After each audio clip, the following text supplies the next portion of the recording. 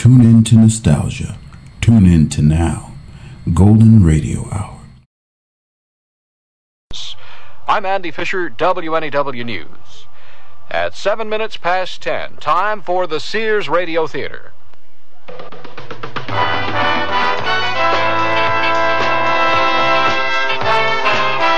That's the theme from the Sears Radio Theater. Tonight is a love story with Cicely Tyson as your host. Here's a preview. I think Ernie's finally gone to sleep. I'm glad. Being trapped in this elevator has done something to him. It's done something to us all. Yes, it's true it's done something to us, but what made Ernie into what he is happened long ago, not tonight in this elevator. You're as bad as Ernie. You're so bitter. The Sears Radio Theater will begin after this message from your local station. This is Lucille Ball, here to make a personal appeal to every American. Since the 1880s, the American Red Cross has been stepping in when there's been big trouble, like a hurricane. But nobody has to tell you the Red Cross is there when a hurricane strikes. So let's talk about the other Red Cross, your neighborhood Red Cross. They teach kids to swim. Dick, that's good, Eddie. And they train about every lifeguard on every beach. I think it's possible to look into it. We can get in touch with the local chapter. They help veterans get on their feet. They help people relocate after fires. Are you comfortable? Okay, now relax. They collect and distribute blood. They give a hand to the older folks in your town and do scores of other jobs. It's running very nicely. It's easy to see why we've got to have Red Cross, and only you can keep Red Cross ready for the little emergencies in your neighborhood and the big ones. Help keep Red Cross ready. This is Cicely Tyson. Most of the lights on most of the floors of this glass and steel monolith have gone out. It's late. The workday is over for nearly everyone in this building. Only 3 people remain. They stand together, silent, waiting for the elevator. Anna Kaufman, 62 years old, her mop and bucket at her feet, is the cleaning woman here. Nightly she scrubs and dusts and empties the wastebaskets and ashtrays. Ernie Matrano is adjusting the belt of his ill-fitting dark blue security officer's uniform. He shifts from foot to foot, pushing the elevator button every few seconds, unable to stay still for very long. Bonnie Albers stares straight ahead, unaware of her companions, thinking of the subway ride home. She's rehearsing in her mind how she will make sure she hasn't been followed before she steps inside her apartment building. Bonnie lives alone, and she's frightened. She carries her fears with her always, and often works late at the office to avoid going home to the emptiness. And now it begins. Finally, these 3 silent people will speak.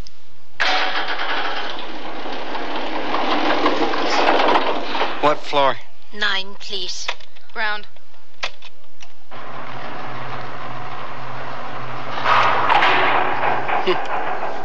What's happened? We've stopped. I don't know. We're stuck. We're stuck in here. Just hold on. That's what this here alarm's for, you know. There's no one to hear. We're alone. Now, these 3 will speak as they never have before or ever will again.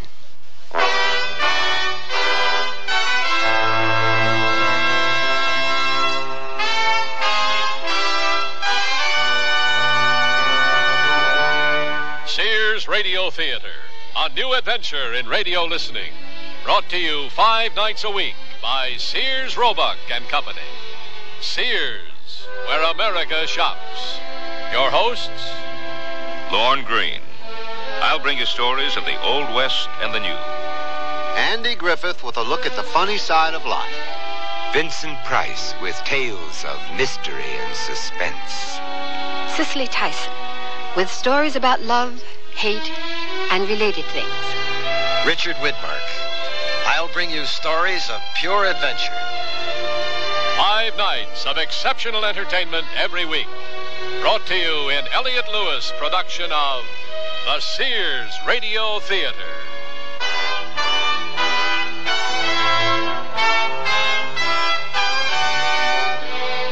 Our story, The Long Night, by Pamela Russell. Our stars, Naomi Stevens, Vic Perrin, and Jennifer Penny. I sell draperies at Sears. Yesterday, a lady came in and said that she'd been in and out of about every store in town looking for draperies and at this point didn't know what she wanted anymore. I asked questions about her tastes and decor and then made suggestions. She was thrilled. She found what she wanted and learned a little too. It made me feel good to know that I helped her out. Sears people are friendly people who help you find what you want. Sears, Sears, Sears, where America shops. This spring for women, the fashion place at Sears suggests these up-to-date separates. They're comfortably casual, yet dressy and light-hearted enough to go anywhere this spring. Margaret mixes Sears texture blazer and the small collar striped shirt with trousers, while Wendy wears a shawl collar blouse and the slimmed-down dirndl skirt. Color coordinated, these great-looking separates will come together beautifully for you. Spring's mixable, matchable, up-to-date separates. Get them at most larger Sears retail stores. Convenience and security. The Sears Best Garage Door Opener is just that. Digital control lets you select your own key signal from 512 different transmitting codes. Sears Best Garage Door Opener has a vacation switch that'll lock out stray signals when you're away from home for long periods of time. Of course, when you're home, you won't have to get out of your car to open up that heavy door. Sears Best Garage Door Opener, featuring digital control, gives you convenience and helps you feel secure. Available at most larger Sears retail stores. When my brother was my age, being in style meant wearing old jeans and about a pound of dirt. But today, us guys are more sophisticated in our style. And that's why Sears has Style Works. A guy can pick up on the latest styles in jeans, tops, sweaters, and dressier clothes like vested suits. I can depend on the Style Works shop at Sears for just about everything to keep me looking great. And the prices? Pretty reasonable. My folks like that. Style Works. Today's style's all in one place. At most larger Sears retail stores.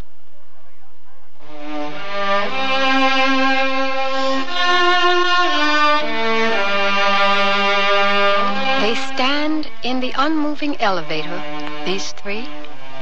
They've never before spoken, never before paid any particular attention to one another, probably never knew the others existed. Yet, here they are, locked together in a tiny room, a stalled elevator, in an enormous, dark office building. Everyone's gone home. There's no one to hear us. There's got to be somebody. Hey, somebody! Anybody! We're stuck in here. Hey, can anybody hear me? Hey, somebody! If they didn't hear the alarm, they won't hear you shouting. There is no one to hear. How do you know? How come you're so sure? You have a watch. What is the time? It's almost 10. Well, who else would be here on this floor on a Thursday night? Who else but people like you and me? People who clean and guard. Well, and what's she doing here, huh? What are you doing here? Well, there's always so much work in our office. Sometimes I stay late. Well, maybe there's somebody else around as hard-working as you, huh? Hey, somebody! We're stuck in here. Hey! I think there's something else you could do. Like what? I don't know. Fix it or something. That's real good. That's real good thinking. I'm a security guard, not an elevator repairman, you know. What about that telephone? You got me calling myself. This is a direct line down to the security desk on the ground floor, which is where I ought to be right now. Couldn't you crawl up through the shaft? Oh, you've been watching too many movies. I ain't Spider-Man, you know. I just thought that there might be something else you could do. Something besides screaming and pounding. That's making me very nervous. I ain't exactly feeling serene myself. But tell you what, you get any more of them bright ideas, climbing shafts and stuff, you be sure and tell them to me, okay? So what are we supposed to do now? Wait. For what? For how long? You got me. I think I'm just going to sit down and get comfortable. What you do is up to you. Could it be that this is one of those blackouts? No, we still got the lights. It's just this elevator that's stuck, that's all. And I had to get in it. It figures. Just my luck. My name is Anna Kaufman. Bonnie Albers. What do you two think this is, a tea party or something? We may be here for many hours. It's good to know who we are with, yes? Right. Anything you say. And what is your name? Matrano. And your given name? Ernie. You talk funny, lady. You talk like some of them Polacks I grew up with in the old neighborhood. Are you a Polak? Why do you ask? 'Cause you talk funny. You ain't an American. Yes, I am. I'm an American citizen, Ernie. Not born here, you weren't. Don't tell me that. I know better. You're very quick, Ernie. Yes, a long time ago, I came from Poland. I was a Pole. Yeah, I knew it. You can't fool me. I was not trying to, Ernie. Have you been here in America a very long time, Mrs. Kaufman? Oh, please, call me Anna.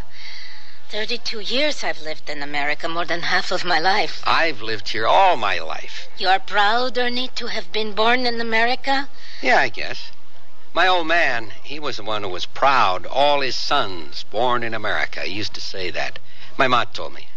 I don't remember much about him. Your father, he's dead? Yeah, he worked on the docks. He got killed on the docks. I was just a little kid when he died. And your mother? She's still around. You sure ask a lot of questions, lady. Anna, please, call me Anna. Yeah, all right. You ask a lot of questions. How come? I'm sorry. I'm a little uneasy being here like this. I try to make it easier. That's why I talk so much. I'm frightened too, Anna.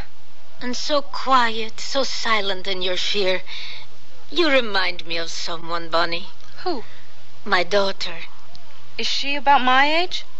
I'm 27. No, she would have been older than that now, had she lived. Oh, I'm sorry. Anna, why don't we sit down? I'm used to standing, but yes, it's a good idea. We'll sit down, Bonnie, and we'll talk. Oh, haven't you been talking enough already? I have a son, an all-American boy born in America, very like Ernie. I have not seen him in a long time. It's sad when families drift apart. My folks live in Oregon, my little sister and brother, Mom and Dad. It's been 5 years since I've been out there to see them. I miss them. My son has his own family now. He has no need of me. I'm his past, and like most Americans, he has little time for the past. Oh, you're right there, lady. Forget the past. It's over and done with. Today, that's what matters. I am what I am now. I ain't what I used to be. Do you like who you are now, Ernie? Yeah, sure I do. And did you like who you used to be? I don't know what you're talking about, lady. Anna. Yeah, right. Anna, what was your daughter's name? Margit. Little Margit. Sweet child. She had eyes just the color of yours, Bonnie. I remember everything about her. Please, tell me about her. She was so good on the train. She never once cried. I held her in my arms, and she'd look up at me with her big dark eyes. She never cried. But she was so afraid. We were all afraid on that train. There were no windows, so we couldn't see where we were going, and none of us, not in our worst nightmares, could have imagined our destination. And finally, the train stopped. They opened the doors, and they began shouting at us, and we all got out as quickly as we could, but some didn't move because they died on the train. And outside, my young husband stood beside me, and I held Margit tightly. I thought, what is this place? What is this horrible place? Where was it? Where was it that happened? It was Auschwitz. Do you know of it? Auschwitz, Bonnie? No. It was one of them camps the Germans had during the war. A death camp, yes, where Jews and others were killed, gassed by the Nazis. You were in one of them? Yes. I was in Auschwitz for 8 months. But your husband, your little girl. My husband had tuberculosis. He made no effort to conceal it from the Germans. They had doctors there. They separated the sick, and we thought that he'd be taken to a hospital. We didn't know that the sick died first in Auschwitz. The sick and the old. Then the children. Oh, they couldn't work. They were of no use, so they were gassed. They marched my husband directly from the train to the chambers, and then they began taking the little ones. I tried to hide Margit. She was so small. I thought they wouldn't see her under my coat. But they did. They pulled her from me. Still, she didn't cry. As they led her away, she looked back at me. I can see her eyes now, even now. It's the last time I ever saw her. It's so hard to believe.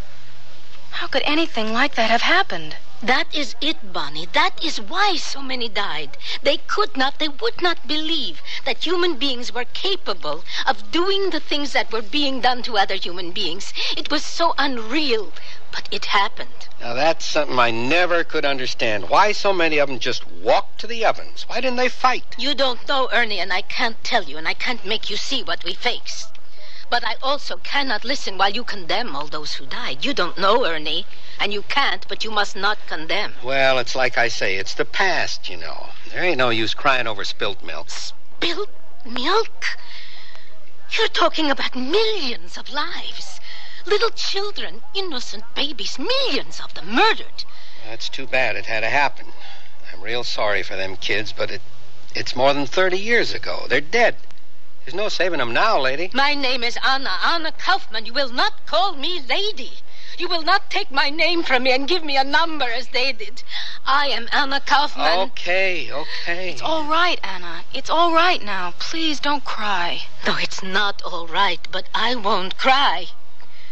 I cried all of my tears many years ago. How did you get to America, Anna? I married an American soldier, the father of my son. Harold was a good man. He's gone now, too. He didn't understand either, Ernie. I was younger then. I tried to explain it to him, but there's no explaining it. There's no true understanding of it if you didn't live it. But at least it can be remembered. And what good is that going to do? If it's remembered, then it can't happen again. Nothing like that could ever happen in America anyway. No good at all comes from remembering stuff like that. Do you know, Ernie, that I can still see the faces of the German guards at Auschwitz? They look just like Americans. It would have been easier if they'd been devils with horns and tails, but they were just men. Some of them young boys. They wore uniforms and they followed orders. Well, you wore an army uniform once too, didn't you, Ernie? Huh? Stop jiggling your keys. I asked you, weren't you in the army? The tattoo on the back of your hand, it says Vietnam. Were you in Vietnam, Ernie? Yeah, I did a tour of duty in Nam. What of it? You went? You fought in Vietnam? Was there anything wrong with that? I was 18 when I got drafted. Listen, I was proud to do my duty. I want to get out of here. Why did you do that? You know there's no one to hear it. I got to get out of here. You two are driving me nuts. A couple of weirdos talking all the time about dying and killing and stuff like that. What's the matter with you? Nobody's done anything to you. Yeah? Well, I don't like the way she looks at me. Anna's not bothering you. Oh, yes, she is. She thinks I did something. She thinks I killed goop women and kids, don't you? Did you, Ernie? I never did nothing like that. I never did. I gotta get out of here. Somebody! Get me out of here! Somebody, anybody! I gotta get out of here!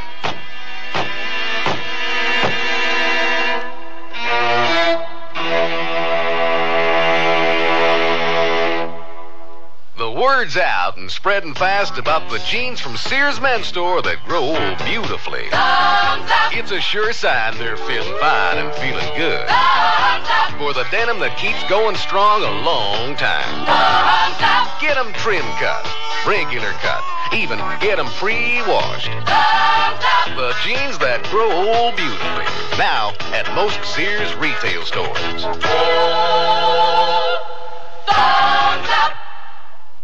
Oh, here I go again. It's time to rent one of those steam-type carpet cleaners. Why rent? Now Sears puts power in a carpet cleaner you can own yourself. The Power Spray from Sears for easy home carpet cleaning. Power Spray sprays hot water into your carpet, then sucks up the dirty water. You can see the dirt you get out. Dirt you didn't even know was there. The Power Spray Carpet Cleaner, a convenient carpet cleaner you can own yourself. Available at most Sears retail stores. Kenmore. Solid as Sears. Come, spin the wheel of fashion. Discover a fortune of spring separates at Sears Junior Bazaar. Silk blend skirt and pants in dusty pastels. A blend of polyester, rayon, and silk, making them easy care, wrinkle resistant. Top them off with white-on-white polyester and cotton blouses. Fashion is your fate at Junior Bazaar. Available at most larger Sears retail stores.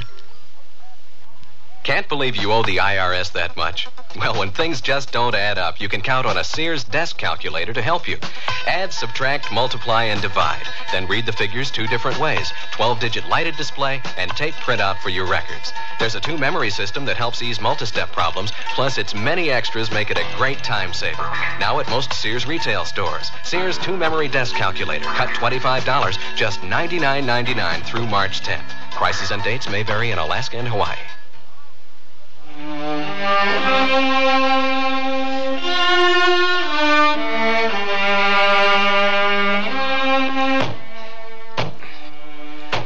The 2 women silently watch Ernie pound out his frustration. He stops finally and stares, eyes unblinking, seeing something in his memory, something ghastly. Ernie. Ernie. Don't touch me. Leave me alone, will you? But I can't, Ernie. We are all here together, remember? Yeah, I remember. How am I going to forget it? Maybe I can do something about it, though. Stop it. What do you think you're doing? You wanted a hero? Maybe I can loosen one of them panels and climb up through. I got to get out of here. You can't. You might as well forget it. There's no way out. We're trapped here. Stop it. Stop it, I said. Stop. All right. Ain't working anyway. Nothing works for me. Me, a hero. Oh, that's pretty funny. What is the time now? It's almost midnight. And when will someone come and find us? My shift's over at 6. The guy that relieves me, Bascom, he's always late. One thing for sure, he won't know how to get us out of here. But he can get someone who will know. Oh, Bascom's as dumb as a lunch bucket, but yeah, he can probably find somebody. Maybe. Ernie, before, you were talking about when you were in the army. I don't want to talk about it. Why are you so rude? I ain't rude.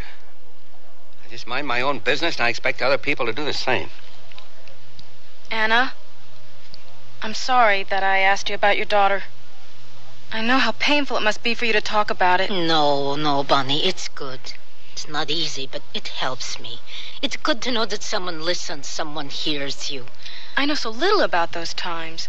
In school, they taught us dates and the names of battles and generals, but nothing about the camps and what people suffered in them. Some people want to believe that if they don't talk about something, then it never happened. They hope their silence will make it disappear. Do you believe, Anna, it could ever happen here?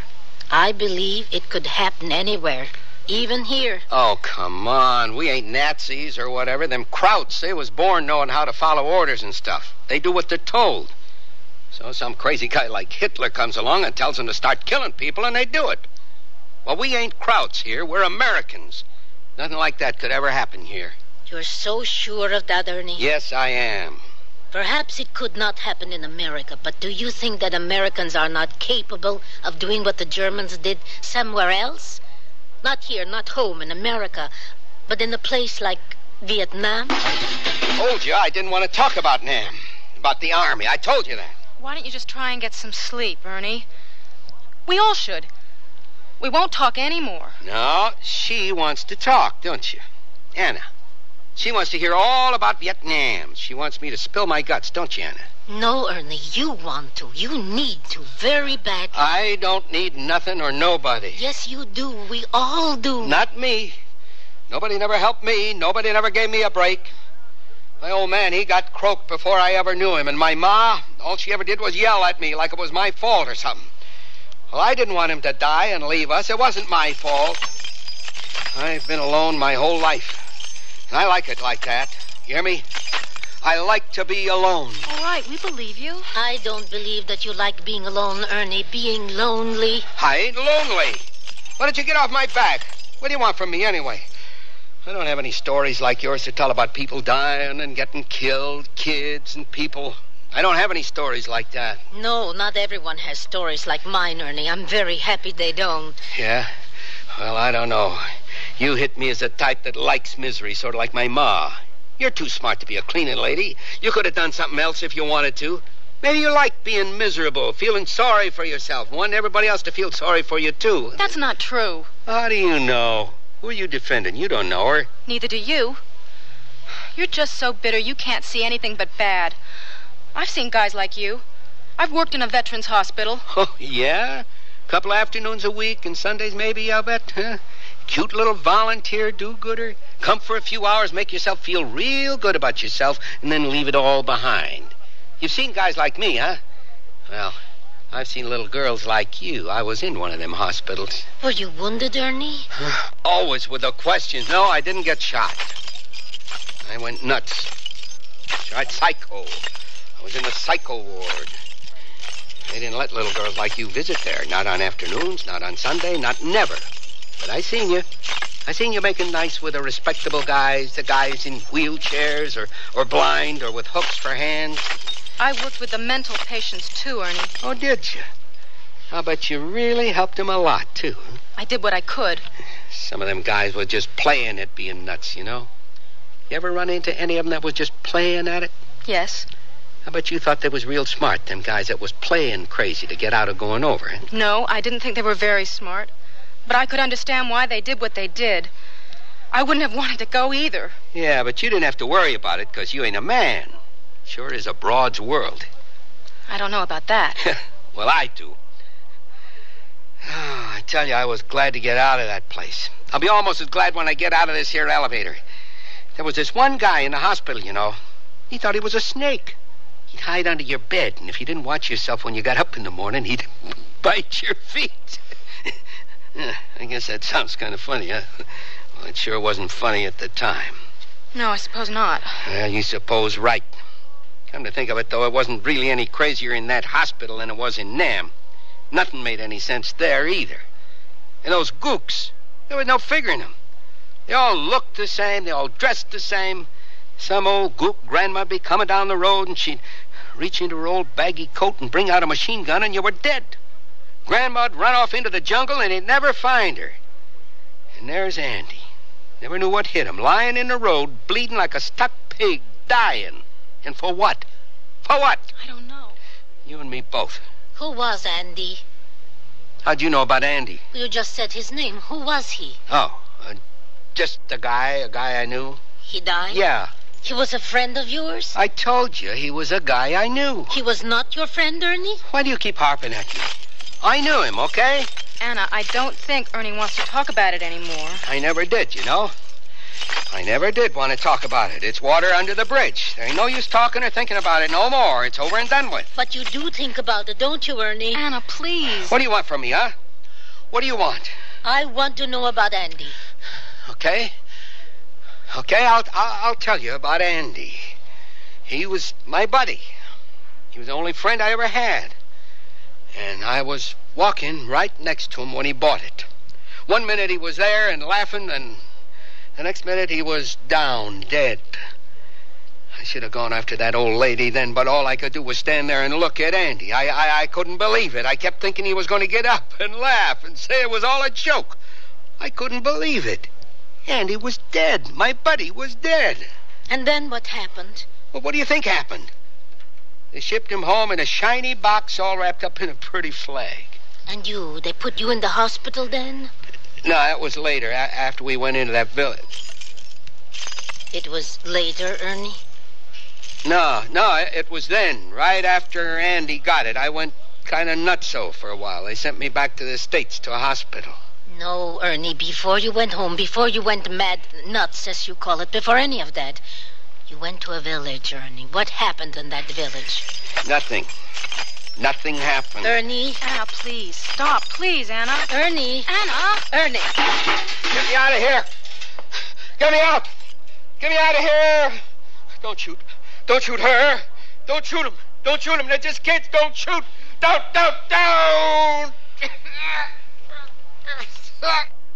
Ernie.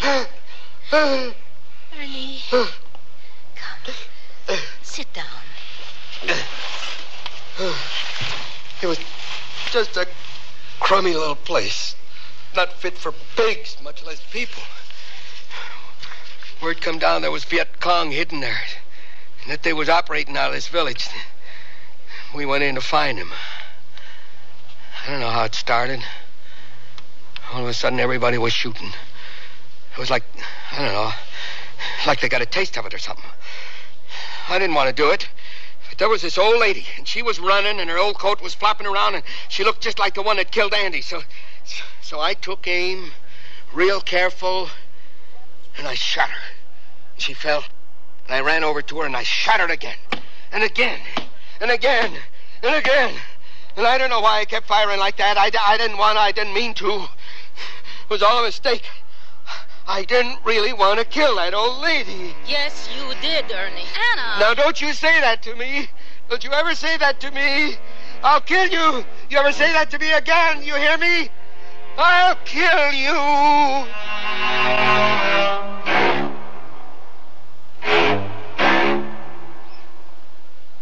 Sears Radio Theater will return after this message from your local station. What if you went off to college and found that you were different from everyone else, and everything was designed for them, not for you? Suppose you went to the library and all the books you needed were in Braille, and you were the only one who couldn't read. You'd feel left out, wouldn't you?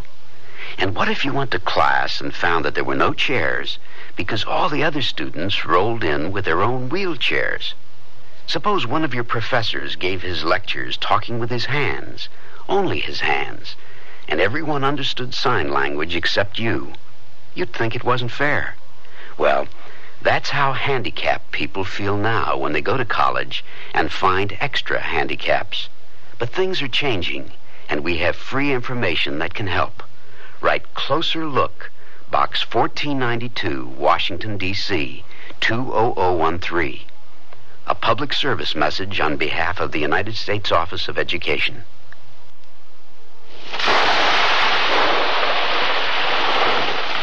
There's a million stories in this city, and it's my job to see they have happy endings. I'm Sam Hart.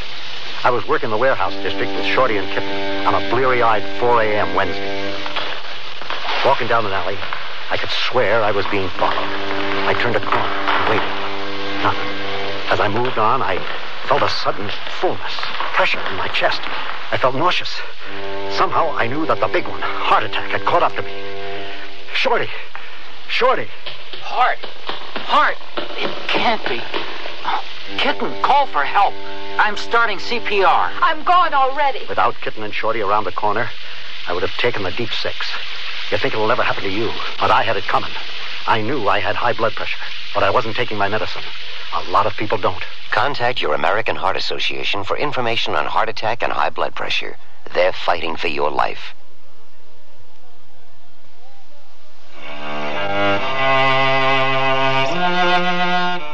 Cicely Tyson again. And here's the concluding act of The Long Night. I think Ernie's finally gone to sleep. I'm glad. Being trapped in this elevator has done something to him. It's done something to us all. Yes, it's true it's done something to us, but what made Ernie into what he is happened long ago, not tonight in this elevator. You're as bad as Ernie. You're so bitter. Can't you accept that what happened in Vietnam was a horrible mistake on Ernie's part? Can't you believe him when he says he didn't mean to do it? No, I can't believe or accept that. Has your whole world become a death camp? Do you think that everyone is cruel and evil and that we're all murderers? I don't believe that, Bonnie. Shall I tell you what I do believe? I'm not sure I want to hear it. I do.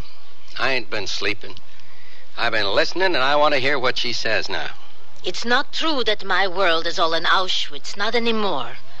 There was a time when it was, but no longer. I believe that there is within the best of men, within all men, all human beings, the possibility of inhumanity, of evil. It is within us all. I saw it in Auschwitz.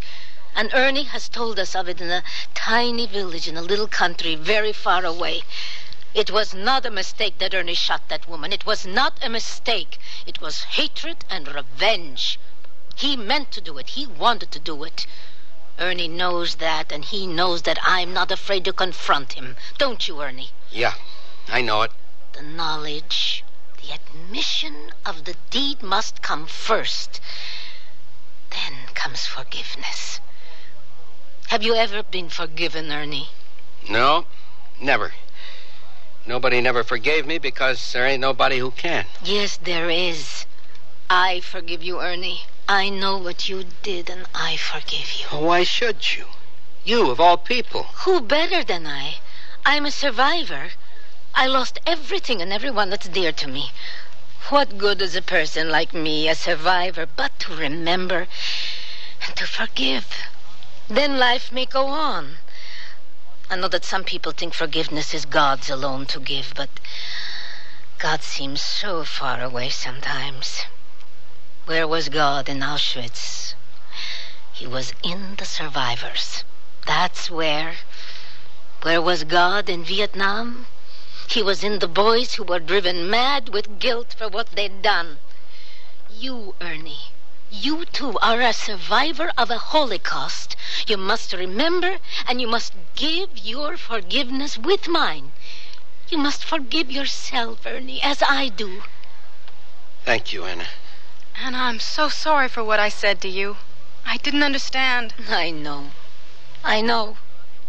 It's difficult for a girl like you to even imagine such horrors as death camps and massacres. How could you know of such things?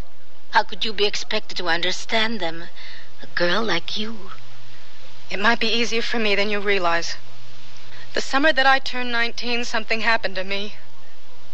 Something happened that I'll never forget. Yes, Bonnie. My parents thought that I was in California attending the summer session of my college. They thought that was why I wasn't coming home in June. And I wasn't lying to them, not in the beginning. I really was going to take some classes. I hadn't done very well my first year, nothing like I had in high school.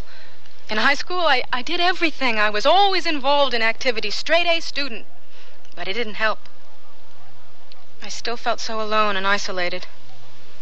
I put all my hopes into college. I thought it would be a kind of miracle. Finally, I'd be inside. I'd belong. But it didn't work out that way. What happened that summer? I'm trying to tell you. I knew it wouldn't be easy, but I didn't think it would be this hard. Look, kid, maybe it just ain't the right time for you to talk. No, I have to. I want to tell you. Just before the summer session was to begin, I met this girl. You see, I lived in a dorm on campus. I used to eat all my meals there. But I'd heard some kids talking about a little health food restaurant a few blocks away. I decided to go there. That's where I met Monica. She was a waitress there. She was really friendly and nice to me. I think she talked to me more in just a few minutes than my roommate in the dorm had all year. She dressed a little strange. She wore her hair all wild, long and frizzy. But I didn't think very much about the way she looked. I was so happy to have a friend. She lived close by in a big old house with a lot of other kids. All I could think about it as we walked over there was that I hoped that they all liked me as much as Monica seemed to. On the front porch, a boy with a beard and no shirt sat and played a guitar. Inside there were old bare mattresses everywhere and murals on the walls. Painted sunrises and clouds and people floating through the clouds. Strange and beautiful pictures like I'd never seen before. Yeah, it sounds like one of them hippie pads. I didn't know what it was. It was all so different and strange. I guess I was pretty backward coming from Oregon. My hometown was such a little out-of-the-way place. We didn't know what a hippie was. Oh, sure, we saw the news on television, student riots, and people burning their draft cards. But that was television. It was hard for me to believe there really were people like that. Anyway, Monica and I sat on one of those mattresses and talked for hours. I should say I talked. Monica listened. Nobody had ever really listened to me before. Then this man came up and sat down between Monica and me. He had long hair and a mustache, but he looked different, older. There was something in his eyes. He just sat there and watched me. When he left, Monica turned to me and smiled. "That was Larry," she said, "and you're in if you want to be." I didn't have to ask what she meant. I moved into the house that night.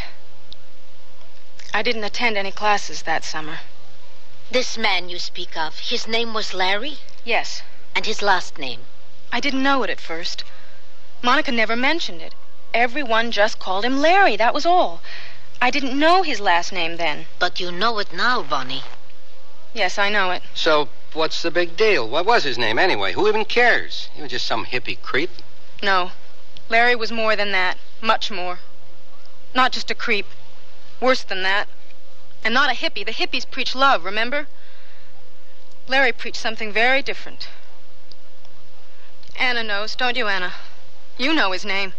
Yes, I think that I do. Then why don't you say it? No, Bonnie. I think it's for you to say. Larry Jordan. Larry Jordan? He was the guy who... Murdered 12 people. He gave the orders to do it, and his orders were always obeyed. Believe me, I know. But you weren't... you didn't... Kill for him? No, I didn't. I left that house before anyone died, but I didn't leave it soon enough. I went home to Oregon. I didn't return to school that fall. And in December, just before Christmas, the stories of the murders began to break in the papers. At first I couldn't believe it, but then I knew it was true.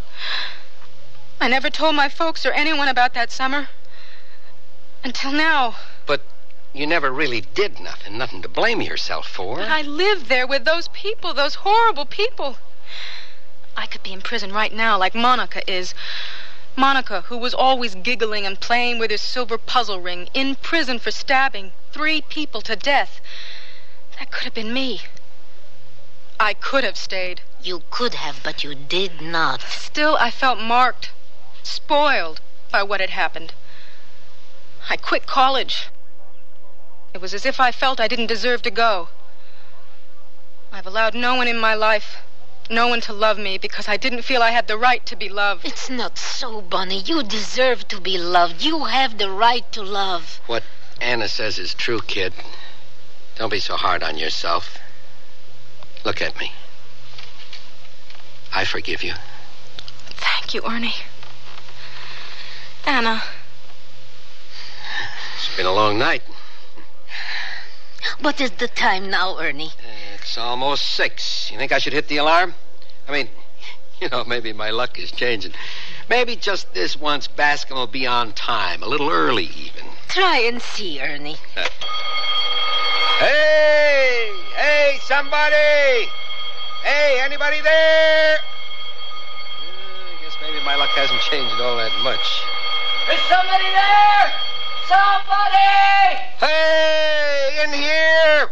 We're stuck in the elevator. Who is it? It's me, Matrano. I've been looking all over for you. I got 2 ladies in here with me. We've been stuck all night. Don't sound like too bad an arrangement. Funny, real funny, Bascom. You think you could get us out of here? Why, just hold on, Matrano. I'll go down and see if I can get the building maintenance guys on the phone. Just hold on now. Luck really has changed. I'll bet that's the first time Bascom's ever been early for work in his entire life. All I wanted this whole night was to get out of here. It's funny, now that we're going to, I almost don't want to. I feel very much as you do, Bonnie. Yeah, I guess I sort of do, too. Listen, if I was a little rough at times, I'm sorry. You were fine, Ernie, just fine. I want to always remember this night and the both of you. We won't forget, will we? Tomorrow, or next week, or next year, we won't pass each other in the corridor and not speak, will we? No, this we will not forget. Nah, I won't forget the 2 of you. And I'll talk to you when I see you, but one thing I ain't gonna do again in a hurry. What, Ernie? I ain't gonna climb into an elevator with you again, okay? That'll be Bascom from the security desk. He wouldn't climb 10 flights of stairs if his grandmother was stuck in here. All right, Bascom, what's up? Well, I talked to the building maintenance guys. And? Well, they're going to get here as soon as they can. The one guy told me they could probably take you out one by one through the shaft. Otherwise, it might be an hour or more before they could get the elevator running again. We'll wait. What, are you nuts? What do you mean you want to wait? We'll wait and go out together. Yes, together. Suit yourself. Together, huh? Boy, there ain't no understanding some people.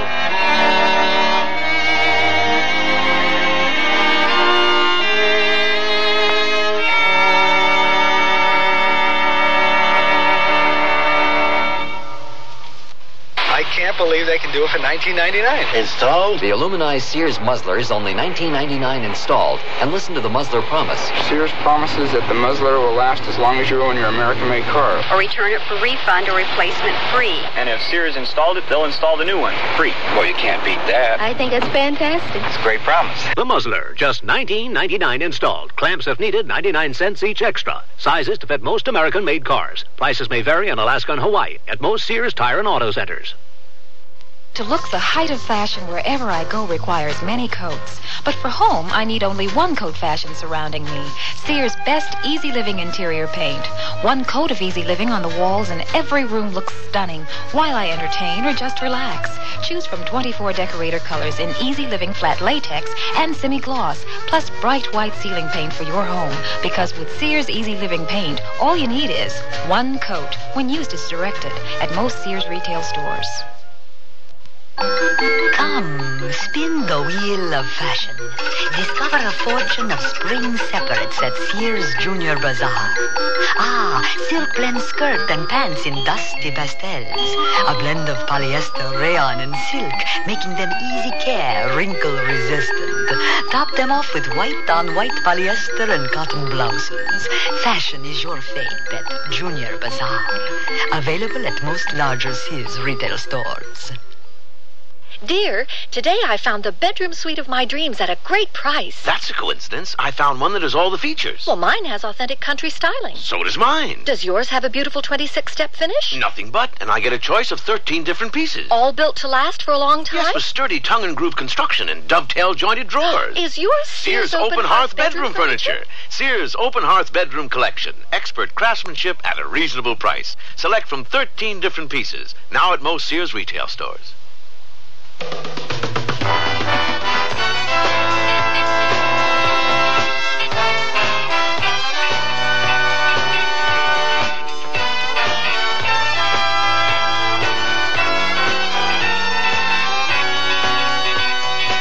You've been listening to Sears Radio Theater, brought to you 5 nights a week by Sears Roebuck and Company. Sears, where America shops. The Long Night was written by Pamela Russell, produced and directed by Fletcher Markle. Your hostess was Cicely Tyson. Our stars were Naomi Stevens, Vic Perrin, and Jennifer Penny. Also heard was Jerry Hausner. The music for Sears Radio Theater was composed and conducted by Nelson Riddle. Art Gilmore speaking. The Elliott Lewis production of Sears Radio Theater is a presentation of CBI. What's your trivia specialty? Entertainment, sports, recent world history, or maybe potluck? Hi, I'm Bill St. James, and beginning Monday between 10 a.m. and 4 p.m. on my show and the William B. Williams Show, you'll get a chance to test your skills when we play the trivia game. To become eligible, just send a card to Trivia, WNEW, 565 Fifth Avenue, New York, 10017. Be sure to include your name, address, phone number, and the category you'd like to be trivial in. Entertainment, sports, recent world history, or potluck. If your card is selected, Willie or myself will ask you a trivia quickie. If your answer is correct according to our sources, you'll win $10 and a shot at a Jim Lowe trivia tuppy worth $100. And all contestants who play become eligible for a weekly drawing when we'll give away a complete AM/FM stereo music system. The Triviality starts Monday, so get your name, address, phone number, and trivia category in the mail to Trivia, WNEW, 565 Fifth Avenue, New York. It's fun, the price is right, and who knows, you might even learn something.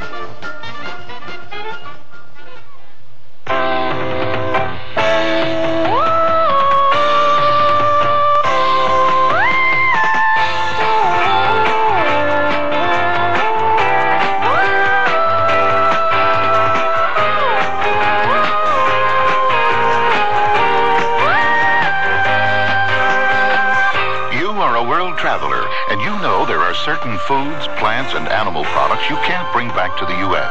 You can't because they're prohibited. They're prohibited because even one of these foods, plants, or animal products might carry a disease or pest that could spread to our crops and gardens and animals with devastating results. You haven't been everywhere on the globe yet, but there's always tomorrow. And before you go again, write for the free booklet that explains the law. Even one can hurt. Write for Traveler's Tips. Write to Traveler's Tips, U.S. Department of Agriculture, Washington, D.C. 20250. I'm lost and lonely, scared and sad, trembling at the thought of making you mad. My love is yours, but at times you're so cold. If life's like this, take me before I grow old. This song was written by a man now serving time in a state prison. Most of the men and women in prison today were abused children, and many abused children grow up to abuse their own children. Child abusers can be helped. Find out how. Write Prevent Child Abuse, Box 2866, Chicago, Illinois, 60690. Please stop the hurt I've suffered since my birth. Join the abused child's fight, put an end to their sleepless night. A message of the Ad Council and the National Committee for Prevention of Child Abuse.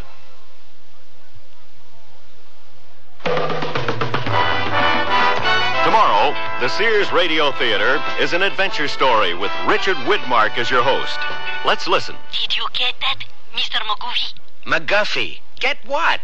I said the opium shipment will put in at Djibouti instead of Mombasa. So be sure and tune in tomorrow to the Sears Radio Theater.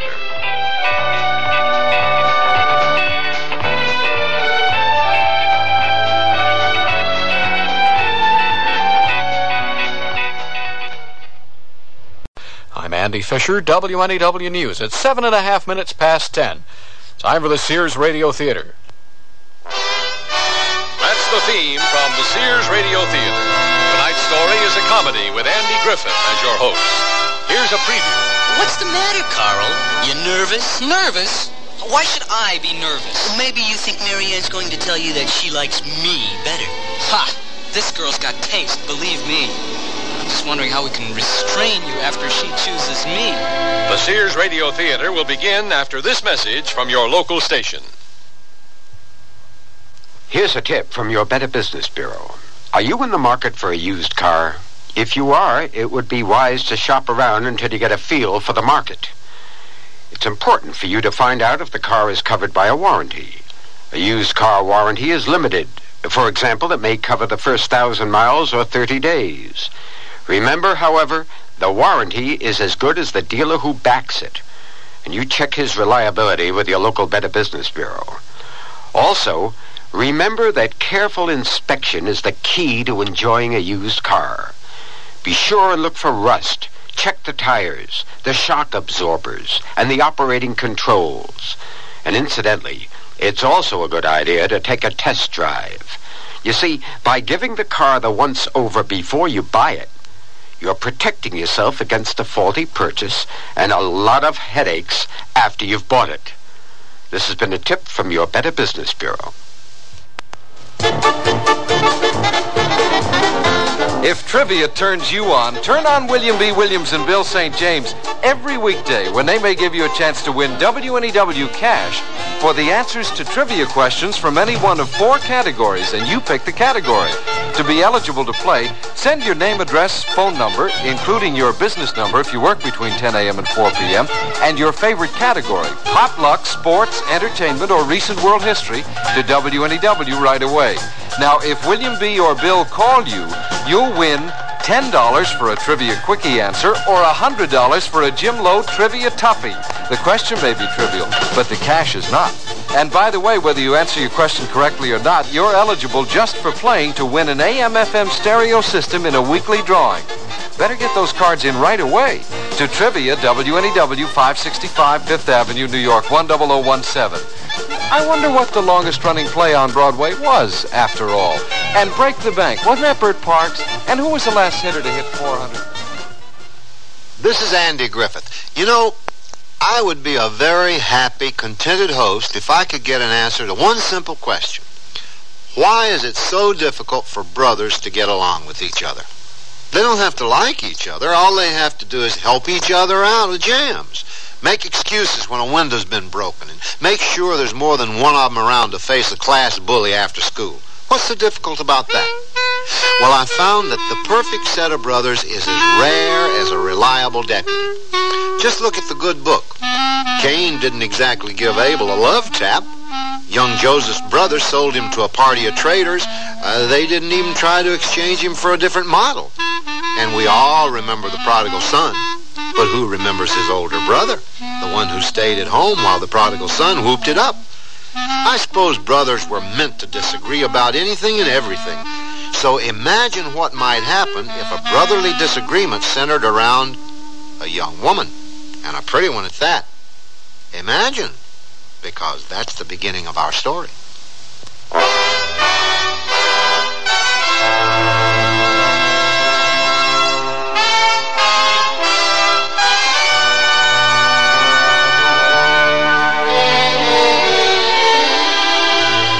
Sears Radio Theater, a new adventure in radio listening.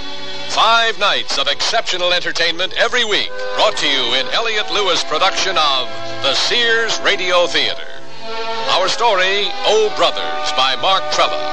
Our stars, Stephen Keats and Janet Waldo. The Sears Radio Theater is brought to you by Sears Roebuck and Company, where value is your byword. Sears, where America shops. Spring is a playground of texture at Sears Junior Bazaar. Our classic blazer is touchable in cotton and polyester terry. Push the collar and the sleeves up, wrap it close, or let it breeze open. Slip a saucy pointelle top underneath, and you've got contrast. Or let each go solo in the sunshine. Finish with crisp coolness in polyester and cotton, poplin wrap skirts, and pleated pants. All mix and matchable in neutral and earthy tones from Junior Bazaar at most larger Sears retail stores. Understand you type fast. Yes? Accurate? Well... That's okay. You'll be typing on Sears' exclusive Corrector electric typewriter with easy correction and more. It's Sears' best. Try typing Sears Corrector typewriter. Whoops. Now first, Sears is S-E-A-R-S, not Z. So backspace to the incorrect letter. Tap the correction key. Now the mistake is blocked out. Next, type the correct letter. Then proceed. Yes, Daddy. Are we finally set for Grandma's? I think so. We've got the new Sears Travel Guard baby seat in the car. Right, and the extra sleep and play baby suits. Oh, Grandma will love those. They're so cute and yet practical. The extra baby blankets and bottles are in the vinyl diaper bag. Oh, Sears certainly did make shopping for the baby easy. Sure did. Well, I think we've got everything. Honey, I think you've forgotten something. Hmm? The baby.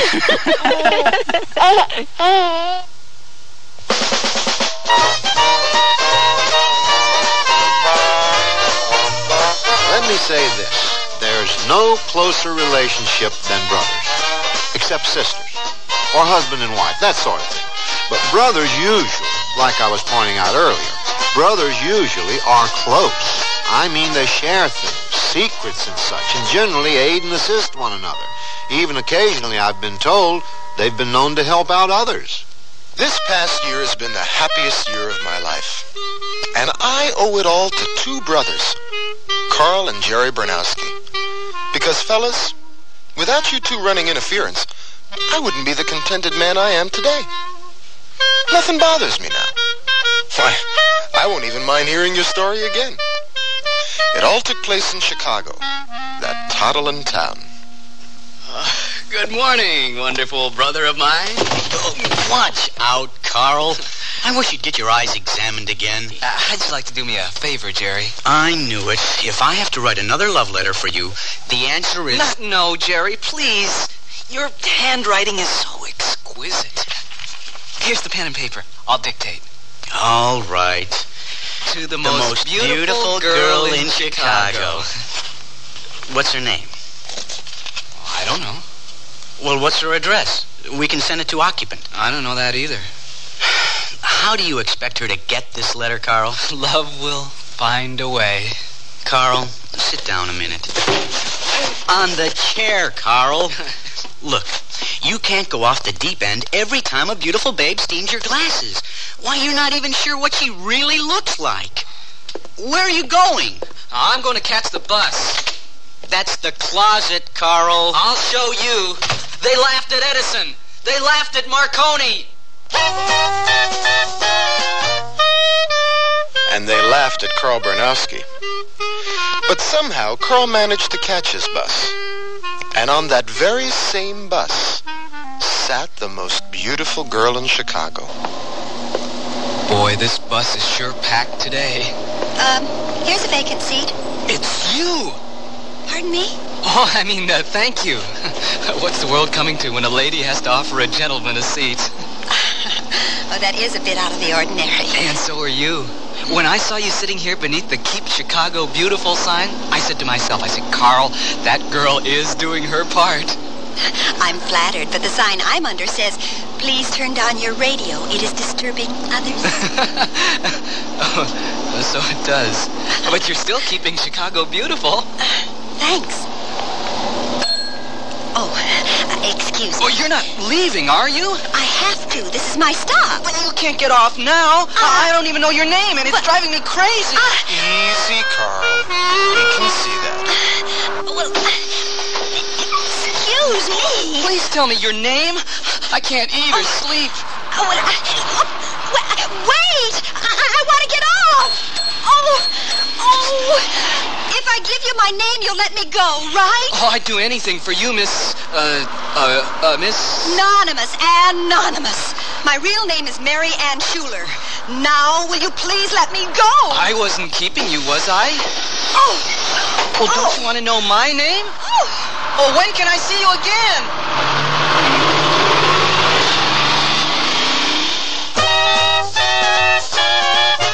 Now, although Carl didn't exactly, endear himself to the young lady, he did learn her name. So Carl wasted no time returning home. He had a letter to dictate. Harrison steps up with the bases loaded and 2 out. A hit here could win it for the Sox. I'm back. Quiet. Harrison takes strike 1. You'll never guess who I saw on the bus. Not now, Carl. Harrison swings and misses. Strike 2. The most beautiful girl in Chicago. Come on, Harrison, you bimbo. Get a hit. Strike 3. Game's over. Sox lose. Oh, wait till next year. How was your trip, Romeo? Oh, wonderful, fantastic, terrific. We can't be talking about the same thing. Here, take a letter, Jerry. To the most beautiful girl in Chicago. Mary Ann Schuler. Hey, you got her name. Good work, Carl. To the most beautiful girl in Chicago. So Carl dictated his letter. At times, it was touching. My idea of heaven is boarding a crowded bus and finding the only vacant seat is next to you. At times, it was improbable. I'd ride the bus all the way to Hegwish to see you. I'd wait for the bus in snow up to my neck. And at times, it was downright impossible. My fondest wish is for you to get off at my stop. Eternally yours, Carl Bernowski. Oh, brother. Read it back to me, Jerry. Do I have to? You sure you want to send her this letter? Well, certainly. I got her address from the phone book, and I'm ready to go. My heart and soul are in that letter, Jerry. May I make a suggestion? What's that? Don't send this letter yet. This is strong stuff, Carl. And the last thing you want is to put off this young lady, right? I suppose. Why not wait a couple of days? Who knows? You might even change your mind. Never. I'll wait. But I know the time will not cool my ardor. Carl has been plagiarizing the Romantic poets again. So while Carl waited, a funny thing happened to Jerry while he was on the bus. Well, hello there. Is this seat taken? No, it's not. It is now. You know, I saw you under the Keep Chicago Beautiful sign, and I said to myself, Jerry, that girl's doing her part. Where have we heard that one before? Does everyone in Chicago talk to himself like that?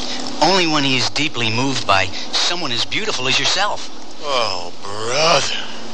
Excuse me. I've got to go now. Oh, my knee. Huh? It's an old football injury, and you're twisting it around like a pretzel. Well, I'm sorry. How was I supposed to know? I just missed my stop. Terrific. My knee's stiffened up, and in a minute, it'll be as big as a melon. Well, I won't be around to harvest it for you. Hey, you can't crawl over me like that. I'm hurt.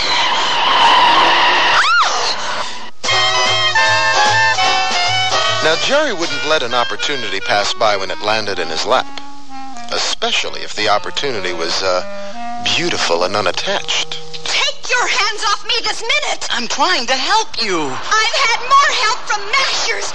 Now let me go. Fate has thrown us together. Why don't you give me your name and phone number? Oh, I'd turn in my own mother first. Now, if you'll excuse me. When can I see you again? Whenever they let you out again. She likes me. I can tell.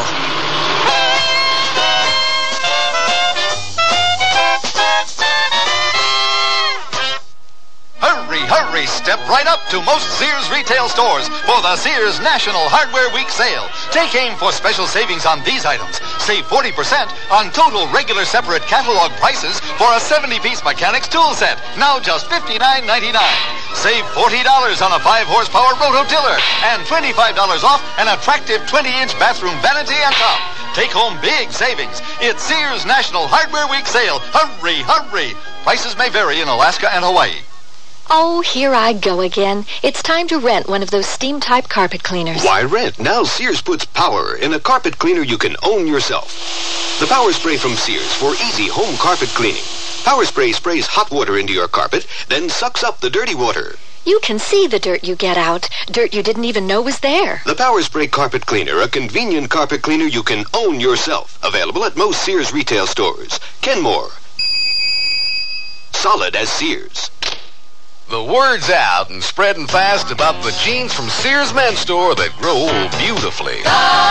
It's a sure sign they're feeling fine and feeling good. For the denim that keeps going strong a long time. Get them trim cut, regular cut, even get them pre-washed. The jeans that grow old beautifully. Now at most Sears retail stores.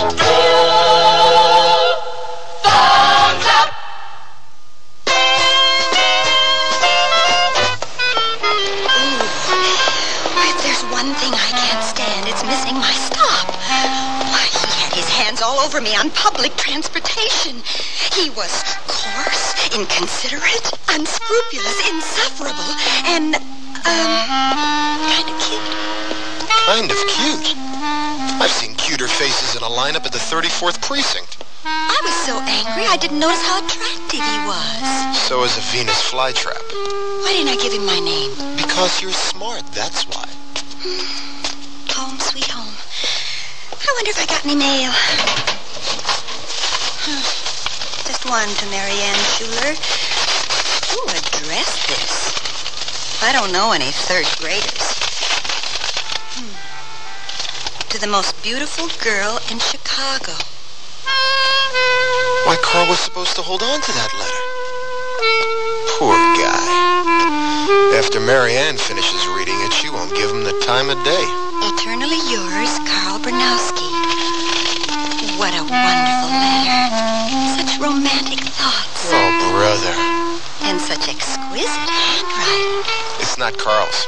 He writes like a third grader. Who addressed the envelope, I wonder? Oh, there's a short note, too. What does it say? Here's that funny handwriting again.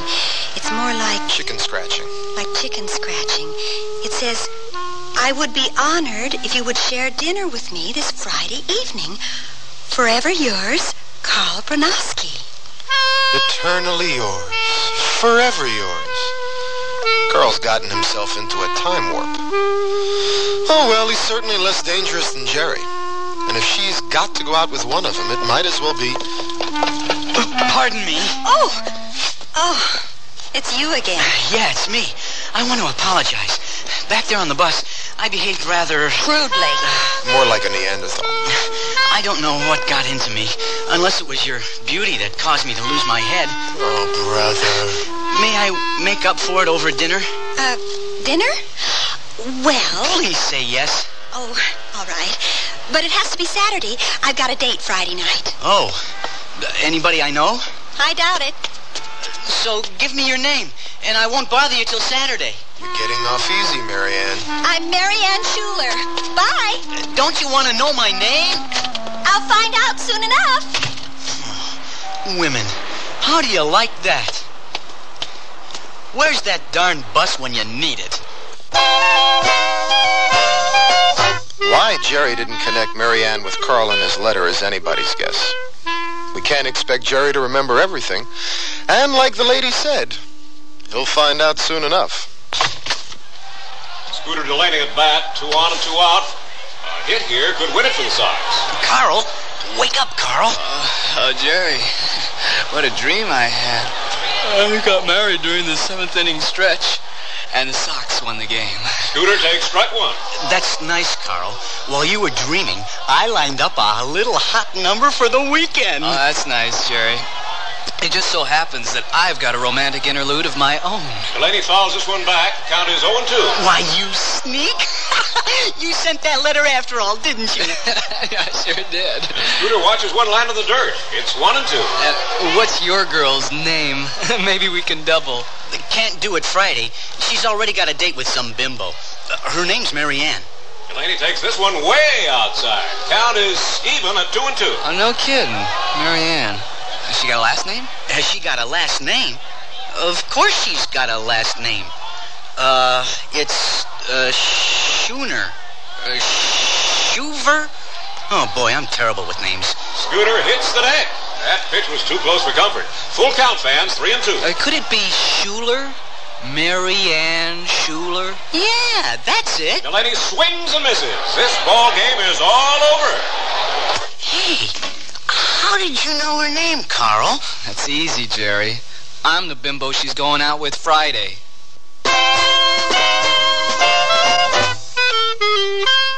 Carl and Jerry have yet to reach an understanding over their mutual heartthrob, Marianne Schuler. If blood is thicker than water, then surely a disagreement over a lovely young woman will not upset the brothers Bernowski. Or will it?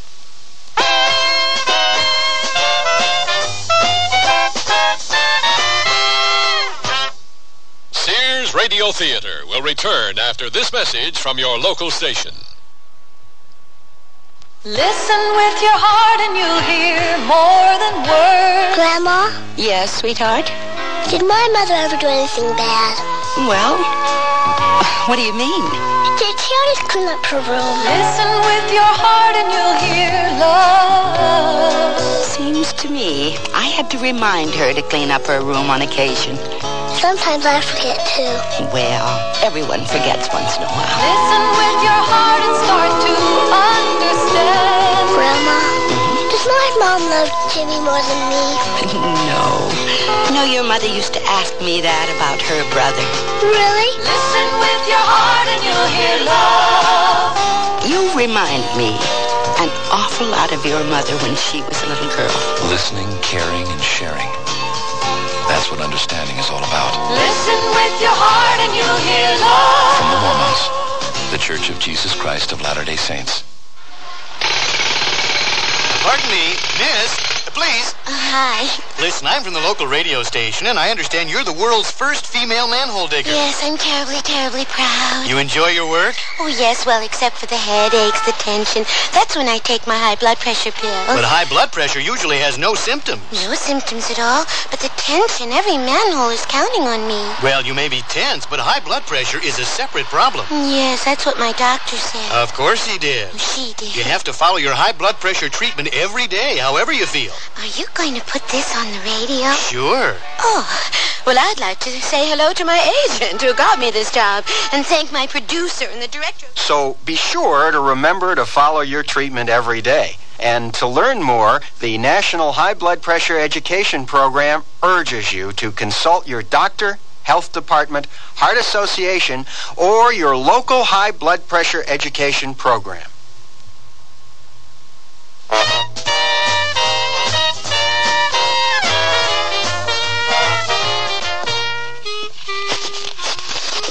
If you'd put down those walnuts long enough to listen. You live with someone all your life. You think you know them, and then something like this happens. The old double cross. Stop making a big production out of this, Carl. It was an honest mistake. So was Doris Kaputnik, that cute cheerleader in high school. She threw herself at me on the bus. Honest. So did Liz Shapiro in the cloakroom in the 7th grade. She wouldn't let me go, Carl. Neither would Alice Kozlowski in kindergarten. What was I supposed to do? I should have known. Every time a beautiful dream enters my life, you find some way to turn it into a nightmare. Wait a minute, Mr. Martyr. Haven't I ever helped you out? And speaking of nightmares, how about that redhead from Calumet City with 6 screaming kids? They were enthusiastic. Enthusiastic? My eye! And don't forget that blonde who ran the roller rink in Blue Island. She wore those skates everywhere. She was an artiste, Jerry, with a sensitive soul. And a good right jab. Look, Carl, the last thing I want is to take away your girl, if she is your girl. What do you mean? I saw her first. Yes, what do you mean, Jerry? Well, I mean, she wouldn't be going out with both of us, Carl, if she's already got a steady boyfriend. He's right, Carl. She's unattached, and she's fair game. Not for long, Jerry. I'm a notorious attacher. Just like a barnacle. Don't get your hopes up too high, Carl. The ball game isn't over till the last out. And I'm a pretty good clutch hitter. We'll just let Mary Ann decide that. Some choice. I bet they crack their knuckles, too. Since Friday comes before Saturday, Carl had the first chance to make a favorable impression with Mary Ann. To begin with, Carl arrived 30 minutes late. Hello, Mary Ann. I'm Carl Bernowski. You're also a half hour late. Oh, I can explain. I'm waiting. Well, I caught the wrong bus. But I got tickets to the Bolshoi Ballet. I hope you like ballet. Like it. I love it. I always wanted to be a ballerina. I knew it. They're only in town for 10 days, and the tickets weren't easy to come by. Did you ever have one of those days when it just wasn't your night? If Carl had read his tickets, he would have noticed that they were for the following Friday's performance. But Mary Ann took the whole thing in stride. You're upset, right? I am not upset. Well, then why are you strangling your handkerchief? I am not strangling it. I'm gripping it very tightly. How about a movie? Would you like to see a movie? I suppose you've got tickets. Name a movie. Any movie. I'll take you. I did want to see the new Jack Nicholson film. My dear, it's done. Taxi!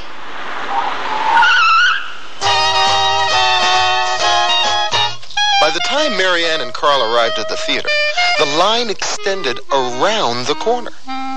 They took their places and waited patiently as the line dwindled. They found themselves at the ticket booth when an usher appeared to make an announcement. Sorry, folks, but we're all sold out for this show. However, there are some obstructed view seats left for the midnight show. What do you think, Mary Ann? Mary Ann? You're not angry, are you? Angry? Me? Angry? Well, it's not my fault that they're sold out, is it? I'm not psychic. I can't read minds. Be thankful for that, Carl. I'll bet you're starved. How about dinner? I know this great little place with continental cuisine. And have a flaming shish kebab dropped in my lap? No thanks, Carl. Can't we just go home? Oh, if that's how you feel. I'm sorry, Carl. I've had a lovely evening, and I'd just like to go home. You mean it? About the lovely evening? Well, it has been interesting. It's been fun. We'll have to do it again. He can't be serious. Taxi! Taxi! In the darkened interior of a slow-moving cab with the hypnotic lights of the city dancing on the windows, a man can easily fall prey to his basic urges. But Carl decided to give Mary Ann some sound advice instead. You've got a date tomorrow night, right? Yes. Sorry. How did you know? Oh, a beautiful girl like yourself is bound to have a busy social calendar. What do you know about this guy? Not much. I met him on the bus, the same way I met you. Oh, you should be careful about meeting people like that. A lot of oddballs ride the buses these days. Listen to Carl, Mary Ann. He seems like a nice man. He's good looking. Athletic build, bad knee, fast hands. Go on. Self-centered, unscrupulous, insufferable. Sounds like you know him rather well. I should. It's my brother. Are you kidding me? I wish I was. 2 brothers and me in the middle. Oh, brother! Now Marianne knows how it feels to be a club sandwich. If she didn't have such a keen sense of adventure, she might back out of her engagement with Jerry. Lucky for us, she decided to go through with it. As these meetings go, it was a veritable whirlwind. Jerry arrived 30 minutes early.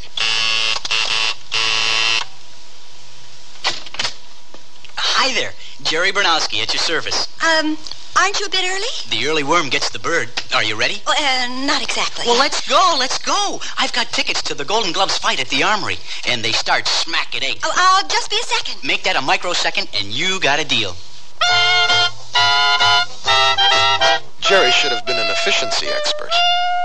In 3 hours, he managed to whisk Marianne through 3 bouts at the Armory, a brisk jog through Grants Park, the final minutes of a rock concert at the band show, chili dogs at Rico's in the Loop, and several steins of Bach beer in a North Side tavern. Gee, Marianne, you don't look so good. Gee, Jerry, I don't feel so good. You didn't look green earlier tonight. I'm part chameleon on my mother's side. Don't feel bad. We've all got skeletons in the closet. Marianne? Oh. Are you all right, Marianne? Of course she's not, Jerry. Why don't you take her home? Come on, Marianne. I'll take you home. With Marianne safely recuperating in her apartment, it might prove interesting to hear how Jerry recounted his evening for Carl. Is that you, Jerry? Of course it's me. Why don't you turn on a light so I can be sure? You satisfied? No. What time is it? About 2:30 on the AM side. You kept that sweet girl out this late? Hey! When a girl goes out with Jerry Bernowski, she gets the grand tour. Oh, no. You didn't run her through Grants Park, did you? Yeah. It's nice and quiet there. And to Rico's for chili dogs. Well, Rico's my friend, and his food is out of this world. And then that cheap tavern on the north side. Jerry Bernowski, how could you? Hey, I don't have to answer that. And he didn't. She had a wonderful time, and she wants to go out with me again. I didn't know she was a masochist. Jerry, you never could lie with a straight face. Neither could you. All that bull about how you went to the ballet and then saw a movie and then ate at a fancy restaurant. I bet you didn't do those things at all. Did so. Did not. Did so. I wonder who writes their lines. Well, the boys each became determined to outdo the other for Marianne's affections. Jerry pestered her over the phone. Hey, how about a date tonight, Marianne? I wish you'd quit pestering me over the phone. Terrific. I'll pick you up at 8 sharp. And Carl badgered her through the U.S. mail. To the most beautiful girl in Chicago. Dinner at 9 would sure be fine. Ooh, I wish he'd quit badgering me through the mail. Through it all, Marianne maintained a stiff upper lip. And, to her surprise, she began to feel a certain warmth in her heart for the brothers Bernowski. The brothers took her to strange new worlds. With Jerry, she went to ball games, strip joints, and even took a tour of the steel mills where Jerry worked as a foreman. And with Carl, she viewed the masterpieces at the Art Institute, browsed in galleries, and even toured the mummy exhibit at the Museum of Natural History where Carl worked as a guide.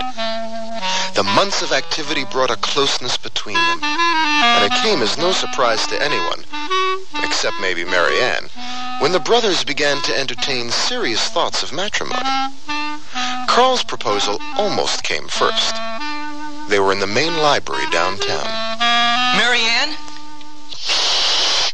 Marianne, I have something important to ask you. Can it wait, Carl? I'm in the middle of the Industrial Revolution. And I'm in the middle of an important proposal. Carl didn't have much success with his proposal, and Jerry didn't fare any better. That very same day, Jerry took Marianne to the tallest building in Chicago. What's the hurry, Jerry? I've got something important to ask you. Well, can't you ask me down here? Nope. We've got to get to the top. Come on, let's go. Let's go. Hey, Jerry, wait. I've got something to tell you. Through a technological miracle known as the Express Elevator, Jerry and Marianne were transported to the observation deck of the tallest building in Chicago in a matter of seconds.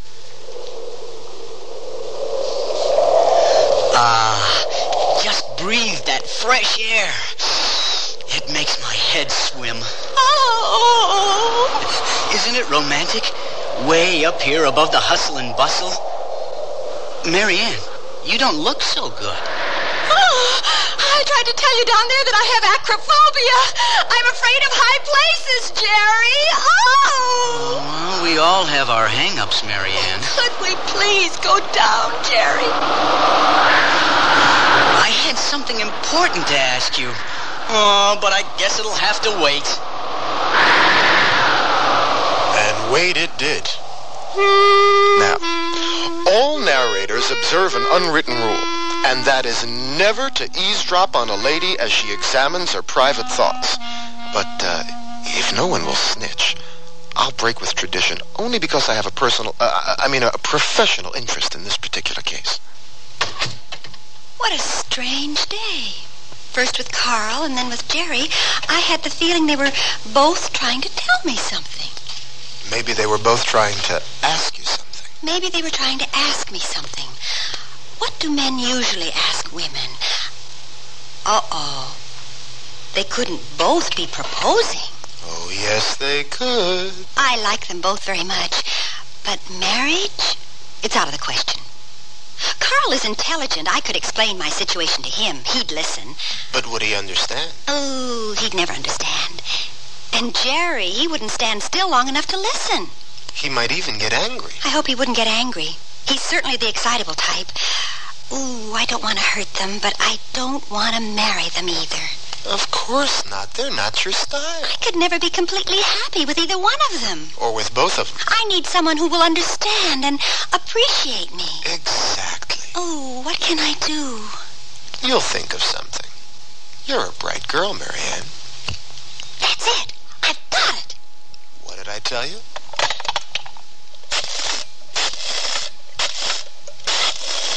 I hope she knows what she's doing.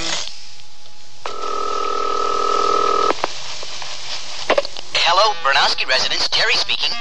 Oh, I can't bear to listen. Suppose we take a short break.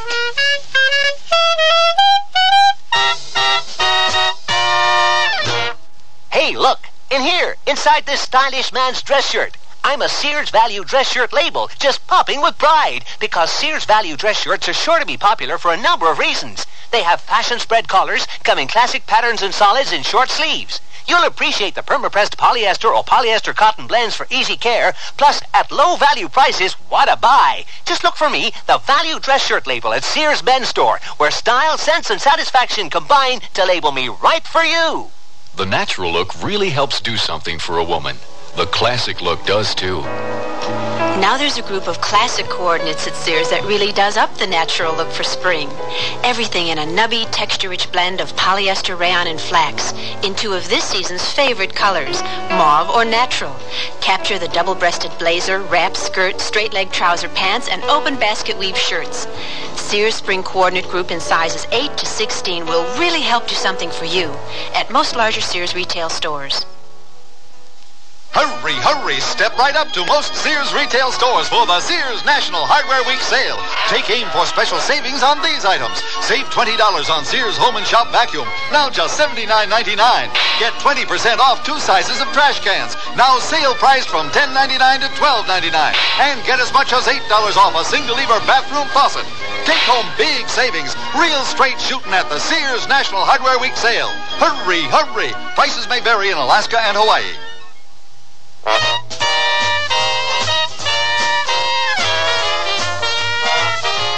Andy Griffith again. At this exact moment, the Bernowski residence is a beehive of activity. In order to understand what's happening, listen.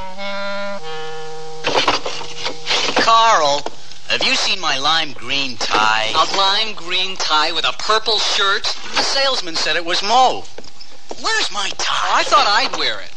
A lime green tie with a brown shirt? Well, the salesman called it burnt umber. Can I wear the tie, please, Jerry? Huh? Oh, all right. If I can wear your lemon yellow slacks. Deal. Gee, I hope Marianne's a good cook. Anything's better than your cooking, Carl. That's not true. I've got several specialties. Is one of them burnt umber? How do you get into these pants. The usual way. But it looks to me like you need a shoehorn. Watch it, Carl. It's bad enough I have to put up with you at dinner tonight. Well, I'm not exactly thrilled by that prospect either. Just don't go into your talk about how they preserve mummies. As long as you don't tell us how they temper steel. Okay.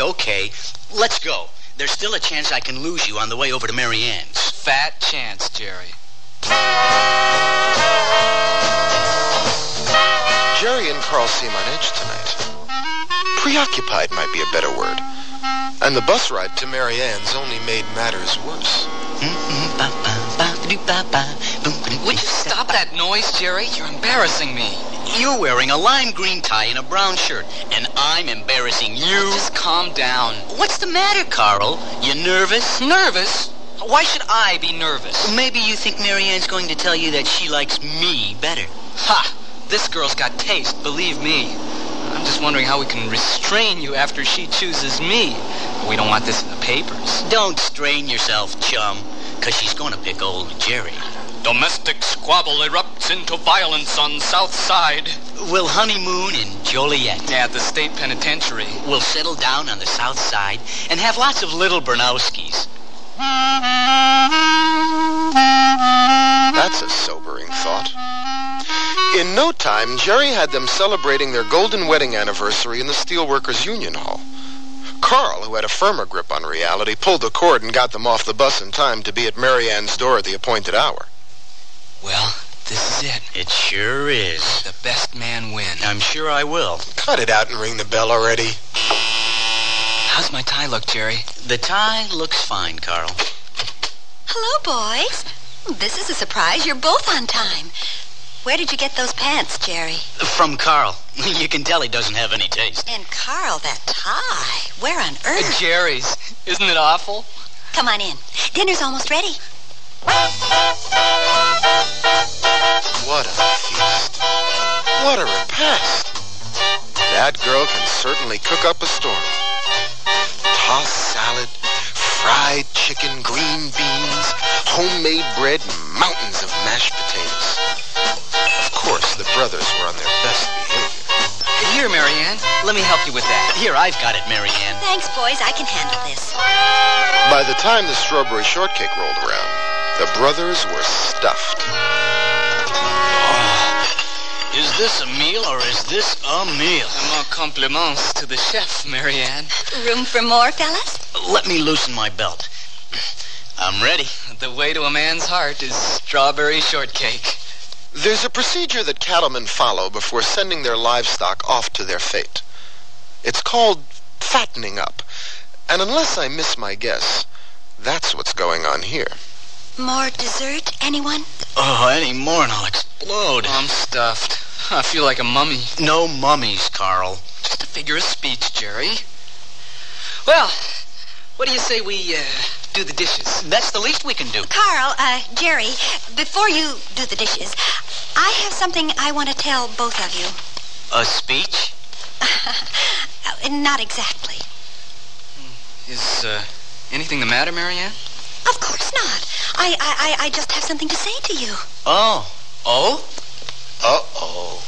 Here it comes. What I'm about to say won't be easy. I've known you both for some time, and we've become very close. That's why it's so hard for me to do this. That's all right. Carl understands, don't you, Carl? I don't think she's finished. Oh, thank you, Carl. What I'm trying to say is that I like you both very much. You're almost like brothers to me. Uh-oh. Ooh, this isn't coming out right at all. Maybe you better do the dishes. Sure, Mary Ann. Come on, Jerry. I get to wash, Carl. It was my idea. I'm going to wash. You always get to wash. All right, you can wash. He's going to wash. We won't be long. Don't hurry on my account. I can see I'll have to eavesdrop on Mary Ann again. Ooh, what a mess. At least they're doing the dishes, Mary Ann. Watch what you're doing, Carl. Let's hope there'll be some dishes left. Ooh, why can't I tell them? Because you're kind and considerate. Why can't I just come out and say it? Because you're sensitive and thoughtful. I need to be treated differently. Delicately. like a piece of fine china. Be careful, Jerry. I get the feeling that Carl and Jerry don't really understand me. How could they? You're such a wonderfully complex person, Marianne, with so many moods and feelings. Go on, Mr. Narrator. Pardon me? I said, go on, Mr. Narrator. How long have you been listening to me? And how long have you been listening to me?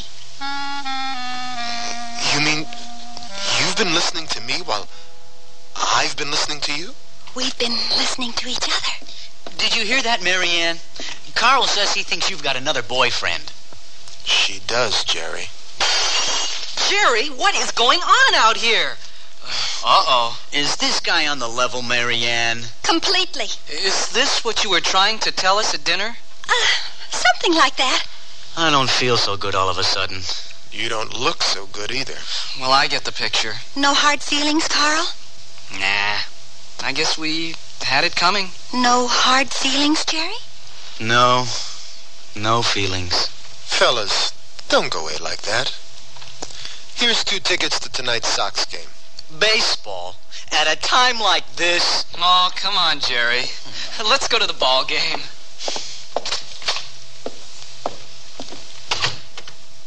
We're alone now, Mr. Narrator. I hope you know what you're doing, Marianne. You hardly know anything about me. What's there to know? You're not married, are you? No, nothing like that. But what do you see in a guy like me who eavesdrops on people all the time? You eavesdropped on the right people. I'm just a narrator, Marianne, and not a very good one. Do you know how much a narrator makes? Mr. Narrator? Yes, Marianne? Have you eavesdropped on your heart lately? Yes, I have. What did it tell you? This is all so crazy, Marianne. You don't even know my name. Is it longer than Bronowski? Are you ready for this? Stanley Peronowski. That's only 1 letter more. It could make a difference. Your heart, Stanley. What does it say? It says that you are the most beautiful girl in Chicago. And that I love you. And I love you too. Which makes me the happiest guy in Chicago. Then why don't you kiss me or something like that? You mean something like this?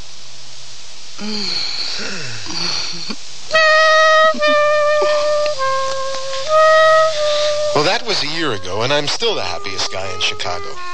And Marianne is still the most beautiful girl in Chicago, even though her last name is longer. And the brothers Bronowski? Well, they're still bachelors, but they're about to become the honorary uncles Bronowski.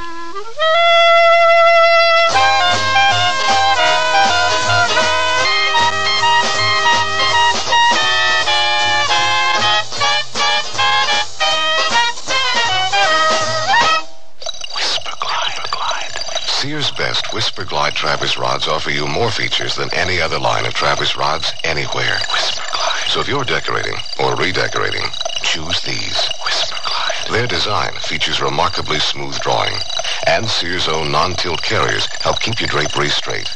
Best yet, there's a size and a style of Whisper Glide Travis rods to fit just about every decorating idea. Whisper Glide. Our best at most larger Sears retail stores.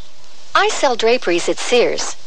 Yesterday, a lady came in and said that she'd been in and out of about every store in town looking for draperies and at this point didn't know what she wanted anymore. I asked questions about her tastes and decor and then made suggestions. She was thrilled. She found what she wanted and learned a little too. It made me feel good to know that I helped her out. Sears people are friendly people who help you find what you want. Sears, Sears, Sears, where America shops. Join millions of Americans and shop the easy way with a Sears credit card. All you do to apply is call toll-free 800-526-0444. It's your entry to shopping convenience and quality merchandise. Your card will be accepted at over 3,600 Sears stores across the nation. And you can choose from over 100,000 Sears products and services. Even use it for your catalog orders, in the store or over the phone. Just say charge it. Call 800-526-0444. New Jersey residents call 800-652-2777 for your Sears credit card. The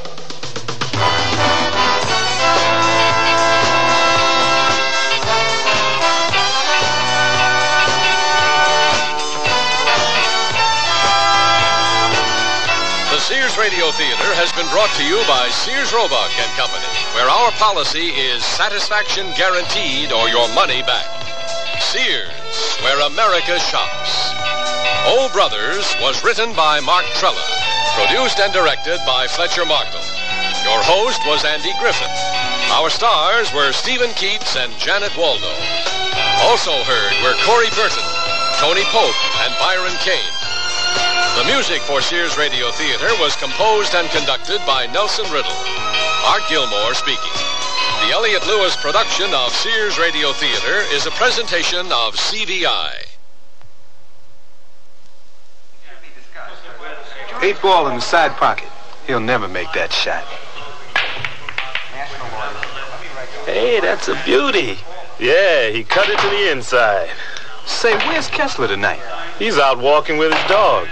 Sure does like that dog, doesn't he? Well, you know, he had a heart attack last Christmas, and he's got exercise to build up his heart. Walking is exercise? It's a lot better exercise than pushing that pool cue, Bingo. It helps your circulation, and that's what Kessler needs. We could all use some exercise. Look at that gut. I don't know. Shooting pool with this bunch sure takes it out of me. Are we moving too fast for you, Bingo? Is the strain too extreme? The strain of exercise may be too extreme if it's been a while. See your doctor first. With an examination, he can determine what kind of exercise program is right for you. Contact your American Heart Association for more information. We're fighting for your life. I'm lost and lonely, scared and sad, trembling at the thought of making you mad. My love is yours, but at times you're so cold. If life's like this, take me before I grow old. This song was written by a man now serving time in a state prison.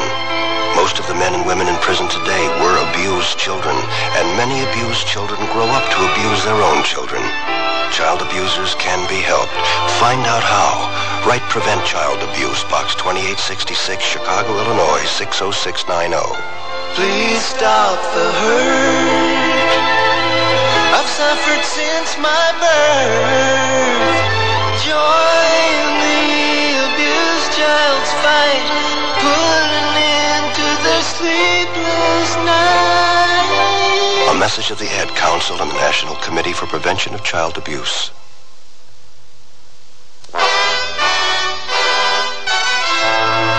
Tomorrow's Sears Radio Theater will be a mystery with Vincent Price as your host.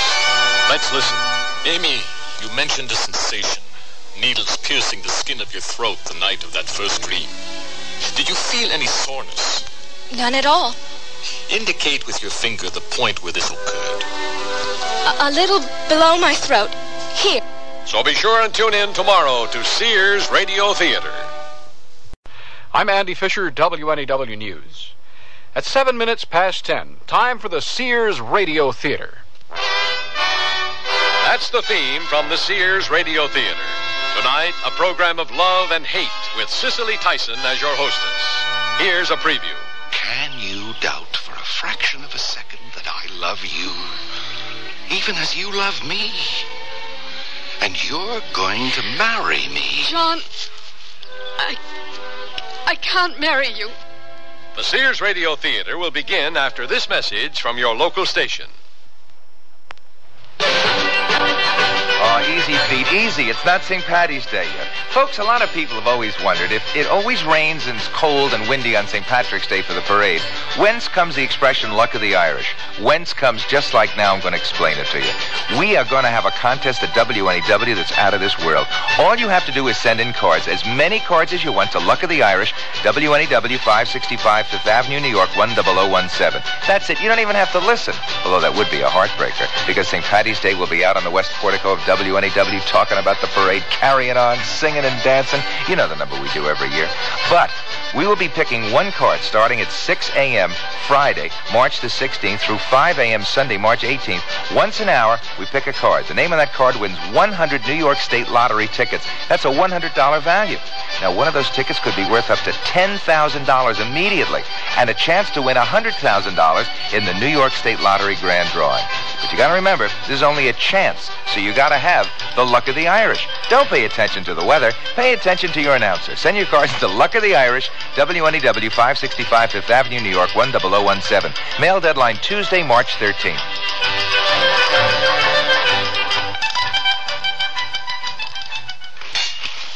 Well, it all started when my son Willard said, Dad, you just don't understand how it is to be in my shoes. And so I said, okay, I'll tell you what.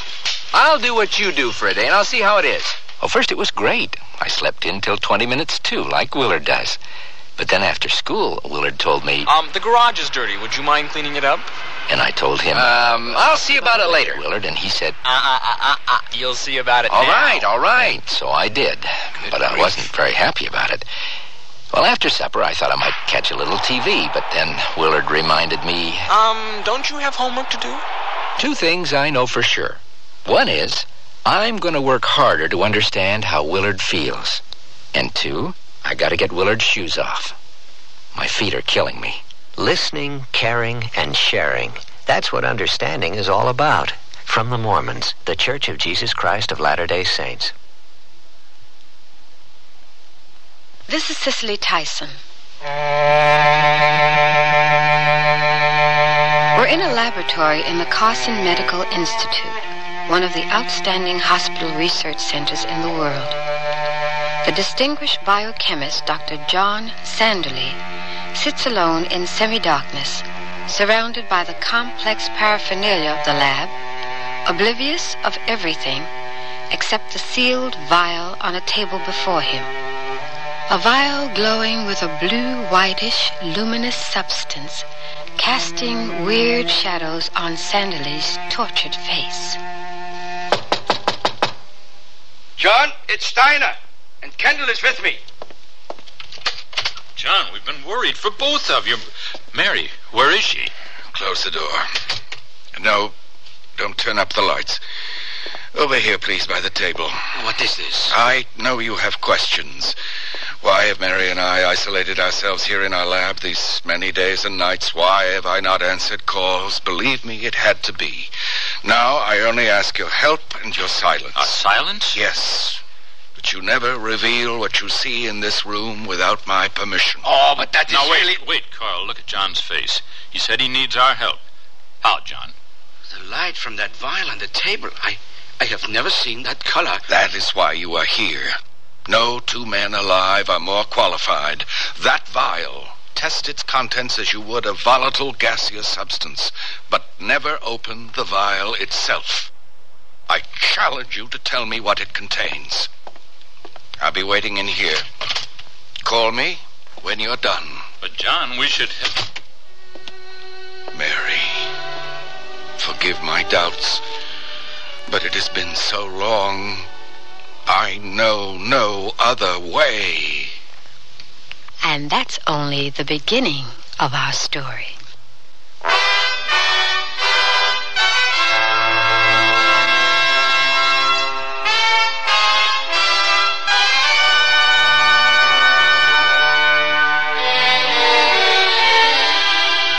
Sears Radio Theater, a new adventure in radio listening.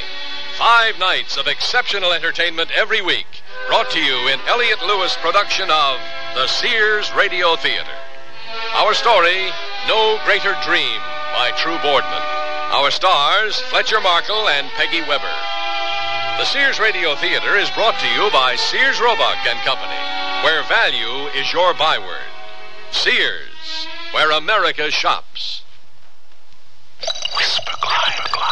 Sears' best Whisper Glide Travis rods offer you more features than any other line of Travis rods anywhere. Whisper Glide. So if you're decorating or redecorating, choose these. Whisper Glide. Their design features remarkably smooth drawing, and Sears' own non-tilt carriers help keep your draperies straight.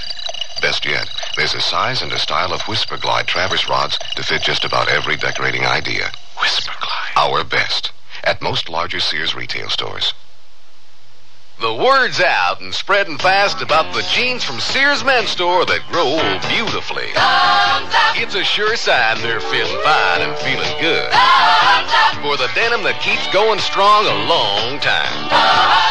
Get them trim cut, regular cut, even get them pre-washed. The jeans that grow old beautifully. Now at most Sears retail stores.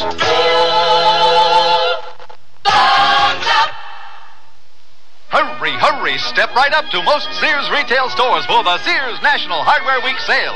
Take aim for special savings on these items. Save $20 on Sears Home and Shop Vacuum, now just $79.99. Get 20% off 2 sizes of trash cans, now sale price from $10.99 to $12.99. And get as much as $8 off a single-lever bathroom faucet. Take home big savings, real straight shooting at the Sears National Hardware Week sale. Hurry. Prices may vary in Alaska and Hawaii.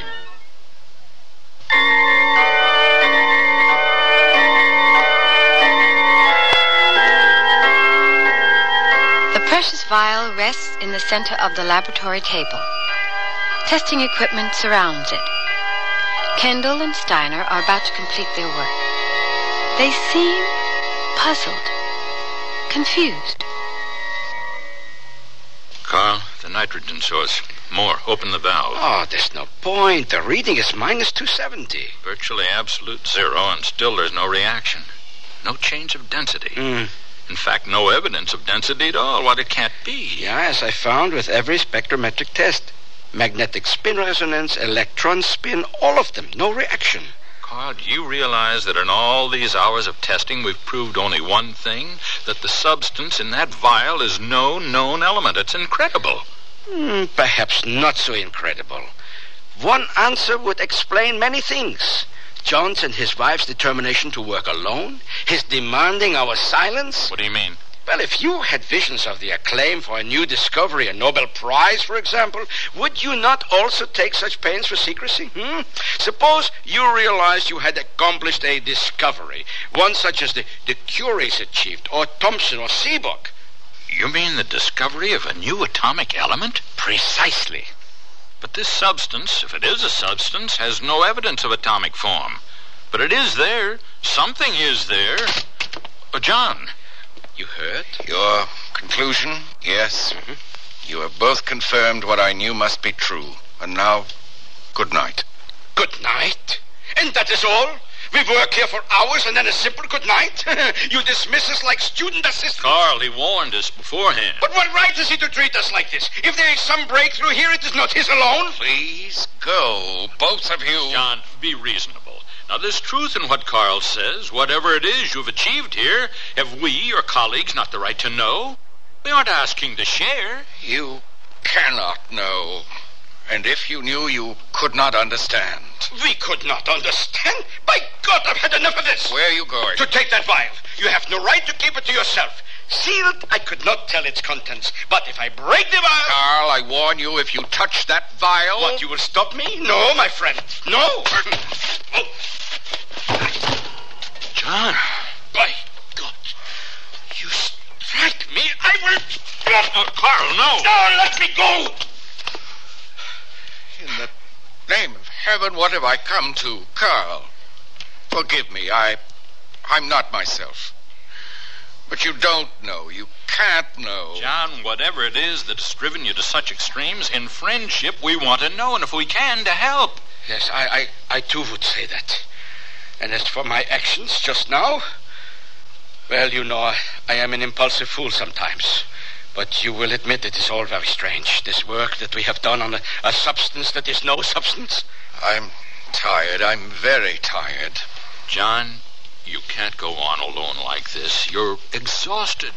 You need help. Trust us. Wait.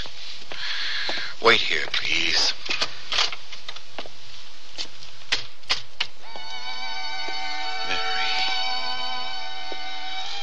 Mary, some word. Now. A sign. I don't want them to know, but perhaps with their help, somehow. Do I go back out there? Do I trust them, Mary? My darling, a single word.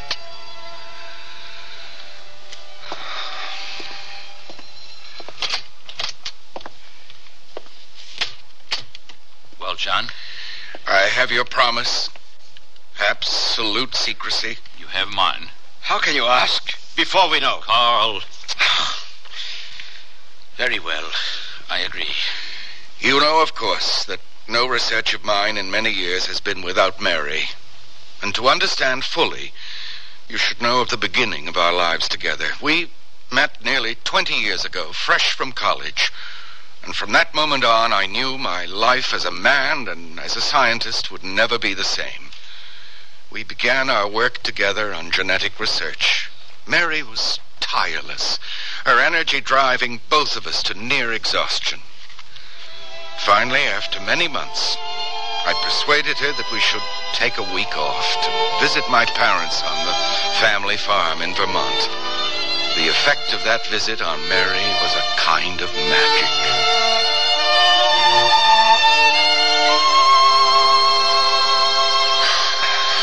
Oh, John, it's so beautiful from up here. Why do you think I wanted to come here to the crest? Sit right there. Why right there? Sit and I'll tell you. Welcome to the very secret Sanderly Tronos. Tronos? My great-great-grandfather was a Greek scholar. Tronos is Greek for throne.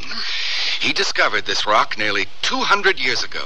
6 generations of Sanderly sons have been told about it by their fathers.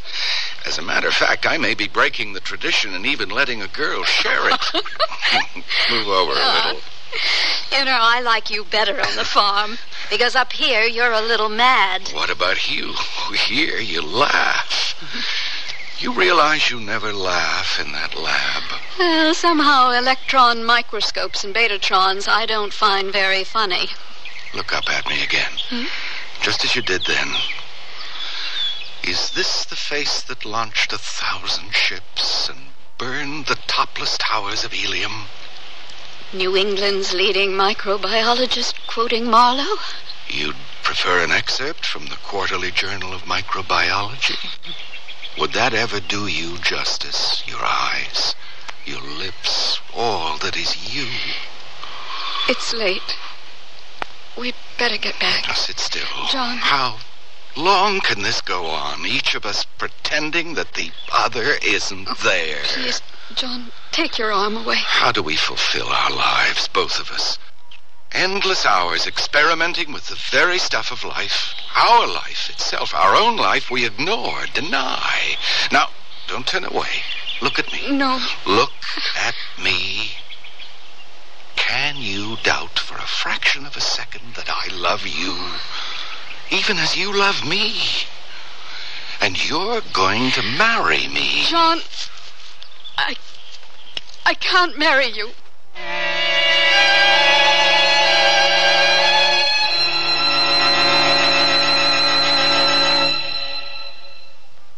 The natural look really helps do something for a woman. The classic look does too. Now there's a group of classic coordinates at Sears that really does up the natural look for spring. Everything in a nubby, texture-rich blend of polyester, rayon, and flax in 2 of this season's favorite colors, mauve or natural. Capture the double-breasted blazer, wrap, skirt, straight-leg trouser pants, and open basket weave shirts. Sears Spring Coordinate Group in sizes 8 to 16 will really help do something for you at most larger Sears retail stores. I'm out of control. Be cool, be natural, take it light. But where do I start? With the basics like the new Pretty Natural Light Shaper from Sears. The Pretty Natural Light helps keep you smooth all day under your clothes, giving you a shape that's soft and natural thanks to the shimmery, lightweight power net. Never intimidates because its control is moderate, with a front panel that helps keep your tummy where you want it. Great! I'll ease into control with a Pretty Natural Light. It's new at larger Sears retail stores. Hurry, hurry, step right up to most Sears retail stores for the Sears National Hardware Week sale. Take aim for special savings on these items. Save 40% on total regular separate catalog prices for a 70-piece mechanics tool set. Now just $59.99. Save $40 on a 5-horsepower rototiller and $25 off an attractive 20-inch bathroom vanity and top. Take home big savings. It's Sears National Hardware Week sale. Hurry, hurry. Prices may vary in Alaska and Hawaii. Look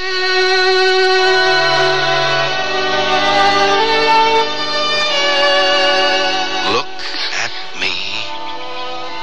Can you doubt for a fraction of a second that I love you, even as you love me? And you're going to marry me. John, I can't marry you. You will. No. Now it's you who must listen. We can't marry because the summer I was 12 years old, my father and I were driving one night on a narrow mountain road south of Edmonton. Suddenly, as we approached a crest, headed towards us on our side of the road, came a car, insanely fast. We were struck head on. My father and the driver of that car were killed instantly. Dear God. And There were 3 operations before it was over. And what I'm trying to say, there would never be another Sanderly boy for you to bring here to your secret Tronos. You see, I'm barren, John. And you think that really matters? For us? Mary, the very essence of the work we do is for life. Thousands, perhaps even millions of children will be born to better, safer lives because of us. In a sense, they, all of them, will be part of us, the offspring of our love. But what of your dream? Of your own life beyond yourself? Your own child? The only dream I have is in your hands. For our life together. There can be no greater dream, now or ever, for me. Oh, my darling. A few days later, we were married. We had 3 precious days honeymoon and returned to our work. Of the results of that work, I'm sure you both know. The real injustice is that you haven't received the Nobel Prize you both deserve. You know, your achievements together are a milestone. It was all still only the beginnings of the work we'd planned before. 4 months ago. Go on, John. Well, you may recall that around that time, Mary was away from the Institute for several weeks. She told me she needed some time away from the pressures of constant research. Of course, I agreed. Then, one night, when I went home very late, Mary was waiting for me. A strange quietness about her as I held her in my arms. And there was a quality in her voice I'd never heard before as she looked up at me. John, we are richly blessed. More blessed than you can know. Blessed? But what? About these last weeks, I lied. I haven't been at the cabin on the lake. I've been to Mayo's. Mayo's? Yes. Are you ready for an irony, my dear? Considering the research on which we've spent our lives, I have leukemia. Dear God, no. Carswell has made every test. The condition is beyond arrest. I have at most 6 months to live. Dear God in heaven, I won't accept that. You must. We must both do more than accept. We must welcome what it can mean. We stand at this moment on the threshold of a magnificent adventure.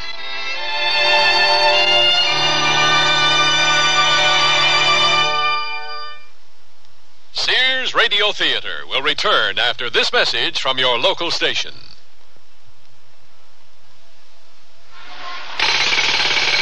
Pardon me, miss, please. Hi. Listen, I'm from the local radio station, and I understand you're the world's first female manhole digger. Yes, I'm terribly, terribly proud. You enjoy your work? Oh, yes, well, except for the headaches, the tension. That's when I take my high blood pressure pill. But high blood pressure usually has no symptoms. No symptoms at all, but the tension, every manhole is counting on me. Well, you may be tense, but high blood pressure is a separate problem. Yes, that's what my doctor said. Of course he did. Oh, she did. You have to follow your high blood pressure treatment every day, however you feel. Are you going to put this on the radio? Sure. Oh, well, I'd like to say hello to my agent who got me this job and thank my producer and the director. So be sure to remember to follow your treatment every day. And to learn more, the National High Blood Pressure Education Program urges you to consult your doctor, health department, heart association, or your local high blood pressure education program.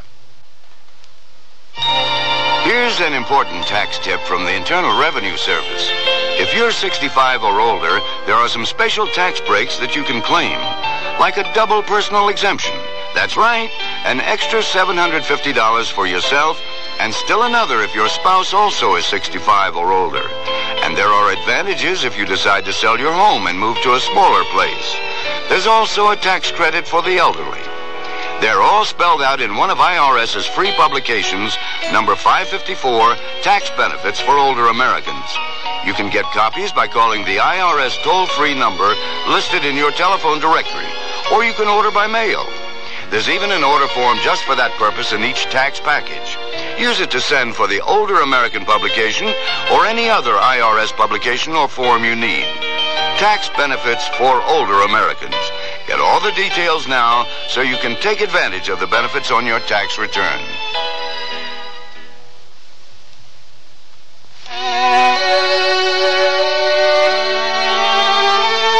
The condition is beyond arrest. I have at most 6 months to live. Dear God in heaven, I won't accept that. You must. We must both do more than accept. We must welcome what it can mean. We stand at this moment on the threshold of a magnificent adventure. But Mary... No, wait. The dream we've shared. To find some ultimate key, an opening of the door that seemed forever closed. Here is that chance, my darling. Ours is a love stronger than life itself.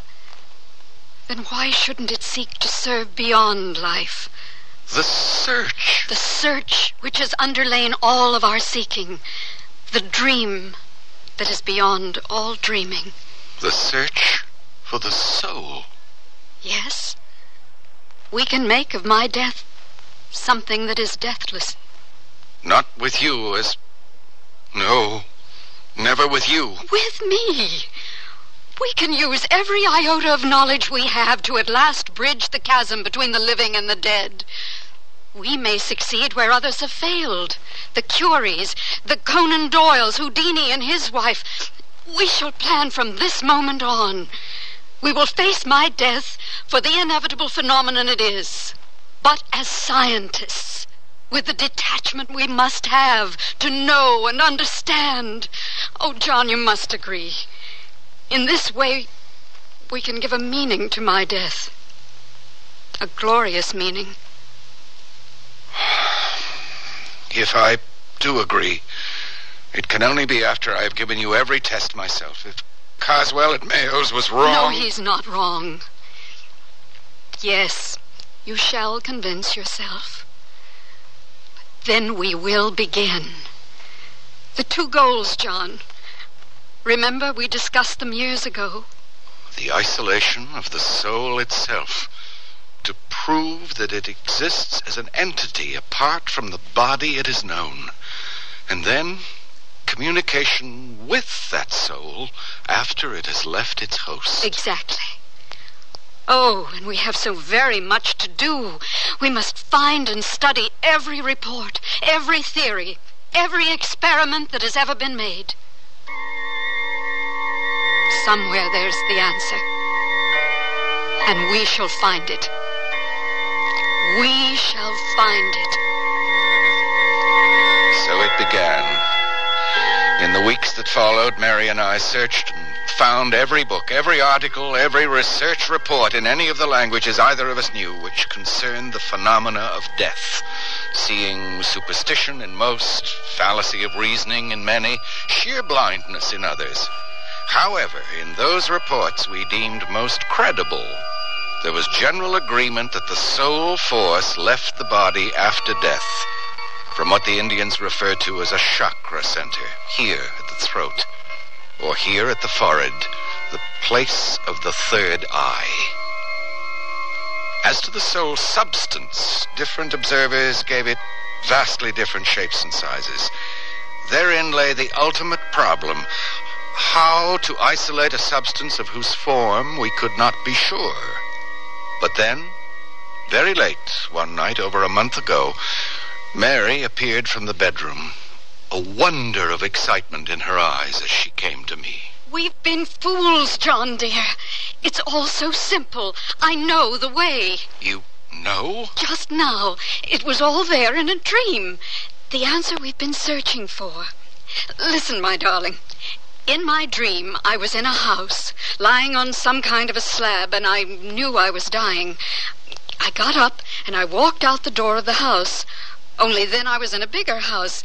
And as I started out of that house, I stopped and said to myself, I don't want a bigger house. I want a smaller one. And I suddenly found myself holding a tiny miniature of a house in my hand.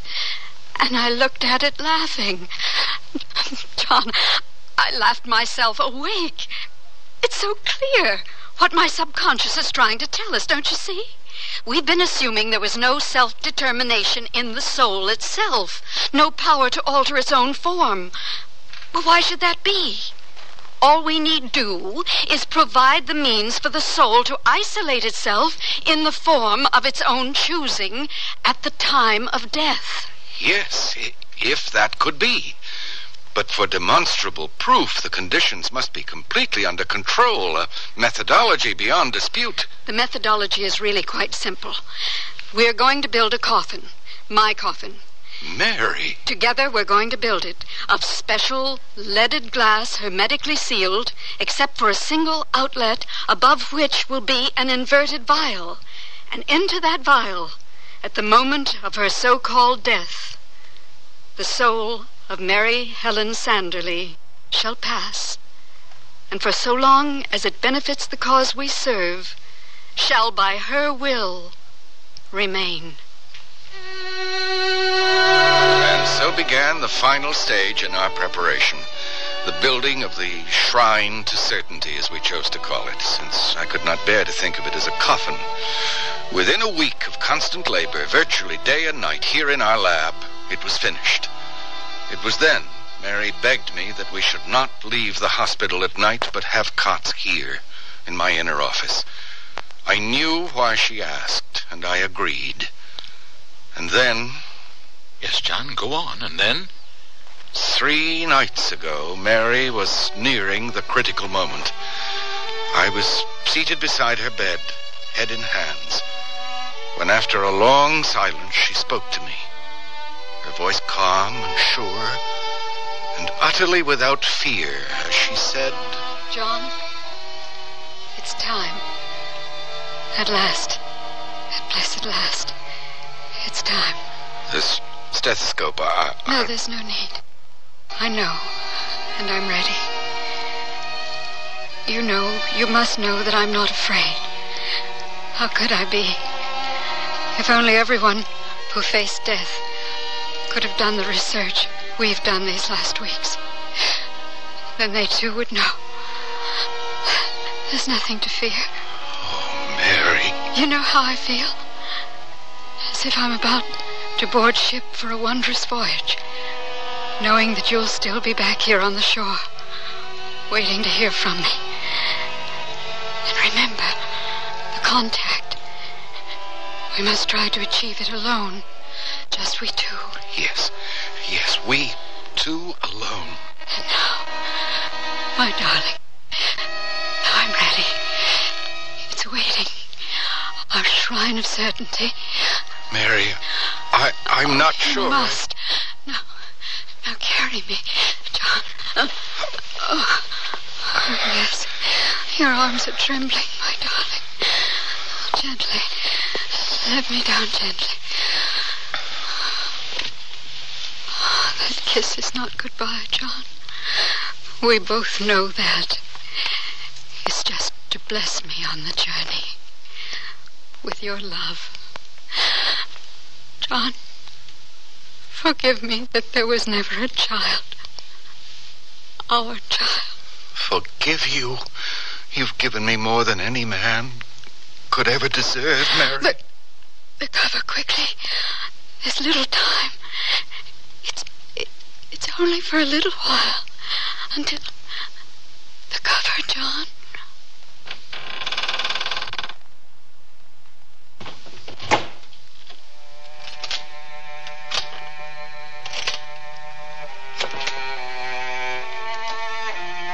And as Mary lay there, a smile of utter peace and acceptance on her face, I placed the cover over the glass enclosure and quickly, despite the tears that flooded my eyes, sealed it closed. Then, as we had agreed, I extinguished the only light, to sit in the silent darkness, waiting, watching, half prayerful, half fearful. What had I done? Had I perhaps helped to shorten Mary's life in the interest of some theory impossible to prove? I stared into the darkness, my anxiety growing with each passing moment until I was near despair. And then, where there had only been blackness, there was the beginning of light, coming forth there within the coffin, as if from the center of Mary's forehead, at first a whitish, evanescent light that was more than light, formless at first, then becoming almost a spectral image of Mary herself. And then before my eyes I saw that substance, that form above her begin as by her will to change, diminish in scope, and alter its actual color. Then, still as if guided by some force, it made its way to the single outlet, and out through that opening to the vial. I moved forward, shut the valve leading to the vial, closed the seal of the vial itself, and raised it up to hold it, a glowing thing apart, in my hand. Remarkable. Incredible. Beyond belief. Is it, Carl?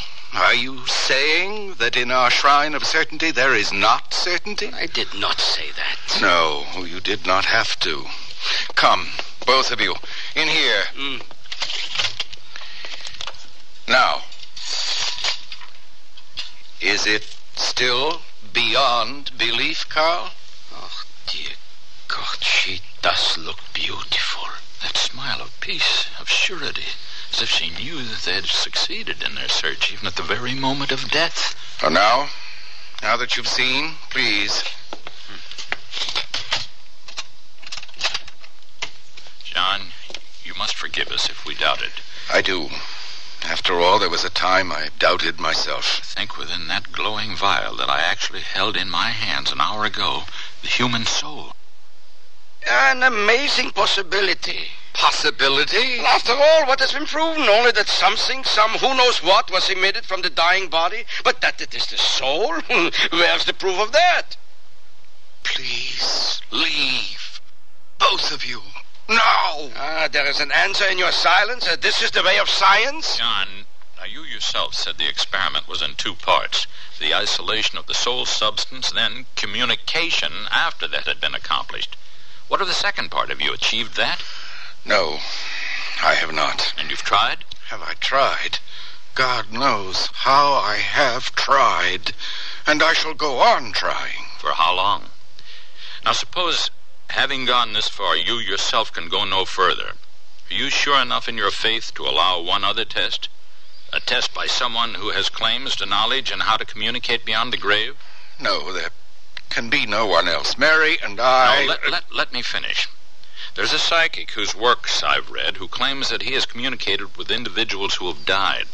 And the man's here. Here, John, in this city. Now, you must have heard of him, Valmera. I know of him, and all he claims may be true, but now still... think of her, now. Think of your Mary and her dreams for this adventure of yours. In fairness to her, if you yourself cannot make that final bridge, and there's the chance another can, should you refuse to try? Let me try to reach Mara and bring him here, for her sake, John. Send for him. I will stay here alone and still try alone. But if you return with Mara, and I still have failed, it shall be as you propose. And may God forgive me if that is wrong.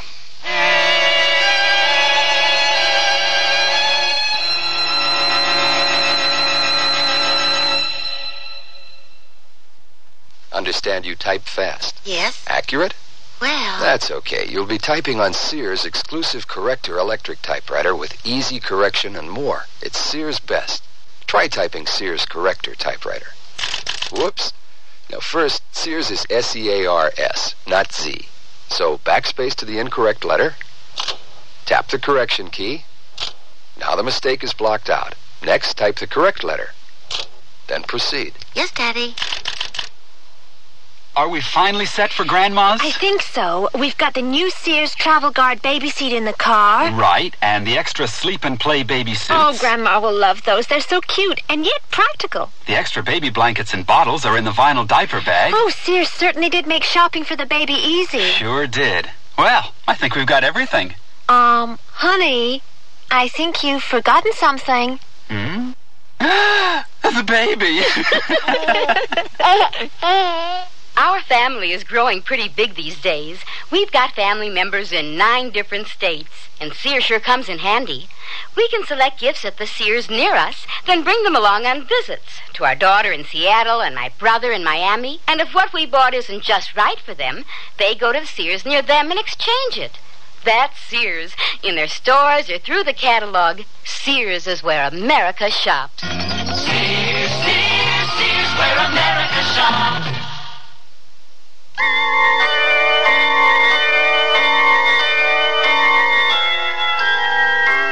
Cicely Tyson again, and here's the concluding act of No Greater Dream.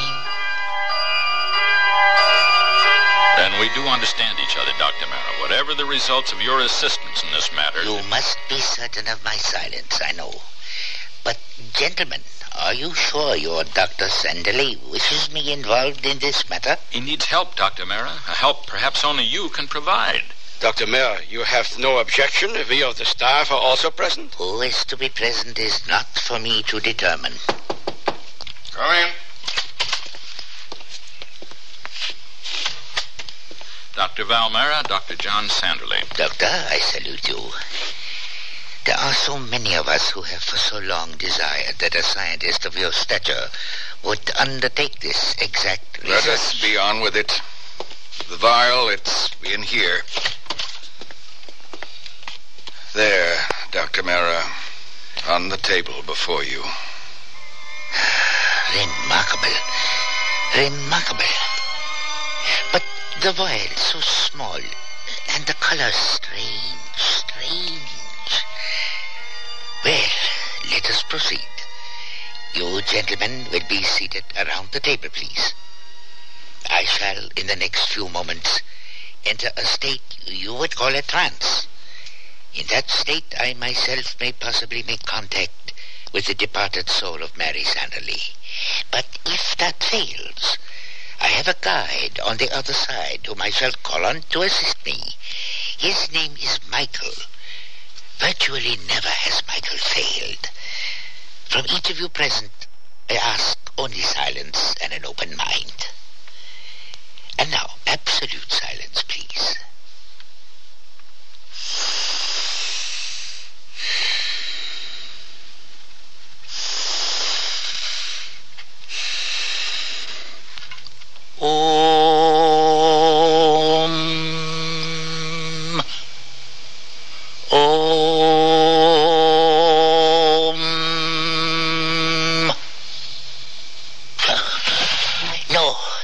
It is impossible. Dr. Mara? Complete hostility, sheer disbelief from someone here within this room.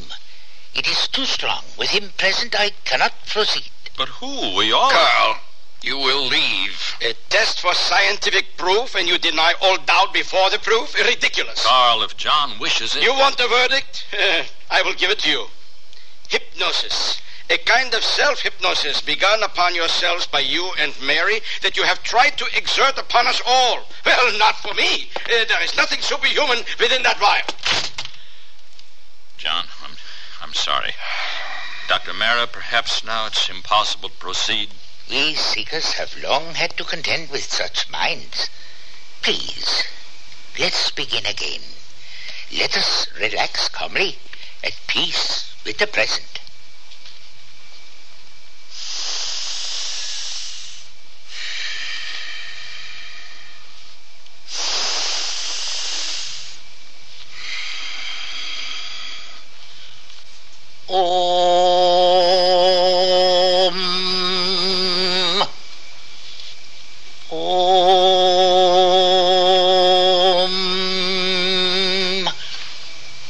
Let the spirit within that vial speak forth. Hear my voice and his. Speak to her, John Sanderly. Mary, now. The time is now. Peace.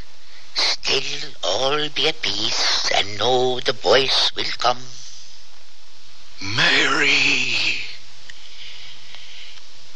Michael, I call on you, there on the other side.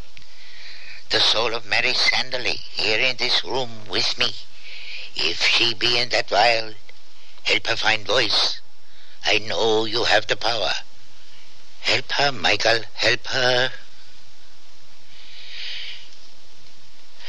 No. It is useless. Go on, Mara. To what end? The soul of your wife could not possibly be within that vial. How can you know? From the first, it was impossible. All research that has been done has visualized the soul in larger, freer form, and of a color different from what is in that vial. In this case, I am afraid the man who left us, unfortunately, was correct. Intentionally or not, you have deceived yourself and all whom you wish to make believe. Get out.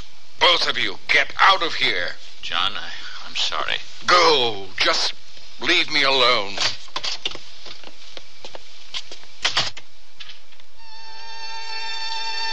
Oh, John, that was not the way. Mary. From the beginning, it had to be only between ourselves. But we have made the contact. Now, at last. Others must hear and know. Let me call them back. No. For the proof we sought to give the world, it is not yet time. Even you were not strong enough.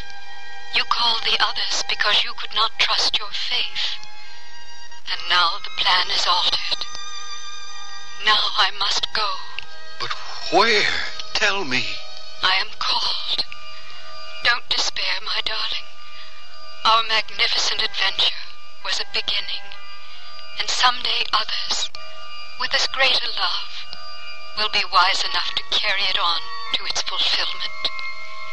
And now, I am going. The call is stronger.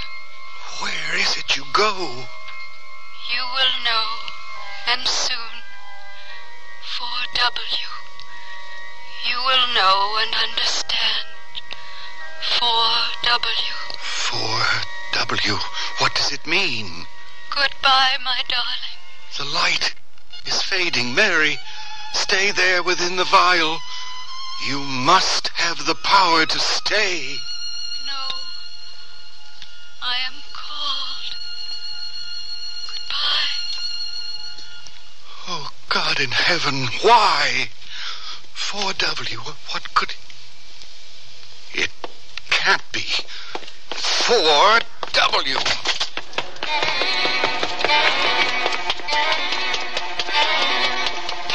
Dr. Sanderly? What is it, sir?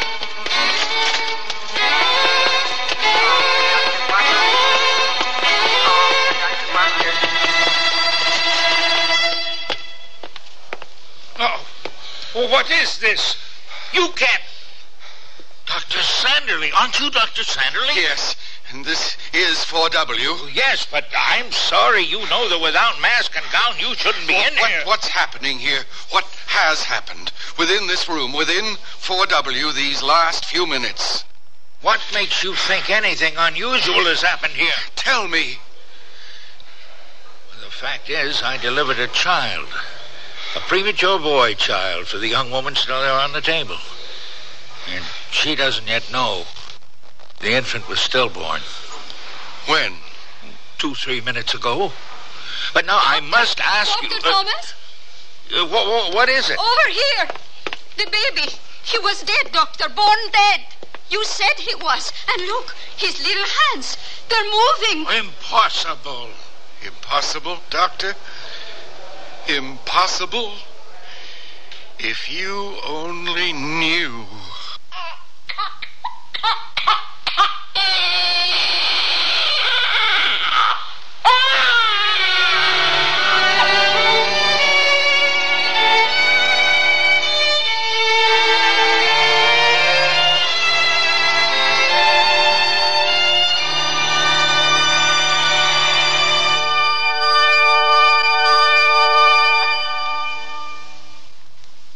Spring is a playground of texture at Sears Junior Bazaar. Our classic blazer is touchable in cotton and polyester terry. Push the collar and the sleeves up, wrap it close, or let it breeze open. Slip a saucy pointelle top underneath, and you've got contrast. Or let each go solo in the sunshine. Finish with crisp coolness in polyester and cotton, poplin wrap skirts, and pleated pants. All mix and matchable in neutral and earthy tones from Junior Bazaar at most larger Sears retail stores. Hey, look, in here, inside this stylish man's dress shirt. I'm a Sears Value dress shirt label, just popping with pride, because Sears Value dress shirts are sure to be popular for a number of reasons. They have fashion spread collars, come in classic patterns and solids, and short sleeves. You'll appreciate the perma-pressed polyester or polyester cotton blends for easy care, plus at low value prices, what a buy. Just look for me, the Value dress shirt label at Sears Men's Store, where style, sense, and satisfaction combine to label me right for you. Oh, here I go again. It's time to rent one of those steam-type carpet cleaners. Why rent? Now Sears puts power in a carpet cleaner you can own yourself. The Power Spray from Sears for easy home carpet cleaning. Power Spray sprays hot water into your carpet, then sucks up the dirty water. You can see the dirt you get out. Dirt you didn't even know was there. The Power Spray Carpet Cleaner, a convenient carpet cleaner you can own yourself. Available at most Sears retail stores. Kenmore. Solid as Sears.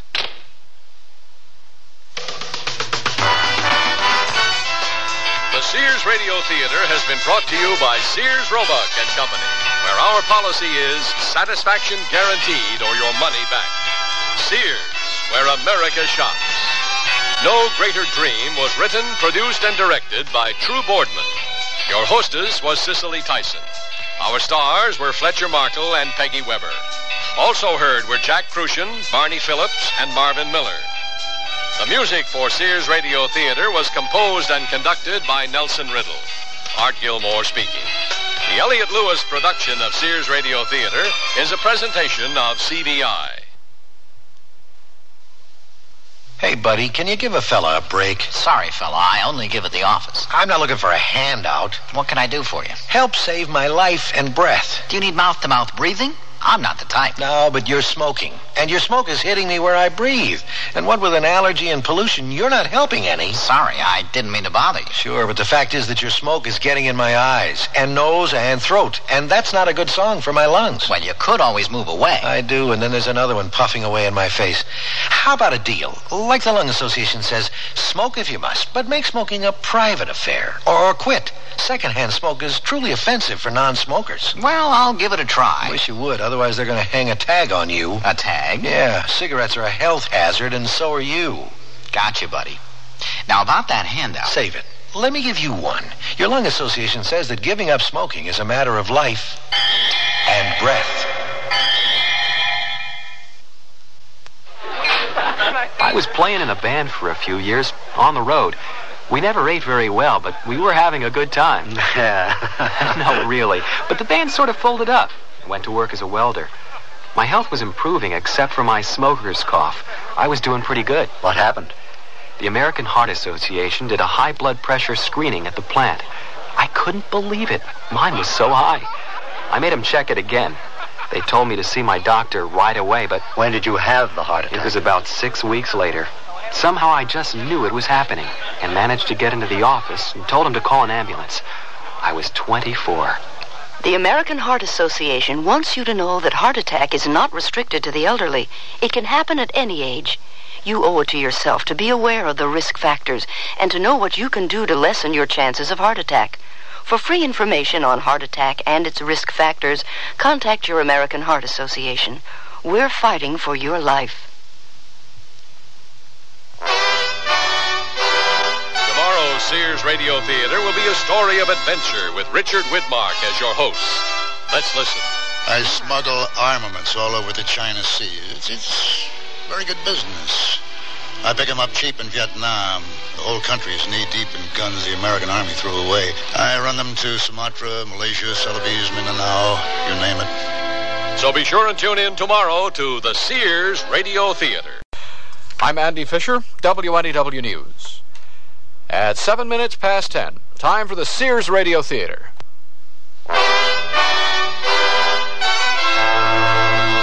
That's the theme from the Sears Radio Theater.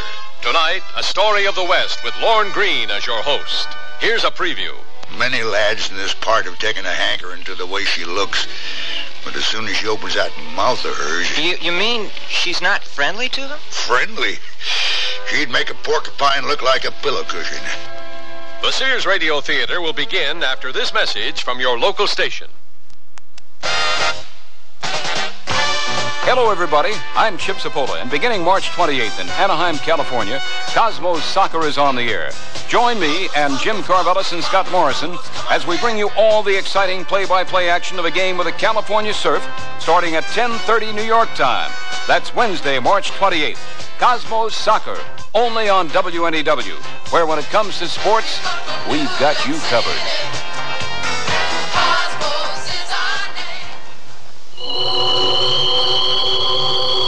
Chills run up and down your spine.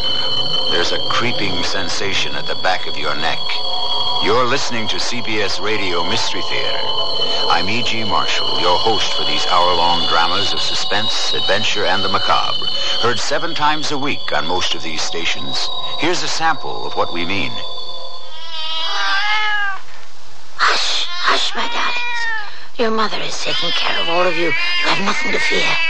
Let those who move against us learn to cower in terror. As long as the moon is full, we rule the nights. Ours is the power and the glory. You'll inherit the world, and I am your queen in whatever guise I choose to cloak myself. Listen here for CBS Radio Mystery Theater 7 times a week on most of the CBS Radio network stations. This is Lorne Greene. The year is 1886, and these are the wild, rolling plains of the Dakota Territories. That young man with the dark hair and beard being released from the territorial prison is Zeb Hamilton. He's only 24 years old, and he's been in there for 5 long years. But Zeb was lucky compared to the other members of the gang that robbed a bank in Pierre 5 years ago. They were all killed in the shootout, except for Zeb and one other. The other's name is Kurt Fanner, and as ringleader with a price on his head, Fanner was given 10 years in jail to Zeb's 5. Yep, Zeb was real lucky. Except for one thing Zeb doesn't realize. Within 24 hours, his former partner, Kurt Fanner, is going to escape from that same territorial prison, and is going to go after Zeb. You see, Zeb knows where $4,000 in unrecovered loot from that robbery is buried. He thinks it's going to help him start a new life. But if Kurt Fanner has his way, it's going to be the end of the one he has. And that's only the beginning of our story.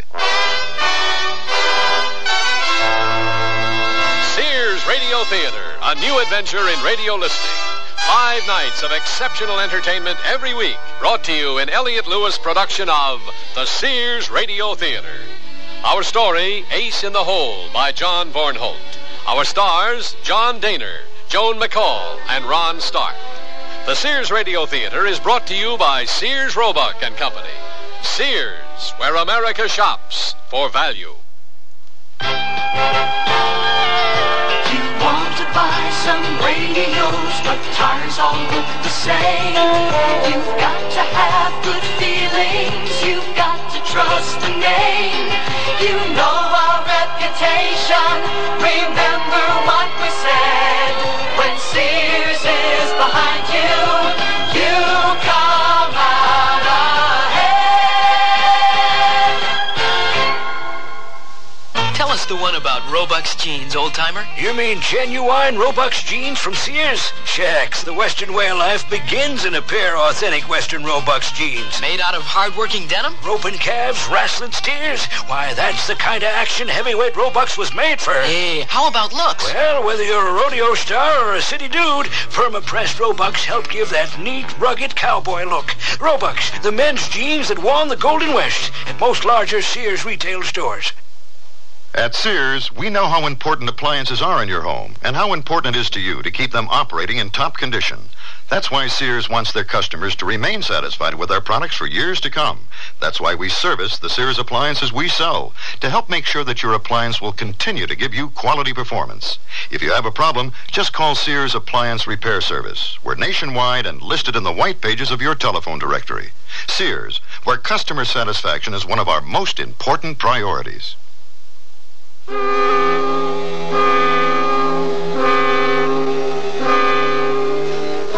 Zeb Hamilton's luck continues. All of it bad. No sooner does he pick up the $4,000 in unrecovered loot from the robbery than his horse trips in a burrow and breaks her leg. Just when he thought he had nothing more to worry about.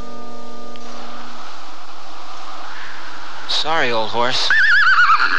I didn't get to know you very well, but you seem like a pretty good horse to me. Didn't even have time to think up a proper name for you. Atta girl, don't fret. It'll be over soon. At least for you it will be. I don't know when I'll be able to rest. I thought it was going to be easy for both of us from here on out, but I guess not. So I'll just pick up my money in my saddle and walk on down that hill there. Looks like some trees at the bottom. Might mean a homestead. Maybe I can buy another horse. I'm sure she won't be half as good as you. You've been a real good horse, and I'm sorry. Maybe, if we're lucky, we'll meet again in the next go-round. Bye, old horse. Well, let's see what's down that hill.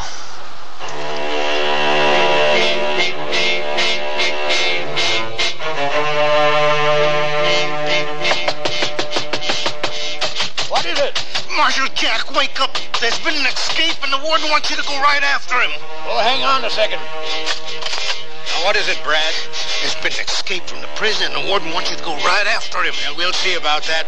Who was it escaped? Kurt Fanner, and he's armed. Go saddle up the horses.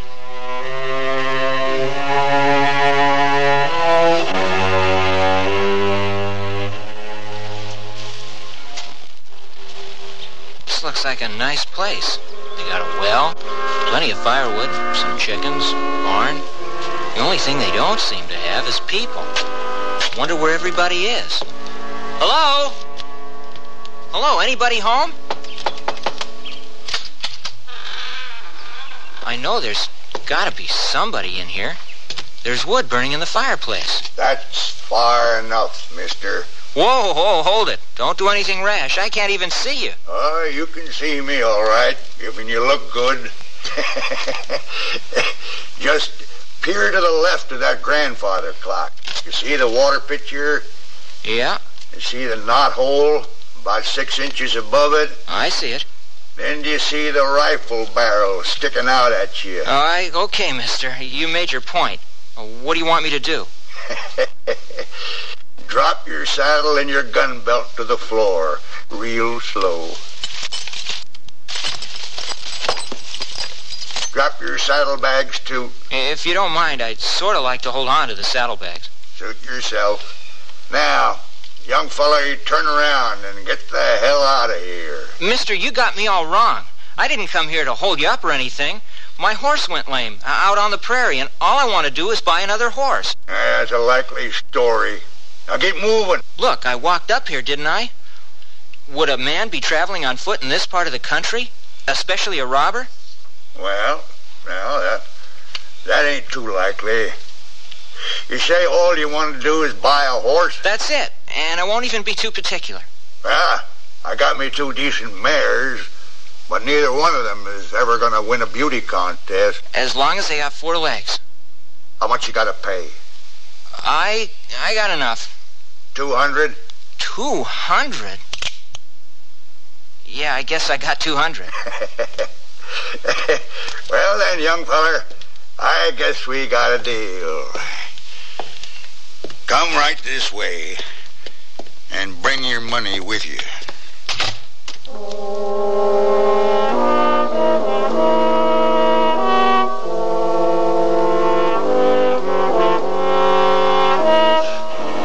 Now, this one is Lulu, and this one is Edna. This is a nice spread you got here, Mr. Wilbur Jameson. You can call me Wilbur. Yeah, this is a nice $200 you got, young fellow. It's a little clammy, though. Where's it been? Buried somewhere? It's a long story, old man. Maybe I'll tell you someday. No, I don't think so. Because as soon as you pick out your horse, you're riding out of here. Fine by me. Now, Edna here is a couple of years younger. Not much, I'd say, but it's only fair to tell you. Lulu, on the other hand... Edna! Wilbur!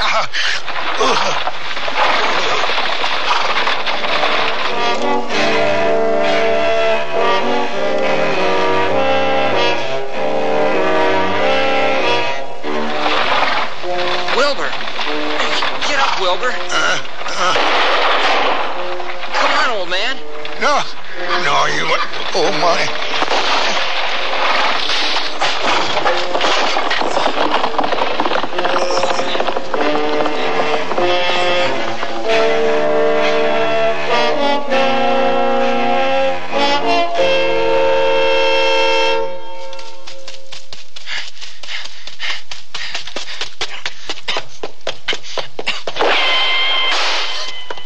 All right. Who the hell are you? Who's that? Don't shoot. A girl? Where's my uncle? I said, where's my uncle? You killed him. You killed him. Hold it, girl, hold it. I didn't do it. I didn't do it.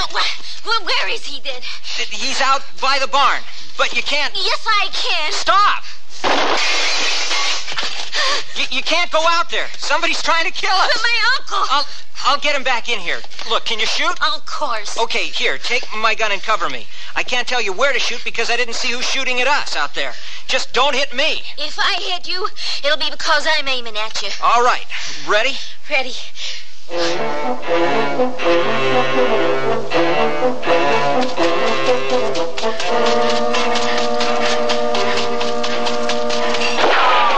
low. Are you okay, old man? Not in particular. I want you to grab hold around my neck. I ain't sure I can. If I don't bring you back, that girl in there's coming after you. There, that's better. Hang on, we're going in.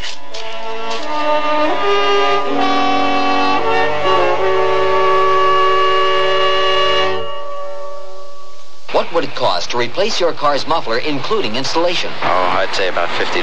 No, wait, $45. It'd be around $30. I guess about $40. The aluminized Sears muzzler is only $19.99. That's half of what I guessed. It's hard to believe. On a Cadillac? That's a terrific price. With installation included. Yes. Should have known it. Sears. The muzzler, just $19.99 installed. Clamps if needed, 99 cents each extra. Sizes to fit most American-made cars. Prices may vary in Alaska and Hawaii at most Sears Tire and Auto Centers. The waist on these jeans fit fine, but the hips are too tight. My hips look sleek in these jeans, but I'm swimming in the waist. We need jeans that fit at the waist and hips. We need jeans that fit from Sears. For every size waist in jeans that fit, there are 3 hip sizes to choose from and 2 lengths. Tapered, contoured, fitting as if they were tailor-made. Whether a little skinny, a bit hippie, or in between, it's jeans that fit from the fashion place at most larger Sears retail stores. On guard. Effective fencing demands style and endurance. That includes fencing around your home. Sears Armadillo chain link fencing has both, setting off your house and helping protect your home. How? For starters, Sears Armadillo framework has 3 protective coatings that work together for a lustrous, highly rust-resistant frame. Gates even match the fencing design for uniformity. So call your local Sears soon for your free home estimate. Armadillo chain link fencing at most larger Sears retail stores.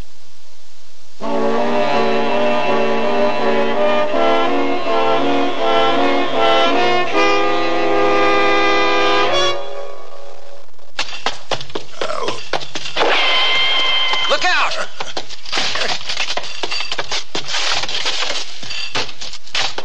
Uncle Wilbur, you all right? Let's get him into the other room. Maybe you'd like to tell me who's out there, mister. You bet I would. But maybe it'd be better if you told me. How can I tell you anything? We ain't never had any kind of trouble like this before. Here, set him down easy. Where are you going? Out to the kitchen to get some cloth for bandages. Whoever's out there has a clear shot at you through those kitchen windows. Mister, maybe I ain't so concerned about myself all the time like you. Marcy, you listen to him like he says. He saved my life. Sure, I was going to do it myself. You, mister, you go tell your friends to leave us alone. No friends of mine out there. I'll be back with the bandages. She's a mighty headstrong young woman. She's a mighty foolish young woman. You just rest, old man. I'll take care of her. About the horses. Oh, they're gone. Run off. It's real peculiar. It's like whoever's out there is more interested in keeping us boxed in here than killing us. They surely could have plugged me a dozen times. And you. Why didn't they finish you off? It's almost like they've been shooting wide on purpose, just to scare us. And now, they're just waiting. You got any enemies, Wilbur? No, nary a one. Ain't got no friends nor enemies. You? No, only... but he's in jail. What's going on here? His wounds aren't bad enough, but that you gotta talk him to death. Give me some room. It's bad, but it's not that bad. Why don't you let me do that? Haven't you done enough? I knew the moment I saw you walk through that clearing that you were trouble. We've lived peaceful and quiet here for 10 years until you come along. And now this. If you want to be some help, go back where you came from. Marcy. It's true. He's the one got you all shot up. We never had any trouble with anyone before. I'll keep watch. Fine. Marcy, go easy on the boy. What for? How do we know what he's mixed up in? Well, he don't seem the type. You're so shot up, you're delirious.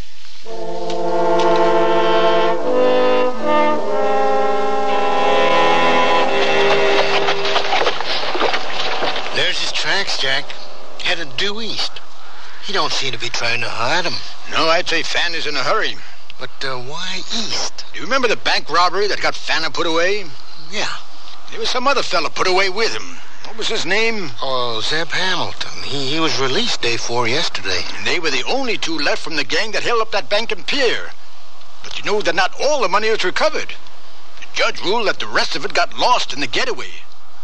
But what if Hamilton and Fanner had had time to bury the money before the posse caught up with them? Then it would still be there. And they would both make straight to it. That explains that older set of tracks. Gee, Marshal, Jack, you're smart. And we haven't caught him yet. We have at least 2 days to make up. Come on.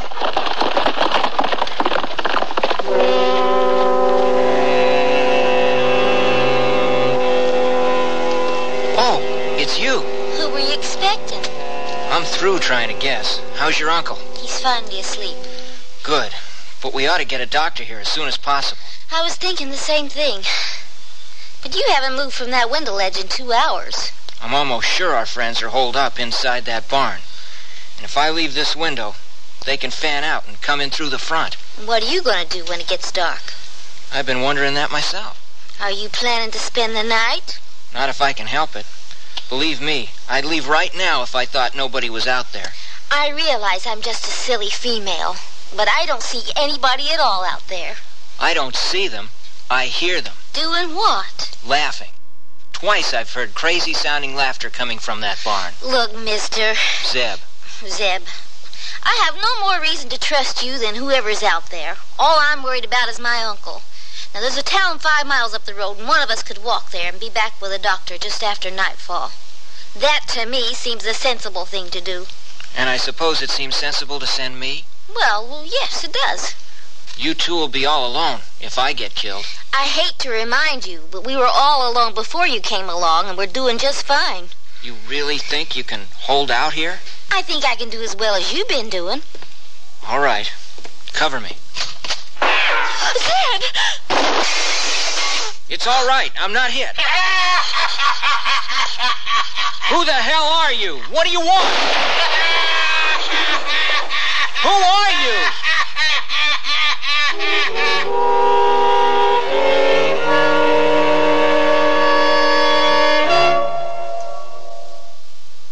Sears Radio Theater will return after this message from your local station. 8 ball in the side pocket. He'll never make that shot. Hey, that's a beauty. Yeah, he cut it to the inside. Say, where's Kessler tonight? He's out walking with his dog. Sure does like that dog, doesn't he? Well, you know, he had a heart attack last Christmas, and he's got to exercise to build up his heart. Walking is exercise? It's a lot better exercise than pushing that pool cue, Bingo. It helps your circulation, and that's what Kessler needs. We could all use some exercise.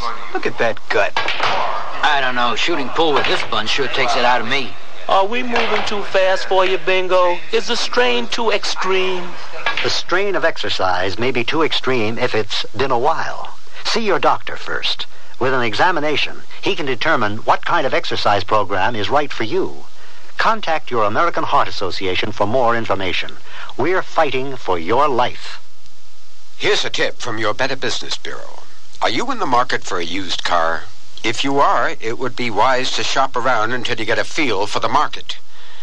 It's important for you to find out if the car is covered by a warranty. A used car warranty is limited. For example, it may cover the first 1,000 miles or 30 days. Remember, however, the warranty is as good as the dealer who backs it. And you check his reliability with your local Better Business Bureau. Also, remember that careful inspection is the key to enjoying a used car. Be sure and look for rust. Check the tires, the shock absorbers, and the operating controls. And incidentally, it's also a good idea to take a test drive. You see, by giving the car the once-over before you buy it, you're protecting yourself against a faulty purchase and a lot of headaches after you've bought it. This has been a tip from your Better Business Bureau. Time passes slowly when you're just waiting, especially the night.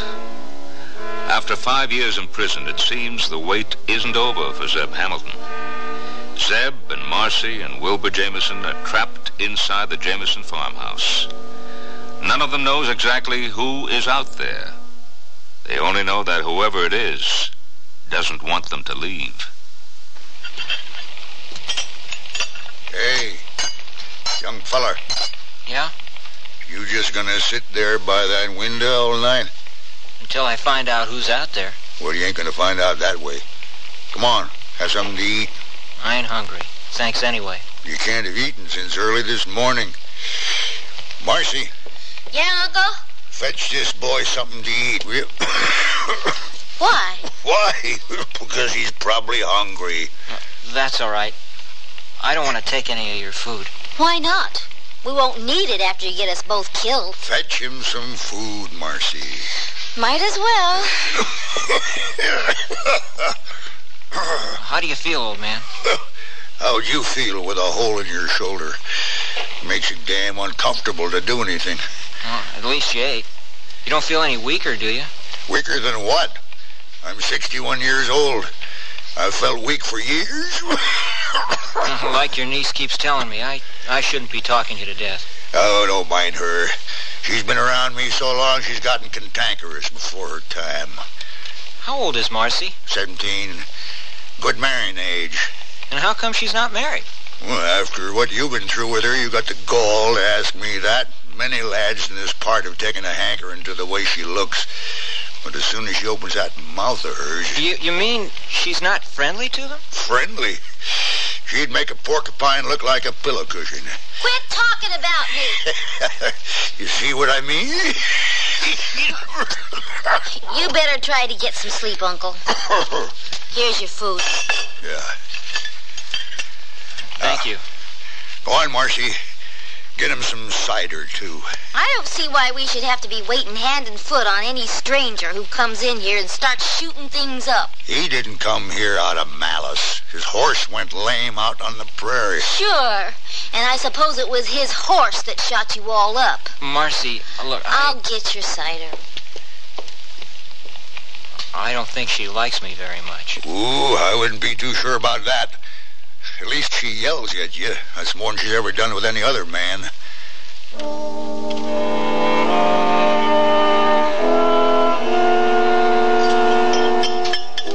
Done? Yes. That was very good. We aim to please. You know, Zeb, I've been thinking, what we ought to do is put out all the lamps in here, and that'll put you on a equal footing with them varmints out there. Then you could sneak out a window and have it out with them, once and for all. I could, only... Only he's not as stupid as he looks. What if there's 4 or 5 of them? Then where'll he be? No, I think if we just wait out the night, they'll probably get tired and leave. Didn't you say they ran off the horses? That's probably all they're after, our horses. Yeah, maybe you're right. Now, you gotta get some sleep, Uncle. I'd take you into your bedroom, but I don't want to risk opening that wound again. Okay, Marcy. I'll sleep here. Pleasant dreams, old man. What are these things? Can I move them? No. I'd appreciate it if you'd leave the saddlebags alone. Here, I'll take them. What do you got in there, gold? It's my ace in the hole. A new start. Our friend here has got some money, Marcy. He was going to pay me $200 cash for a horse. $200? Why, you old swindler. That's what I was going to say. Well, I guess he can't be much of a confidence man if he was going to pay you $200 for one of those beat-up old mares. You're the one to look out for, Uncle. Here, old man, just relax. We'll get you some help in the morning. I hope.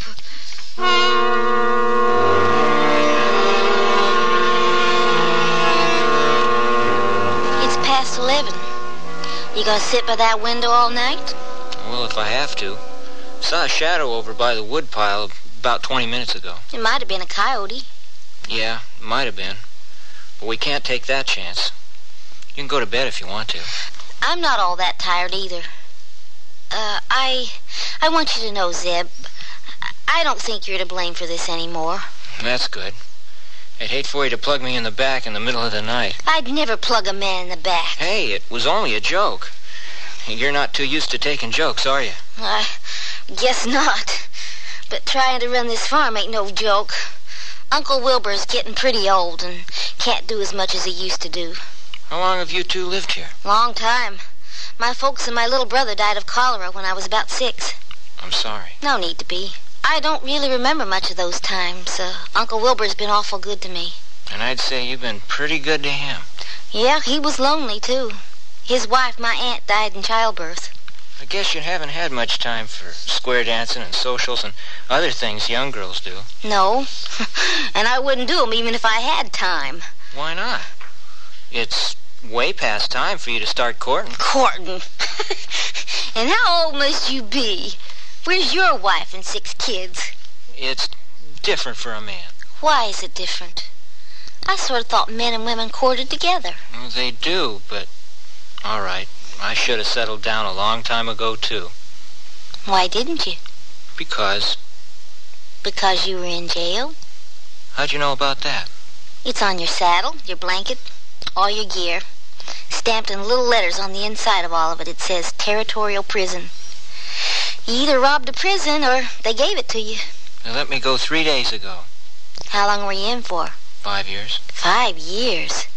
You must have been awful young when you went in. 19. You might say I've grown up in jail. That's terrible. Well, it was my own fault. I made a stupid mistake. I was like you, orphaned, and I was raised by my older brother. He got sort of wild and joined a gang, the Kurt Fanner gang.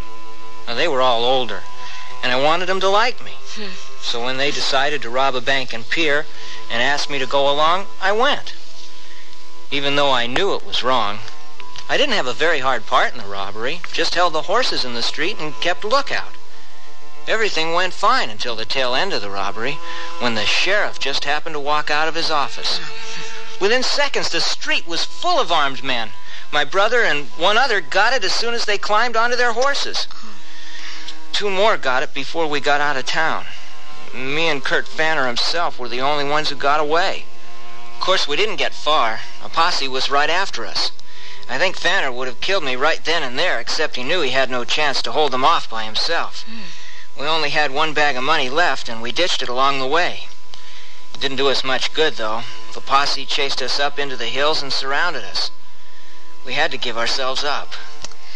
Where is Kurt Fanner now? Jail. The judge gave him 10 years for being the ringleader.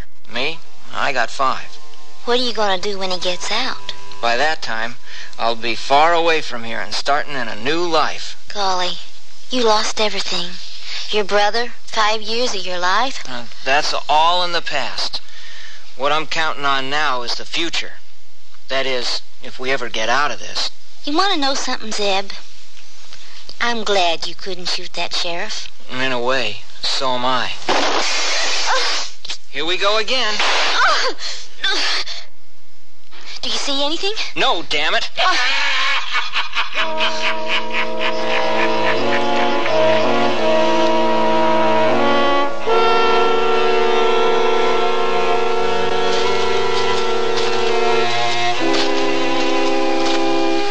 Think we need to post a guard, Jack? No, Fanner won't double back on us. He's got more important things to do. When do you think we'll catch up with him? Well, that depends when he stops. We'll never catch up with him if he don't stop first. He stopped to dig up the loot. Somebody stopped to dig up the loot, Brad. We've seen the hole to prove that. But we don't know whether it was Fanner or Zeb Hamilton. They might be together. They might be. Well, then it was a good thing you brung me along, huh, Marshal Jack? Like they say, Brad, the more the merrier.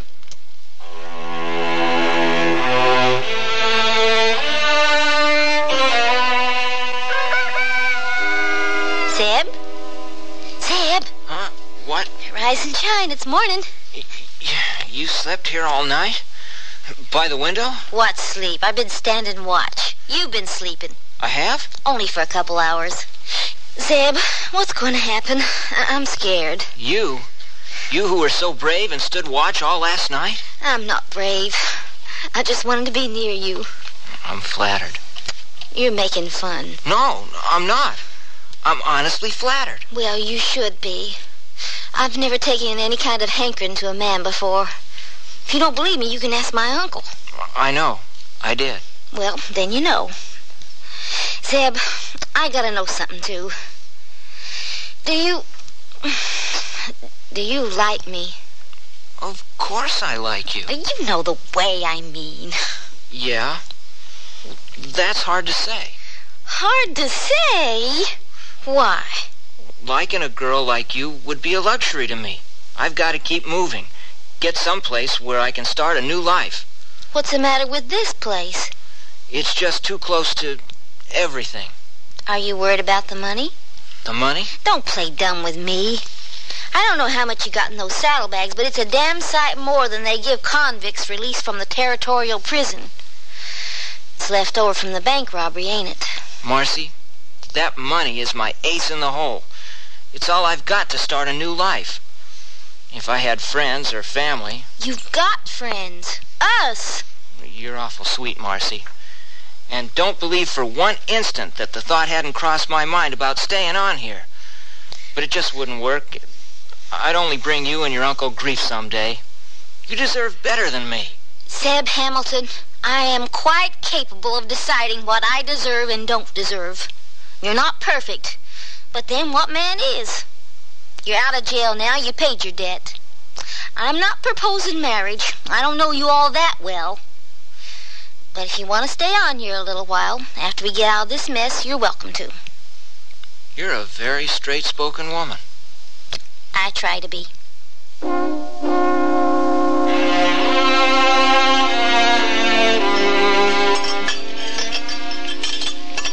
That was a fine meal, Marcy dear. Thank you, Uncle Wilbur. It was good, Marcy. You wouldn't be trying to sway me a little bit, would you? I'm just trying to keep you alive. How do you feel, old man? Getting any of your strength back? You keep asking me that like I'm supposed to jump up and down and do the jig for you any minute. To tell you the truth, I feel pretty good at the moment. But in 5 minutes, I might feel lousy. I know. I wish we could get a doctor for you. Don't worry about me, son. Just get my niece out of this in one piece. I intend to get us all out in one piece. It's been pretty quiet out there. Well, that's because it's just turned dark. I expect we won't have... What the hell was that? Sounds like somebody threw something against the window. It didn't come in because it's stuck in the planks I put up there. What happened? Somebody threw a rock or something against the window. It just stuck there. Let me see if I can pry it out. Careful, Zeb. Hey, there's a note on it. It's not a note. It's an old newspaper clipping. Can you read it, Zeb? Well, what does it say? Here, you read it. Bank robbers apprehended. 2 desperados, the lone survivors of a band of 6 who held up the Miners' Bank and Pier on Friday, were apprehended and brought into custody today by Sheriff Tillis. The names of the outlaws, members of a notorious gang, are Kurt Fanner and Zeb Hamilton. Oh, Zeb. It's him. Fanner! Fanner, are you out there? Fanner, leave him alone. I'm the only one you want.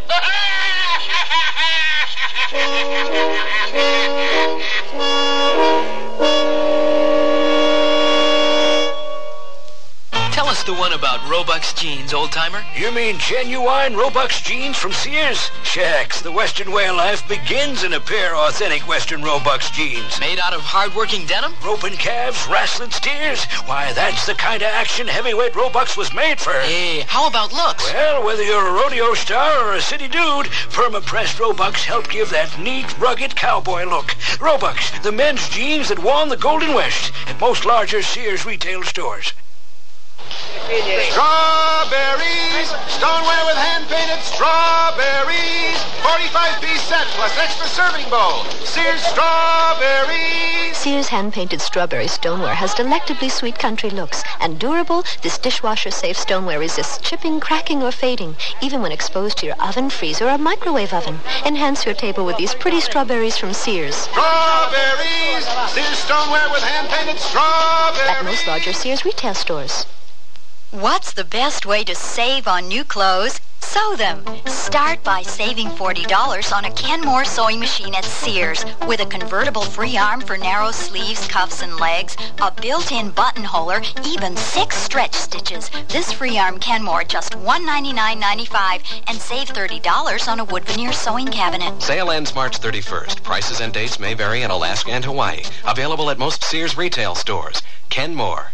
Solid as Sears.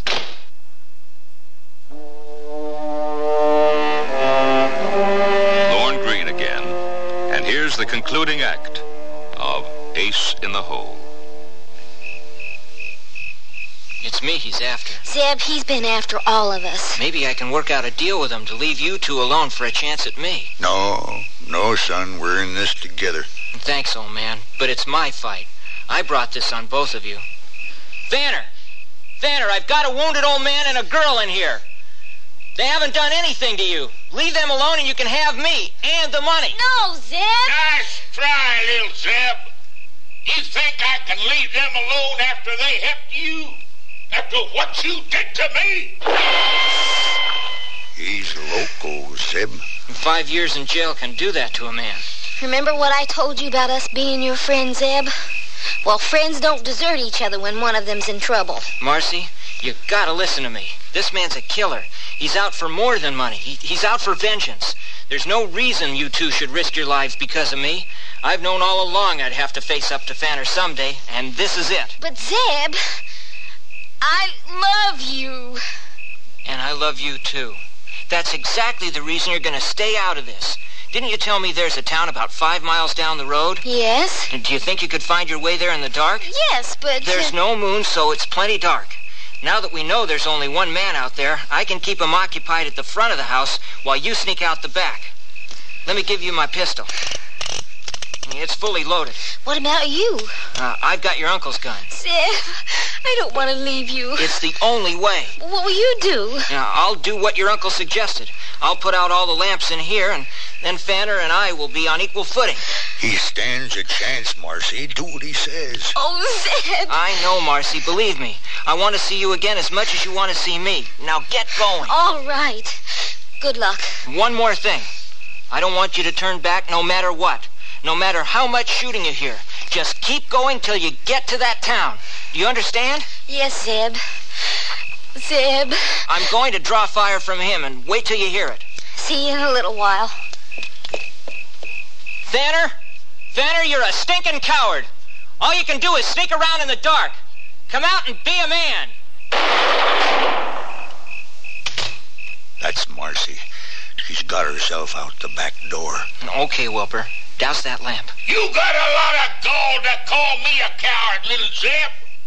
The only thing cowardly I ever did was not killing you the day of the robbery. But I'm gonna kill you now! That's the last lamp, son. We're in the dark now. Now I can do it. You gonna go out there? Yep. Come out, you lousy skunk! You didn't tell Marcy the whole story when you gave her your pistol, did you? You know how many bullets you got left in my gun? Yep. Only 2. Good luck, young feller. You're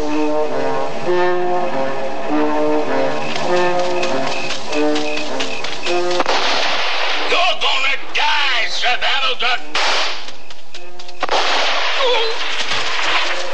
Got you one, didn't I, Sam? Not yet, Fanner. You ain't never gonna beat me, Sam. Just a little closer, Fanner, and I'll have you.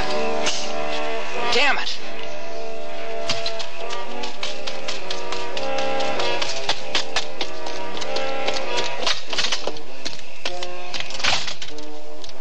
You out of bullets, Zeb? Afraid so, old man. You gave him a good run.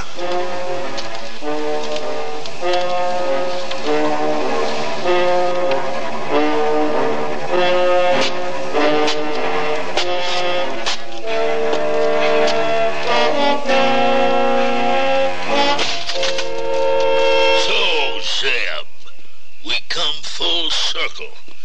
I've been waiting a long time for this. Zeb! I can't. Nice shooting, Jack. Are you two all right? What in tarnation? He's bad wounded, and I got winged in the leg. But who are you? We're federal marshals. Fanner's dead, Jack. Well, just as well. You would have hanged for killing that guard. Excuse me, Marshal. I'm Wilbur Jameson. This here's Zeb Hamilton. This is my house. Won't you come in? Zeb, get that lamp behind you. Thank you.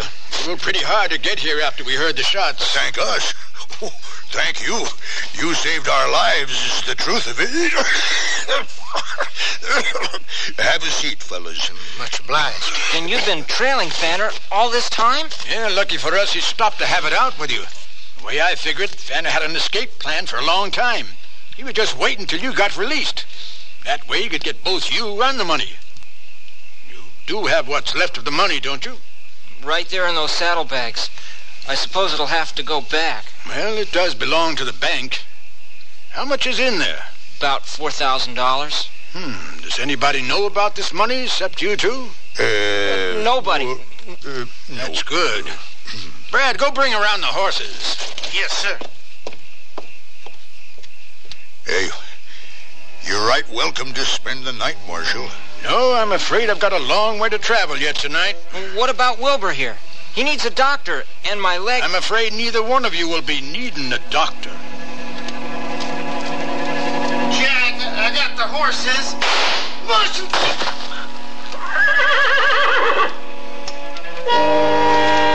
So you're just going to take the money? You're right. This $4,000 is more than I would make in 5 years. Nobody knows it exists except you two. You're just gonna kill us. I'm not going to kill you. Fanner killed you. He also shot my partner. I just didn't get here in time. So you're the law. Shut up! You're nothing but a no-good jailbird, Hamilton. Nobody's going to miss you. You'll never get away with it. Who'll stop me? Not you. What the... Marcy! Zeb! Oh, Zeb! Marcy, you came back. I tried, Zeb, when I heard the shots. I tried to keep going, but I just couldn't. I couldn't. Oh, Marcy, I've never been so glad to see anybody. Me neither, darling girl. Me neither.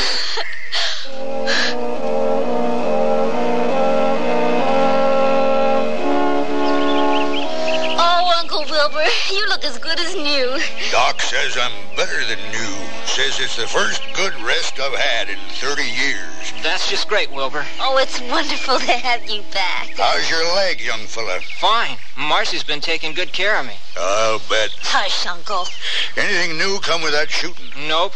Good thing that young Marshal lived, though, and was able to explain what happened. Or else we might all be in the pokey. Zeb turned the money in. Oh, now that's too bad. I thought you needed that money as your ace in the hole to start a new life. I found out I had a better ace in the hole. What's that? Her name is Marcy Jameson. Oh!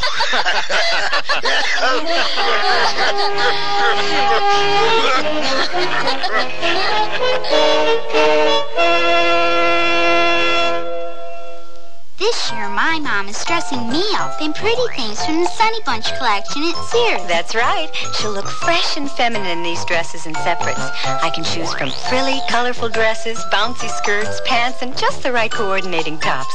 Sizes 7 to 14 in easy care fabric that's machine washable. Whether I'm going to a birthday party or just school, my Sunny Bunch clothes make me feel special. You are special. Thanks, Mom. Available at most larger Sears retail stores. How long do your pantyhose last? Do you want the answer in minutes or hours? You should try Sears Endurables, the pantyhose that lasted an average of 18 days of normal wear in a test with 400 women. The women in our test wore Endurables day after day after day, and as a group averaged 18 days. A patented process makes them strong so they last, and sheer so they look great. No pantyhose last forever. How long do your pantyhose last? Endurables at larger Sears retail stores.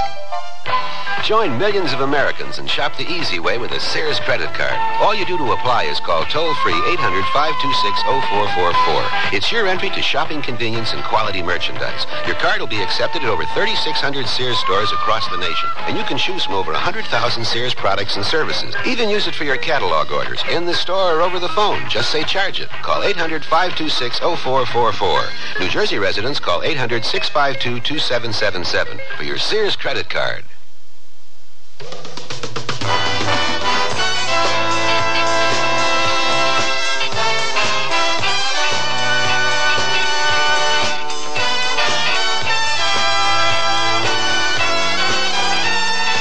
The Sears Radio Theater has been brought to you by Sears Roebuck and Company, where our policy is satisfaction guaranteed or your money back. Sears, where America shops for value. Ace in the Hole was written by John Bornholt, produced and directed by Fletcher Markle. Your host was Lorne Green. Our stars were John Daner, Joan McCall, and Ron Stark. Also heard were Marvin Miller, Jack Carroll, and Don Diamond. The music for Sears Radio Theater was composed and conducted by Nelson Riddle. Art Gilmore speaking. The Elliott Lewis production of Sears Radio Theater is a presentation of CBI.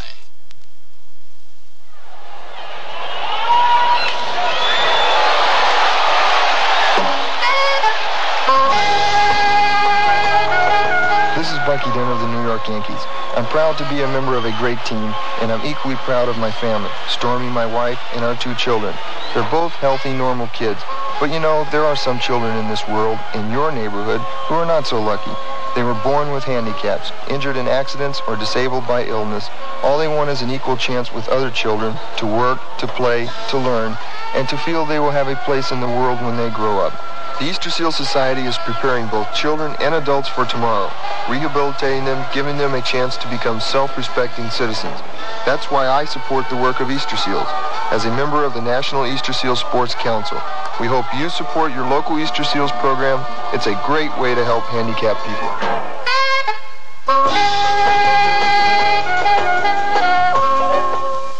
Dear Abby, a listener writes, now that my husband's gone, I've tried to open my own charge accounts and have been turned down.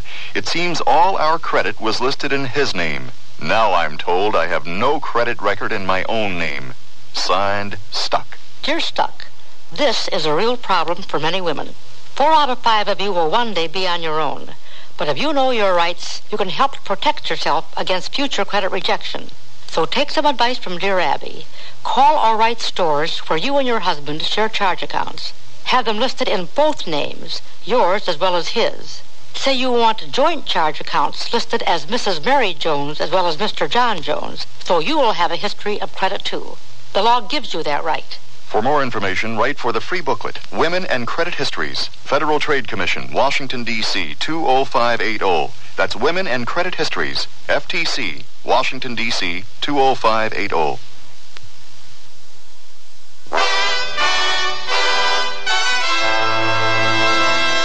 Tomorrow's Sears Radio Theater will be a comedy with Andy Griffith as your host.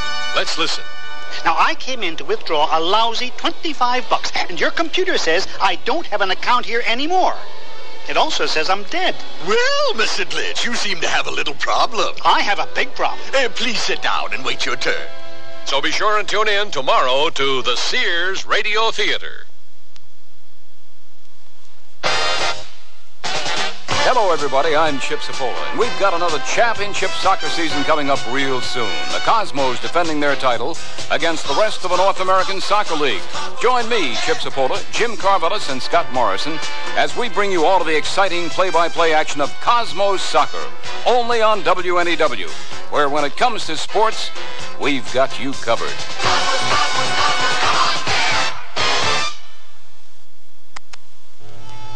This is Bob Jones, and every day on WNEW I set out to prove that truth is stranger than fiction. Listen at 12:40 and 3:40 in the afternoon, 8:40 in the evening, and on the Milkman's Matinee for The Unexplained, every weekday on WNEW. How many movies did Katharine Hepburn and Spencer Tracy make together? Who were FDR's 3 vice presidents? You don't know? How embarrassing. You better join me, Jim Lowe, in Trivia Central each Monday through Friday at 10:40 with William B. and 1:40 with Bill St. James. Frank, what do you miss about New York? Da-da-da-da-dee-da-da-dum. WNEW, 1130 in New York. It's old friends and good music. Hearing it is like going home again. Come on, Francis. Is that the only thing you miss about New York? Well, that and maybe I remember singing when I was young at the Paramount, which is a wonderful memory. And a lot of other things that I can't discuss with you because this is a daytime program. We're at 11:30 on the dial. WNEW Metro Media Radio in New York.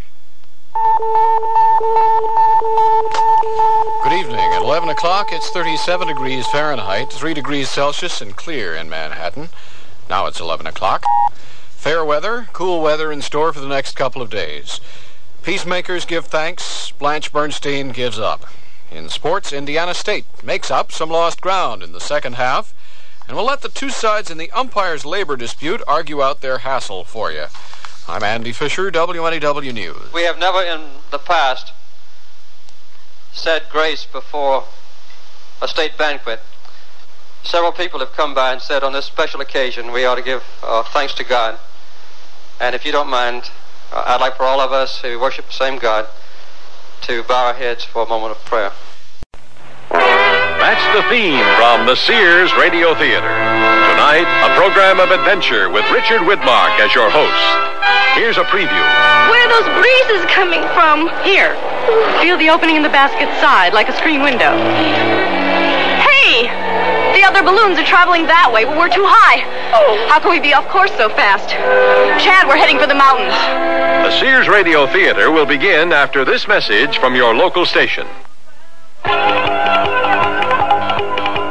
Walking around the big apple. Up the city light. Subway. Broadway, Grand Street, all day. I think all night. But when I watch New York play Milwaukee, I think of beer. And when I think of beer, the one I buy is old Milwaukee beer. People expect quality taste from a beer named after Milwaukee, the city that means beer. And they get it from Old Milwaukee, because Old Milwaukee beer tastes as great as its name. When I think of the town of Milwaukee, I think of beer. And when I think of beer, the one I buy is Old Milwaukee beer. Old Milwaukee. Bottled by the Joseph Schlitz Brewing Company, Milwaukee. This is Howard Duff, speaking for Richard Widmark. We're in a valley near the Sierra Madre Mountains in California. Although a storm's expected over the mountains, the valley is waking up to an endless blue sky. It's Saturday morning, 5 a.m., and a chilly 45 degrees. Most people are at home asleep. But Gloria Travers isn't like most people, as she'd be the first to tell you. She's a hot air balloonist and adventurous. Hurry up, Sally. A brisk walk will warm you up.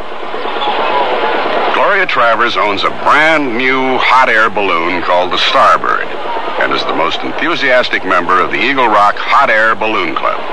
With her is her less than enthusiastic 16-year-old niece, Sally. Where's Mom and Dad? They said they'd follow. They know where the Starbird is. Come on, honey. Right over here. At the Starbird is Chad Cahill, Gloria's 20-year-old instructor and son of the salesman who sold the Starbird to Gloria. Chad's an expert on hot air balloons, the winds that control their movements through the sky, and weather conditions that can make or break a flight. Chad figures he knows it all, and has little time for those who don't. Hey, come on over there. You're not inflating an entire fleet of balloons, you know. Get with the air pump already. Okay. What's your hurry, kid? Hey, today the Starbird is gonna win. I have a plan. Well, Gloria doesn't like your plans. Well, that's just too bad. We're gonna do this my way. My way's gonna win it for us. You wait and see. Chad always has a plan. But today, his wheeling and dealing will sabotage the flight of the Starbird and maybe destroy its crew as well. And that's only the beginning of our story.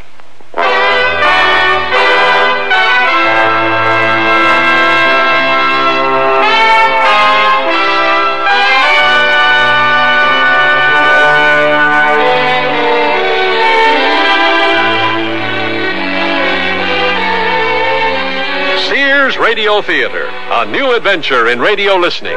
5 nights of exceptional entertainment every week. Brought to you in Elliott Lewis production of the Sears Radio Theater. Our story, Flight of the Starbird, by Annie Caroline Schuler. Our stars, Patricia Joyce, Noel North, and Philip Brown. The Sears Radio Theater is brought to you by Sears Roebuck and Company. Sears, where America shops for value. At Sears, we know how important appliances are in your home and how important it is to you to keep them operating in top condition.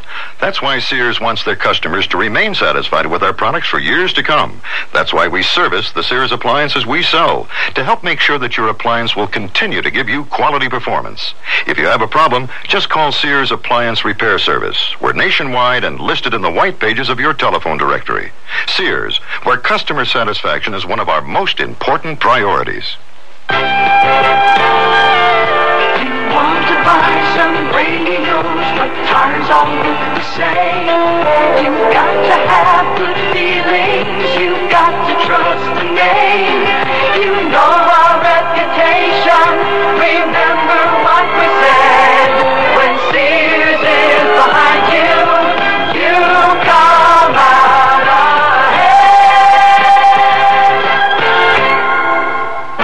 the one about Roebuck's jeans, old-timer? You mean genuine Roebuck's jeans from Sears? Shucks, the Western way of life begins in a pair of authentic Western Roebuck's jeans. Made out of hard-working denim? Roping calves, wrestling steers. Why, that's the kind of action heavyweight Roebuck's was made for. Hey, how about looks? Well, whether you're a rodeo star or a city dude, firm-pressed Roebuck's help give that neat, rugged cowboy look. Roebuck's, the men's jeans that won the Golden West at most larger Sears retail stores. It's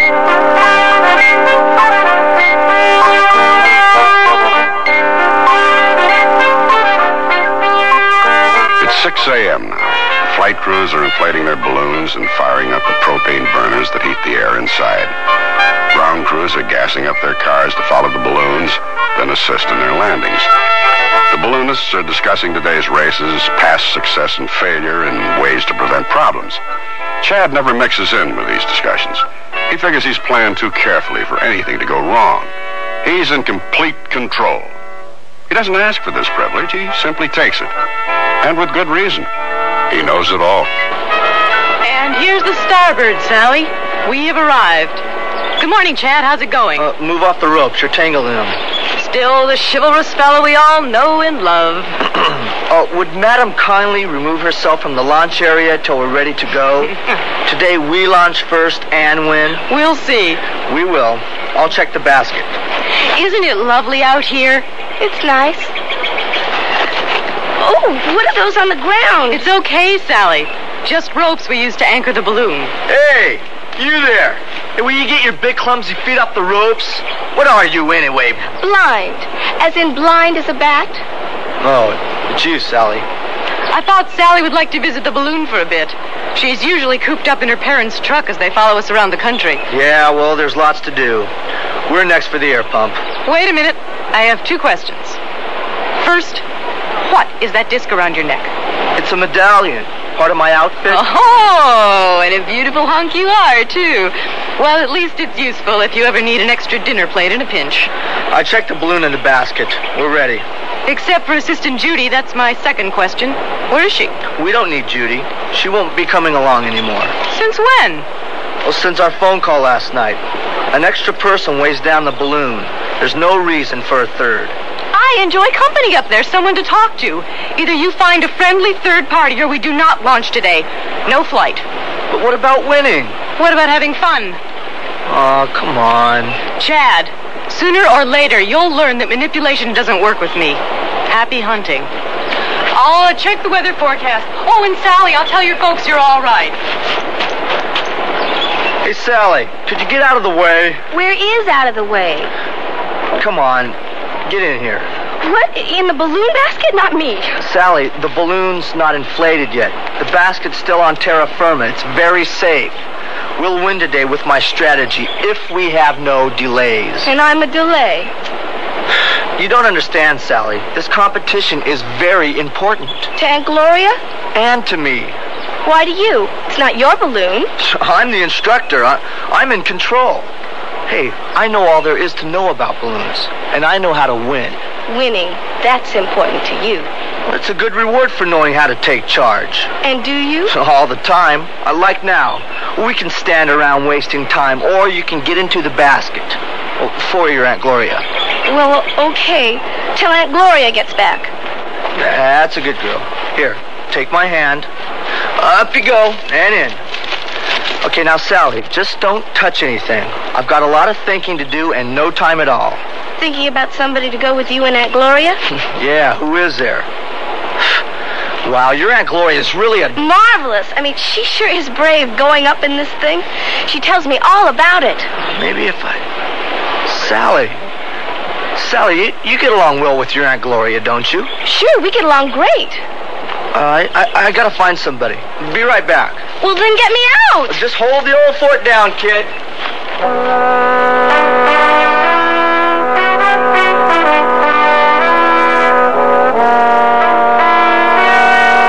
My niece Sally. Beautiful, intelligent, but blind. So she's pitied. Chad is equally intelligent and handsome and admired. But he's also power hungry and will try to manipulate anyone and anything to be in control, to win. And this makes him dangerous.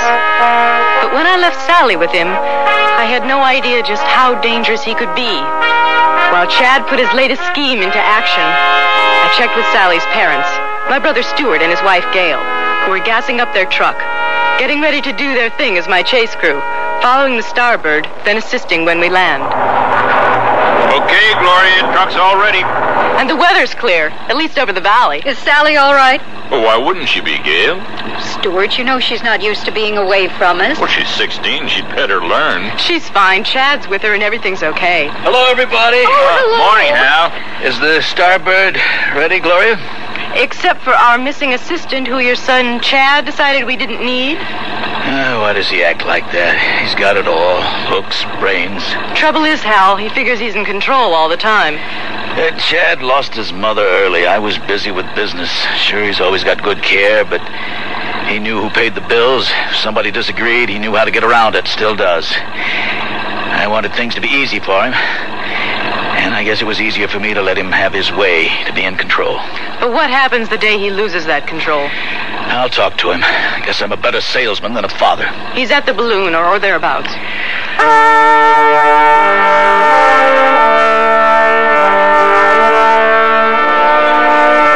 Hey there, Sally. Who is it? Chad's father, Hal Cahill. Where's Chad? Looking for an assistant for Aunt Gloria, I guess. Oh, I thought you were it. You look so at home in that basket. No way. I don't know what it's like going up in one of these things, and I don't intend to find out, ever.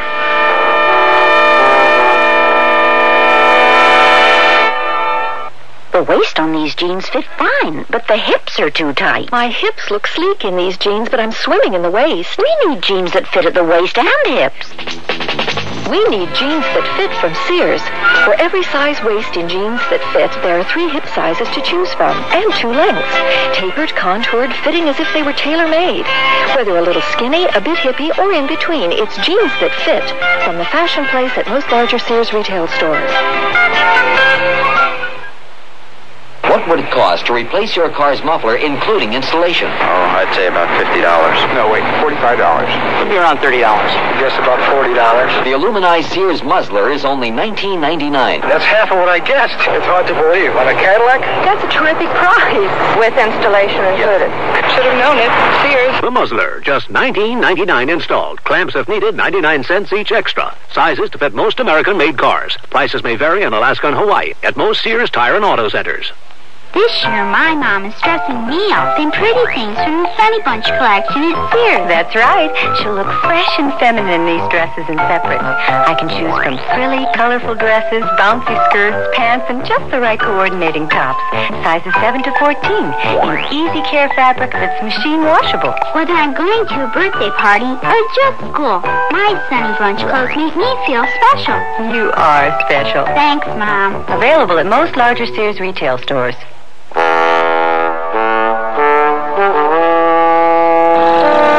Hey, Gloria, good news.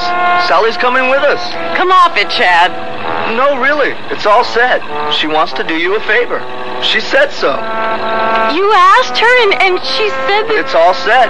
Okay, Mr. and Mrs. Travers? If Sally wants to go, that's fine with us. I don't know, Stuart. Gail, Sally wants to go.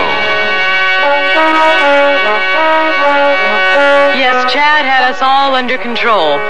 It's still difficult to believe how well his con game worked. To a point. Chad, what's that sound? Just the propane gas burner. I'm turning it on. The balloon's half full of cold air, and now we heat it. Help me out, please. Wait a minute, Sally, old girl. Remember the favor to Aunt Gloria? I've done the favor, and you're back, so get me out. Hey, get your sticky fingers off of that rope. You don't want to pull on that, kid. See, that's the ripcord. You pull that and the whole top of the balloon pops off. What for? Well, when you land, the balloon empties out and keeps you from dragging along the ground. Now, this other rope... feels different. Not as thick. Well, now, that's the maneuvering line, connecting to the maneuvering vent. A balloon panel that we open and close to go up and down, or to level off. Wow, you do know all about it, don't you? I'm impressed. Look up there. The starbird's inflating. Doesn't that silver bird on the blue and red panels look great? See how the colors blend on the balloon? The way you describe it, I wish I could. Gee, I only meant to... Hey, I'm sorry. I gotta fix the drag rope. Hey, Sally. You really look at home in there. What's that? That's me getting in. And this is me joining you. Wow. Tight quarters with the three of us. Ready to launch! Launch? Hey, what do you mean? Here we go. Hands off the balloon. We're up. Aunt Gloria, what's happening? It's okay, Sally. It takes a little while to level off. I'm getting out. No, Sally, we're too high. Chad, you said she agreed. Well, you've got company now. Somebody to talk to. It's what you wanted, right? Let me out. I gotta get out. I'm gonna be sick. Sit here on the floor, Sally, and breathe deep. Chad, you've done some pretty rotten things in the past. And like an idiot, I overlooked them because you truly knew balloons. I want to get down. Chad, take her down. But the race. We're gonna win today. Chad, down. We can't go down. We haven't leveled off yet. You want us to overturn or crash? What's happening? We're not going down. Sally, I promise as soon as it's safe, we go down. Okay. But why are we bumping around so much? Chad, slow down and level off so we can go down. We caught a good updraft, so it'll take a while. Where are those breezes coming from? Here. Feel the opening in the basket side, like a screen window. Yeah. On hot days, the screens keep us cool. Also, I can look out and see. Hey! The other balloons are traveling that way, but we're too high. Oh. How can we be off course so fast? Chad, we're heading for the mountains. With Sally's extra weight, we don't have a chance to win the race going the regular route, so I decided on a shortcut. There's a storm over the mountains, Chad. I know what I'm doing. But you said we were gonna go down. It looks like we can't go down, Sally. We're already over the foothills, so we can't go down until we're clear of the mountains. Don't worry, I can handle it. Maybe Chad thought he could handle the bumping and jostling around. But could Sally and I? And our chase crew below didn't know what to make of it. They're not following the other balloons. Stuart, what are they doing up there? I don't know, Hal. You tell me. Gloria knows there's a storm brewing over those mountains. Where's Sally? Up there. Up there with Gloria and Chad? Yep. She decided to ride the airborne route this time. Well, she told me herself she'd never go up in a balloon. But Chad told us right before the race started. Chad told you? Chad told you? Oh, no. Oh, Sally. She'll be okay. Gloria's with her, remember? Oh, they're really bouncing around up there.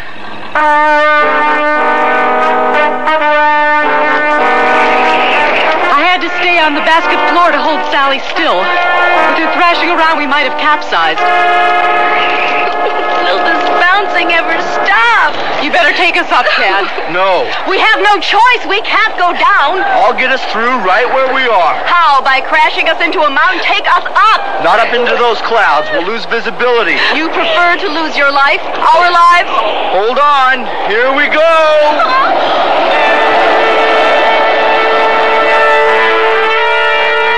We continued upward, unaware that our decision was being closely monitored by our nervous ground crew. Oh, Stuart, look. The clouds are so thick and dark. Oh. Uh-oh. Where did they go? I can't see them. Oh, Stu, I can't see them anymore. The starbird's rising right up into the clouds. They're gone.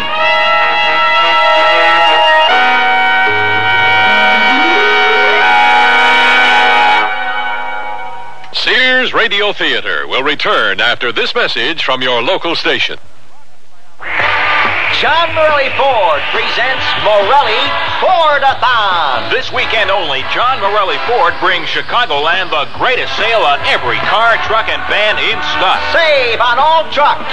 Save on all vans. Save on all four-wheel drives. Incredible savings on every Ford in stock during Morelli's Ford-a-thon. 25% off list on all trucks and more. 25% off list on vans and more. 25% off on all trick vans and four-wheel drives. Save more at Morelli during this special sale. Come ready to save like never before right now. Save more at Morelli during Fordathon. Get more at Morelli. John Morelli Ford on Western Avenue at Route 30, Olympia Fields. And you'll save an incredible 20% off list on all Thunderbirds. That's right, 20% off on a T-Bird at Morelli. During this sale only and while they last. Remember, open till midnight this Thursday, Friday, and Saturday at John Morelli Ford on Western Avenue at Route 30 in Olympia Fields.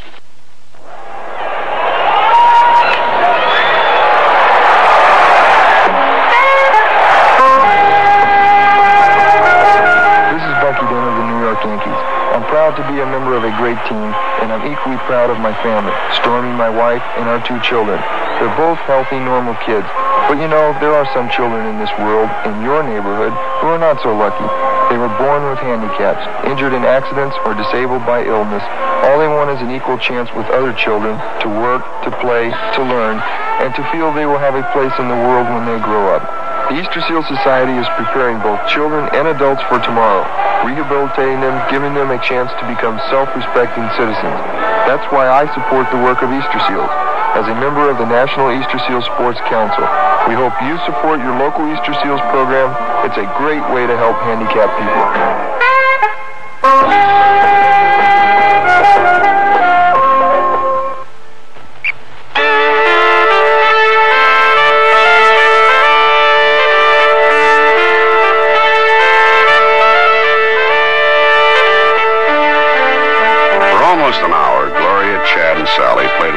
Game of tag with the clouds.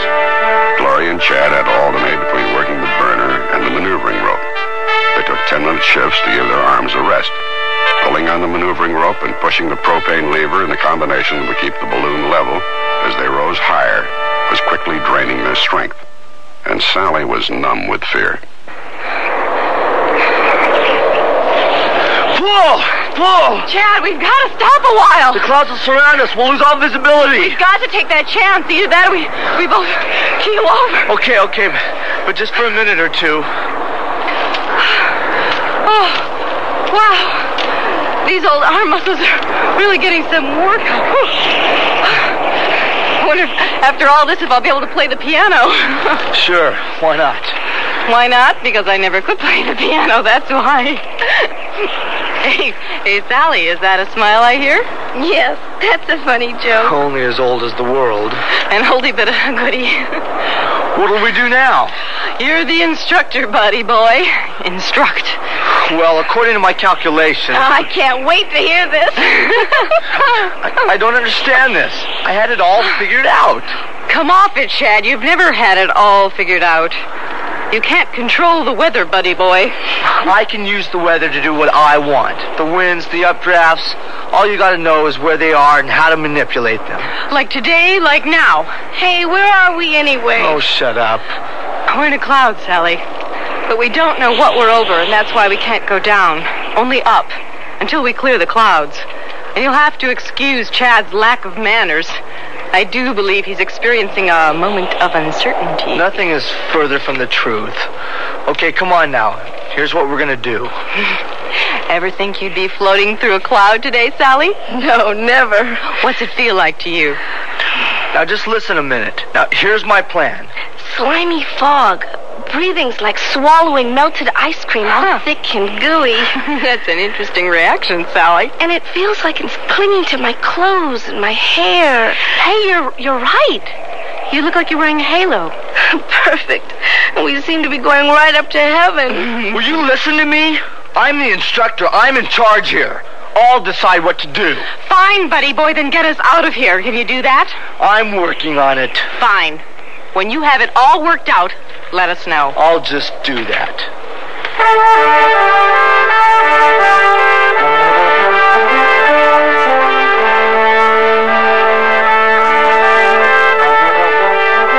But Chad could no more get us out of there than I could.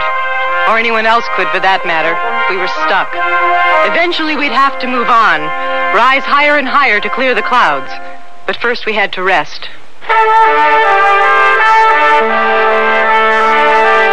Down below the clouds, however, our ground ground and chase crews were keeping busy, and their CB radios began collecting some harrowing information. Okay. Yeah. Got it. 10-4. Hey, Stuart, Gail. Any word? Yeah, we got word from the Weather Bureau about the storm. Now, what you do is go back over the mountains, same way you came, in case the balloon drops below the cloud covering. You can help land. Right. And I'll go... Yeah? You'll go where, Hal? Down around the coast. The coast?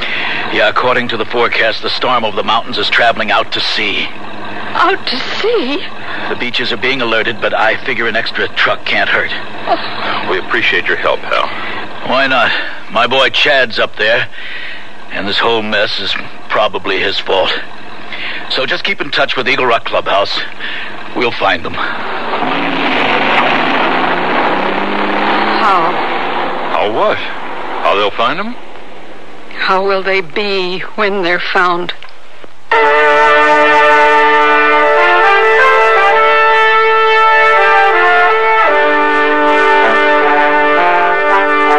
We were still collecting our wits and conserving our energies as the cloud covering rolled over us, getting thicker and thicker. We couldn't see anything. Finally, not even the basket, the balloon, or each other. Aboard the blinded Starbird, we could be anywhere. I can't see. I can't see. Neither can I. But you're blind. I'm not. Correction, Chad. We're all blind now. I can't even make out the instrument dials. But we don't know how high we are, how far we've traveled, or in what direction. No. I can't see my hand, or the balloon, or the propane flame. Is it still on? Maybe it's out. It's on. Well, how can you be sure? I hear it. Listen. And here's another fine mess you've gotten us into. I failed. I really blew it. Oh, it's hearts and flowers time now. This never happened to me before. You don't understand. I understand, all right. Maybe I can't see, but I've been bumped into, tripped over, and called poor little thing enough to know what it feels like not to be in control, buddy boy. Hey, what's with this buddy boy bit? It's supposed to shake you out of that self-pity you're winding into. And buddy boy fits you perfectly, until you start acting like an adult. Is that Sally talking? My meek and mild niece?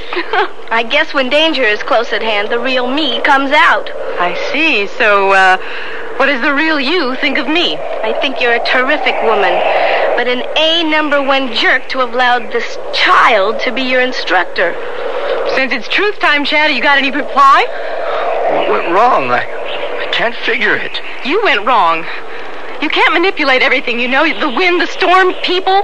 Hey, how about that? What now? It just made sense. Something a teacher told me years ago. I didn't understand it then, but I do now. He said the trouble with being blind is that you aren't able to see.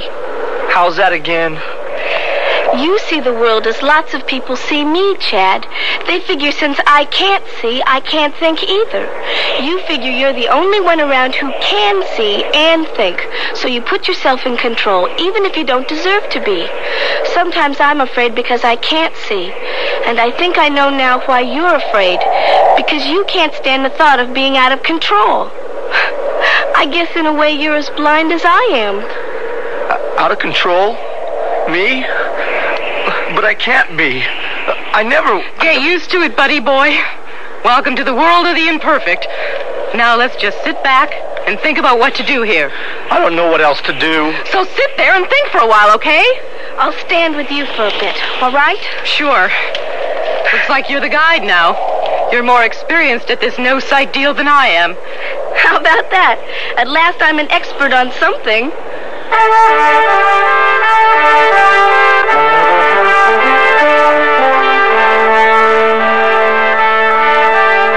At that moment, Sally began liking herself, respecting herself, and Chad was seeing his own imperfections, probably for the first time.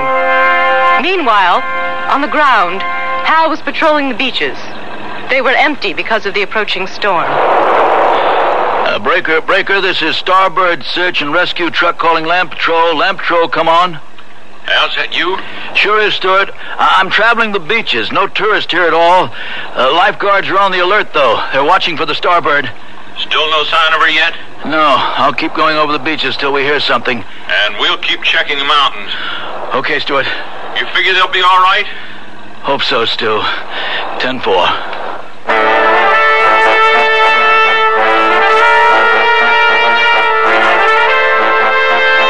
Okay, Sally, now. Open a little to stabilize. A little more. Okay, close. Open again. A little more. Anchors away! We finally shot up through the clouds and came out over them in a clear sky. Quickly, we stabilized our position, but we still resembled a cork, hopping up and down on the surface of a stream, bobbing about from side to side. I think we'd all have been seasick had we not been near freezing, but freezing soon became the least of our worries. I can't breathe. Can't be. This altimeter must be broken. You usually travel, 500 or 600 feet? This altimeter says we're at 7,000 feet. It can't be. Oh, yes, we are. Try to breathe. No air. No, now, all of us, we breathe easily, slowly, and don't force. We'll suffocate up here. We're going down.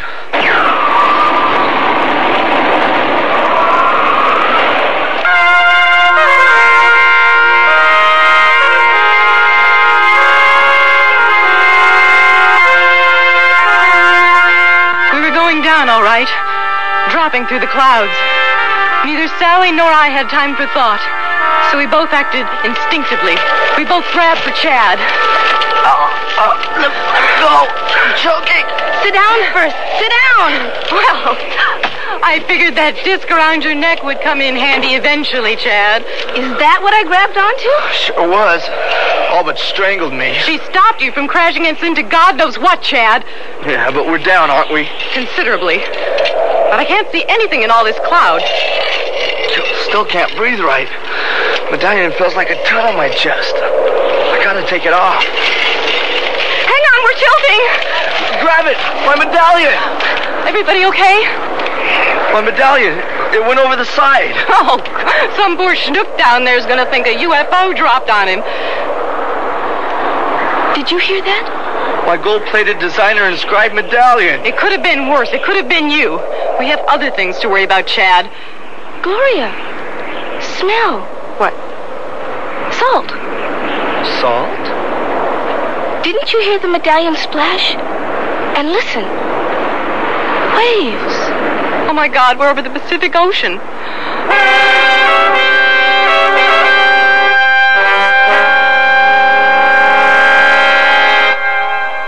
Tell us the one about Roebuck's jeans, old-timer. You mean genuine Roebuck's jeans from Sears? Shucks, the Western way of life begins in a pair of authentic Western Roebuck's jeans. Made out of hard-working denim? Roping calves, wrestling steers. Why, that's the kind of action heavyweight Roebuck's was made for. Hey, how about looks? Well, whether you're a rodeo star or a city dude, firm-pressed Roebuck's help give that neat, rugged cowboy look. Roebuck's, the men's jeans that won the Golden West at most larger Sears retail stores. Generations ago, families dined by the warmth of the open hearth. Today, Sears rekindles this spirit with its open hearth dining room furniture. Faithfully rendered early American designs and careful workmanship give it an heirloom quality. The satin glow and warm highlighting of Sears open hearth take 26 steps to achieve. There's no shorter method to bring out the beauty of the wood. And like all good furniture, open hearth is made to last for a long time with sturdy tongue and groove and mortise and tenon construction. Choose from 16 different pieces of open hearth at most Sears retail stores. How long do your pantyhose last? Do you want the answer in minutes or hours? You should try Sears Endurables, the pantyhose that lasted an average of 18 days of normal wear in a test with 400 women. The women in our test wore Endurables day after day after day, and as a group averaged 18 days. A patented process makes them strong so they last, and sheer so they look great. No pantyhose last forever. How long do your pantyhose last? Endurables at larger Sears retail stores.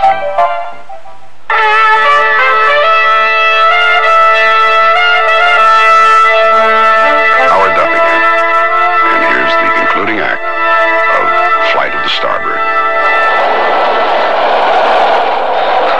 up there. Pull up.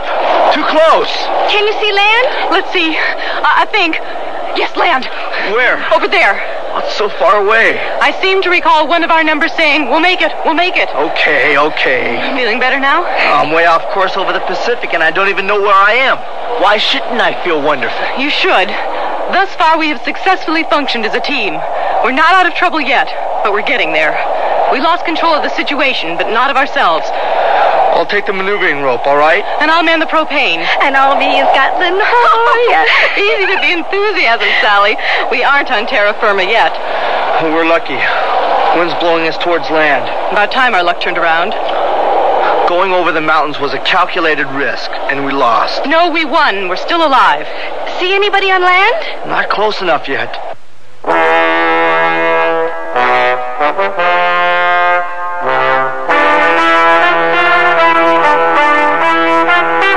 But somebody on land saw us.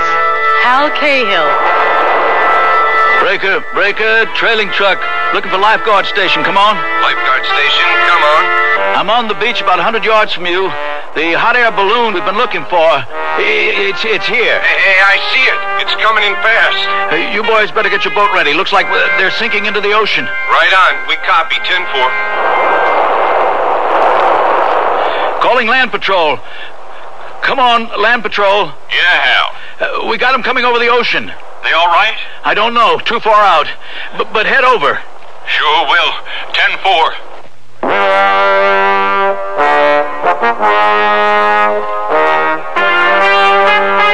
We were so anxious to descend through the clouds that we released too much of the precious hot air from our balloon.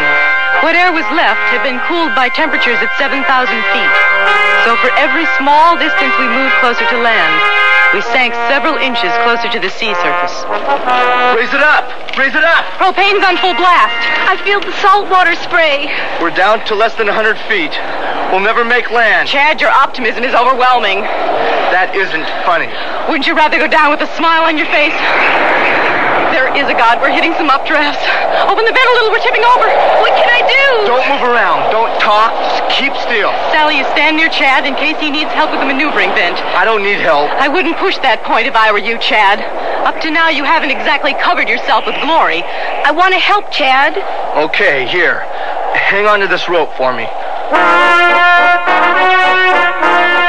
While Chad sulked on the basket floor, Sally and I maintained a level position as the updrafts tossed us about. More flame, more flame. I feel it sinking. Okay. You've turned into some dictator, you have. Yeah, how about that? Too bad your first balloon voyage had to be this one. First kidnapped and frozen. It's been okay. Scary, but not bad. It's a lot more interesting than riding in that pickup, chasing after you on the ground with Mom, trying to share with me the beauty of your balloon flight. Now I understand the beauty she was talking about. It is some feeling, floating with the winds lighter than air. Even better than being a bird. Birds have to fight to keep up in the air, flapping their wings like mad. We just rise with the wind. We're down! Lift! Lift us up, you damn starbird. Level. Venting. Okay, level. You maneuver this thing pretty well. Well, you don't have to see to do this. Just feel the basket going up and down. You know, some balloonists have brailled instruments. They always take an assistant with them to help landing, but they do all the work. How about that? You feeling better, Chad? I'm sick with joy. Yes, you're feeling better. Your sarcasm's coming back. I'll take the maneuvering rope, Sally. Okay. I thought you were taking the maneuvering rope. I have to warm my hands first. They're freezing. We need somebody on that line. Okay. Here, Sally, since you do such a sterling job. Wait a minute. This isn't... Vent, open that vent. I can't. It's not the right... Pull the rope. No, the wrong rope. Chad, this is the ripcord. Oh, here's the maneuvering line, Sally. Oh, got it. Chad, you dummy. I handed her the right rope. She dropped it and picked up the wrong one. I handed her the right one. Chad, you did not. You handed me the ripcord, which by your definition pops the top off the balloon upon landing.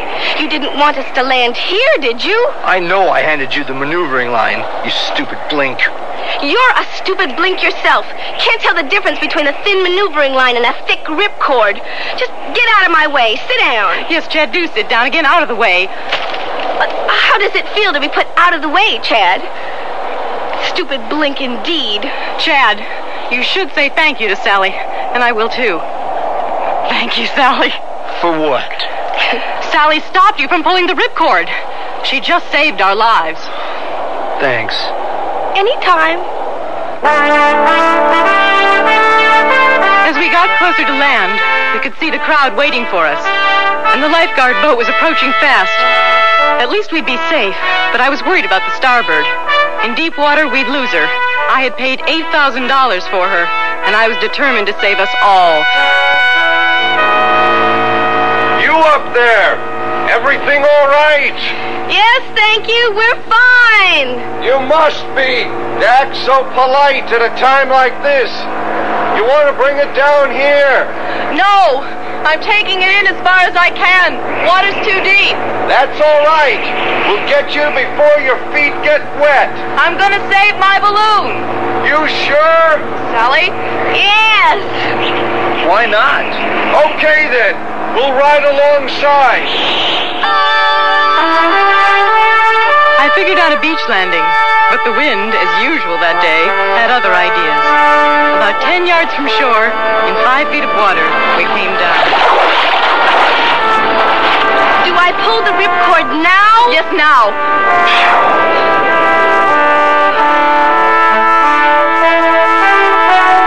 On the beach, the reunion of Sally and her parents was joyous. Not so the reunion of Chad and his father. I was just happy to be back on terra firma. Back at the Eagle Rock Balloon Clubhouse, we had a real celebration, with Sally popping the first champagne cork. Oh, Gloria, I'm really sorry. We're alive and well.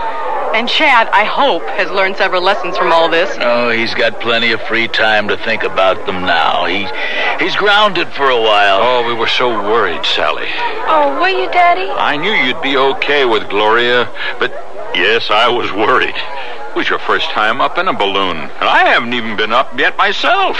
Your turn next week. Not me. But, Daddy, it's fun. Sally, you enjoyed it? It was interesting, and Aunt Gloria made it really fun. I'll probably go up again sometime, but not with Chad. Well, to tell you the truth, Chad's not going up for a long time. That you can count on. At least we've got something wonderful to celebrate. I earned my pilot's certificate today. Here, Sally. Help us open another bottle of champagne. I'm getting good at this. Well, don't get too good. We can't afford it. No. I think I'll see if Chad wants some. After what that boy put her through, she's still willing to be friendly. That's our daughter. Next stop for her is the UN. You know, I gotta check that altimeter in your basket. It's gotta be broken. To reach 7,000 feet in your balloon, not very likely. Hal's right. What about Sally hearing Chad's medallion drop into the ocean from wherever you dropped to? It is possible to hear surface activity from a considerable altitude. And remember, because of Sally's blindness, her hearing is much better than ours. With all the craziness we were going through, I don't think Chad nor I would have heard it. Sally saved our lives. That in itself is a miracle. Today's been a miraculous day. I'll never be able to doubt the existence of miracles again. So if you don't doubt miracles, don't doubt your daughter either. My little girl, Sally. No more. That's a woman we're talking about.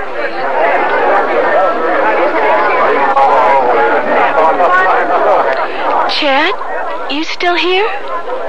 Yep. Want some champagne? I brought 2 glasses. I've been grounded. I heard. That's tough. And it's largely because of you, you know. Chad, I can't get over my blindness, but you can get over yours. Open your eyes to the world, to people. See them as people, not as things you can manipulate to get what you want. And let go a little on that tight control you think you have over the world. No one's in control all the time. Yeah, that much I learned today, little Mary Sunshine. Do you want champagne or not? Okay, sure I do. Here, you hold the glasses.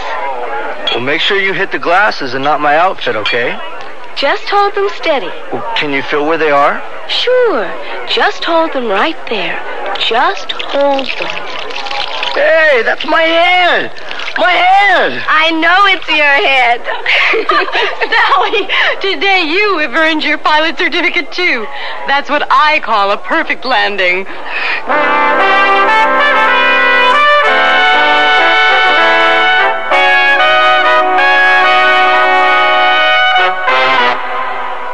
To look the height of fashion wherever I go requires many coats. But for home, I need only one coat fashion surrounding me.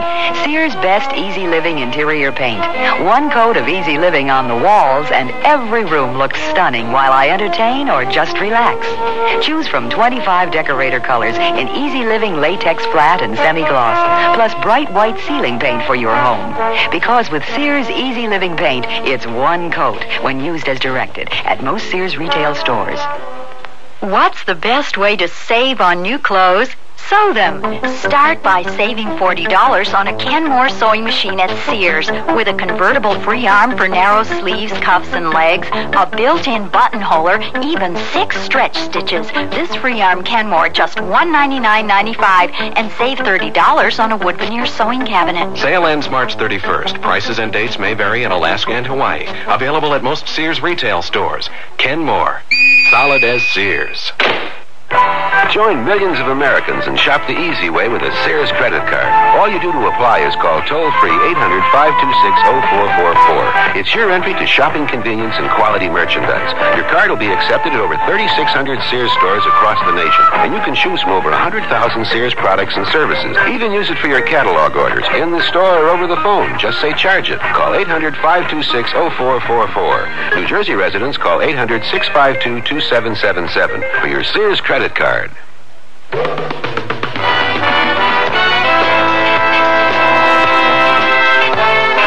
The Sears Radio Theater has been brought to you by Sears Roebuck and Company, where our policy is satisfaction guaranteed or your money back.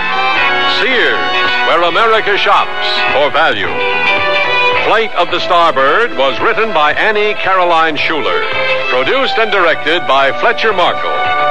Our stars were Patricia Joyce, Noel North, and Philip Brown. Also heard were Peggy Weber, Barney Phillips, Norman Alden, Michael Gelman.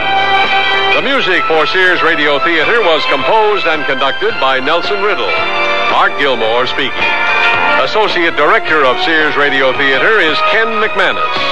Sound effects were created by Bud Tollefson. Joanne Thompson is production supervisor, and the recording engineers are Joe Wachter and Hal McDonald.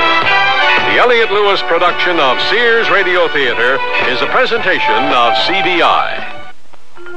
For an exciting look at tomorrow's business innovations, along with practical solutions to today's business problems, plan to attend the Chicagoland Business Expo, now established as the comprehensive business show. The Chicagoland Business Expo opens Tuesday, April 3rd at the Downtown Expo Center. Over 250 displays on the latest in business equipment, services, and management techniques. Special emphasis this year on the Investment Opportunity Center and small computers for business. And if you're concerned with the operation of a small or medium-sized business, then the 3rd annual Chicagoland Business Expo is designed for your needs too. The expo opens daily, April 3rd, 4th, and 5th at 10:30. Call 263-4866 for more information. The Chicagoland Business Expo at the Downtown Expo Center across from the Merchandise Mart. Plan to be there. For more information, call 263-4866. Crawford Savings is all over Chicagoland. It's knowing you're growing with people who care at Crawford. Crawford Savings makes it a pleasure whenever you're there at Crawford. Crawford Savings We've moved to Deerfield, and Crawford's moved right with us. They financed our home and continue to meet all our needs right here in Deerfield. We know the secret to serving you better. We can use all their locations. We've got it together. Like downtown, near my office. It's knowing you're growing with people you trust at Crawford. Crawford makes it easy to grow with them, with a full line of services at 11 offices throughout Chicagoland. Try switching your checking and savings accounts to Crawford. Crawford Savings. Visit any of Crawford's 11 offices, including Oak Brook Terrace, Romeoville, and South Holland. John Morelli Ford presents Morelli Ford-a-thon. This weekend only, John Morelli Ford brings Chicagoland the greatest sale on every car, truck, and van in stock. Save on all trucks. Save on all vans. Save on all four-wheel drives. Incredible savings on every Ford in stock during Morelli's Ford-a-thon. 25% off list on all trucks and more. 25% off list on vans and more. 25% off on all trick vans and four-wheel drives. Save more at Morelli during this special sale. Come ready to save like never before right now. Save more at Morelli during Ford-a-thon. Get more at Morelli. John Morelli Ford on Western Avenue at Route 30, Olympia Fields. And you'll save an incredible 20% off list on all Thunderbirds. That's right, 20% off on a T-Bird at Morelli. During this sale only and while they last. Remember, they're open till midnight this Thursday, Friday, and Saturday at John Morelli Ford on Western Avenue at Route 30 in Olympia Fields. Next Monday, Sears Radio Theater will be a story of the West with Lorne Green as your host. Let's listen. You have heard of the Confederacy which has been formed among some of the southern states. Yes. There's also a movement here in California to pull our state out of the Union, form a Pacific Republic, and lend our assistance to the southern effort. Your father and I are both part of this movement. I can tell you no more. So be sure and tune in next Monday to the Sears Radio Theater. I'm Andy Fisher, WNEW News. At 8 minutes past 10, time for the Sears Radio Theater. That's the theme from the Sears Radio Theater. Tonight, a program of mystery with Vincent Price as your host. Here's a preview. I'm asking myself why I let you dictate to me like this. Because I am on the committee, and you are just a hired killer. There are people like you crawling in every gutter. The Sears Radio Theater will begin after this message from your local station. Our hot number is 1130, and $1,130 is what you could win for yourself or a mom you love. It's our WNEW tribute to Mother's Day. On a postcard, put your name, address, phone number, and the name of a mother you care about. Send it to 1130 WNEW by Friday, May 11th. All day that day, we'll be selecting cards at random and presenting the senders with either flowers for mom, $50 so you can get the family together on the telephone, or dinner for four at a Manhattan restaurant so mom can have an evening out. Finally, Friday evening, Bob Fitzsimmons will select one entry to receive $1,130. What a visit with mom that will buy. Get your cards in right away to 1130 WNEW, 655 3rd Avenue, New York 10017, because the hot number is 1130. What in the World Happened in May? Brought to you by your local Navy recruiter. May is admissions day for South Carolina, admitted in 1788, Rhode Island in 1790, Wisconsin in 1840, and Minnesota admitted in 1858. In May of 1607, the first permanent English settlement in America was established at Jamestown. The U.S. Navy SEAL was adopted in May of 1780. The first Secretary of the Navy, Benjamin Stoddert, was appointed in May of 1798. In May of 1873, the Post Office issued its first penny postcard. The U.S. Navy Nurse Corps was established in May of 1908. One of the tallest buildings in the world, the Empire State Building, was completed in May of 1931. In May of 1934, the first quintuplets to live beyond infancy, the Dion quintuplets, were born in Canada. What in the World Happened in May is brought to you by your local Navy recruiter. We'll answer your questions about Navy opportunity. Or in the continental United States, call 800-841-8000, toll free. In Georgia, 800-342-5855. This is Vincent Price. Terrorists, they've been around since biblical times, and no period in the long history of our culture has been free of them. But for one reason or another, they seem to get away with their terrorism more easily today. It's becoming more and more difficult to put them where they belong, behind bars. Let me read to you about one of them from what Interpol calls a portrait pal. That's a kind of fact sheet about the people they'd like to get their hands on. Listen. Subject's code name is Grappa. Nationality, unknown. Age, unknown. Physical description, present whereabouts, unknown. Looks like a lot of unknowns in there, doesn't it? And there's more. Arrests, nil. Convictions, nil. Modus operandi, Grappa strikes and disappears. There is no evidence whatsoever against this man that cannot instantly be refuted by competent defense lawyers. Well, that's about all there is to the Interpol fact sheet on Grappa, and it's not much to go on. But scrawled in pencil in the bottom left-hand corner of this file is the annotation, Grappa is currently believed to be in Athens, Greece. And whoever made that guess happens to be right. They have no idea at all what he's doing there, and they don't even know what he looks like. But I can tell you, my friends, that Grappa is getting ready for a terrorist hit. He's in Athens, Greece, to murder someone. And that's only the beginning of our story.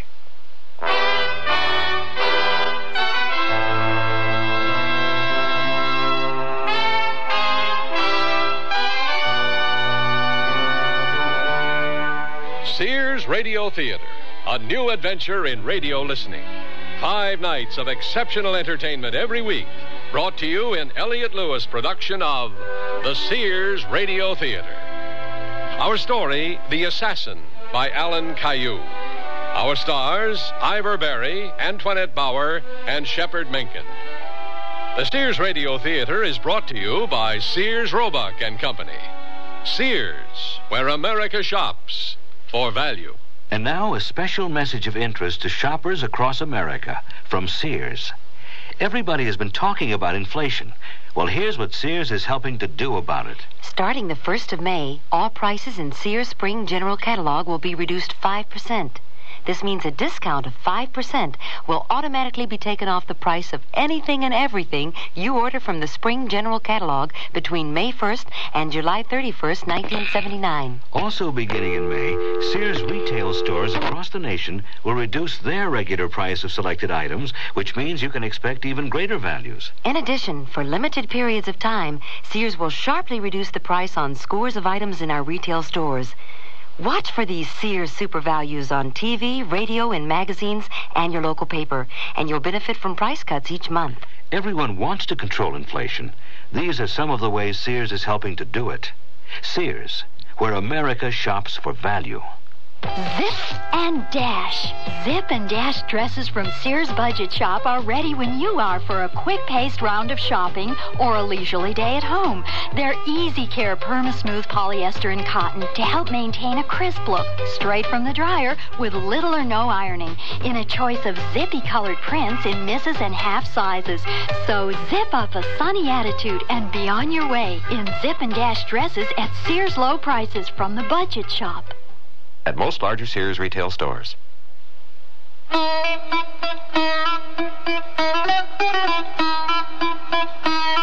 We are about to examine a terrorist operation from both sides of the fence. It's a particularly nasty situation because the intended victim happens to be a very nice old man. And it's a strange thing. You'd think this violent, brutal business would be exclusively a male province, wouldn't you? But it's not. You'd be surprised how many women, young women at that, have joined these organizations, become part of them, even the brains behind them. I cannot help wishing they had chosen someone else for this operation. Apart from that one trifling error, his reputation is tremendous. Personally, I can't wait to meet him. Ah, here we are. Gringo. Well, The sun will shine on Sunday. The rain is good for the crop. I'm so glad. Childish games, aren't they? May we come in?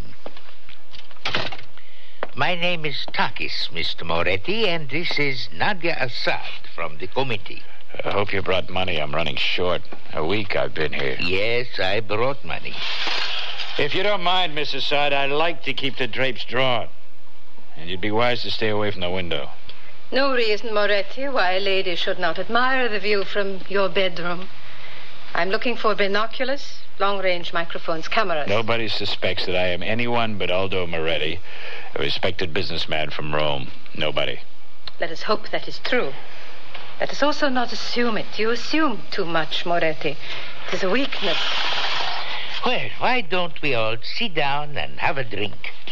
I trust you have a bottle of something somewhere, Moretti. In the cupboard. Good Italian grappa. I admire your sense of humor, my dear friend. Another stupidity. Oh, don't be hard on him, Nadia. He does his best. Drink? No. I have something to say.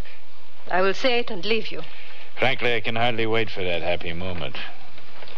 Your last job in Rome. He died. Who died? The man you were ordered merely to wound. How could he die? I hit him in the legs, as the committee wanted. He died in hospital of shock. It was meant to be a warning, nothing more. Well, that's one less enemy of the people to worry about. No. He was an Interpol man. Now it's not only the stupid Italian police who are after you, it is Interpol too. We don't like that. It worries me not at all. Then you're a fool. The committee has instructed me to oversee this operation personally. Mr. Takis will bring you up on it. Fill him in, Takis. And before you go, get rid of that stupid bottle. There is really no reason, my dear Nadia, why an Italian should not drink grappa. It is a symptom of his arrogance. And I will not have it. Good day. If that female thinks she's going to oversee my operation... Oh, but she will, Moretti. We can't argue with her. The committee, like money or beautiful women, has a kind of power that is positively awe-inspiring. So sit down, calm down, and I will bring you up to date. First, your money. 100,000 drachmas. And about time, too. Do we know when the Chief Justice is arriving?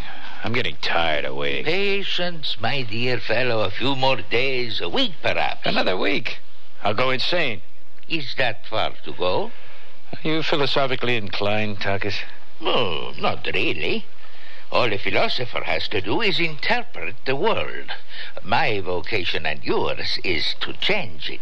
Then have you ever wondered what it is that motivates people like me? I'm sure I can guess. Guessing is not enough. You have to know. It's hatred, Takis. It doesn't really matter what a man hates, as long as he hates something. Do you understand me, Takis?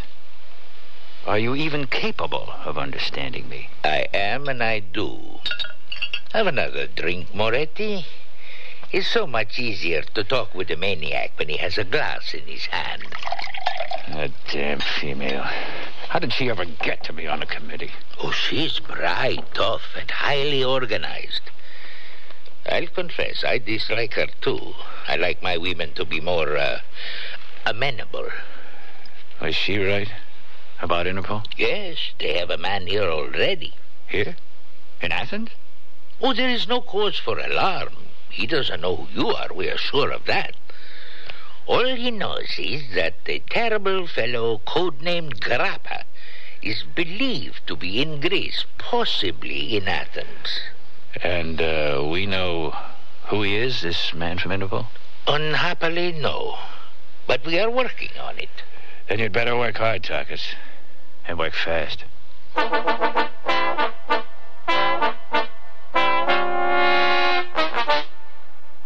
Sears Sears National Automotive Sale. Now, save $36 to $76 on a set of 4 Sears steel-belted radial tires. That's great savings on the most popular radial in Sears history. And the Sears heavy-duty shock can help save you from some of the jolts, jars, and jerks. Help save you some money, too. On sale now, only $5.99 each. Save 14% on America's best-selling shock. Installation available at most Sears Tire and Auto Centers. Prices may vary in Alaska and Hawaii. Stop at Sears. This is my first night camping with my family of 5. Now I'm really glad I packed my Sears family-style tent. It's Sears' best tent, tested by Sir Edmund Hillary, the first man to conquer Mount Everest. This tent stands 6 feet 9 inches in the center and has a sewn-in 10 by 14-foot floor. It sleeps 8, plenty of room for my family, even the dog. We like the windows that can be zip shut from the inside, and this large front canopy. Sears' best family-style tent is built to be lived in, and if it's good enough for Hillary, it's good enough for my family at most larger Sears retail stores. Dear, today I found the bedroom suite of my dreams at a great price. That's a coincidence. I found one that has all the features. Well, mine has authentic country styling. So does mine. Does yours have a beautiful 26-step finish? Nothing but, and I get a choice of 13 different pieces. All built to last for a long time? Yes, with sturdy tongue and groove construction and dovetail jointed drawers. Is yours Sears Open Hearth Bedroom Furniture? Sears Open Hearth Bedroom Collection. Expert craftsmanship at a reasonable price. Select from 13 different pieces. Now at most Sears retail stores.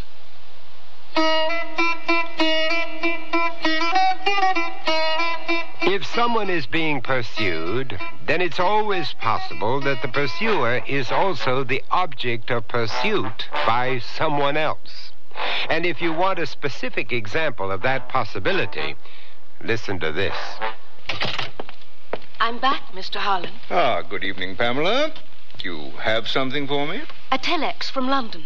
I've just finished decoding it. Subject number 457 has joined subject 202. Action expected to be imminent. That's all.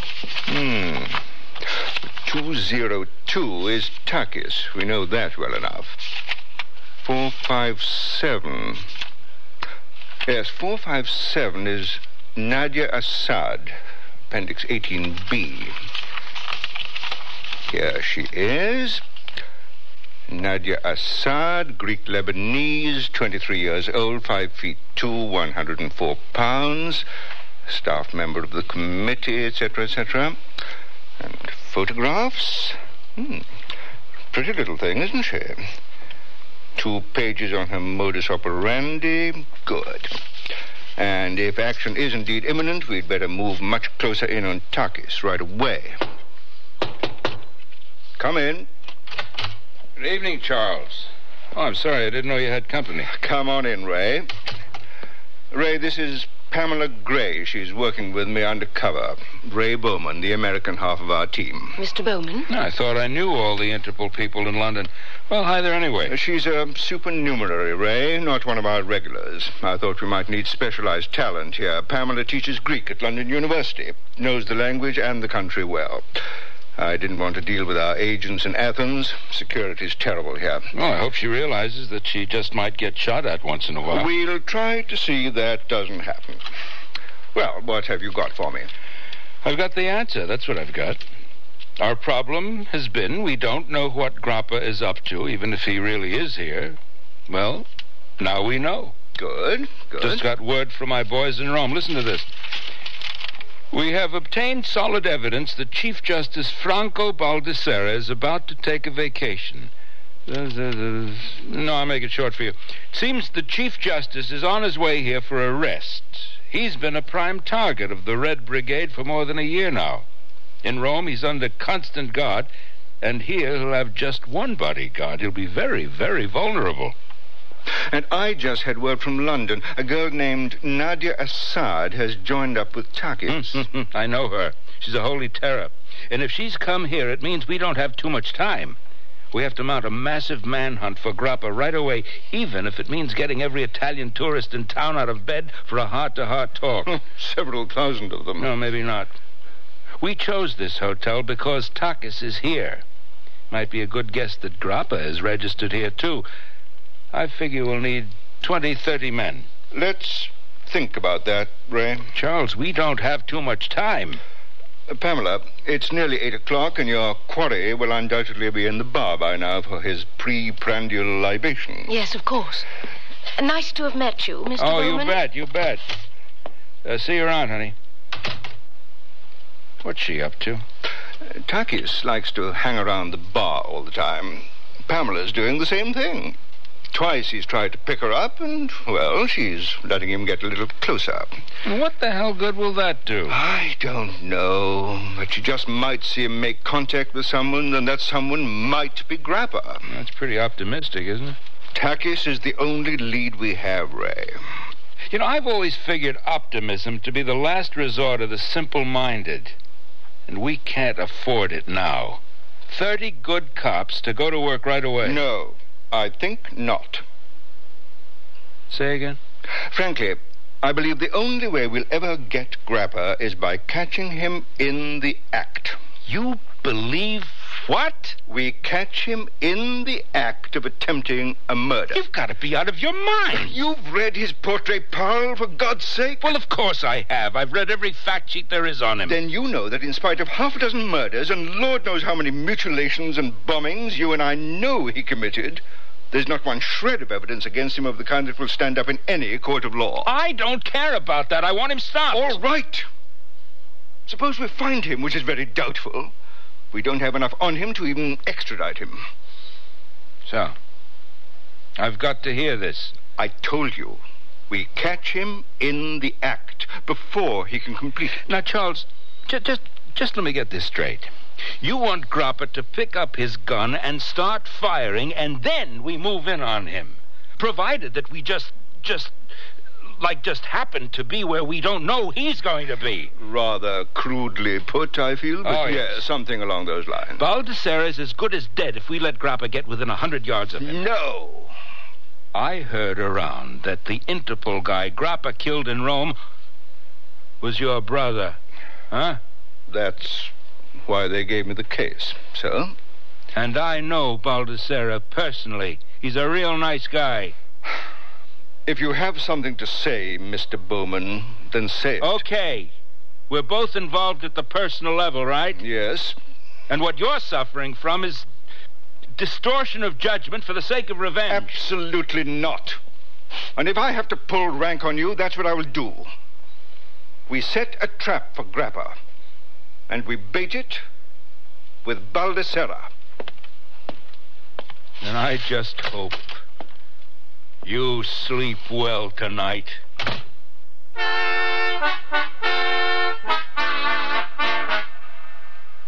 Sears Radio Theater will return after this message from your local station. This is Safety Vision, a quick and easy method for observing potential hazards in your home. Let's start by activating your safety scan. Carefully focus on your appliance cords and plugs. Check to see if they're damaged in any way, and if so, discontinue using the appliance. Next, you should focus on water. Check so that none of your plugged-in electrical appliances can be accidentally immersed in water or any other liquid. And avoid handling an electrical appliance with wet hands, or when you are standing on a wet or damp floor. And finally, your safety scan should include checking for the UL label on all electrical appliances. That label indicates that the product design has been evaluated by safety engineers and complies with a nationally recognized safety standard. A public service message on behalf of Underwriters Laboratories and this station. When George had his heart attack, the doctor told me that we had to reduce the animal fat in his diet. His cholesterol count was too high. What did you do?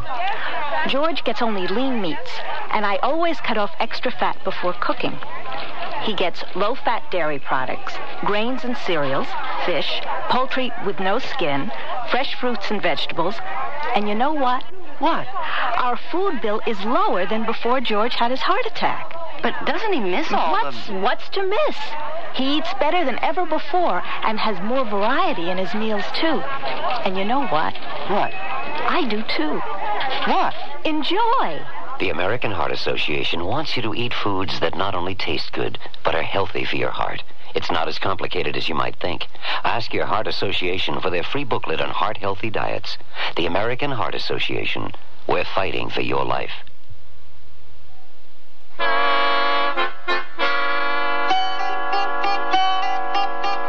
You know, it's strange how a truly evil man can have a very human weakness that's able to destroy him utterly.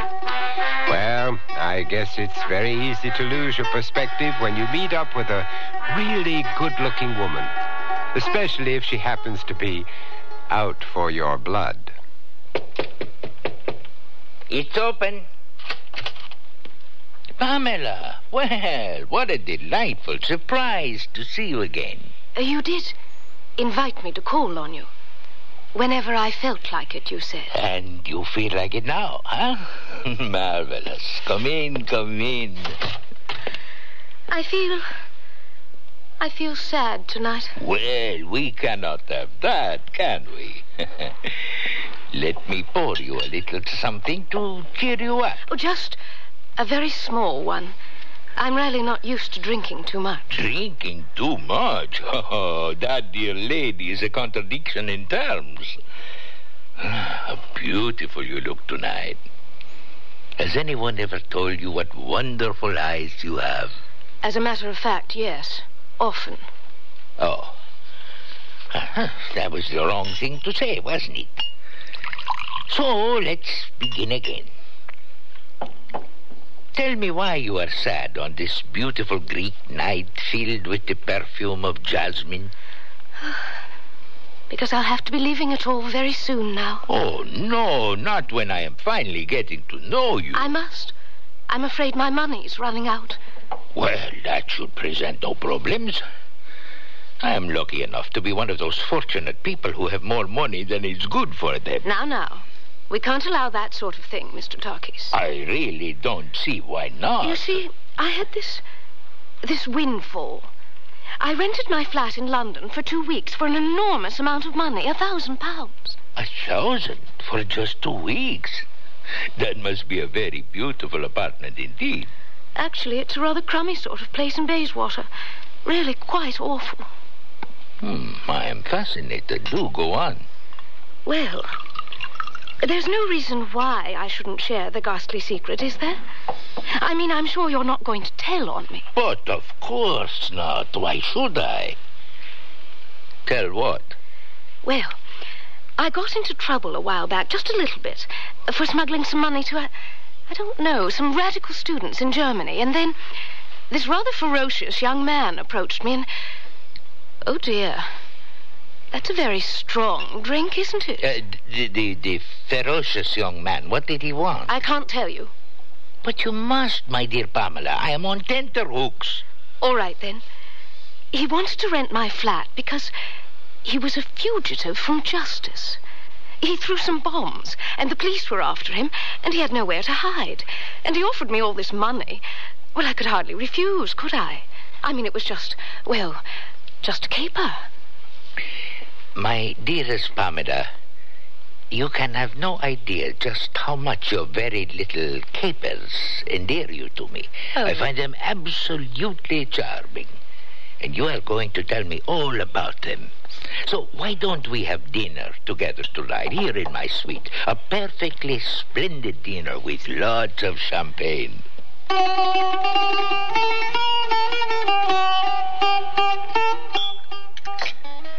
I don't suppose it's any use asking you to rethink this thing, Charles. Allow me to make a point, Ray. You accused me, somewhat unfairly, I thought, of being biased because of my brother's murder. But I could just as well accuse you of bias because of your friendship with the Baldessaras. But I've chosen not to. They landed 3 hours ago. They could have been gunned down already by an assassin whose identity we don't even know. But they have not been gunned down, and they're under the tightest possible surveillance. Baldessari is safe in his bed, and he won't leave the hotel until tomorrow night. No, that's tonight now, isn't it? When he goes to a dinner in his honor at Sunyan. And every inch of the way... Pamela, My God, you look terrible. What's happened? I didn't know if you'd still be up, Mr. Harland. She got smashed is what happened. Here, honey, have some coffee. Turkish coffee. Works wonders. I just had rather too much champagne, but I know the where, and I know the when. Good girl. Drink your coffee, honey. More on the way. At 3:15 this morning, the phone rang, and Takis answered it. And what he said was, that coffee's good. Does he know you speak Greek? Of course not. To him, I'm just an English tourist. Go on. Well, he listened for a long, long time, and then he said, all right, tonight, when he leaves the hotel to go to that dinner, that gives you 18 hours to do what has to be done. He was talking to a woman. He called her Nadia. Ray, get Inspector Pagos over here, please. Now.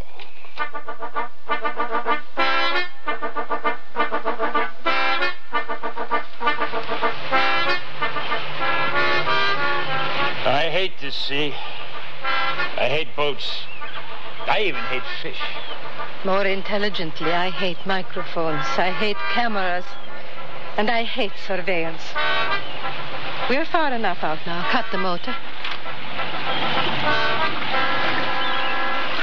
All right now. Listen carefully.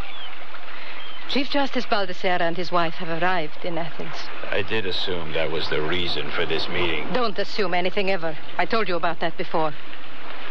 He's staying at the Megalos. That is only half a block from your own hotel. I know where the Megalos is. He is invited tonight for a dinner.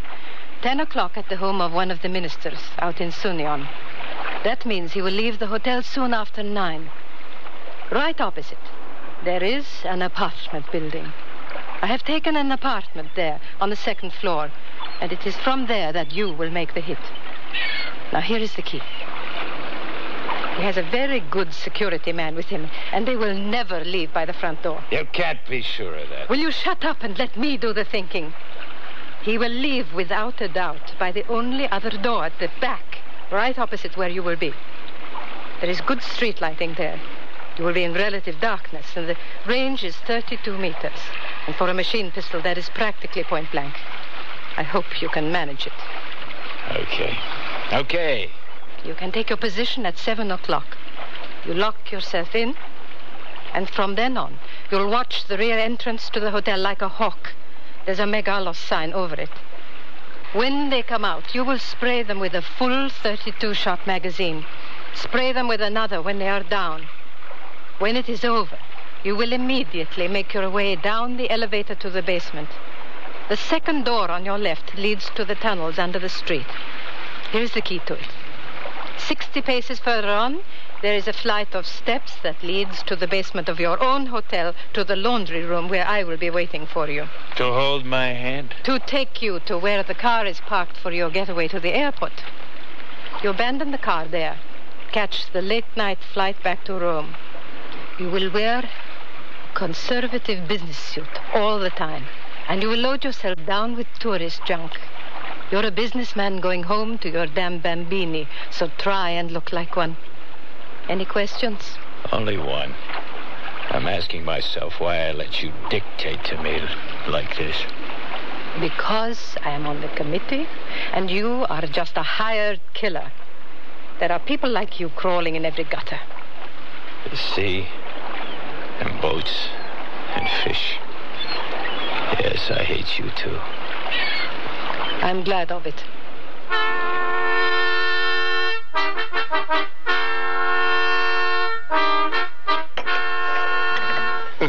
That ashtray looks absolutely revolting.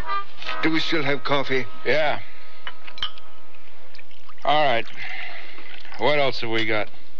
Inspector Pagos? We know, sir, that the Chief Justice will be leaving the Megalos at 9:15. I have spoken discreetly, of course, with his bodyguard. They'll use the rear entrance for the sake of security. As, of course, they should. I wonder if Grappa will know that. Oh, he'll know it. That's where he'll be, at the back. We will cover all sides. I will have 8 men on the rooftops, 6 more in plain clothes on the streets, all of them sharpshooters. Cameras? 4 infrared cameras will be set up at various points of vantage. That's all we have in the department, Mr. Harland. As long as the operators keep their eyes open and their wits about them, I want the evidence. Right. A murder case kind of falls apart without evidence, doesn't it? A case of attempted murder. The moment Grappa readies his gun. If we see him in time... Your marksman will start firing. When I pick up that body, I want it to look like a Swiss cheese. Now, what about the girl Nadia? She must have made contact with Grappa. She's being followed, but no one seems to want to mention her. I'm afraid my man lost her, Mr. Harland. Early this morning, we have not been able to find her since. Well, that's a great help. I'm sorry, sir. Takis? We know Takis' modus operandi very well. He likes to establish a highly visible profile somewhere to set up an alibi if needed, but still close enough to know what is going on. That means he'll be in the hotel bar. I'll be there, too, drinking again. Now, you go back to sleep, honey. Leave this to the professionals. She's right. Be there, Pamela. One more thing. We have to fit Baldessera and his wife and his security man with bulletproof vests. Hope they have good ones here. I'm afraid we can't do that, Ray. Why not? It's mandatory. They've not been told that an attempt is being made on their lives. Damn you. You're setting them up for murder. No, as a matter of record, I don't think I am. You don't think? He was a nice guy, Baldessera. And his wife, Maria, she was elderly and kind of roly-poly, a real kindly little old lady. And they don't have a chance in hell.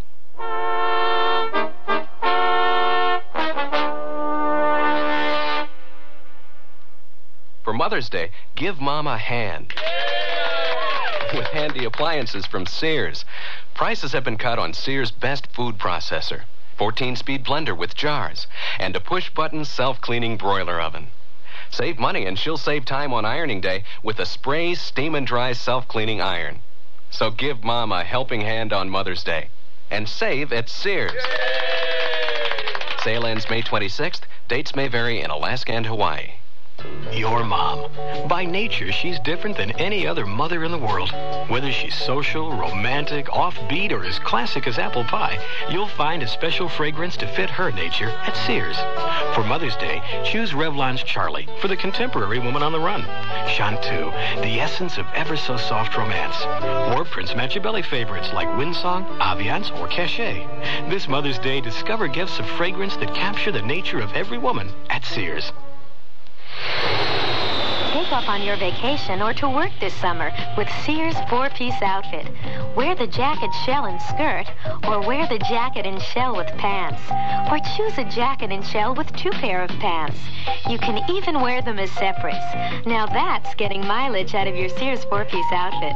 Breezy fashion prints and sunny solids. So whatever combination you put on, you'll take off in style. From the dress department at Sears. All items available at most larger Sears retail stores.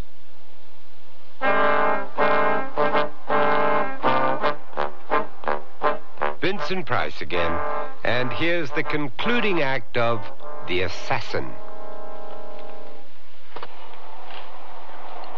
This is Charles Harland. I'm in position on the roof of the apartment building opposite the hotel. Come in, please, Inspector Pagos. Inspector Pagos here. There should be 3 men near you, Mr. Harland, but I believe them to be well hidden.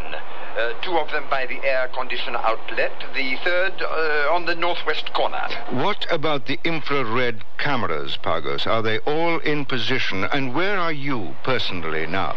4 infrared cameras in position, Mr. Harland. 2 of them have zoom lenses, and I think we're well covered. I myself am in the hotel on the balcony overlooking the lobby. My information is that Chief Justice Baldessera and his lady are about to leave their room. Their security man is waiting in the corridor to escort them. My own men have so far reported no signs anywhere of any waiting assassin. Over to you, Mr. Harland. All right. Ray Bowman, I have to know where you are. Are you in position? Come in, please. Ray Bowman. Ray here. I'm with the number 2 cameraman, Charles, on the 2nd floor of the hotel at the back. I can see you up there, right on the skyline. You better get your head down, damn it. I've got a high-power rifle with a night scope. If anybody moves a muscle around her, he's liable to get blown apart real fast. Break, please. Pacos here. The Baldissera party is reported to have left the room on the 5th floor. They are waiting for the elevator. The elevator is going up now. Hey. There's someone in a darkened room on the 2nd floor of the building right opposite me. He's only 50 feet away, just a shadow. He's gone. I'm watching. Ray, keep off the air. Leave it for Pagos now. I have to know where the Baldisseras are. Pagos here, Mr. Harland. The Baldissera party are in the elevator. It is moving down to the lobby. I am watching the light. The elevator has stopped. Yes, there they are now. The Chief Justice is wearing a dark suit with a red tie. His lady has on a green dress, really a very fashionable dress. Pagos, for heaven's sake. They are moving now across the lobby. The Chief Justice is stopping at the kiosk to buy something. Yes, cigarettes. The security man is ahead of them at the rear entrance. I can see their car pulling into the curb, a white Mercedes. The security man is looking round the street from the steps. He is signaling to them to move out. They're moving onto the street. I am giving the code word now for the cameras and the marksmen. Kiniu. I have lost sight of them now. They are all yours, Mr. Harland.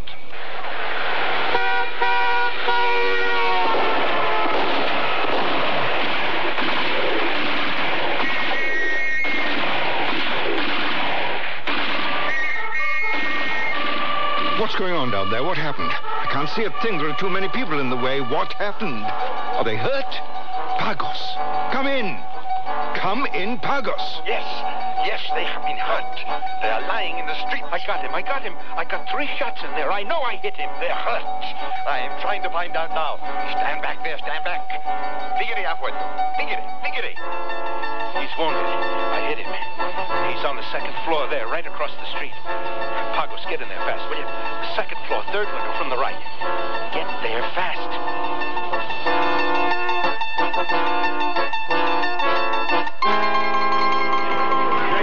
Anyone know what happened out there? Please, everybody better stay in the bar. Darling, it's another revolution. They always have them here. Sit tight, everybody. I'm going to find out. Oh, Harry, why can't we go home? I never wanted to come here in the first place. I mean, what is there in Greece? Takis, what on earth is going on? I haven't the faintest idea, my dear Pamela. Shooting on the streets in Athens? It's quite unheard of. It must be foreigners. Foreigners? Well, there is something you should know about the Greeks. We almost never shoot each other. We just shout a lot. Oh. Ladies and gentlemen, I am Stavros Pastoudis, manager of the hotel. Please don't leave the bar. Please stay away from the lobby. Stay in bar is safe. Please, everyone stay here. You see? We just sit here and have a quiet drink until we wait for some intrepid soul to bring us all the news. It really is the wisest... What is it, Takis? What are you staring at? Someone I know. Excuse me. Nadia, what the devil are you doing here? You're supposed to be... Shh. He's hurt badly. Oh, my God. Come over here into the corner. We have decisions to make. Grappa. They shot him. 2 bullets in the chest. Then what went wrong? You're supposed to be in charge of this operation. I don't know what went wrong, but it doesn't matter. What matters now is that we have to hide him. Find a doctor we can trust. Where is he? In the basement. The laundry room. He cannot stay there long. We'll have to take him to your room. It is the only place. Wait. I have an idea. A very safe place. Wait for me here. A moment only.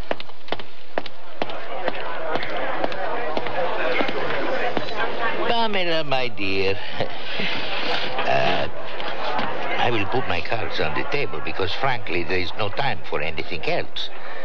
I have a problem on my hands, a matter that might be to your very considerable financial advantage. Oh, really? Well, that is interesting. You told me that among your many other capers, you rented your apartment in London to a fugitive from justice. I told you about that. Oh, dear. I need your room here, dear Pamela, for, say, 24 hours or so. Did you say something about considerable financial advantage? 20,000 drachmas. Well, I'd call that considerable, yes. Cash on the barrel. And that is the kind of talk I understand exactly. Oh, darling, not in front of all these people. What would they think? There is no time for the niceties. The key. There you are. Room 444. Don't go there again until I tell you. Find another hotel for tonight. Excuse me.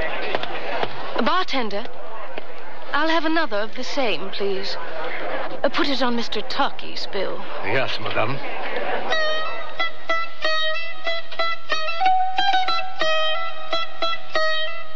Pagos, forget the excuses. I just want results.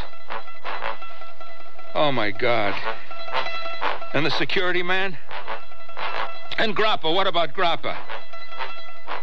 Damn it, Pagos, I hit him. I know I hit him. Yeah, I know that. Okay. Oh, no one's blaming you, Pagos. Yeah, keep in touch. I'm in Charles Harlan's room at the hotel. Yeah, you bet. Well? You really want to know, don't you? I'm waiting, Ray. Okay. Then let me lay it out for you, all gift-wrapped. 3 innocent bystanders wounded, one of them seriously. The security man hurt real bad. He may die or may not die. Signora Maria Baldessari, you remember I told you what a cute little roly-poly she was? Killed instantly, her chest blown wide open. The Chief Justice himself, 7 machine pistol bullets in a 72-year-old body, just died on the operating table. But don't worry about it too much, Charles. They're not all dead. Like Grappa now. He's still running around loose someplace, certainly wounded, because I know I hit him. But he's still loose out there somewhere. Pago says he'll be in one of the rabbit warrens in the Plaka by now. Not a hope in hell of ever finding him. Takis? Oh, he's probably sitting in the bar right now, gloating over another successful operation. And Nadia? I don't even want to know about Nadia. I don't care anymore.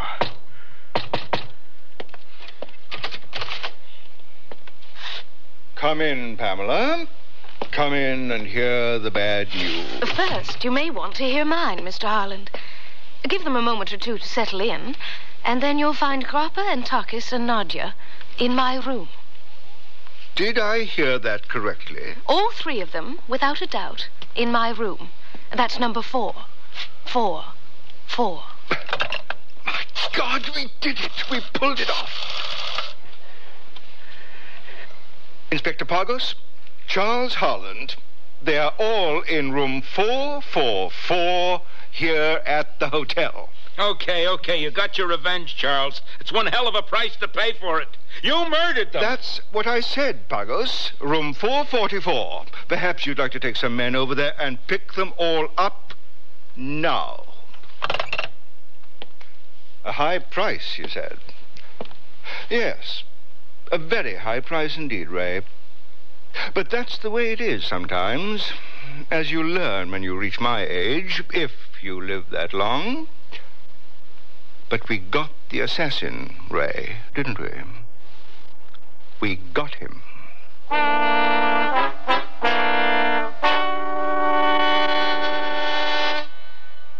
Sears National Automotive Sale. Now, save $36 to $76 on a set of 4 Sears steel-belted radial tires. That's great savings on the most popular radial in Sears history. And the Sears heavy-duty shock can help save you from some of the jolts, jars, and jerks. Help save you some money, too.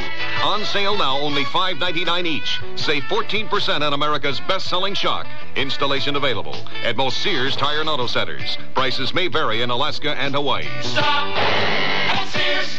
Honey, I can't sleep. Maybe you should try counting sheets. You mean sheep? No, Medley sheets from Sears in so many great colors from light to dark. Rest easy knowing your bed looks fantastic because Medley solids come in up to 24 colors like Indian copper, royal blue, lemon yellow, and jungle green. But don't just count them. Mix and match them with Medley pattern sheets and cases for a designer effect. Then dream in color tonight. Available at most larger Sears retail stores in the catalog. Here's a riddle for you women to solve. I'm one of the first things on in the morning, one of the last things off at night.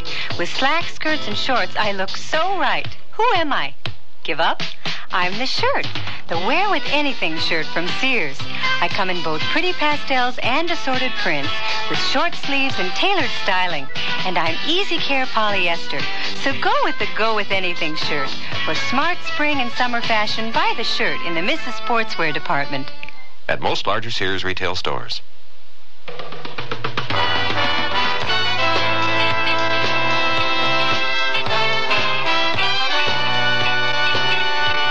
The Sears Radio Theater has been brought to you by Sears Roebuck and Company, where our policy is satisfaction guaranteed or your money back. Sears, where America shops for value. The Assassin was written by Alan Caillou, produced and directed by Fletcher Markle. Your host was Vincent Price. Our stars were Ivor Berry, Antoinette Bauer, and Shepard Mencken. Featured in the cast were Joe Maras, Marvin Miller, Pamela Brooke, Alan Caillou, and Don Diamond. The music for Sears Radio Theater was composed and conducted by Nelson Riddle. This is Art Gilmore speaking. The Elliott Lewis production of Sears Radio Theater is a presentation of CVI. You've changed, Bernard. You're not the man I married. What do you mean, Francine? Remember the way you were, vulnerable. You made mistakes. But now look, you're confident. Everything you do turns out right. It's that book you sent away for. It's just a catalog from the Consumer Information Center.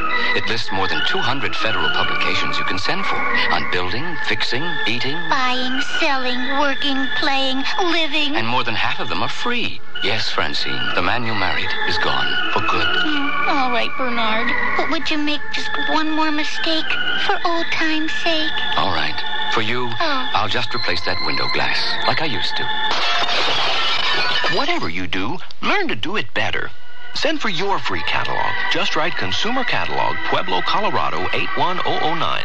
Francine, send for that publication on First Aid. What was that address? Pueblo, Colorado, 81009. Here's a tip from your Better Business Bureau. Each year, medical quackery takes many dollars from unsuspecting people, as well as endangering the health of innocent victims.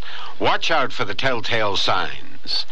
There are several different types of quackery to look out for. For example, false claims for drugs, food fads, and unnecessary food supplements, as well as fake medical devices. Remember that their promoters are much more interested in making money than in preserving health. Quackery in drugs includes so-called cures for arthritis, rheumatism, baldness, and pills that supposedly melt away fat. Drug quackery can be very dangerous in that the victim is sometimes kept from seeing a doctor and obtaining life-saving treatment. The food quack attempts to convince the dieter that vitamin supplements are the only way to a thinner body. And once again, only a doctor should diagnose a vitamin deficiency and write up the necessary prescription. A tip from your Better Business Bureau. Tomorrow's Sears Radio Theater will be a story of love and hate with Cicely Tyson as your hostess. Let's listen. Oh, Steve, they see a lot of people. That's their job. It doesn't mean you've got the part. I'm perfect for it. That's going to be a big movie. The great thing is, They don't want a name. They want an unknown. There are a lot of unknowns in this town. So be sure and tune in tomorrow to the Sears Radio Theater. That's the theme from the Sears Radio Theater. Tonight, a program of adventure with Richard Widmark as your host. Here's a preview. Did you believe Mariana escaped? No one escapes El Condor's prison walls. Sign your confession. No. Your friend is dead, trying to escape. Is that what you wish? Dad? The Sears Radio Theater will begin after this message from your local station. Join hands with people everywhere. Each of us can do our share in Cares for children. This year, people of all nations are joining hands to improve the lives of the world's needy children. Through CARE, you can provide the families of these children with the means to grow their own food, to build medical facilities, safer water systems, and schools. Tomorrow's world is in our hands. Help make it a better place for all the children.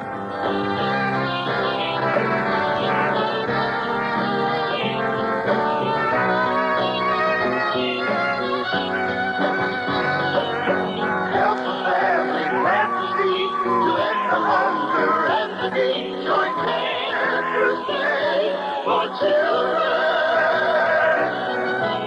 Please send your check or money order to CARE, Crusade for Children Overseas, Box 576, New York 10016. This is Richard Widmark. When Ruth Rodriguez decided to backpack across South America with her fellow graduate student Keith Hagen, it was the first time she'd ever disobeyed her parents. But had Ruth known of the nightmare which awaited her in one oppressed South American country, she would never have left Southern California. The customs guard warned us not to sightsee in the barrio. We won't stay long, Ruth. I just want a few snapshots of these tin roof huts to contrast with the shots I took at the luxury hotels downtown. So many poor children on this muddy street. All those little bellies swollen with hunger. This isn't exactly a compassionate country, you know. Keith, there's a man lying in that alley. Looks like somebody really beat him up badly. He needs a doctor. The children, their parents, everyone's disappeared on this street. Maybe we shouldn't get involved. What's the matter with you? I'm going for help. You try to keep his face out of the mud. Keith ran. He ran past rows of adobe huts, through streets of wet mud up to his ankles. He exited the barrio onto a cobblestone street, and within 5 minutes had found a policeman. At first, Keith thought he had forgotten the way back to Ruth and the severely beaten man lying in the alley. The rows of adobe huts and the blank stares of the barrio peasants kept recurring with nightmarish regularity. After 30 minutes of fruitless search, the policeman grew disgusted and left Keith standing alone in the muddy barrio street. Ruth had disappeared. Ruth! Ruth! And that's only the beginning of our story.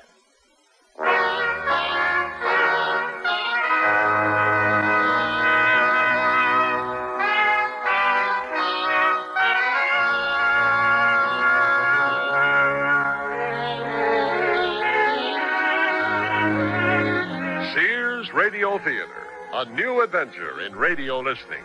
5 nights of exceptional entertainment every week.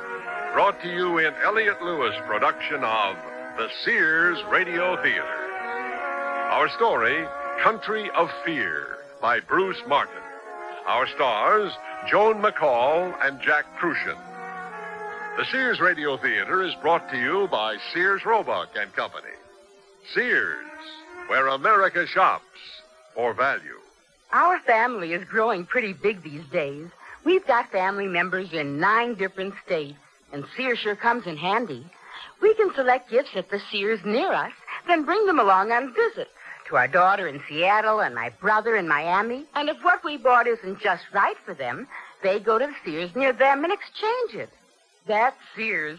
In their stores or through the catalog, Sears is where America shops. Sears, where America shops. Sears National Automotive Sale. Now, save $36 to $76 on a set of 4 Sears steel-belted radial tires. That's great savings on the most popular radial in Sears history. And the Sears heavy-duty shock can help save you from some of the jolts, jars, and jerks. Help save you some money, too. On sale now, only $5.99 each. Save 14% on America's best-selling shock.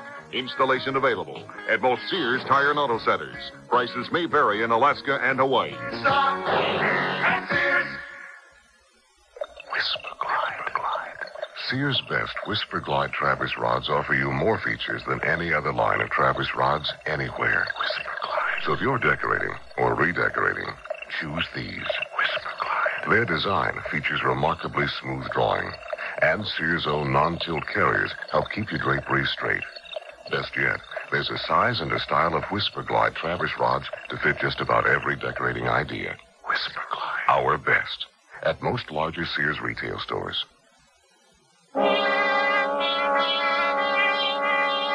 American graduate student Ruth Rodriguez has disappeared in an oppressed South American country.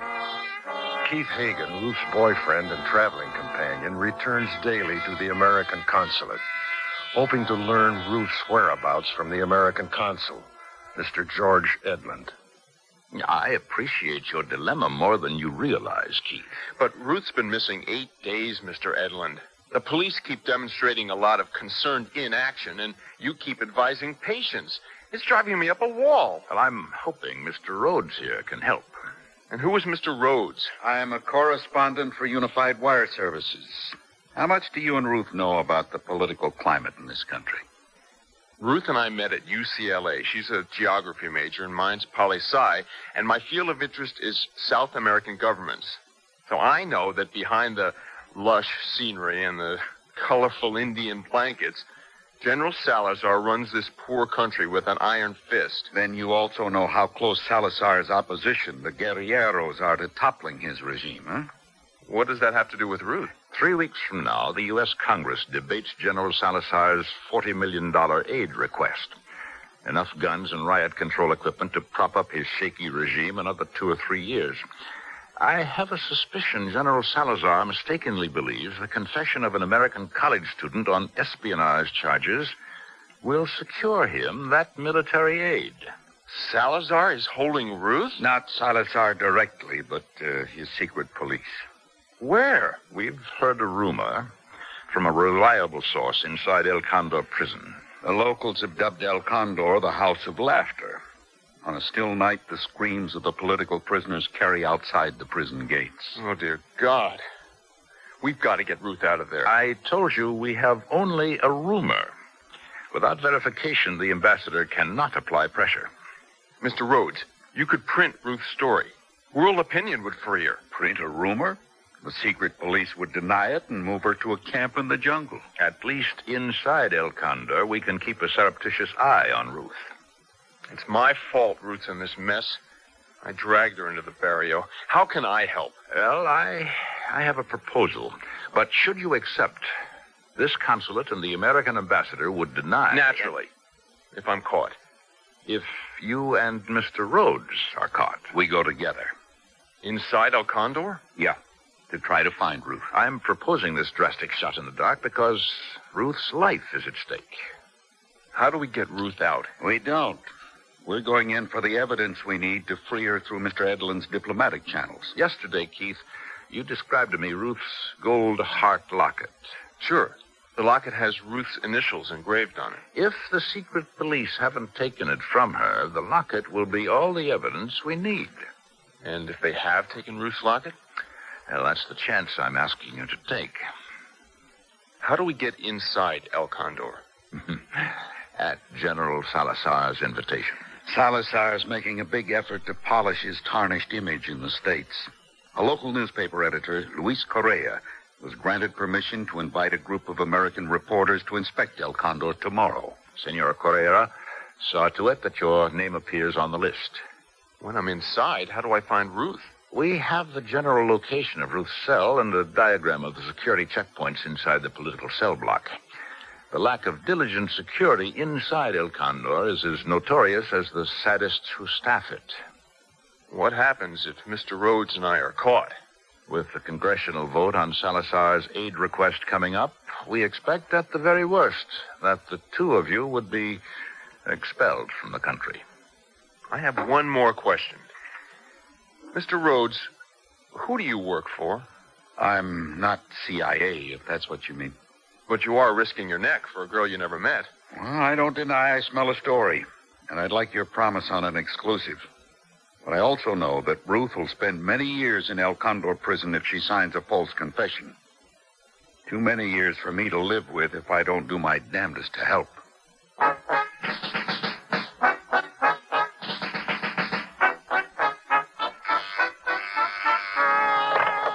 Colonel Mendez speaking. Sí, General Salazar. I am certain that Capitan Salcedo believes that Ruth Rodriguez's file was supplied to us by the CIA.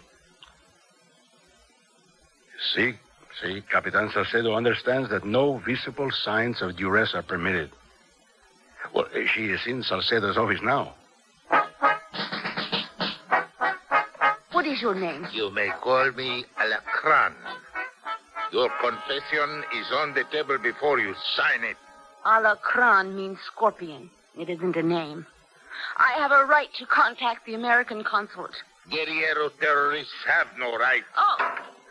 Oh, those lights. They're blinded.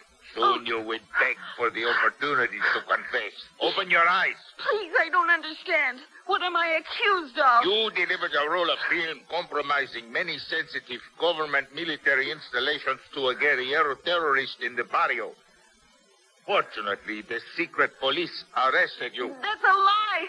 Please, the lights, they burn my eyes. Under my personal interrogation, the man you met in the barrio admitted that you, senorita, are also a guerrero terrorist. Sign your confession. I found a bleeding man beaten half senseless in a muddy alley. Everything's going red in front of my eyes. Think on your blindness as I read. Father, Carlos Rodriguez, born Mexico City, 1932. Mother, Guadalupe Rodriguez, born Nogales, Mexico. You face the lights. Mother, born Nogales, Mexico, 1935. Parents met at a church social in Los Angeles, 1952. Married 1 year later. How do you know those things about my parents? A Norte Americano government agency supplied us with your file. You're saying my government knows I'm your prisoner? Who do you think gave us your file? Enough of the lights for now. My eyes burn something awful. Your eyes will cool as your sight returns. Our great democratic nations are locked in a common struggle against the guerrilleros. Sign your confession. That's a ludicrous suggestion. Do you really believe your government would not sacrifice one Mexican-American in the name of national security? From your file. You enrolled University of California at Los Angeles, fall of 1977. California driver's license number N619547, Social Security number 113464225. You can drop the charade now. I know you're lying. What lie? How do you know? I just know. You must be lying. No lies. Sign your confession or I will be forced to place you in the cell of the beautiful ones. Who are the beautiful ones? My children. Women prisoners. Do you wish to join them? If I sign a false confession, I'm condemning myself. Sign your confession and you will see your family again in a few months. It is your only hope of freedom. I can't. See, Alacran. Take her to the cell of the beautiful ones.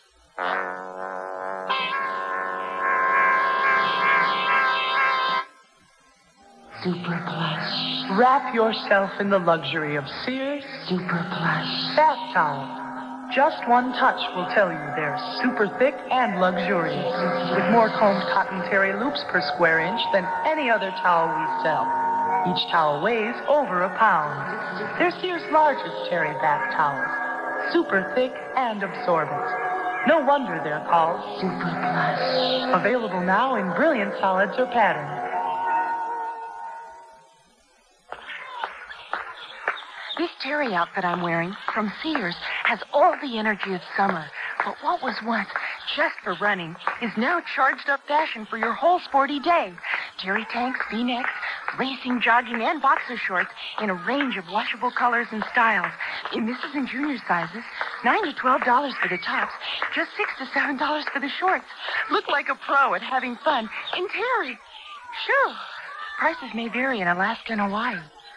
Yes, no, maybe so. It's Sunny Bunch Summer for Girls on the Go.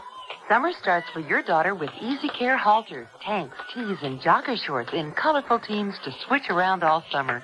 And each Sunny Bunch piece has a Sunny saying and character screen print. Tops, shorts, and play sets that pass the creating punch. When it comes to packing sportswear, the choice is Sunny Bunch. Jump into summer with Sunny Bunch funwear for your girls in sizes 7 to 14.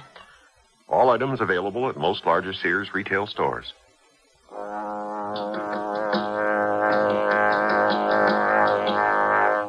Fear rushes through the blood of American graduate student Ruth Rodriguez in the cell of the beautiful ones, fellow prisoners maimed under torture. Ruth's interrogator is the sadistic Captain Salcedo, whom she knows only by his netherworld nickname of Alacran the Scorpion. Captain Salcedo demands Ruth sign a false confession admitting she is a member of the terrorist Guerrilleros. American Consul George Edlund and Ruth's boyfriend Keith Hagen have set in motion a desperate gamble to help her. But the question is, will help arrive in time?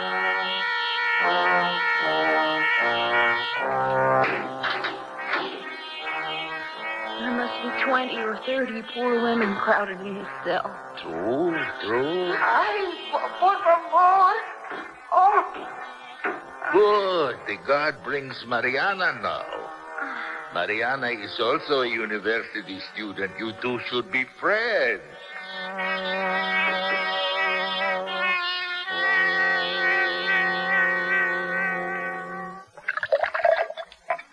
This local scotch is the best I have to offer, Colonel Mendes. I am more concerned with your poor performance today as Alacran than the poor quality of your scotch, Capitan Salcedo. The prisoner maintains a stubborn innocence. The Americano newspaper reporters inspect the prison this afternoon. I was not informed. A mere oversight, Capitan. 1 day's delay will not harm your interrogation. Let the Norte Americana spend her last night of sleep in the cell of the beautiful ones. It will color her dreams. You gave a pitiful presentation of the CIA file. Colonel, I do not question the file the CIA supplied us, but it did not affect the prisoner as was predicted. Does General Salazar truly believe Ruth Rodriguez's confession will bring us the $40 million in American military aid? Unquestionably. Our Washington lobbyists predict narrow defeat when the American Congress votes in 3 weeks. However, when we release the Ruth Rodriguez confession a few days before the American Congress votes, the swelling publicity shall tip the vote in our favor. Tomorrow I use fear, paralyzing fear, to make Ruth Rodriguez sign her confession. I drink to tomorrow, then.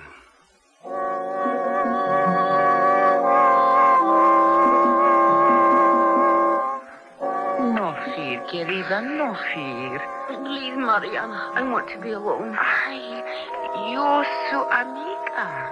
See, Mariana, you are my friend. Alacran said we should be friends. I spit on Alacran's name. Who are you? Alacran took my name.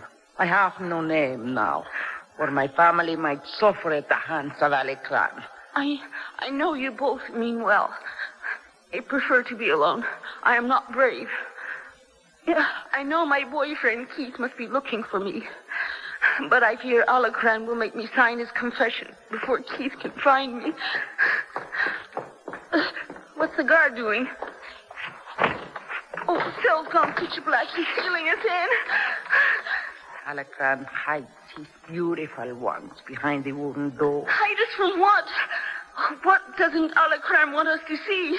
We have heard that there will be visitors to El Condor today, members of the press.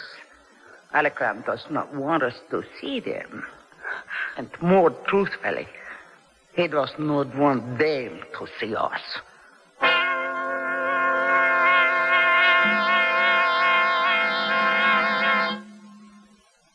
Sears Radio Theater will continue after this message from your local station.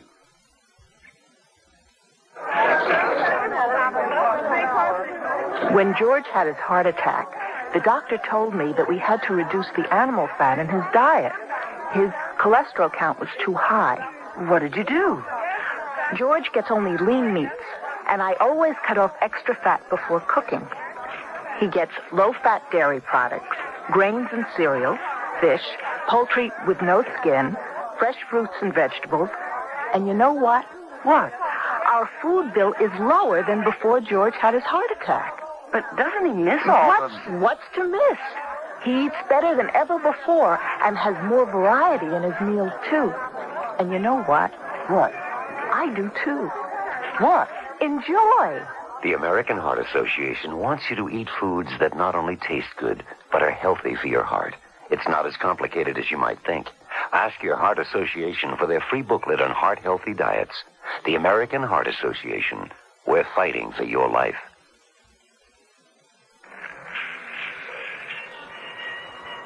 Who are those people in the uniforms over there? Oh, that's the Salvation Army. Oh, sure. I've heard of the Salvation Army before. Everybody knows them. Yeah, they're noted for helping people. You know, my father once told me that the Salvation Army operated service units during World War II for our armed forces. He never forgot them for that. They were really helpful. I wonder if they help people in other ways. I'm sure they do. Let's ask them. Excuse me, sir. What are some of the services available at the Salvation Army? Well, throughout America, the Salvation Army operates daycare centers, adult rehabilitation centers for alcoholics, summer camps for kids, even senior citizen clubs and programs. Oh, the list goes on and on. Well, thanks a lot for your time. I appreciate it. The pleasure's mine. Have a nice day. Gee, I had no idea the Salvation Army provided all those services for people. The Salvation Army cares about you. If you need help with a problem or can help, call your local Salvation Army today. Held incommunicado in a South American prison cell, American graduate student Ruth Rodriguez contemplates her desperate future. How long can her resolve not to sign a false confession last against physical deprivation and psychological rape? Welcome to El Condor Prison. I am Coronel Mendez.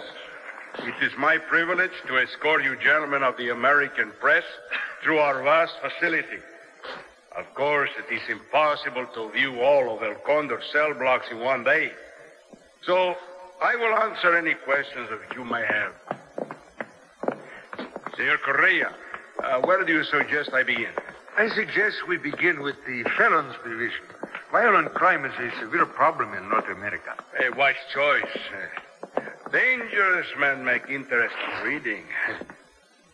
Tell me, who is the young man beside you? This is my colleague, Keith Hagen, Colonel. I'm Jack Rhodes, Unified Wire Services. Senor Rhodes is known for his persuasive journalism. Oh, yes, Senor Rhodes. You must provide an accurate picture of our penal system for your American readers. Colonel, on that you have my word.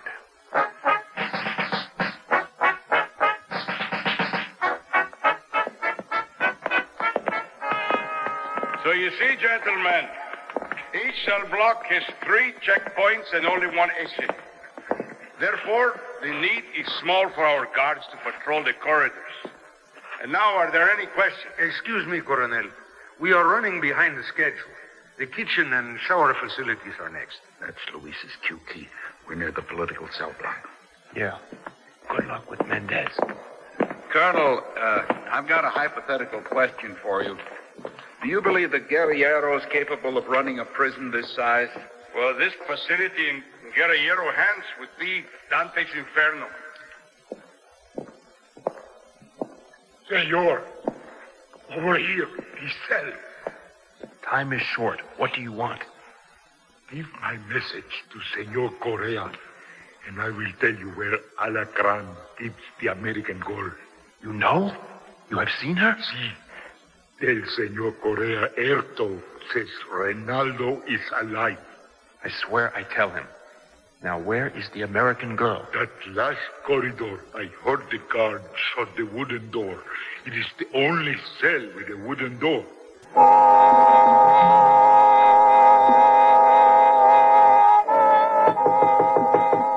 Ruth?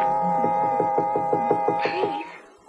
Oh, thank God you've come. Ruth, your locket. Your heart locket. Did they take it from you? No. Slip the locket under the door. Why? We need evidence. Now. Do it. They want me to sign a confession. They keep saying I'm a Guerrero terrorist. I know. Hurry. I'm trying.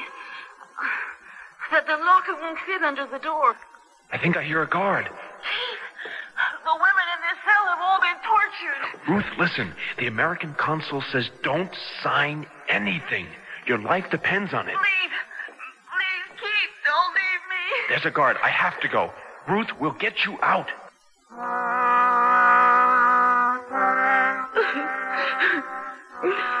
Querido, your boyfriend just told you he needs your locket. Mariana will take your locket to him. How? Tomorrow, we, the beautiful ones, help Mariana to escape. See? Mañana, I escape. I don't think I understand what you're saying. Yesterday, in the exercise yard, we heard that General Salazar plans to release all non-political prisoners who have a red patch sewn over the heart of their prison shirts. The General does this to celebrate his new Independence Day. I have seen no one in this cell with a red patch on their shirt. My sister wears a red patch. Tomorrow in the exercise yard, Mariana will trade shirts with my sister. My sister will then take Mariana's place among the beautiful ones. And Mariana walks out of the prison gates in your sister's place? Sí, querida. Oh, Alacran will kill her if he catches her. Sí, Mariana has no family, though Alacran cannot threaten her with reprisals. Maybe when Mariana brings your locket to your boyfriend, he will help us fight Alacran too. Our dream is to rid our country of all General Salazar's Alacran. Ay, como si. Mariana, here is my locket. When you are free in the city streets, go to the Mari Sol Hotel, room number 6. Wait there for my boyfriend, Keith Hagen. Keith will know what to do.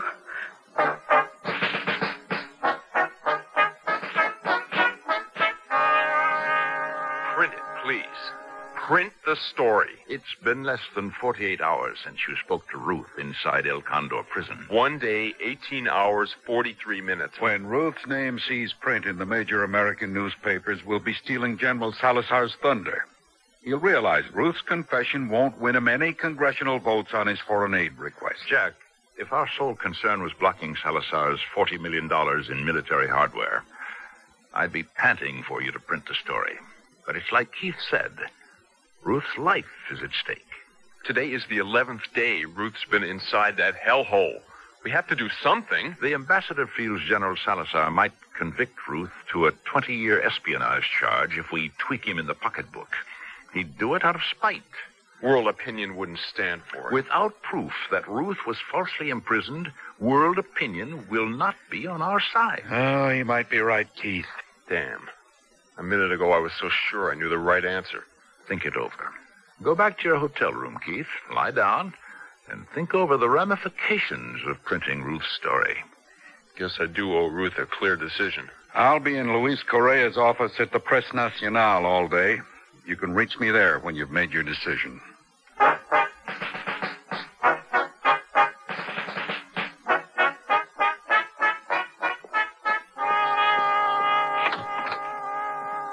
Ah, yes.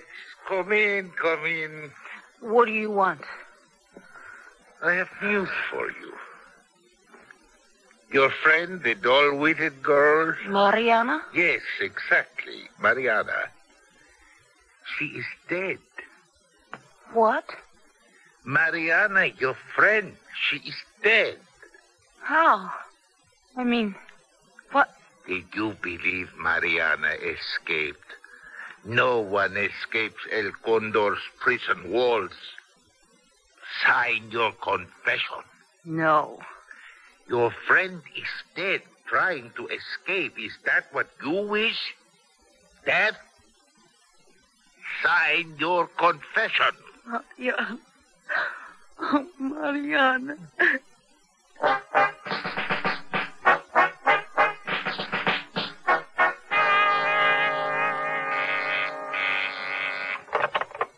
Alacran. Capitan Salcedo, why was I not informed of this Mariana's escape yesterday? Oh, with respect, Coronel Mendez, I only learned of the prisoner's escape this morning. I reported Mariana's escape to the secret police. But not to me. I conduct my own investigation, Capitan.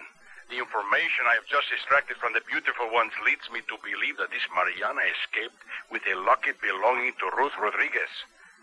Do you realize the General's entire campaign to sway American congressional votes may be destroyed? The secret police must find this Mariana before she can bring Ruth Rodriguez's locket to the American consulate.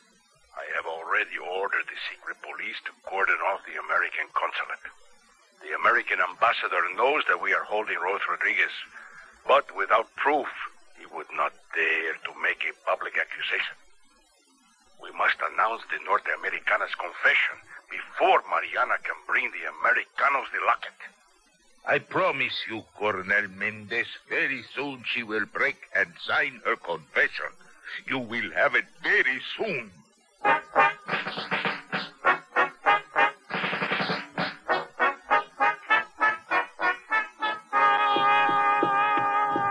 See. Who is it? Who is there? Senorita, did you not hear me? I asked who you are. Senor, por favor. Ruth. Ruth. Is something the matter, Senorita? Senor Ruth. May I get you a glass of water? Senor Hagen, por favor. Hey, that's Ruth's locket you're holding. You come from Ruth. Sí, senor.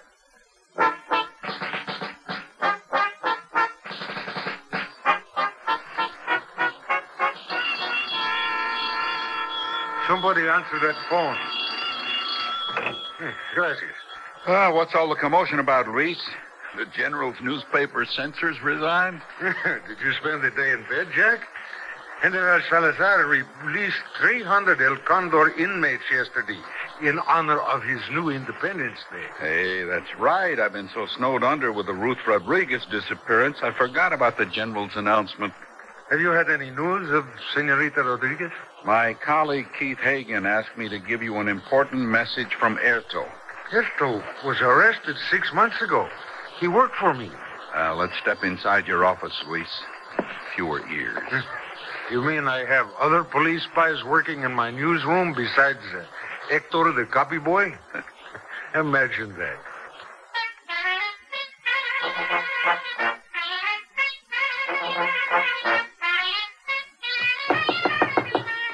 Venga.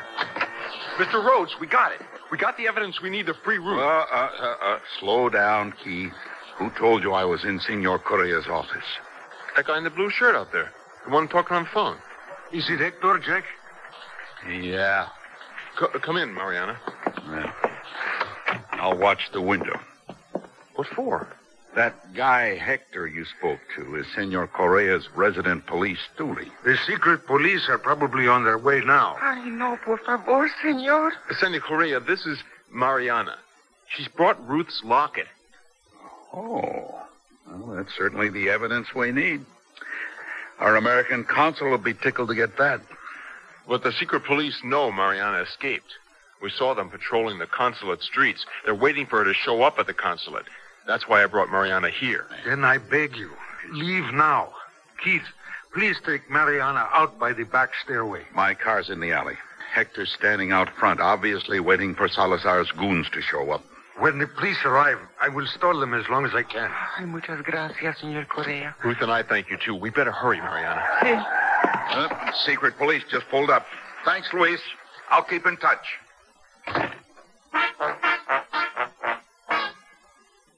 Sears National Automotive Sale.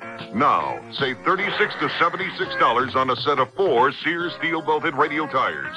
That's great savings on the most popular radial in Sears history. And the Sears heavy-duty shock can help save you from some of the jolts, jars, and jerks. Help save you some money, too. On sale now, only $5.99 each. Save 14% on America's best-selling shock. Installation available at most Sears Tire and Auto Centers. Prices may vary in Alaska and Hawaii. Oh, here I go again. It's time to rent one of those steam-type carpet cleaners. Why rent? Now Sears puts power in a carpet cleaner you can own yourself. The Power Spray from Sears for easy home carpet cleaning. Power Spray sprays hot water into your carpet, then sucks up the dirty water. You can see the dirt you get out. Dirt you didn't even know was there. The Power Spray Carpet Cleaner, a convenient carpet cleaner you can own yourself. Available at most Sears retail stores. Kenmore. Solid as Sears. This is my first night camping with my family of 5. Now I'm really glad I packed my Sears family-style tent. It's Sears' best tent, tested by Sir Edmund Hillary, the first man to conquer Mount Everest. This tent stands 6 feet 9 inches in the center and has a sewn-in 10 by 14-foot floor. It sleeps 8, plenty of room for my family, even the dog. We like the windows that can be zipped shut from the inside, and this large front canopy. Sears' best family-style tent is built to be lived in, and if it's good enough for Hillary, it's good enough for my family at most larger Sears retail stores.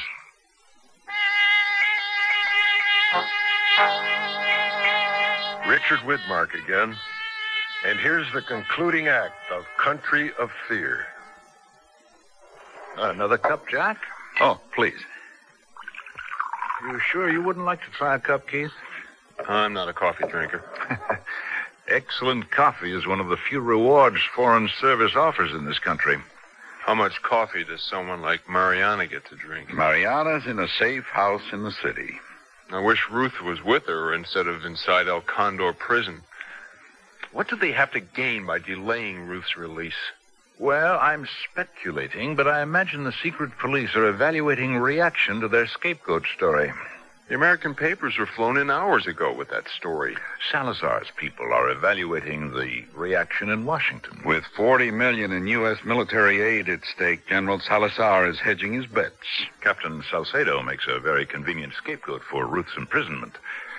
We won't be able to contradict their story if Salcedo toes Salazar's line. That doesn't explain the delay behind Ruth's promised release this afternoon. If Colonel Mendez somehow knew Ruth had proof Captain Salcedo didn't act alone, he couldn't afford to release her. General Salazar wouldn't permit any accidents. An accident to Ruth would destroy his military aid request. But it is a possibility, isn't it, Mr. Edlund? Ruth's life is still very much in danger. I don't believe so. But you can't be certain. Well, no. We get Ruth out now. Colonel Mendez won't be prepared. Just the reason we go now. They're expecting us at 7 tonight. We show up at the prison 5 hours earlier. Mendez will bark at the thought of you babysitting Ruth on his doorstep. I'd like to come along. After all, Keith did promise me an exclusive on Ruth's story. Yeah, let him bark. I'll remind him of the democratic image he told me yesterday he hopes to maintain. He should be delighted to see a member of the press in our entourage.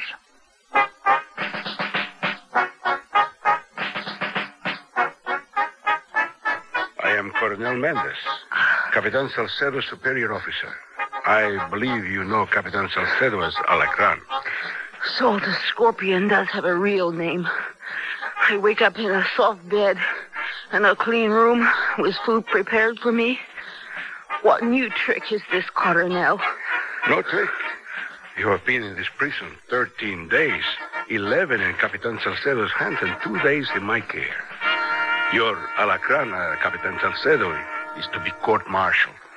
I don't believe you. If I've been saved, as you say, then why isn't someone from the American consulate here? Tonight, the American consul and your young man, Senor Hagen, will escort you out of the prison. You're lying. Oh, I understand your doubt. You have been through a harrowing ordeal. Please. Here, over there, read the American newspapers on the table. How do I know your people didn't print up these New York papers? Senorita Rodriguez, I understand your distrust. Read, examine the facts. Check the dates. Mariana's alive. Oh, the dull-witted girl? The one who smuggled your locket out of prison? See? She's alive. Captain Salcedo told me she was dead. Oh, there's nothing more than Capitan Salcedo's cruel joke. This isn't what happened. They haven't printed the truth. Praise God that the Capitan Salcedo's superior officers believe Mariana's story. Otherwise, you might still be in that madman's hands. Salcedo didn't act alone. Apparently independent of the country's internal security forces, it says. That line is what we Americans call a crock, Colonel Mendez. I assure you, you are wrong. The Capitan freely admits that he acted upon his own authority. I told Captain Salcedo I knew he was lying to me, and I know that you're lying to me now. Please, explain. I do not understand your words. The file Salcedo showed me, the one he said the CIA supplied to him to convince me I had to sign his false confession. I know where the information in that file came from. Out of my college transcripts. Oh, excuse my smile, but that is a little fantastic. To believe Salcedo hired someone in California to break into my university's records office on his own? Yes. But I'd bet your general hired a professional thief to photocopy my transcripts, especially with $40 million in foreign aid on the line. That's the figure in the newspapers here. It's really a little too fantastic. Oh, the files account for the days I was held in isolation before my interrogation began. You had to wait for my transcripts to be stolen. I sincerely hope to leave the CIA's name out of this affair. Our staunch friend has been the victim of much adverse publicity recently. The CIA persuaded Capitan Salcedo to pressure a confession from you. They believe that your confession would shock the liberal elements in your Congress into approving our $40 million military aid request. You're lying through your teeth. A passage would have spared the necessity of the CIA providing any clandestine contribution to us. Colonel, 4 years ago, I inadvertently entered the wrong Social Security number on my college application. The last digit was off. It was the number Captain Salcedo read to me. I even tried to correct it at the time, but you know how bureaucracies lend themselves to error. Unbelievable. Yes. You would think that if the CIA decided I was important enough to warrant a top-secret file, they'd at least get my Social Security number straight. No American government agency was involved at all. Realize that political blackmail is wielded by the Davids as well as the Goliaths, with no room for a citizen's personal satisfaction. Personal satisfaction? Think back on the days when you were Capitan Salcedo's prisoner. Salcedo deserves to die. Oh, you hate him enough to wish his death? Yes. I could order Capitan Salcedo brought into this room. I'd scratch his eyes out. My general empowered me to offer you a more reasonable compensation. One with greater personal satisfaction. Capitan Salcedo's execution. In exchange for what? Your silence. Would there be witnesses? There are no witnesses to his suicide. Only you and I and Capitan Salcedo will be in the room. Send for him.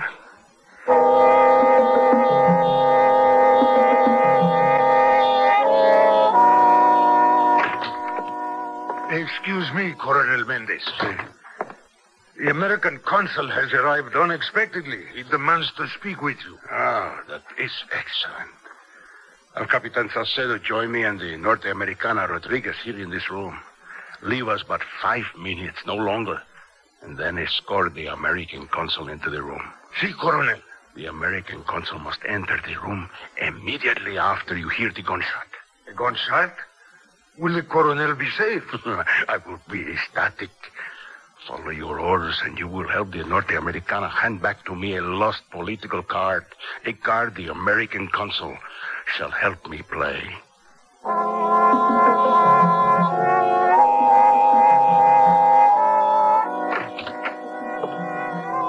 Please be seated at the table with Señorita Rodriguez, Capitan Salcedo. Coronel, I understood I was to have no further contact with the prisoner. An execution is now necessary. I need a witness to confirm my report to the General. I will be happy to serve as your witness. Hand me your pistol. Since my pistol is to be used in the execution, should not my hand pull the trigger? Hand the pistol to me. Si, Coronel. Colonel Mendez, what are you doing? I am handing your pistol to the prisoner. Oh, sit down in your chair, Capitan. The young lady is pointing a loaded gun at your head. But why? Call it reasonable compensation. Your colonel and I made a bargain. I keep quiet about the nightmare you put me through in exchange for your execution here in this room. But I am a loyal officer. I obeyed my orders. I am a son in the General's army. The General would never permit such an incident. General Salazar has already accepted Señorita Rodriguez's bargain. Please proceed, Señorita. I volunteered to take the blame for the prisoner's arrest to spare the General embarrassment. I would gladly die fighting the guerrilleros, but to die at the Norte Americana's hands is to die like a dog. Now, you strip the poor man of his dignity. Shoot him. Feel the pistol pressed against your temple? You're sweating, Malacran. I only obeyed the colonel's orders. I close my eyes, and I relive the sleepless horrors of your prison. Now, pull the trigger. Colonel Mendez ordered me to do these things. Kill him. What are you doing? I am placing the gun on the table, Colonel. As for you, Captain Salcedo, remember that your colonel's treachery was sanctioned by General Salazar himself. Yes, you have your life. I pray you use it to tell your brother officers of your ordeal in this country of fear, just as I intend to tell the world. Why? Why did you not kill him? To beat you at your own game, my dear Colonel. In this way, Captain Salcedo will help defeat all of General Salazar's alacrons. Men like yourself, Colonel Mendez. A moment, please, Senor Conde. Step aside, soldier. It would appear your friends have arrived. Get out of the way. We're going through that door. What's going on in here? Oh, Ruth. We're a little early, Colonel Mendez. I am aware of that, Sir Consul. Dear God, look what they've done to you. No, Keith. It's not what they've done to me. It's what I've done to them.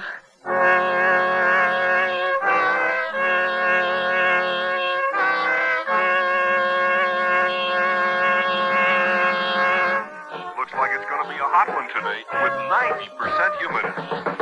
It's the kind of weather that makes you want to drop into Sears for the most popular blend underwear. Why?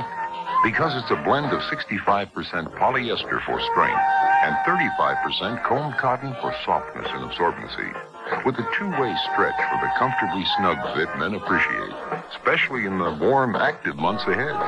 So drop in and discover Sanfonet t-shirts, undershirts, and briefs.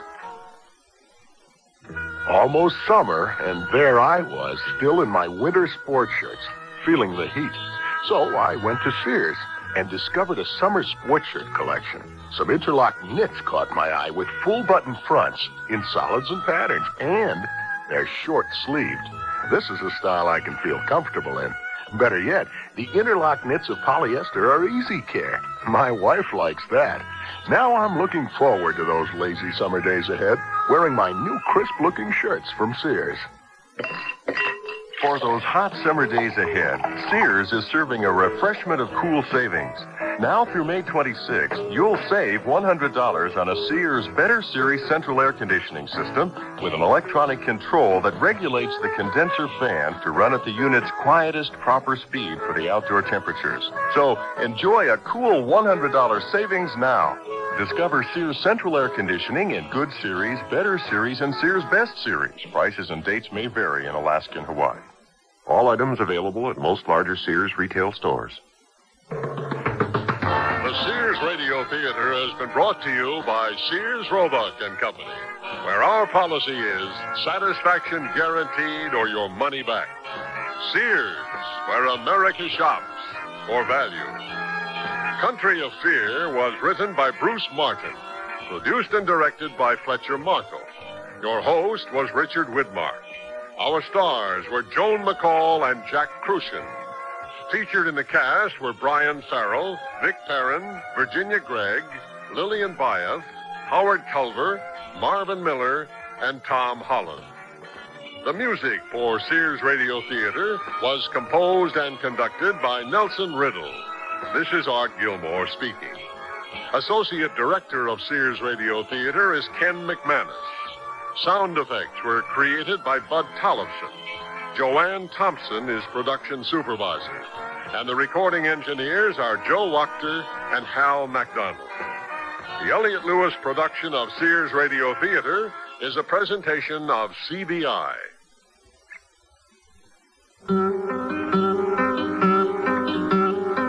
Like the wind, we feel its effect, but we cannot see it. It touches each and every one of us without exception. Young or old, rich or poor, black or white. It's something we all have in common. Tension.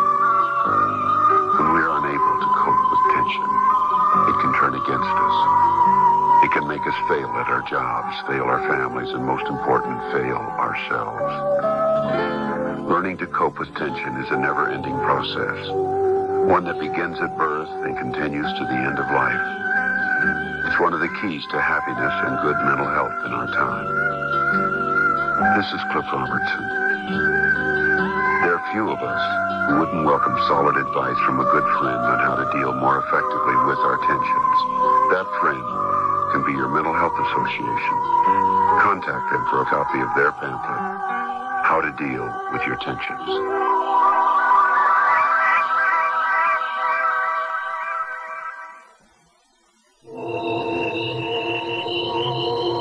Chills run up and down your spine. There's a creeping sensation at the back of your neck. You're listening to CBS Radio Mystery Theater. I'm E.G. Marshall, your host for these hour-long dramas of suspense, adventure, and the macabre. Heard 7 times a week on most of these stations. Here's a sample of what we mean. This very room reeks of dejection, despondency, undusted cobweb furnishings, black drapes covering the window. Here, let me throw them back and at least get some moonlight, if not sunlight, into this place.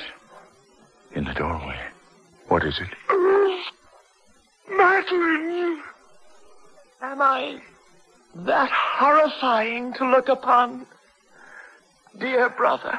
Listen here for CBS Radio Mystery Theater 7 times a week on most of these CBS Radio network stations.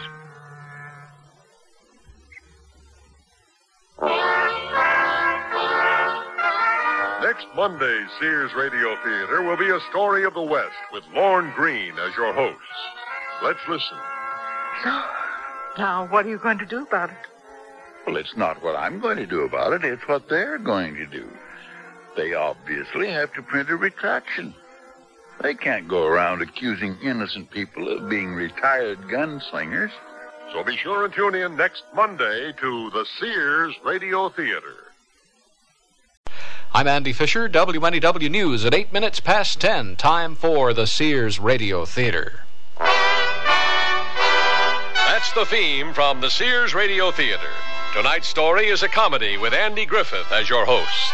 Here's a preview. How'd you like the show, Mr. DeVille? I was captivated and enthralled. But did you like it? Of course. You are, as we say, a hot commodity. You sure know how to make a comic feel wanted, sir. You are wanted, Benny. After all these years, that's music to my ears. The Sears Radio Theater will begin after this message from your local station. Hello, I'm Stan Martin.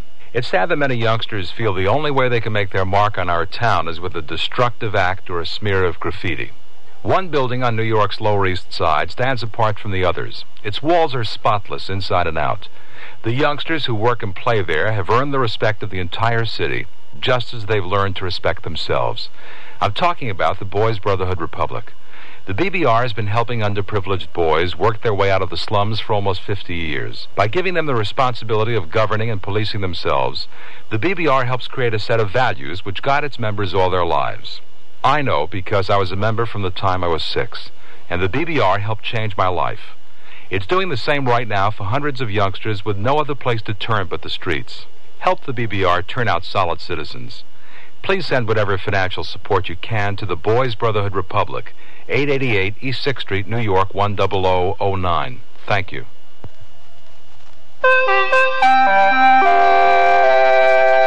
I'm Henry Winkler, and I'm an actor, and I'm proud of it.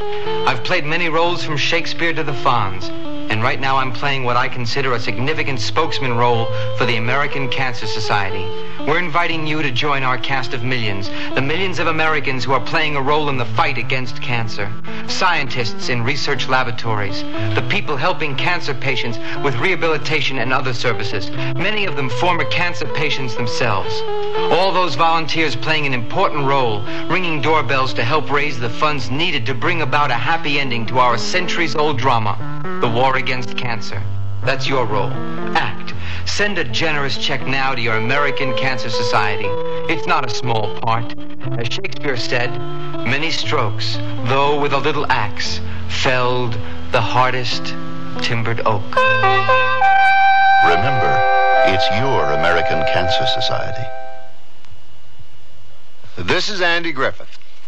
What sort of creature has a spiked tail, horns sticking out of its forehead, a goatee, an evil grin, and carries a pitchfork?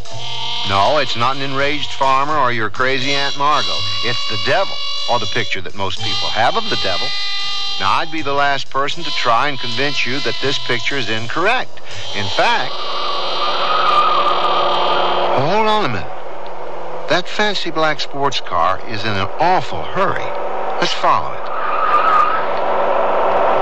We're in the Catskill Mountains now, and night's falling. The road turns, twists like a pretzel. The driver displays an unearthly control of the speeding machine. Look up ahead, a resort of some kind. The car slows down and pulls into the resort. The driver gets out, and so does a stunning blonde in a slinky black evening gown. The driver pauses, looks around, strokes his goatee with a gloved hand. His dark patent leather shoes glisten, and his black jumpsuit hugs the contours of his body. The blonde giggles. And the driver flashes an evil-looking grin. He slips his arm around the blonde's waist, and together they walk towards the resort. Look. The car has a personalized license plate. Let's see. It reads DEVILLE. DeVille? It couldn't be, could it? And that's only the beginning of our story.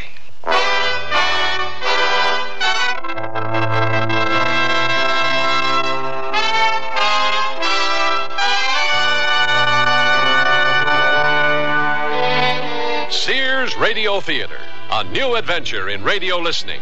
5 nights of exceptional entertainment every week, brought to you in Elliott Lewis production of the Sears Radio Theater. Our story, Last Resort, by Mark Trella. Our star, Marvin Kaplan. The Sears Radio Theater is brought to you by Sears, Roebuck and Company. Sears, where America shops for value. Is that eggnog you're drinking? Mm-hmm. In June? Sure. And after this, I'm going to Sears to wrap myself in a fall coat. What? At the preseason coat layaway at Sears, I'll save 25% on any coat I choose. Preseason or last year's leftovers? All our fall 1979 styles. And a deposit holds my coat until October 1st, 1979. Save 25% during Sears preseason coat layaway sale, now at most Sears retail stores. Sale ends June 23rd. Dates may vary in Alaska and Hawaii. Watch the birdie. Oh, that's great. Your baby's wearing Sears sleep and play suit, right? Mm-hmm. And that baby stroller with the shovel handles from Sears, too? Right. Why Sears? Because Sears has what I need. Take Winnie the Pooh sleep and play suits. They have double fabric toes, a must for my infant Dynamo, and the stroller. That shovel handle lets me move the stroller easily with just one hand. But why the questions about Sears? Well, my wife's expecting. Oh, we get the picture. Dad's always been willing to give you the shirt off his back. So this Father's Day, show Dad how much you appreciate him with a luxurious-looking dress shirt from Sears. Ultressa dress shirts, now 25% off. They're handsome, short-sleeve perma-press shirts of easy care Dacron polyester. Yet Ultressa dress shirts have the look and feel of silk. Choose from solids, patterns, and textured solids, all at 25% off. Now $7.49 to $10.50. Sale ends June 16th. Prices and dates may vary in Alaska and Hawaii. All items available at most larger Sears retail stores.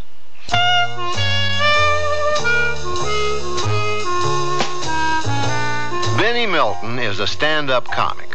He refuses to sit down, but that's not Benny's only problem. His career has never really gotten off the ground, and he's not getting any younger.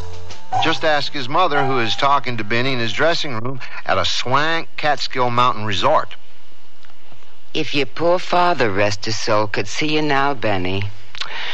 His only son, an entertainer. Ma, this is my life. This is all I know. So why can't you come home and take over the family business? Ma, we don't have a family business. So we could start one. Benny, please come home. You're breaking your poor mother's heart. I finally get a chance to show my stuff at a classy nightclub, and you want me to forget my career and come home. The neighbors ask about you, Benny. I worked years to get where I am today. And I'm embarrassed to tell them that my son is a comic. I'm not getting any younger, you know. So you want me on my knees? Is that it, Mr. Big Shot Entertainer? All right, I'm on my knees. Ma, please get up. I got a show to do. Here's some money. Why don't you get yourself a nice table and enjoy the show? $10? How can I enjoy myself on $10? All right, here's another 10. No off-color jokes, Benny. You know how sensitive I am. Sure, Ma. Enjoy the show, Ma. I always do, son. And people ask me why I became a comic. Mr. Denton wants to see you in his office, Benny. Mr. Denton? I'll be right there.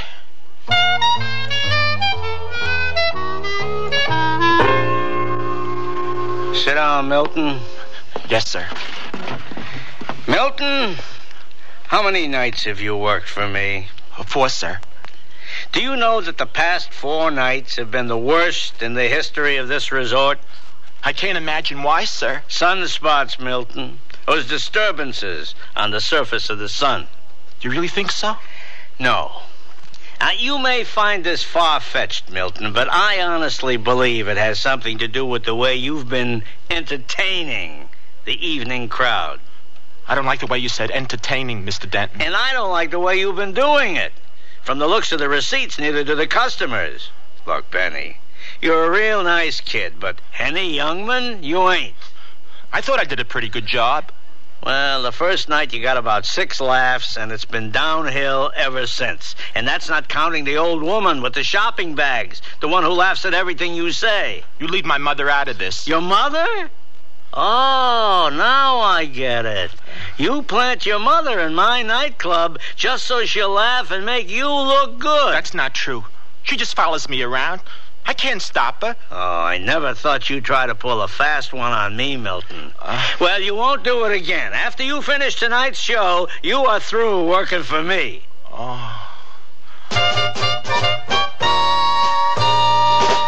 Ladies and gentlemen, we proudly present that walking laugh machine, Mr. Benny Milton. Oh! Thank you and good evening, folks. Gee, it's great to be in the Catskill Mountains. This part of the country is gorgeous, and it's so different from the city.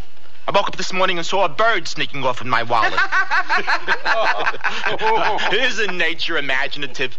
I took a stroll in the woods yesterday and I saw a beaver dam with a toll gate. That didn't surprise me because the day before I picked a flower and on the stem it said, no deposit, no return.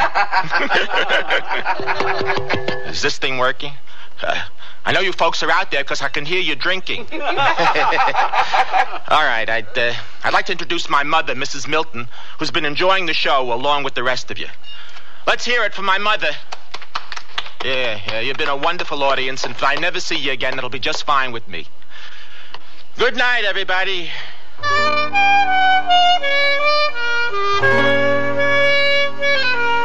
You win, Ma. I'll come home. Now you're talking sense, Benny. Here, let me pack your suitcase for you. All the years I spent on the road playing night spots, doing christenings and bar mitzvahs. For what? Should I pack your monogram rubber duck? I worked hard, Ma. I really did. Of course you did, Benny. Oh, and your mittens? Just can't understand it. Of course you can't. Sneakers. How about sneakers? I got a special talent. I know I can make people laugh. You make me laugh. Mothers and agents don't count. Oh, yeah? Just wait till you get home, Mr. Big Shot Entertainer. I'll show you who doesn't count. No, I can't quit now. I'm so close. There. Okay, we're ready to go, Benny. Ma, do you know how important it is for me to be a successful comic? What's important? We'll get you a good job. Forget being a comic already. I'd give anything to be a successful comic. I'd even give my soul. Did someone say soul? Who are you? One of those fancy schmancy Hollywood types, if you ask me. Ma. Allow me to introduce myself. My name is DeVille, and this is Salome. Hi there, folks. Hello there. I'm Benny Milton. Yes, we know. My son and I were just leaving. Come on, Benny. Wait a minute, Ma. My card, Mr. Milton. Prince of Darkness Productions, Hollywood. You see, Benny, your mother was right. Ma, give the man a chance. Mr. Milton, my agency is constantly on the lookout for new, talent. So what has that got to do with my Benny? Ma, please. I think your boy may have some talent, Mrs. Milton. You think my boy has talent? I arrived too late to see your show, Benny, but if you would agree to a brief audition. Here? In the dressing room? No. Mr. Denton has agreed to let us use the nightclub for a private show. Of course, you will be reimbursed for your time. That's really no problem, mister. And just how much money are we talking about, Mr. Hollywood agent? $500 cash. $500. He'll do it.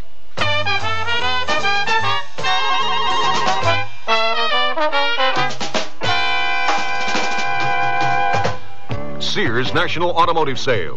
The maintenance-free Sears 36 battery is now on sale. Great starting power. Now only $34.99 with trade-in. You save $5. And save on Sears Dynaglass belted 28 tires. They're on sale now at 40% off spring 1979 general catalog prices, plus federal excise tax. Dynaglass belted 28 tires. Save 40%. Super values at most Sears Tire and Auto Centers. Prices may vary in Alaska and Hawaii. Stop at Sears. The room held several Sears brass-plated lamps. One switched on. The finely plated antique satin shade illuminated the furniture softly. Another lamp turned on, and another. The patio doors blew open. The gleaming brass-plated lamp nearby, with its heavy base built for stability, did not budge. The room glowed in the brassy elegance that these Sears best lamps command. Create your own hauntingly elegant moods with Sears brass-plated lamps at most larger Sears retail stores. Come with me on a magic carpet ride to view Sears' Kismet Classic collection of rugs with the beauty and luxury of genuine Oriental creations. Behold, 13 exquisite patterns inspired by great masterpieces of Persia and the Orient. Look upon all 9 sizes of Kismet Classic rugs, each of 100% virgin worsted wool pile. Deep, dense, luxurious. Riding a rug is okay, but decorating with Kismet Classics is heaven on earth. At most larger Sears retail stores.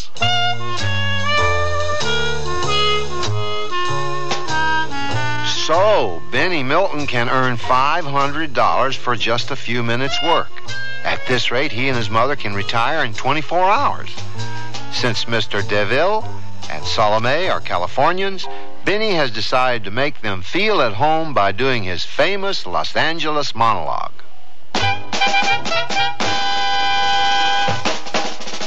Ladies and gentlemen, we proudly present that walking laugh machine, Mr. Benny Milton.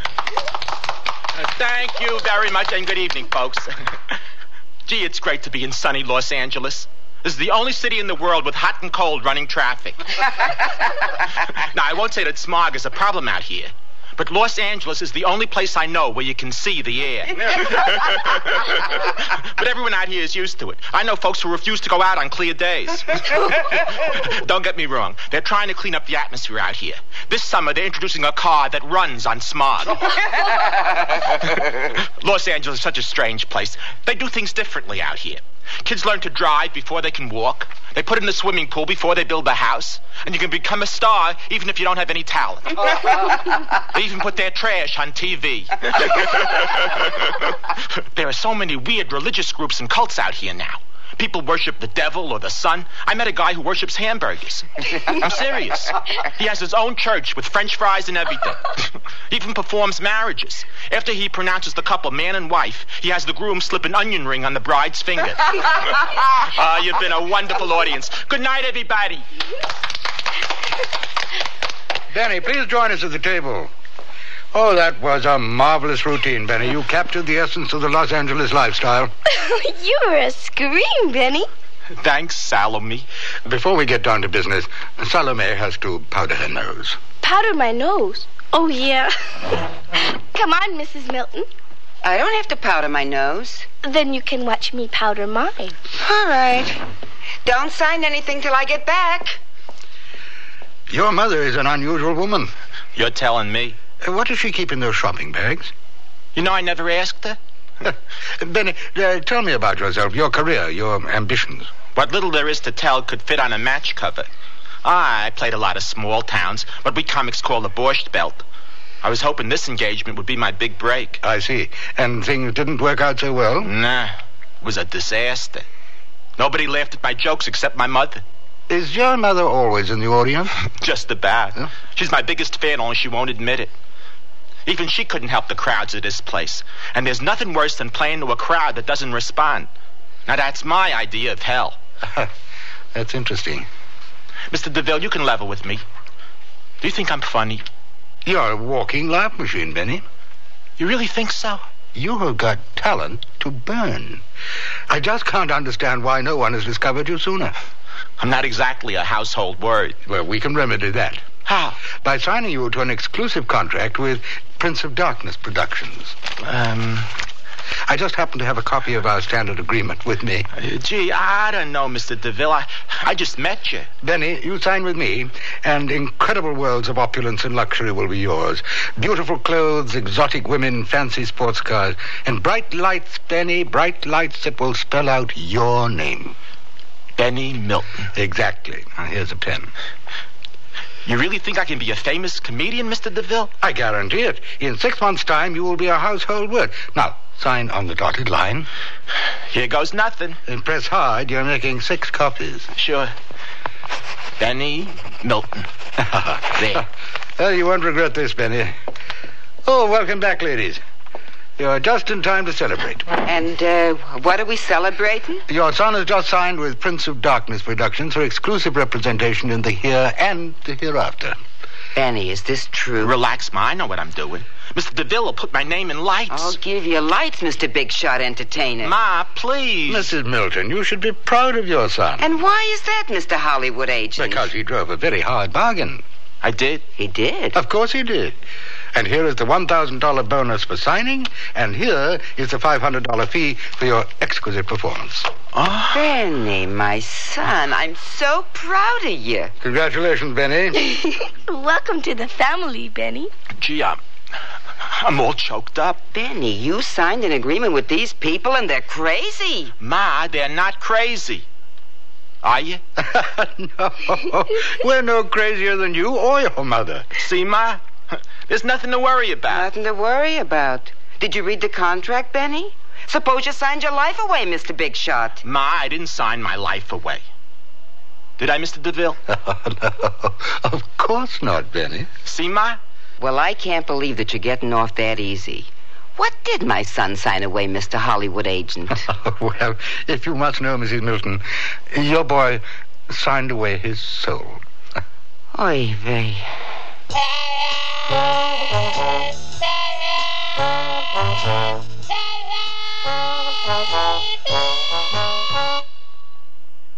Sears Radio Theater will continue after this message from your local station. You've changed, Bernard. You're not the man I married. What do you mean, Francine? Remember the way you were, vulnerable. You made mistakes. But now look, you're confident. Everything you do turns out right. It's that book you sent away for. It's just a catalog from the Consumer Information Center. It lists more than 200 federal publications you can send for on building, fixing, eating. Buying, selling, working, playing, living. And more than half of them are free. Yes, Francine, the man you married is gone for good. All right, Bernard. But would you make just one more mistake for old time's sake? All right. For you, I'll just replace that window glass like I used to. Whatever you do, learn to do it better. Send for your free catalog. Just write Consumer Catalog, Pueblo, Colorado, 81009. Francine, send for that publication on first aid. What was that address? Pueblo, Colorado, 81009. Dear Abby, a listener writes, now that my husband's gone, I've tried to open my own charge accounts and have been turned down. It seems all our credit was listed in his name. Now I'm told I have no credit record in my own name. Signed, Stuck. Dear Stuck, this is a real problem for many women. 4 out of 5 of you will one day be on your own. But if you know your rights, you can help protect yourself against future credit rejection. So take some advice from dear Abby. Call or write stores where you and your husband share charge accounts. Have them listed in both names, yours as well as his. Say you want joint charge accounts listed as Mrs. Mary Jones as well as Mr. John Jones, so you will have a history of credit too. The law gives you that right. For more information, write for the free booklet, Women and Credit Histories, Federal Trade Commission, Washington, D.C., 20580. That's Women and Credit Histories, FTC, Washington, D.C., 20580.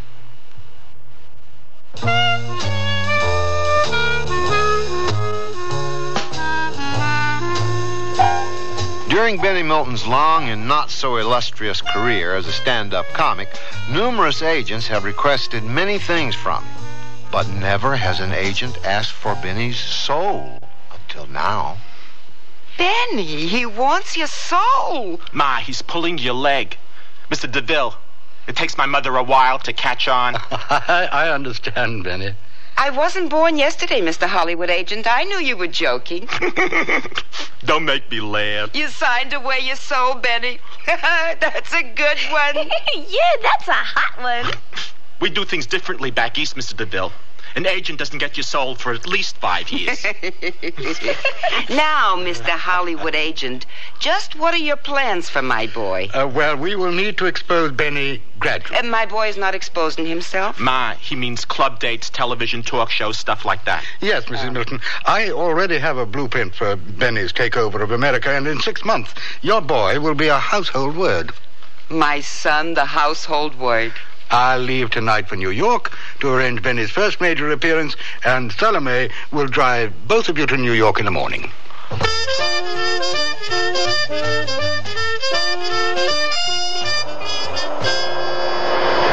Can you believe it, Ma? We're on our way to New York. At this speed, we should be landing there any minute. Gee, this is fun. Mr. DeVille says I'm the only person who can turn a highway into a slalom course. If that's a joke, I'm not laughing. This is a terrific car, Salome. Mr. DeVille gave it to me. He said it was a pimento. You mean memento, don't you? Nope. This is one of those Italian sports cars. An Italian sports car. Did you get it, Ma? I got it.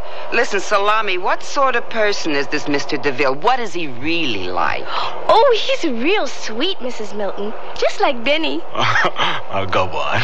And he handles a lot of people? He has so many clients. I don't know how he keeps track of them all.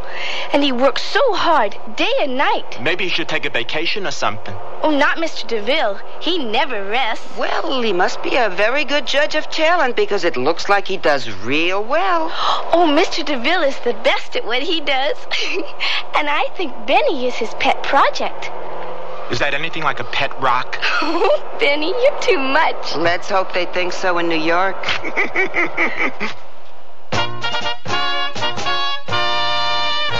Ladies and gentlemen, the Armageddon proudly presents that bright new talent, that walking laugh machine, Mr. Benny Milton. Thank you, and good evening, folks. Gee, it's great to be in New York.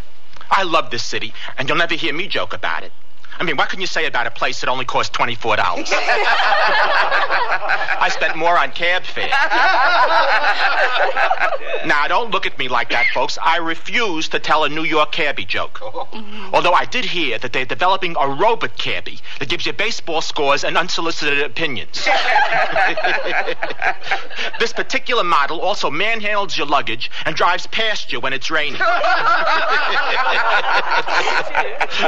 Boy, haven't times changed. The bums on the Bowery won't panhandle you for less than $1. And I can remember when the Staten Island Ferry was a boat ride.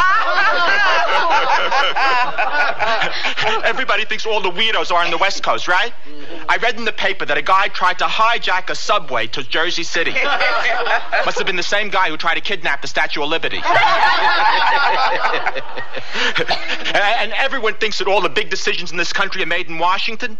Not true. They're made right here on Wall-to-Wall Street. I'm a stockholder and proud of it. But the Dow Jones isn't the indicator I watch to see how the market's doing. Once a week, I go down there and count how many people bring their lunches in brown paper bags. Never fails. Hey, you've been a terrific audience. My mother thanks you. Good night, everybody.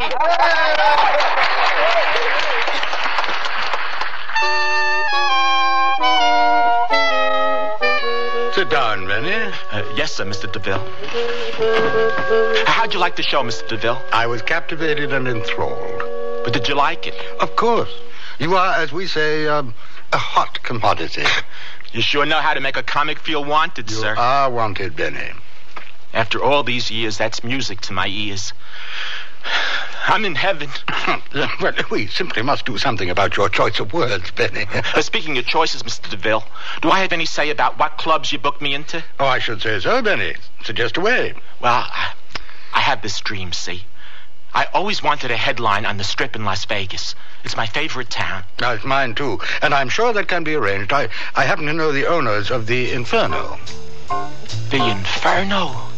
Boy, if I could headline there, I could die a happy man. That, too, can be arranged. So when do I leave for Las Vegas? Shouldn't we build up to it, Benny? I mean, there's no hurry, is there? Oh, no, sir. I got plenty of time. Yes. Now, Salome and your mother will accompany you to the following clubs I've selected. And now, ladies and gentlemen, the underworld proudly presents that rising star, that walking laugh machine, Mr. Benny Milton. Thank you, and good evening, folks. Gee, it's great to be in Chicago. It's June, and you already got snow. Or is that left over from last winter? Yes, sir. You got the world's tallest building, the world's busiest airport, and the world's worst snow removal.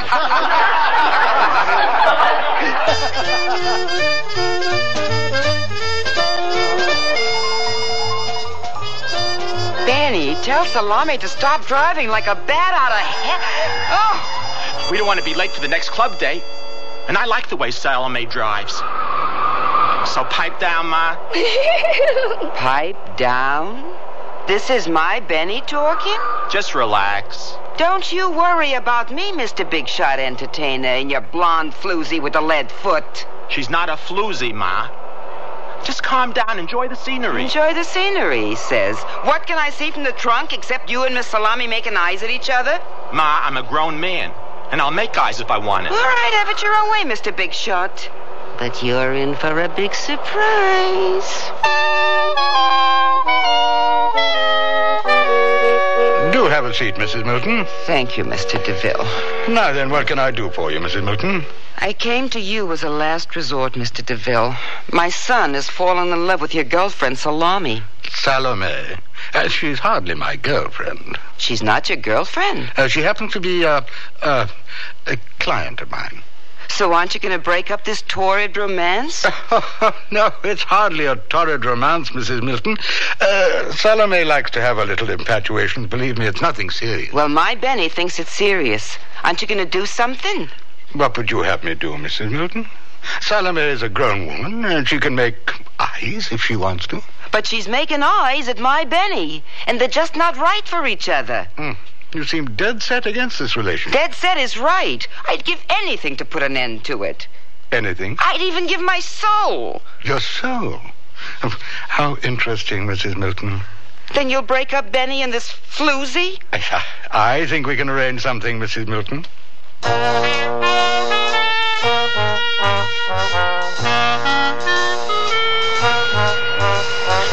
It sure was nice of Salome to loan me her car. Nice isn't the word. She's a sweet girl, Benny. You know, Salome and me are thinking about getting married. Married?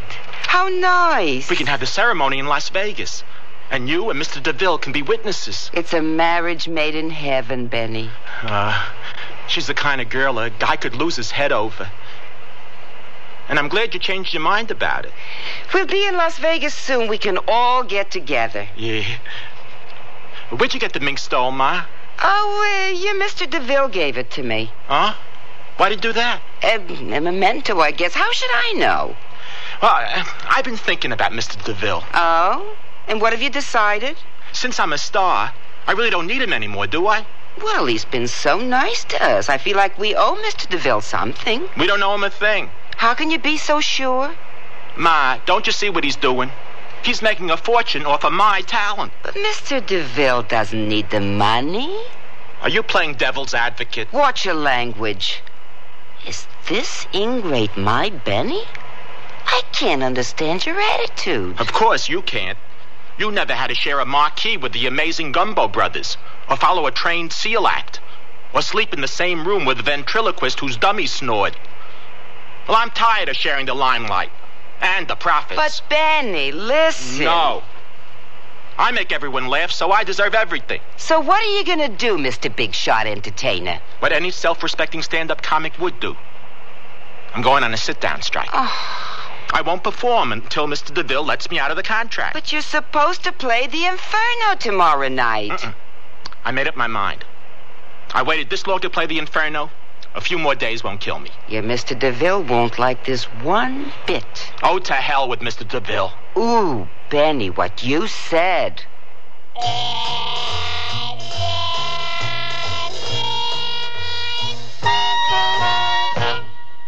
Sears National Automotive Sale. Dirt inside your shock absorbers can cause them to fail. Get Sears heavy-duty plus shocks with a self-cleaning wiper ring.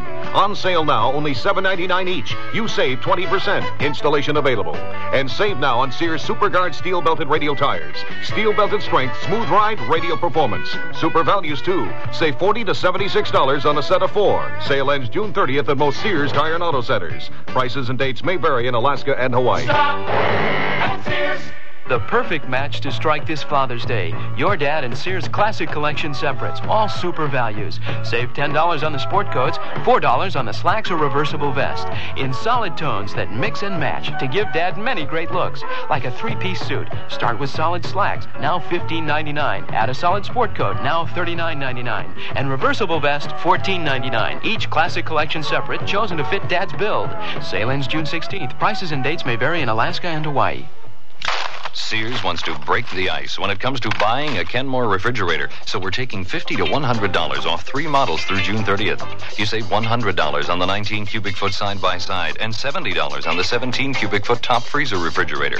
Both have automatic ice makers and Sears exclusive humid drawer. Save $50 on a Kenmore 17 cubic foot refrigerator freezer without ice maker. All are frostless. Kenmore. Solid as Sears. Dates may vary in Alaska and Hawaii. Available at most larger Sears retail stores.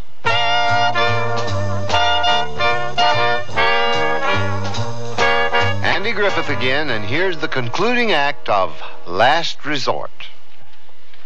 Well, how do you like the penthouse, Benny?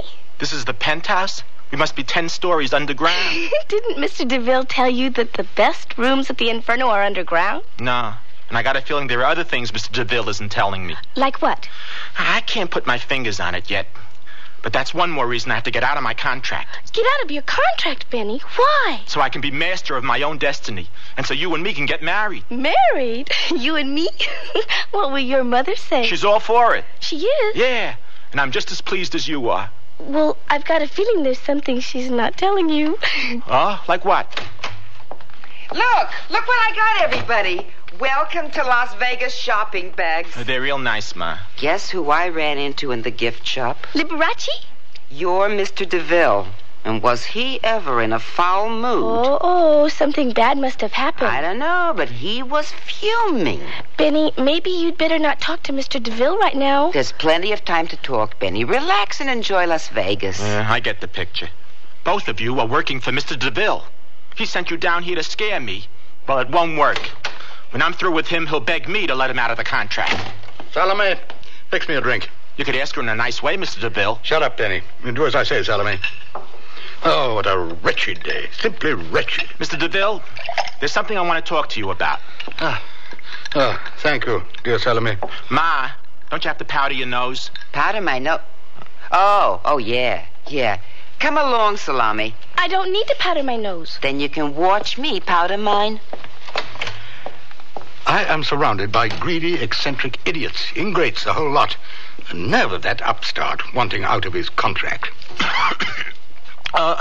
Someone try to get out of a contract? Yes, it happens occasionally. A misguided performer gets the mistaken notion that he is a star and that he alone is responsible for his success.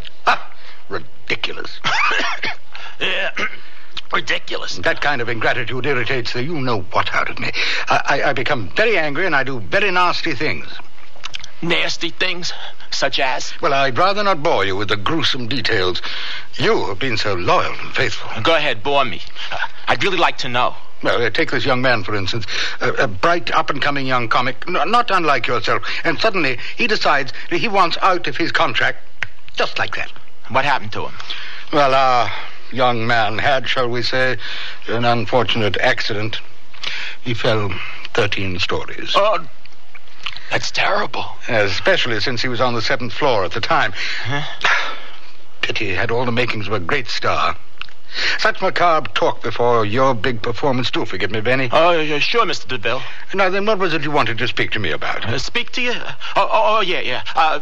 You will be at the show tonight, won't you? Oh, of course, Benny. I wouldn't miss it for all their souls and you know where.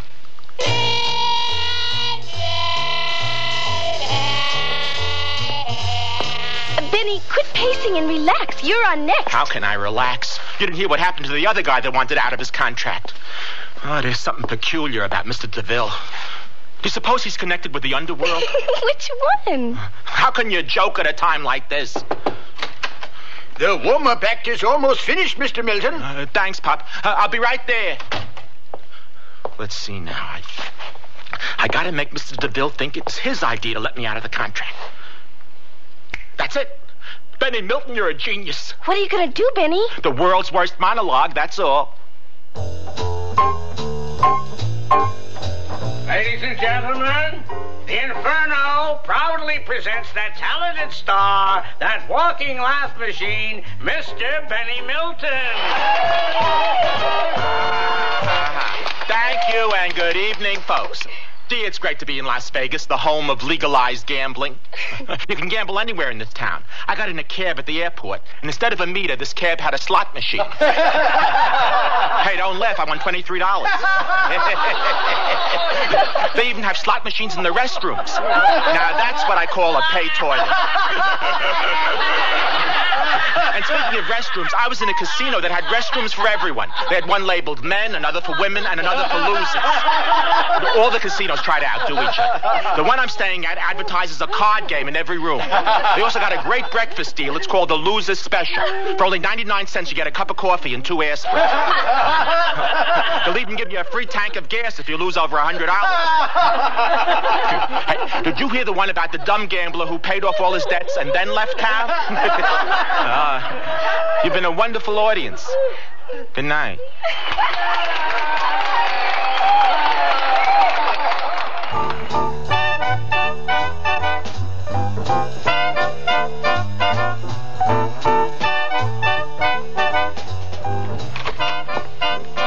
Salome, where's Mr. DeVille? He said he had some business to take care of, and he'd drop in later. Where's my mother?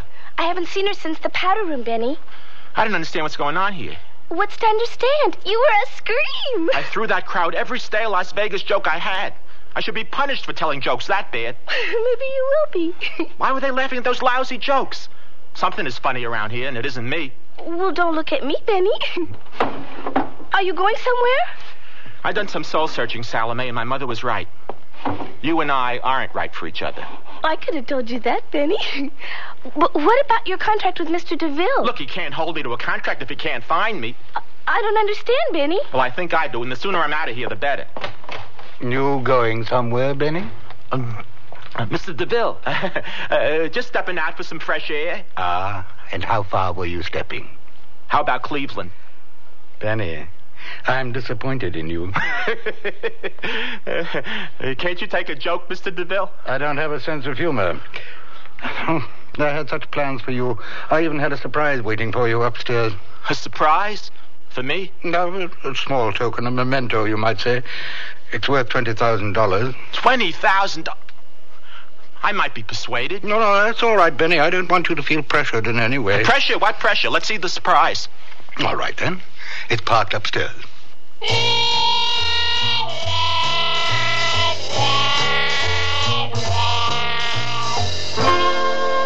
There you are, Benny. How do you like it? Mr. DeVille, do you know what this is? Yes, of course I do, Benny.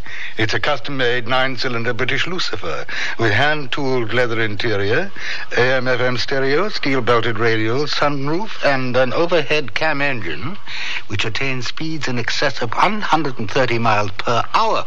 Sticker price, $19,871.64. This can't be happening. Of course it can. Notice the personalized license plates? B-E-N-N-Y. Benny. You shouldn't have. Here are the keys, Benny. Would you care to make a trial run? The desert's quite beautiful this time of night, and you can put this little devil through its paces. I'd love to.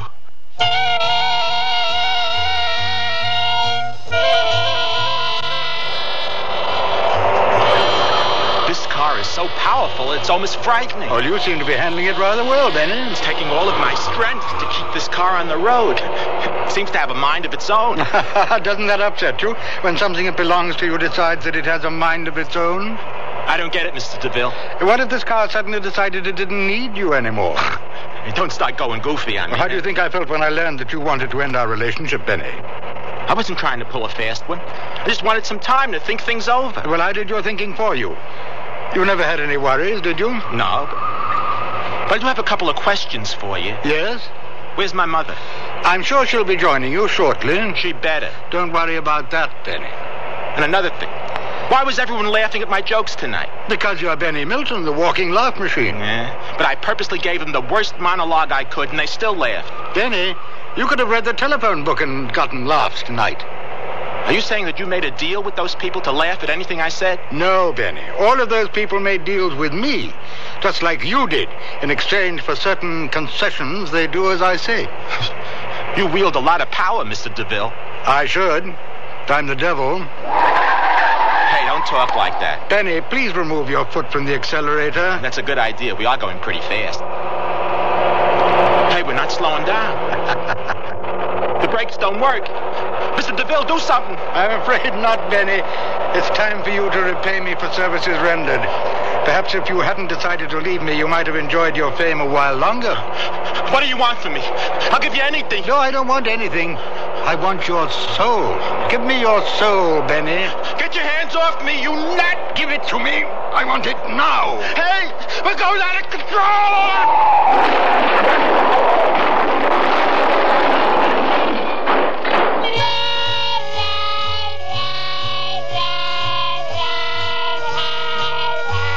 What's going on? Where am I? Mr. DeVille, what happened? There was a crash, Benny, and you died. Pity. You had all the makings of a great star. I'm dead? Funny, I don't feel different. You will. Please follow me. If I'm dead, you must be dead too, right? Oh, no, Benny. This is my home. Strange place. I've been in nicer tunnels. Please step in here, Benny. Gee, this place looks familiar. Reminds me of a resort I once played in the Catskills. Talk about disasters. That place was my idea of hell. Say, what are all these people waiting for, Mr. DeVille? They're waiting for you, Benny. For me? Where are we, Mr. DeVille? This is hell, Benny. Your idea of hell. Hell? That's the last time I trust an agent. Why don't you walk on stage? We don't want to keep the nice people waiting, do we? All right. Let's get the show on the road. Ladies and gentlemen, we present that walking laugh machine, Mr. Benny Milton. Thank you for that warm welcome, folks. Gee, it's great to be in hell.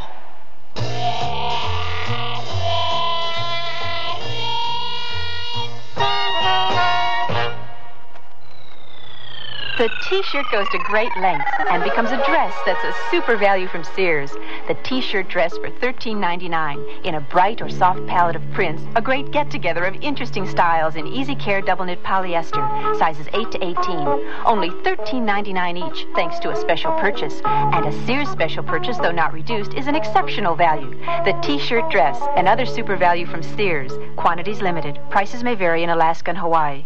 My dad's power hungry because he's anxious to tackle new projects with power tools for Father's Day. At Sears, find super values in a Craftsman reversible drill, saber saw with manual scroller, and dual action pad sander, each at $20 savings, now just $29.99. And check Sears heavy duty router with case at $43 savings, based on regular separate prices in Sears' current power hand tool catalog. So this Father's Day, let Craftsman satisfy your power hungry dad while you save money at Sears. Prices may vary in Alaska and Hawaii. Nothing but the best for my dad. Like Sears Best Double Knit Slacks on sale for Father's Day. Regular cut slacks are just $13.99. That's $4 off. Choose popular solids and refined patterns in wrinkle-resistant double knit Fortrell polyester. Top off his day with Sears Best Short Sleeve Knit Sport Shirts. Also at $4 off. Now just $9.99. It's Sears Best for the best guy I know, Dad. Sale ends June 16th. Prices and dates may vary in Alaska and Hawaii. All items available at most larger Sears retail stores.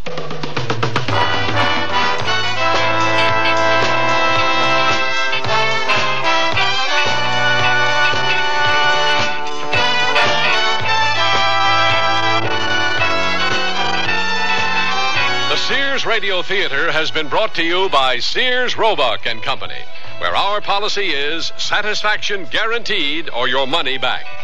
Sears, where America shops for value. Last Resort was written by Mark Trella, produced and directed by Fletcher Markle. Your host was Andy Griffith. Our star was Marvin Kaplan. Featured in the cast were Lillian Baeff, Ben Wright, Noel North, Jerry Hausner, and Jack Carroll. The music for Sears Radio Theater was composed and conducted by Nelson Riddle. This is Art Gilmore speaking. The Elliott Lewis production of Sears Radio Theater is a presentation of CBI. Join hands with people everywhere. Each of us can do our share in Cares Crusade for children. This year, people of all nations are joining hands to improve the lives of the world's needy children. Through CARE, you can provide the families of these children with the means to grow their own food, to build medical facilities, safer water systems, and schools. Tomorrow's world is in our hands. Help make it a better place for all the children.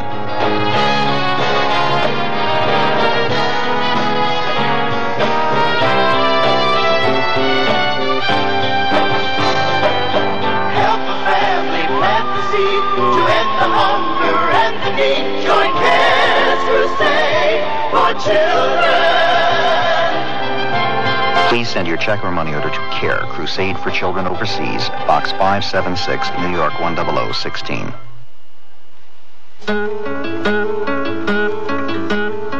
Like the wind, we feel its effect, but we cannot see it. It touches each and every one of us without exception. Young or old, rich or poor, black or white. It's something we all have in common. Tension. When we're unable to cope with tension, it can turn against us. It can make us fail at our jobs, fail our families, and most important, fail ourselves. Learning to cope with tension is a never-ending process, one that begins at birth and continues to the end of life.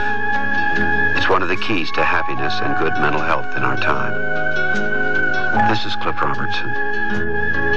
There are few of us who wouldn't welcome solid advice from a good friend on how to deal more effectively with our tensions.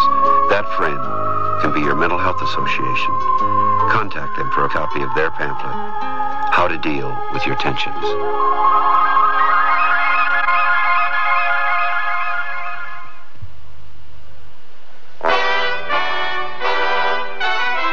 Tomorrow's Sears Radio Theater will be a mystery with Vincent Price as your host. Let's listen. If I wanted to be free, I could divorce Marjorie. And why haven't you? Well, that's just it. Maybe I don't want to. In any case, if I haven't tried even that, why would I jump to murder? Human behavior is a mysterious thing. So be sure and tune in tomorrow to Sears Radio Theater. I'm Wally Robinson, WNEW News, on the Sears Mystery Theater. That's the theme from the Sears Radio Theater. Tonight's story is a comedy with Andy Griffith as your host. Here's a preview. Where's Vietnam? It's right next door to Thailand, where my girlfriend Siri Kit came from. This is the lady from Bangkok, the one you almost married? Right. Say, man, you got a good memory. Yes, Siri Kit, I really cared a lot for that woman. The Sears Radio Theater will begin after this message from your local station. Here's a message from your Kidney Foundation. Have you ever stood in line, my friend? Not for hours, but for years on end. Not waiting for a ticket for a show you want to see, but just for the chance to live life normally. Waiting for the gift of life. Pass it on, pass it on. Give the gift of life. Pass it on, pass it on. Somewhere someone depends on you.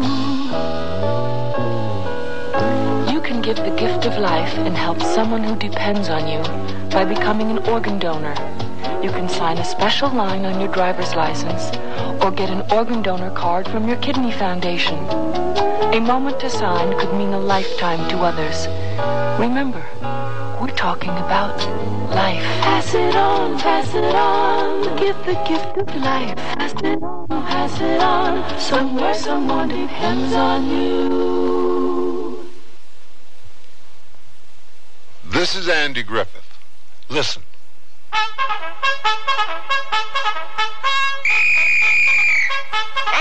right, up and at 'em. Ungrip them pillars. Come on, off and on. Off your bunks and on your feet. All right, let's hit it. Formation in 5 minutes.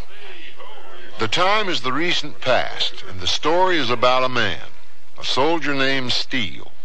Or rather, it's the story of a 2-day past that was stretched into 3 days, as seen through the fuzzy eyeballs of a buddy of his. The reason for me referring to the fuzz in his eyes will become obvious as we march along. Steele, Nobody ever called him Conroy, was an Army cook attached to the 52nd Civil Affairs Group, Fort Gordon, Georgia, whenever he was an AWOL, which was fairly often. We get into a ticklish area here. Some people will say as soon as you make a generalization about any member of a minority group, that you're stereotyping, or worse yet, you're prejudicing. Well, as a so-called minority member myself, I'll go out on a limb and say, I think some people in all groups do fit some stereotypes with no loss of dignity or anything, as long as the stereotype isn't intentionally degrading. Still, my buddy Steele was a West Indian, a brother from St. Thomas in the Virgin Islands. And he was, I think, what a lot of people feel West Indians are really like. Warm, temperamental, full of life. He was a fantastic storyteller. Spell that liar. A really fine cook, Army or not. A generous friend, a heartbreaker. It was his boast that he had left him smiling on 3 continents and 12 islands. As well as being one of the heaviest drinking dudes I've ever had the pleasure of knowing. His first question when we got into town was, "Who's bumping, man?" With an accent that was so lyrical it sounded like singing. I remember a weekend with Steele that almost left me with the need to be pumped. How? As you all know, this is the morning police call, which means I want you men to go over this area, pick up every gum wrapper, bottle top, scrap of paper, and cigarette butt you see. If you can move it, pick it up. Otherwise, we'll come back through here and paint it. All right, moolah! Which is just about the way the day started.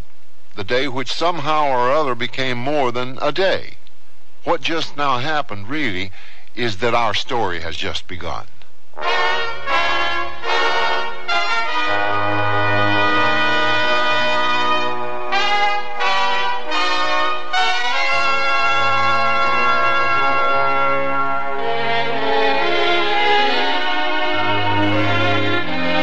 Sears Radio Theater. A new adventure in radio listening. 5 nights of exceptional entertainment every week. Brought to you in Elliott Lewis production of the Sears Radio Theater. Our story, A Weekend Pass by Odie Hawkins. Our stars, Brock Peters and Robert Dokey. The Sears Radio Theater is brought to you by Sears, Roebuck and Company. Sears, where America shops for value. When I need advice, I go to my mom. Why not? It's free. Now that I'm married and moving into a new house, I want all the advice I can get. So when Mom says shop Sears, I listen. You should. Sears is a great help on those big items you'll need for your new home. Major appliances like washers, dryers, and refrigerators. They'll deliver, install, and service. I always depend on Sears. You should too. Sears, Sears, Sears, where America shops. The word's out and spreading fast about the jeans from Sears Men's Store that grow beautifully. It's a sure sign they're feeling fine and feeling good. For the denim that keeps going strong a long time. Get them trim cut, regular cut, even get them pre-washed. The jeans that grow beautifully. Now at most Sears retail stores. Sears National Automotive Sale. Dirt inside your shock absorbers can cause them to fail. Get Sears heavy-duty plus shocks with a self-cleaning wiper ring. On sale now, only $7.99 each. You save 20%. Installation available. And save now on Sears SuperGuard steel-belted radial tires. Steel-belted strength, smooth ride, radial performance. Super values, too. Save $40 to $76 on a set of 4. Sale ends June 30th at most Sears Tire and Auto Centers. Prices and dates may vary in Alaska and Hawaii. Stop at Sears.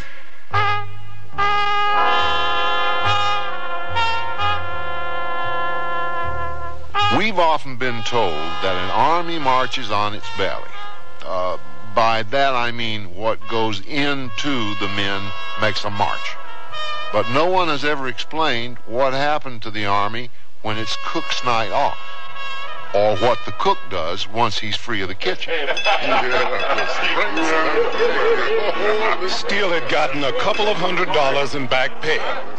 The pumping began as soon as he received the money.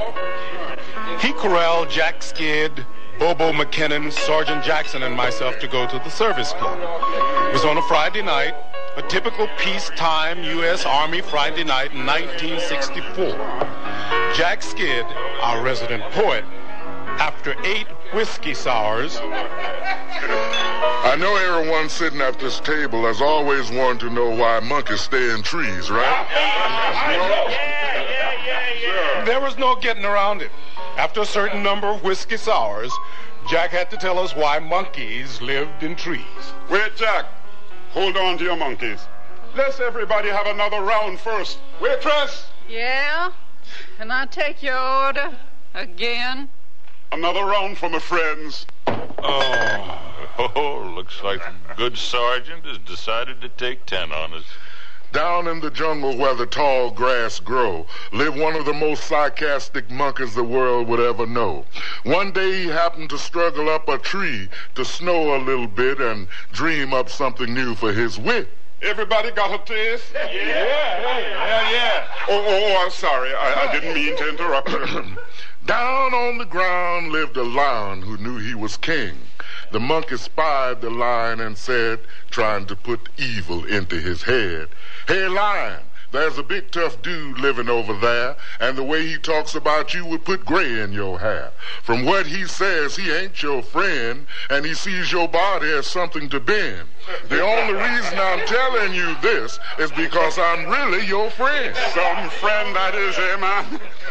Yeah, Mr. Lion, he talked about you in a scandalous way, and that's all I've got to say.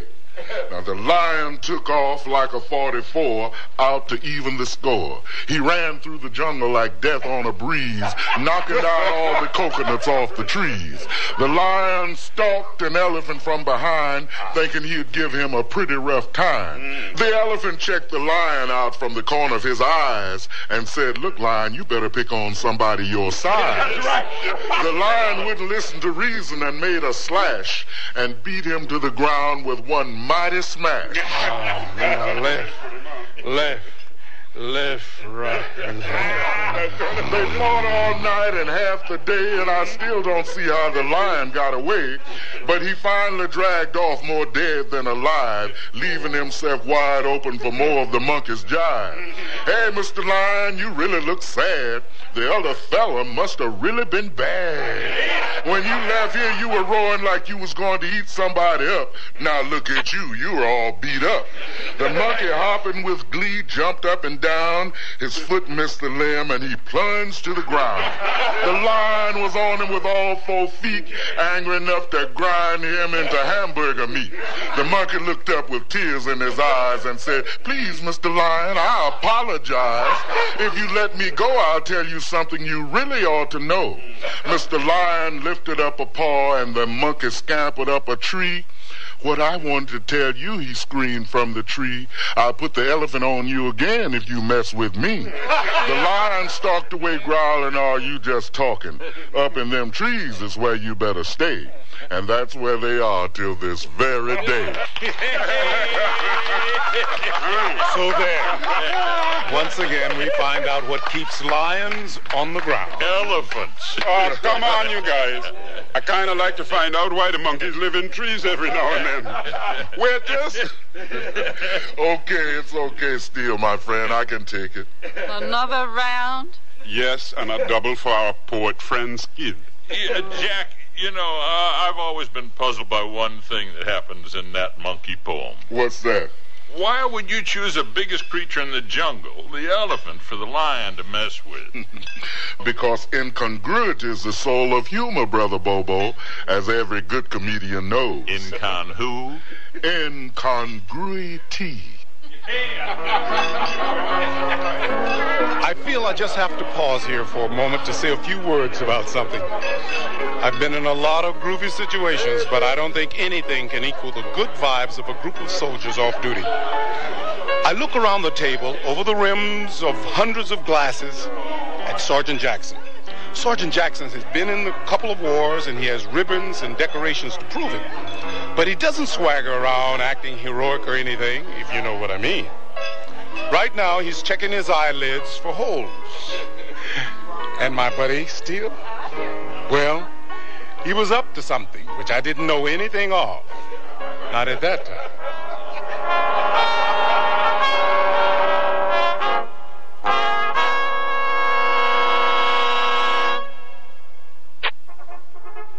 Here they come. More values from Sears, like $1.44 pull-on shorts and $1.99 tank tops for women. They're colorful polyester tank tops that slip on neatly over the double-knit nylon shorts. Shorts with elastic waist and stitched front creases. Just watch them go. Sears $1.44 shorts and $1.99 tank tops for women. All set for action. Hurry in while quantities last. Prices may vary in Alaska and Hawaii. Sears wants to break the ice when it comes to buying a Kenmore refrigerator, so we're taking $50 to $100 off 3 models through June 30th. You save $100 on the 19 cubic foot side-by-side and $70 on the 17 cubic foot top freezer refrigerator. Both have automatic ice makers and Sears exclusive humid drawer. Save $50 on a Kenmore 17 cubic foot refrigerator freezer without ice maker. All are frostless. Kenmore, solid as Sears. Dates may vary in Alaska and Hawaii. It's here! It's here! The Great American Paint Sale is here!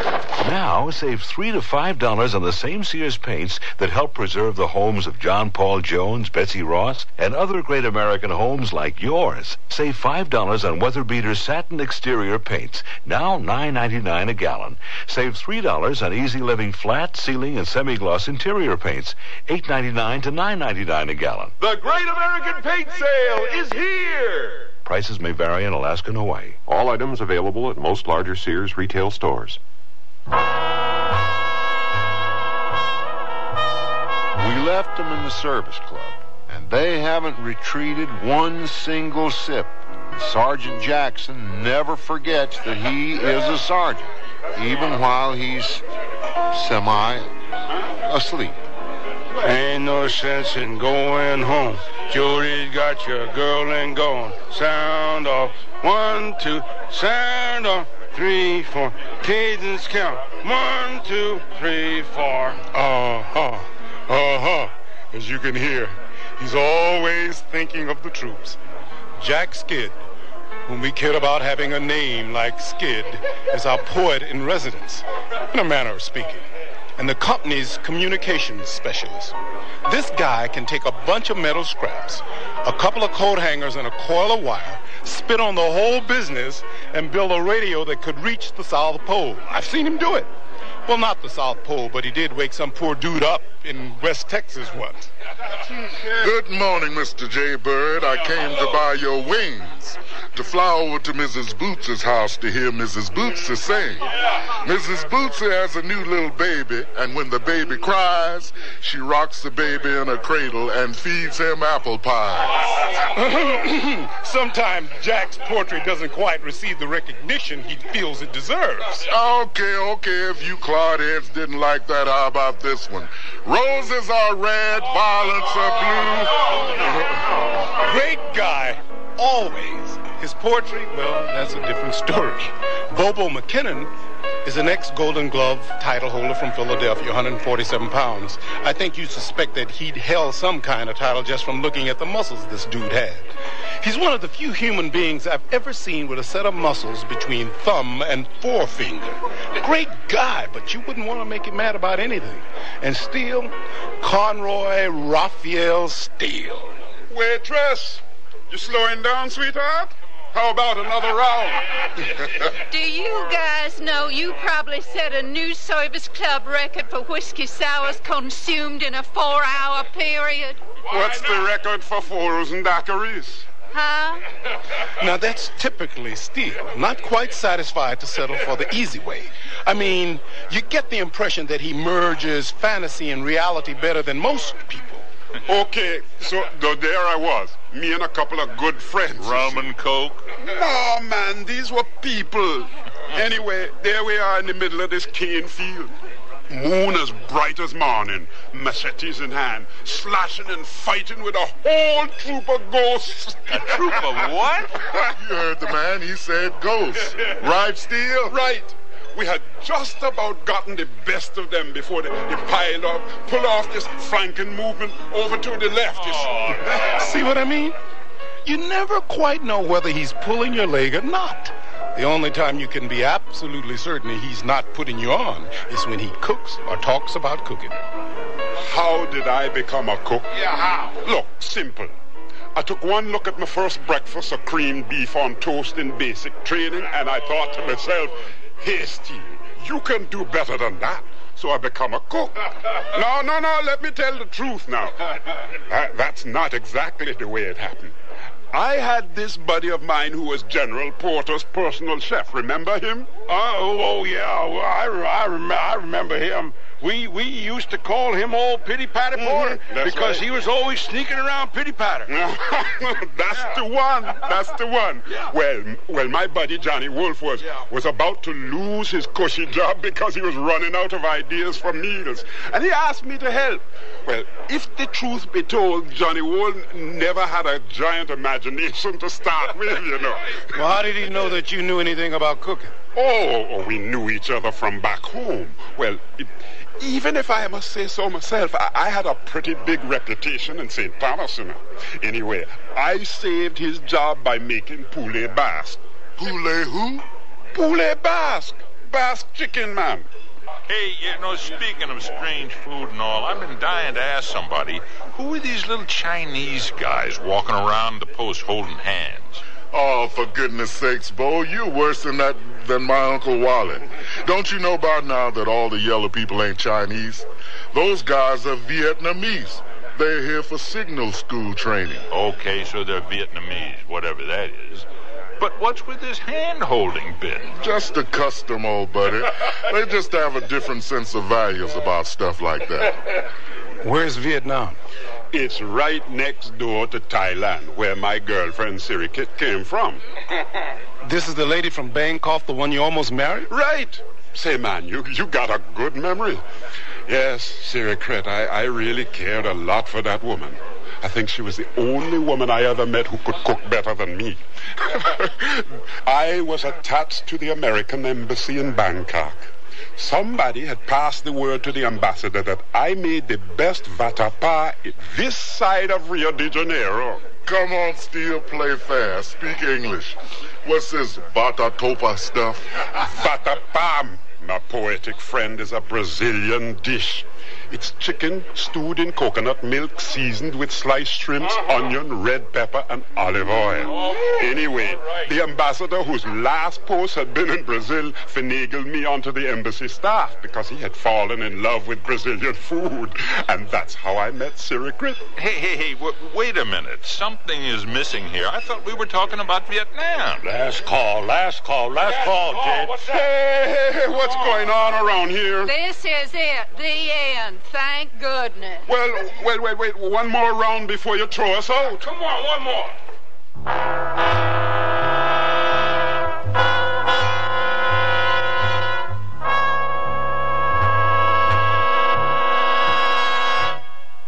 Sears Radio Theater will continue after this message from your local station.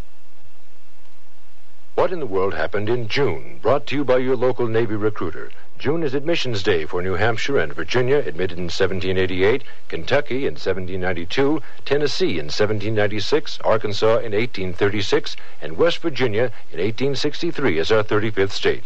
The Continental Congress appointed a committee to draft the Declaration of Independence in June of 1776. In June of 1782, the design for the Great Seal of the United States was adopted by Congress. The U.S. Navy Yard at Portsmouth, New Hampshire, was purchased in June of 1800. The first course in flight instruction was started in June of 1925 at the U.S. Naval Academy. In June of 1935, the self-help organization Alcoholics Anonymous was created. In June of 1966, the U.S. achieved the first soft landing on the moon. What in the World Happened in June is brought to you by your local Navy recruiter who will answer your questions about Navy opportunity. Or in the continental United States, call 800-841-8000. In Georgia, 800-342-5855. Chills run up and down your spine. There's a creeping sensation at the back of your neck. You're listening to CBS Radio Mystery Theater. I'm E.G. Marshall, your host for these hour-long dramas of suspense, adventure, and the macabre.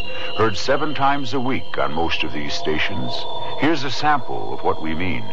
Quiet, man. Listen, and you'll hear it. I don't hear anything. It came from the bow, a keening and the sobbing of a little child. And then it changed as I went forward to look. I swear it came aboard and went down below. I was afraid, but I followed it. Oh, Doctor, I tell you, it went right into the captain's cabin. Listen here for CBS Radio Mystery Theater 7 times a week on most of these CBS Radio network stations.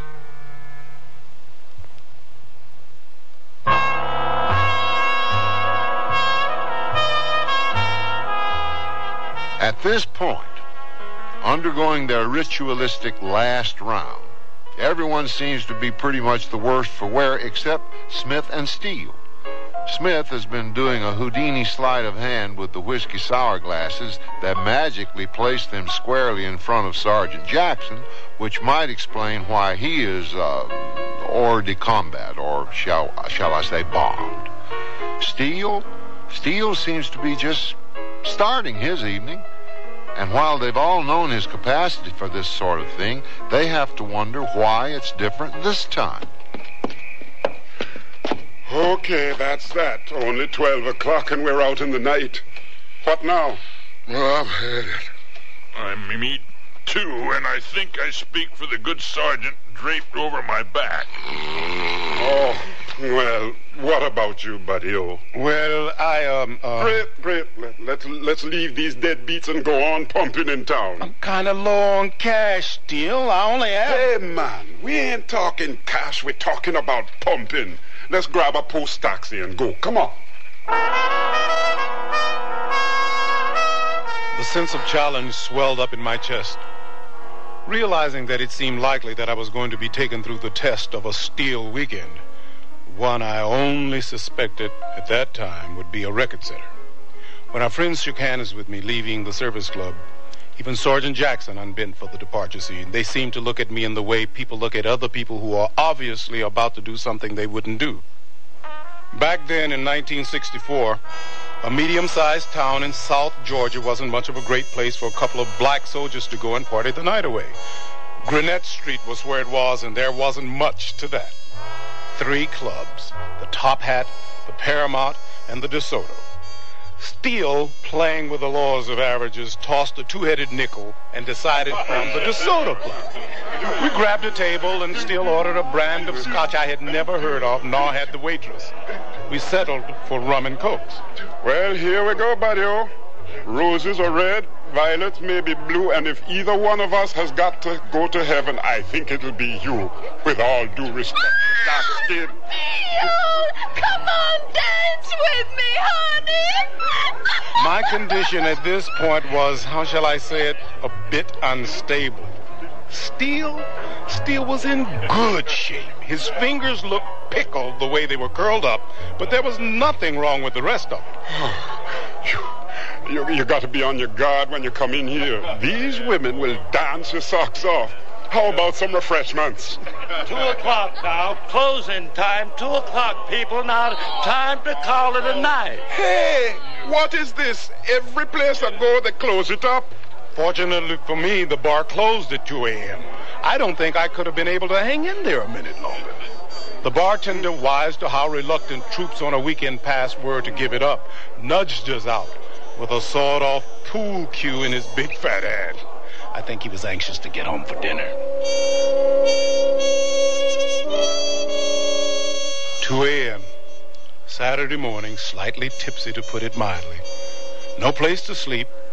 In the soft South Georgian evening that was loaded with fragrances of wisteria and mint and magnolia have now surrendered to a cold, impersonal, shirt-flapping northern breeze. I shivered and made a delicate inquiry. Okay, Steele, where do we sleep tonight? You know something, man? I could never understand what it was made Harry Belafonte so popular. What? Belafonte, you know the calypso singer. What about Belafonte? Well, I mean, aside from the fact that the man had nice teeth and used to show his belly button a lot, I never thought too much of his singing, you know. Take a song like Matilda. How did it go now? Matilda, she take me money, run Venezuela. Matilda, she take me money and you will Venezuela. Hey, that's great, man. That vibrato. Let's take it all the way. Come on. No, look, Steel, man, I'm freezing. Hey, there's a closed-in porch. Why don't we go and sit inside? Sure, why not? You know Mama look a boo-boo? No, not really. Well, it goes... Look, I wonder why nobody don't like me. Maybe it's the fact that I am ugly. And then there's the banana boat song. Man, I love that one. Let me see. How it go now? I take it you boys missed the bus back to camp. Oh, sorry. We didn't mean to... Yes, sir. We didn't mean to wake anybody up. Well, you did, but that's beside the point. It's pretty chilly outside. Why don't you boys come on inside? We got a sofa, and one of y'all can sleep on a bunch of warm quilts, and the other can make a pallet with. Thank you. Thank you very much. Yeah, thank you. Thank you very much, Mr. Williams. Williams is my name. Mr. Williams, we certainly want to thank you. I don't think I had one more song in my body. Oh, I understand. I was in the service myself a while back, and I've done my share of singing. Hey, here are the quilts. Who sleeps on the floor? Why don't we flip for it? With your two-headed nickel? Heads. I got the sofa.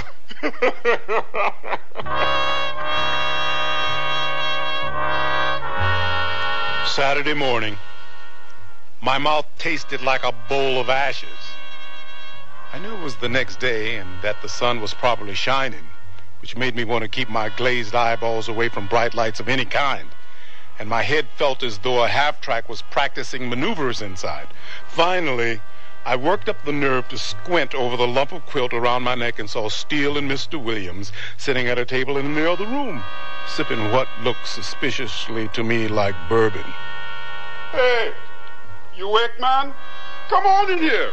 Mr. Williams is telling me about what Paris was like right after the First World War. Come in here and have an eye-opener. Steele had been up long enough to have charmed his way into our host's liquor supply. He could do that, charm people, that is. I pulled myself off the floor, staggered into the bathroom to splash water on my aching head, then bravely marched into the living room for a half glass of eye-opener. It tasted vaguely like soapy water and iodine. Yeah, I'm telling you, young man, there's never been another time like it in the history of the world. Oh, this is my wife, Martha. Good morning. I heard y'all singing last night. Good morning, Mrs. Williams. Morning, Miss Williams. Now then, tell me, how will you young men like your eggs? Scrambled? Sunny side up? Oh, I'd like mine. No, thank you, Mrs. Williams. We got to be going, and we're late already. Well, no trouble.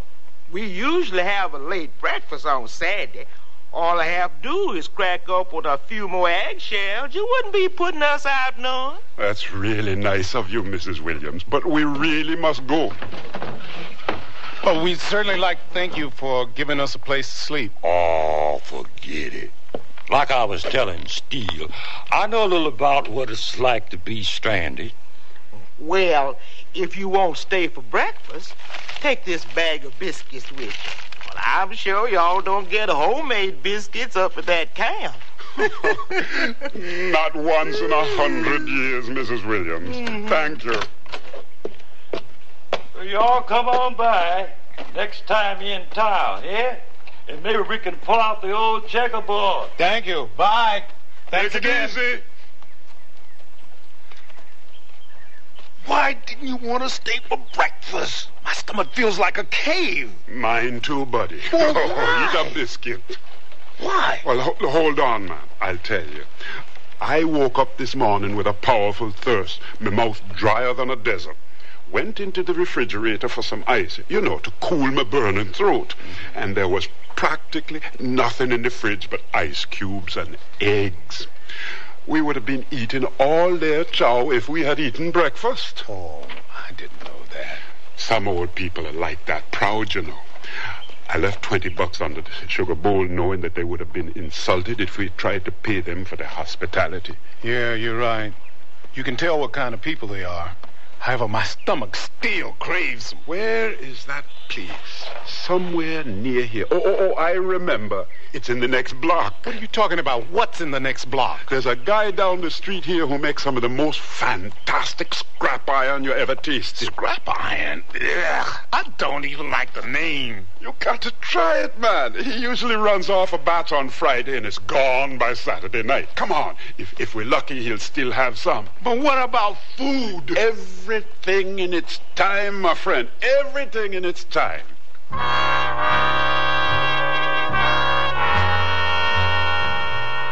We compromised. In the next block, he disappeared up a little dirt path that seemed to lead nowhere and returned with a half-pint bottle of scrap iron.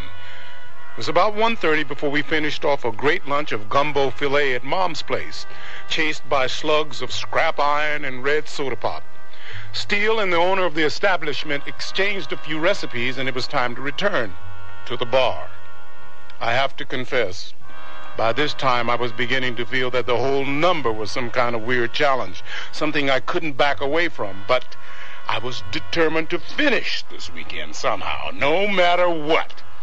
We wandered into the Top Hat, the swankiest bar on Gwinnett Street, and ordered rum and cokes. Beware. A problem is approaching us.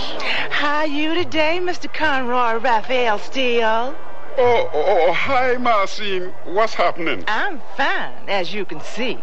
This is my friend Delacroix. Well, this here is Herb Smith. Meet Miss Marcine Wright. Hi. Well, are you going to ask us to join you or not?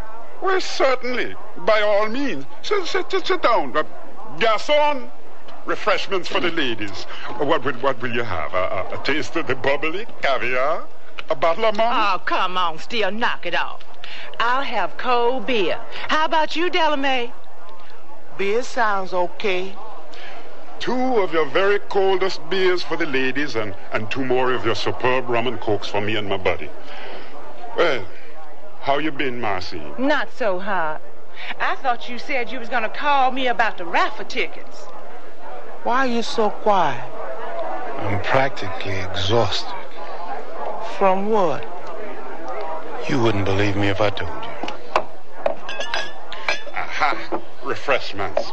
Well, here's looking at me, kids. Steele, what about those tickets? Remember you said... But I thought you said the raffle was last week. You didn't hear me tell you no such thing as that. I told you this week, and you promised about 4 tickets from me. Go on, tell me. What are you so exhausted from? Marcine, I have been buying tickets from you for 2 years for one thing or the other, and I ain't never come close to winning nothing. But still, you promised. I'm exhausted from a rare form of disease. It's called stick-with-steelitis. I didn't promise nothing. Is it catching? Yes, you did too, Steele. Not unless you wanted to be. I know when I promise something and when I don't. And I didn't promise. If it's one thing I hate worse than clabber milk, it's a liar. Who you calling a liar, woman? If the shoe fits, put it on. Come on, Della. Let's go someplace that's not infested by liars. Well, I gotta run. Hope I see you again. How about right here? Oh, I don't hang out at bars. Why don't you call me? Careful, honey. If he hangs around with old Fork Tom, he bears careful watching. I'll call you, Della. Looking forward to hearing from you. Bye. Take it easy, Marcine. You and your wolf tickets. Steele, did you promise to buy some tickets or not? I'm almost certain I did. You did? Probably, but then I always promise Marcine something. She's one of those kinds of people who lives from one promise to the next. Believe me, man, it's okay. But when I first met her, she made me promise to buy her a car. What did you?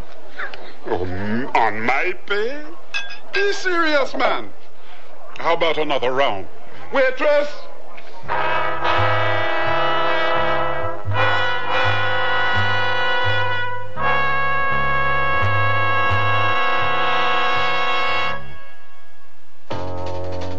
They wear them in Alaska, in Texas, in Maine.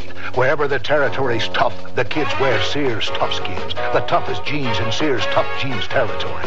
Fashioned from a perma-pressed tri-blend fabric so tough, kids can actually jump on trampolines made from it. Sears Tough Skins in boys and girl sizes. Now in latest spring colors, styles, patterns. Brushed finish, too. You have tough kids, Sears has Tough Skins. Only in the children's store at most larger Sears retail stores and through the catalog. The room held several Sears brass-plated lamps. One switched on. The finely pleated antique satin shade illuminated the furniture softly. Another lamp turned on, and another. The patio doors blew open. The gleaming brass-plated lamp nearby, with its heavy base built for stability, did not budge. The room glowed in the brassy elegance that these Sears best lamps command.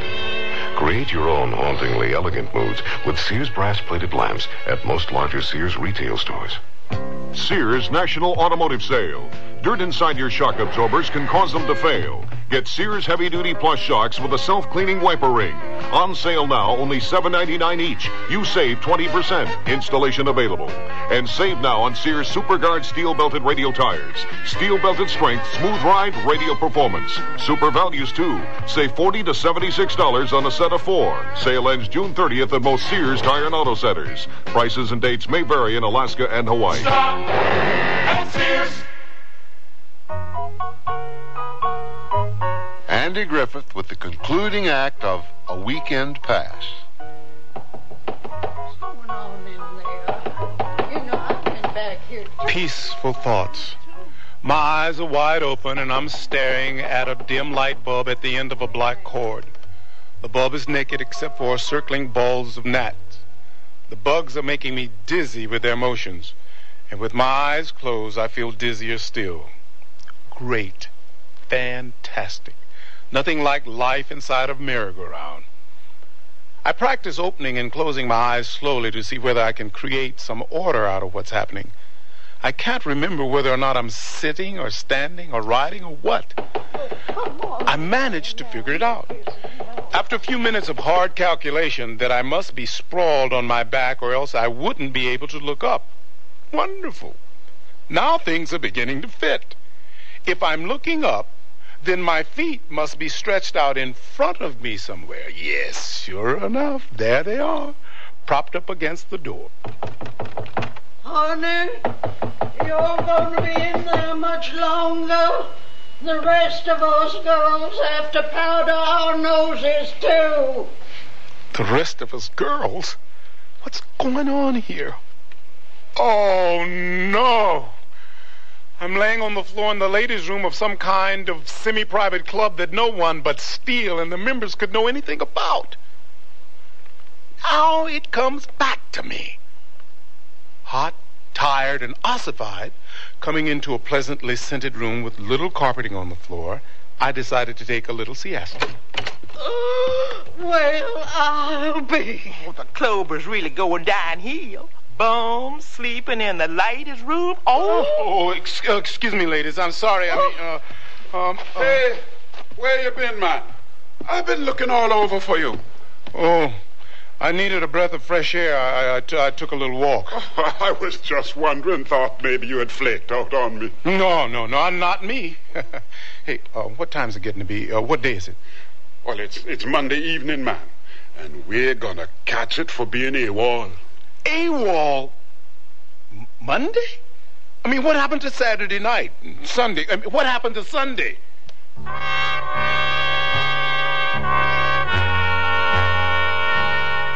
To be certain, a lot of us have had the urge to get rid of some days, especially the kind that starts off badly and gets progressively worse. But what happens when you realize that you have lost a whole day when you're on a bus going back to camp?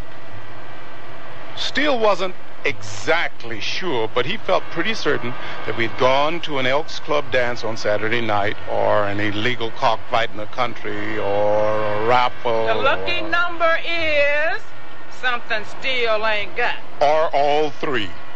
And a church picnic on Sunday, polished off by a 12-hour nap on the shore of Clark Lake, stuffed with ham, macaroni salad, baked beans, coleslaw, barbecue ribs, spinach and collards, and wedges of peach cobbler. That late bus back to camp, bouncing my insides around, made me feel slightly seasick. It doesn't matter how late we get back. We'll probably be shot at dawn anyway. This is no joking matter, Steele. You know the captain's really been cracking down on people for being AWOL. I know, man, I know. Here, have a little taste of white lightning. It'll make the bullets hurt less. White what? White lightning. It's guaranteed to cure or kill whatever ails you, including fear of punishment for being AWOL. Steele, you are positively, absolutely unreal.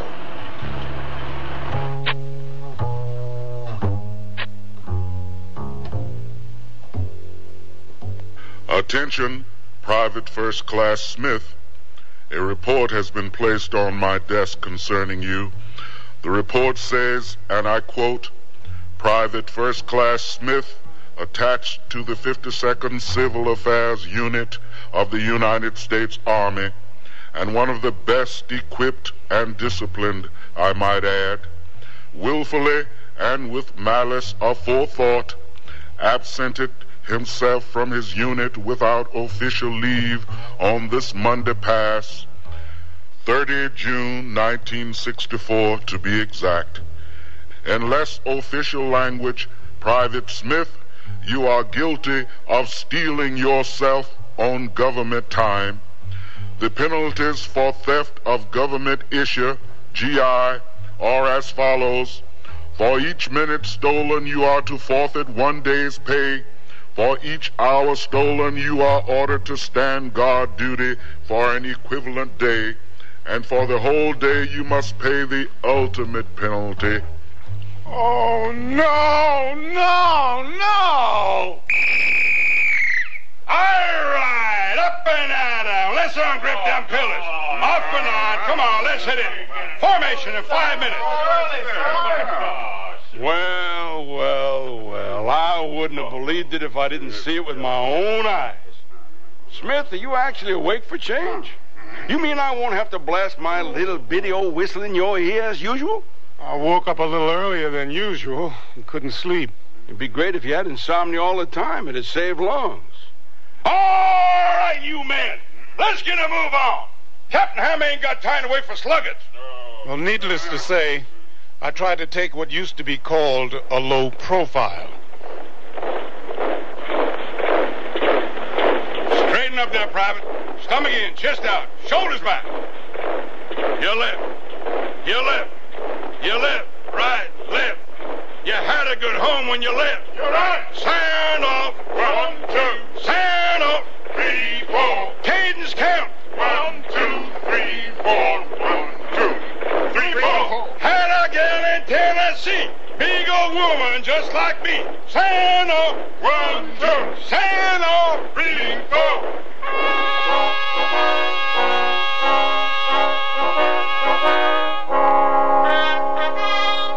By the time we had finished morning police call, attended a compulsory class on military justice, and reviewed the procedures for a coming field exercise, I was beginning to feel absolutely paranoid.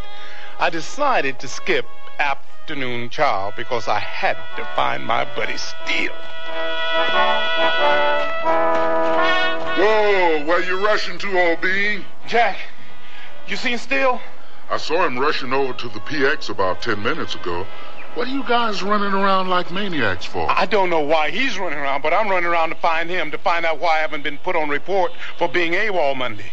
Oh, that. Well, what's so funny? Nothing, really. Don't sweat the AWOL bit. I had CQ Monday, so I marked you down hospital. Acute intestinal disturbance. Are you okay, old bean? Yeah. Yeah, I'm okay now. Woo, I thought... Well, never mind. Thanks, Jack. I appreciate the favor. No big thing. What did you guys do in town? Must have been pretty interesting to hold you over for a date. Oh, we had a couple of drinks, you know, the usual thing.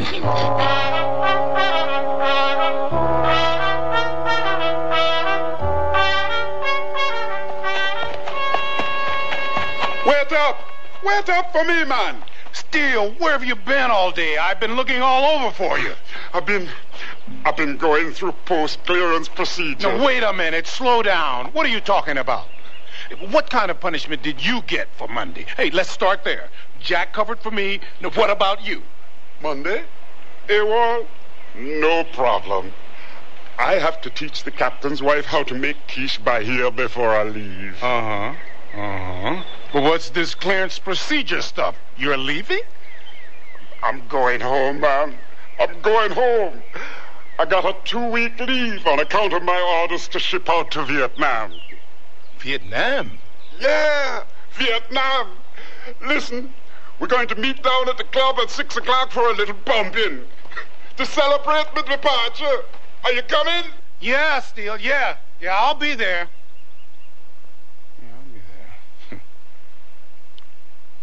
But didn't we already celebrate that?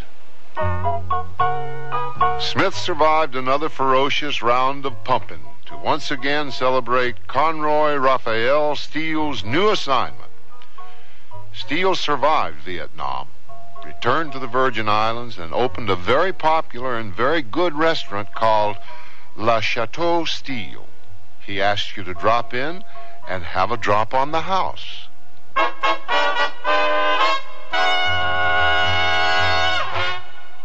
I'm out of control. Be cool, be natural, take it light. But where do I start? With the basics like the new Pretty Natural Light Shaper from Sears. The Pretty Natural Light helps keep you smooth all day under your clothes, giving you a shape that's soft and natural thanks to the shimmery, lightweight power net.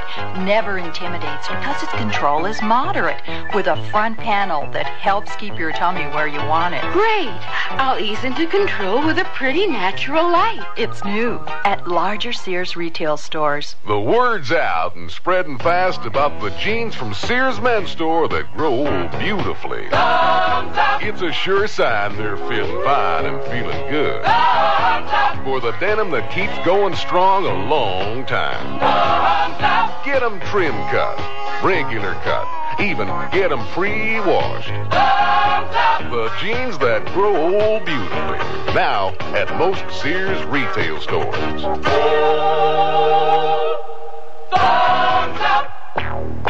When is a window more than a window? When it's decorated with elegant Spindrift semi-sheer panel curtains from Sears. Sears Spindrift semi-sheers are so natural looking. The fabric is full-bodied. The pattern texture is soft and subtle. I had to choose curtains for my new house. Spindrift semi-sheers come in so many colors and can be used to create so many styles. They're easy to care for. Machine wash and tumble dry.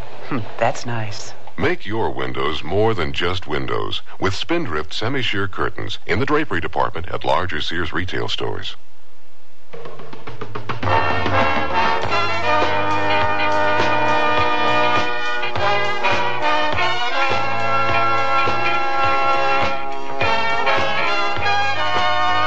The Sears Radio Theater has been brought to you by Sears Roebuck and Company, where our policy is satisfaction guarantee or your money back. Sears, where America shops for value. A Weekend Pass was written by Odie Hawkins, produced and directed by Fletcher Markle. Your host was Andy Griffith. Our stars were Brock Peters and Robert Dokey. Featured in the cast were Robin Braxton, Jack Crucian, Nick Latour, Peggy Weber, Barney Phillips, Helen Martin, and Jim Mapp. The music for Sears Radio Theater was composed and conducted by Nelson Riddle. This is Art Gilmore speaking. The Elliott Lewis production of Sears Radio Theater is a presentation of CVI.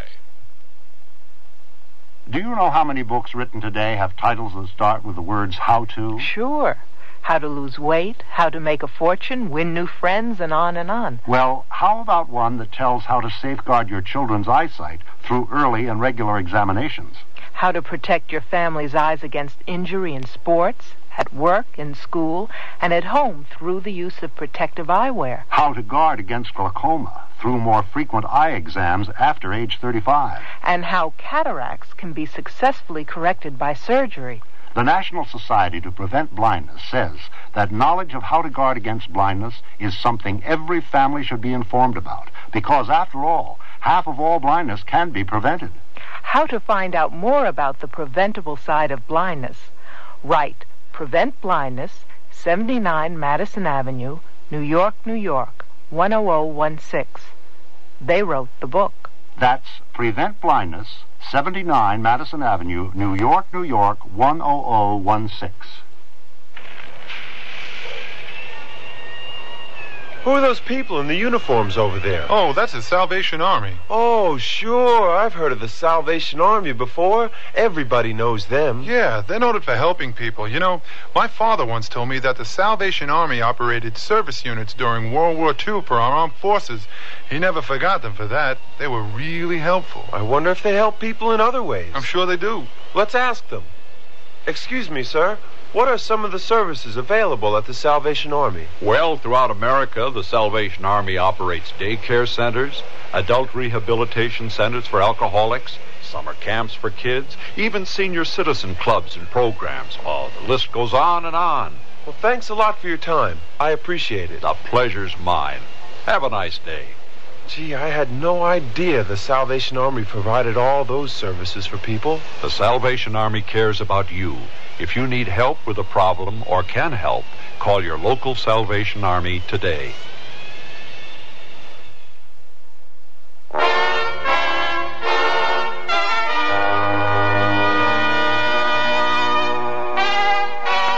Tomorrow's Sears Radio Theater will be a mystery with Vincent Price as your host.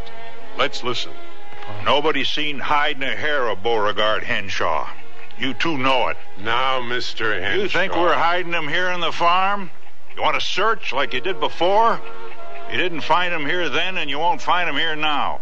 So be sure and tune in tomorrow to Sears Radio Theater on WNEW Metro Media Radio, New York. I'm Andy Fisher, WNEW News. At 8 minutes past 10, time for the Sears Radio Theater. That's the theme from the Sears Radio Theater. Tonight, a story of the West with Lorne Green as your host. Here's a preview.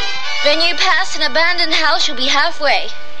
Why, what's the matter? You ain't heard, huh? Some kind of wild animal prowling these parts. Folks in the settlement think it's a panther. And from the looks of its tracks, they say it's plenty big. A panther? The Sears Radio Theater will begin after this message from your local station. Hello, I'm Stan Martin. It's sad that many youngsters feel the only way they can make their mark on our town is with a destructive act or a smear of graffiti. One building on New York's Lower East Side stands apart from the others. Its walls are spotless inside and out. The youngsters who work and play there have earned the respect of the entire city, just as they've learned to respect themselves. I'm talking about the Boys Brotherhood Republic. The BBR has been helping underprivileged boys work their way out of the slums for almost 50 years. By giving them the responsibility of governing and policing themselves, the BBR helps create a set of values which guide its members all their lives. I know because I was a member from the time I was 6, and the BBR helped change my life. It's doing the same right now for hundreds of youngsters with no other place to turn but the streets. Help the BBR turn out solid citizens. Please send whatever financial support you can to the Boys Brotherhood Republic, 888 East 6th Street, New York, 10009. Thank you.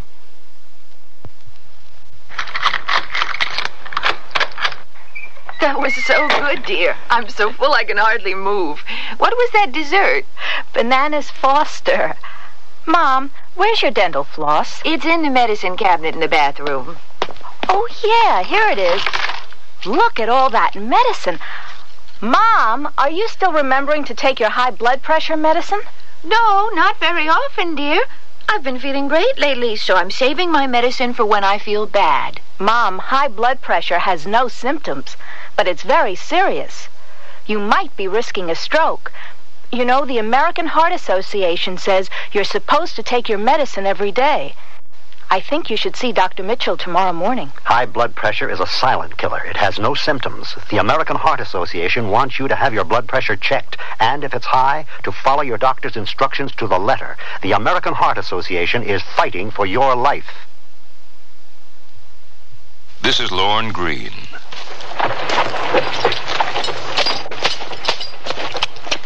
Key up! Whenever we think of the taming of the West, certain familiar images come to mind. Bad guys on black horses and good guys on white ones. Dance halls and gunfights. Covered wagons moving in elephantine fashion across the trackless plains. And Indian attacks. Yeah! But the adventures undergone by those early settlers as they wrested their first crops from the rich earth were more varied than that. And the dangers they faced were not always the kind that could be vanquished by the 11th hour arrival of the 7th Cavalry. Horst Bauder and his family were like tens of thousands of other pioneers who found themselves living on the very cutting edge of civilization. In times of trouble, self-reliance was the key. But even so unadorned were their lives that the smallest mishap could have unexpected consequences. Like the time Horst's plow broke, and he sent his oldest daughter, Henya, to the nearest settlement 15 miles away to have it repaired. It seemed at the time no more than a frustrating inconvenience. But what they didn't know was that a deadly danger lurked in the forest along the way. And that's only the beginning of our story.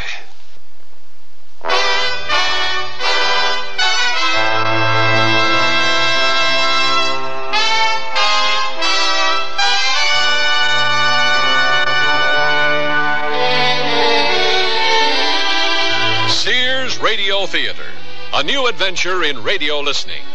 5 nights of exceptional entertainment every week, brought to you in Elliott Lewis production of the Sears Radio Theater. Our story, The Panther, by Percy Granger. Our stars, Joan McCall and Stephen Markle. The Sears Radio Theater is brought to you by Sears Roebuck and Company. Sears, where America shops for value. When I need advice, I go to my mom. Why not? It's free. Now that I'm married and moving into a new house, I want all the advice I can get. So when Mom says shop Sears, I listen. You should. Sears is a great help on those big items you'll need for your new home. Major appliances like washers, dryers, and refrigerators. They'll deliver, install, and service. I always depend on Sears. You should too. Sears, Sears, Sears, where America shops. Sears National Automotive Values. Now get the Sears Heavy Duty Shock, just $9.99 each installed. Smooth out some of the jolts, jars, and jerks with America's best-selling shock. And get the Weather Handler, Sears all-weather steel-belted radial tire. As low as $29.88 plus $1.76 federal excise tax on size P165 ADR13. Save 10%. This is the minimum national savings. Regular prices vary in some markets. Super values at most Sears Tire and Auto Centers. Stop at Sears. It's that time of year, America. Sears National Home Appliance Sale is on. Celebrate great savings on many Sears major home appliances. Save from $20 to $100 on selected Kenmore washers and dryers, refrigerators, dishwashers, color TVs, microwave ovens, vacuums, and more. So save big and hurry to Sears National Home Appliance Sale now. Sale ends July 28th. Dates may vary in Alaska and Hawaii. Kenmore, solid as Sears. At most larger Sears retail stores.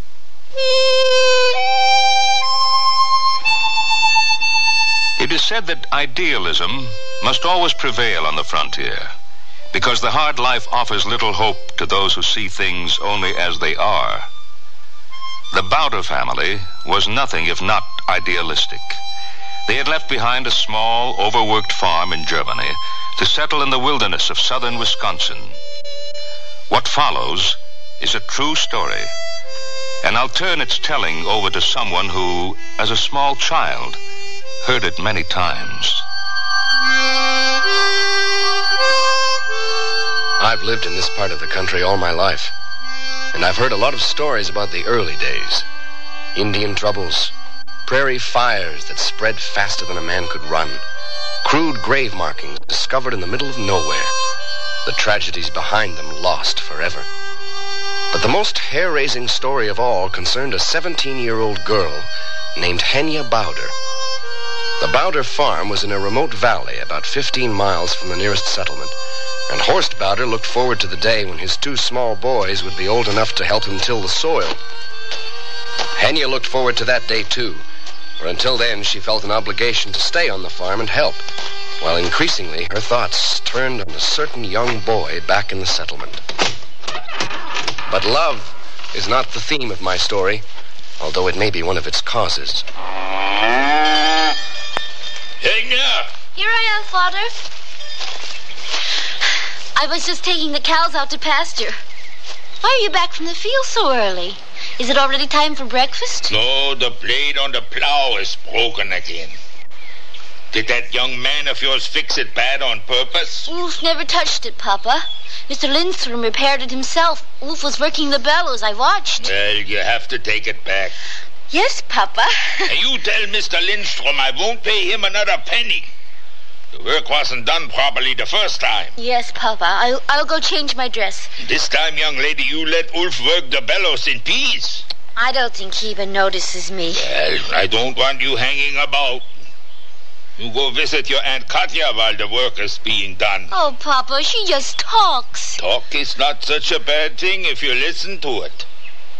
Now go on, hurry up and get ready. I want you to be back before nightfall.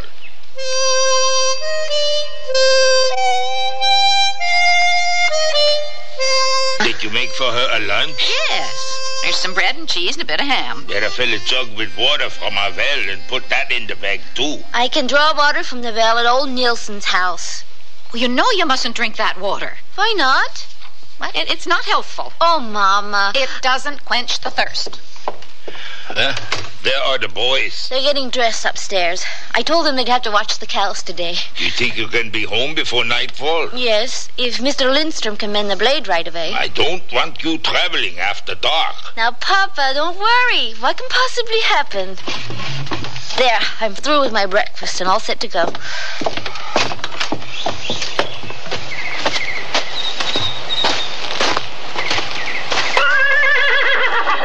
Fenimore? We're going on a trip. Here's your water. Give me your foot. I help you up. Oh, Papa, I'm not a little girl anymore. I'll be back in time for supper. But don't race. And remember, tell Mr. Lindstrom, not a cent. Yes, Papa. And this time, don't stand where Ulf can see you. Henya was a spirited young girl who loved just about everything the hard life they led in those days had to offer. And this might be the appropriate place to mention that she was not at all bad looking. A long braid of soft brown hair, an apple in each cheek, a pair of sparkling eyes, and a merry laugh had every young man in the neighborhood looking over his shoulder in her direction. If she favored Ulf Lindstrom, the blacksmith's boy, over the rest, it was because she mistook his shyness for indifference, and that piqued her vanity. Henya's horse was a sturdy young stallion who took his spirited disposition from his mistress. She had named him Fenimore because when they first arrived in this country, she had acquired a complete set of the works of James Fenimore Cooper, which she read to teach herself English.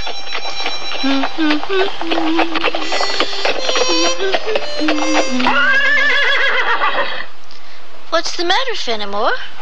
Are you getting nervous because we're approaching the old Nielsen house? Don't be such a ninny. It's not really haunted. We only thought that as children.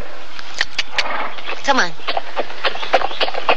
I'm more interested in how to get Wolf to ask me to the dance this Saturday than a silly old haunted house. There it is. Don't be nervous. It's just a shutter. We'll soon be past it. It does look spooky, even in the daylight. But just think, it means we're halfway there. The road from the Bowder farm to the settlement wound through a deep forest, in the middle of which, in a small clearing, stood an old abandoned 2-story house. The children of the community imagined it to be haunted by the ghost of its former owner, Lars Nilsson. People even claimed to have seen a light burning in the garret on chill autumn evenings. But it was not the house that made Fenimore nervous. His instincts told him a far more real danger was lurking nearby, a danger which, before the day was over, would become a part of Henya's life forever.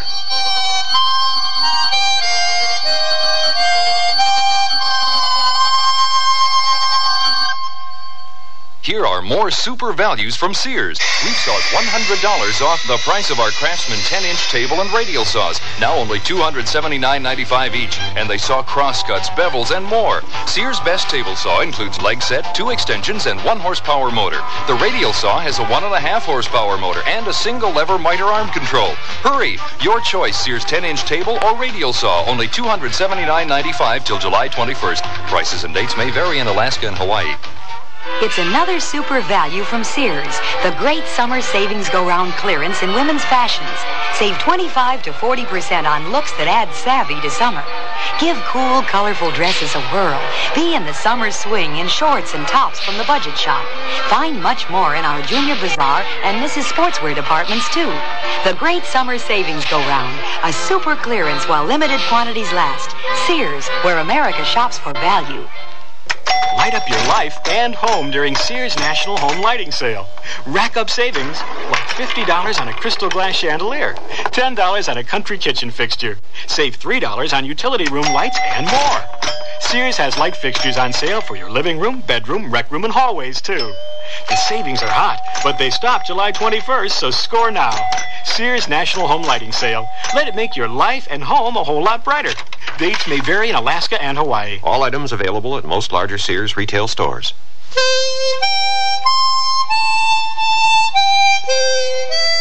On a clear autumn day, a young girl makes her way through a dark forest on a primitive road that twists its narrow way beneath the lowering branches of ancient spruce and pine. More than 100 years later, a man is remembering her story. Once past the old haunted house, Henya was so relieved that she forgot her mother's warning to conserve her horse's energy for the long trip and gave him free rein. Go, Fenimore! Fly! She had never felt him run so fast. It did not occur to her to wonder why, but just ahead was an old peddler approaching from the other direction, keeping a wary eye on the dense forest around him. A shotgun rested by his side. Henya was about to learn what her horse already knew. What's that? Whoa, Sam! The old peddler picked up his shotgun and waited at the ready until Henya came into view. Hey, it's all right, Sam. It's just a young girl. Hello? You all by yourself? Yes? What are you galloping for? Just a gallop. I'm in no hurry. You didn't see something up the road, did you? No. How much farther is it through this forest? When you pass an abandoned house, you'll be halfway. Why, what's the matter? You ain't heard, huh? Some kind of wild animal prowling these parts. Folks in the settlement think it's a panther. And from the looks of its tracks, they say it's plenty big. A panther? Is he here in the forest? They don't know where he is for sure, but he's attacked a couple of the farms, killed some livestock. You got a gun on you? No. Oh, I wouldn't be traveling this road without one. Tell you that, even in daylight like it is now. I advise you to keep that horse of yours at a gallop until you're clear of these woods. Me, I'm getting on. Yep.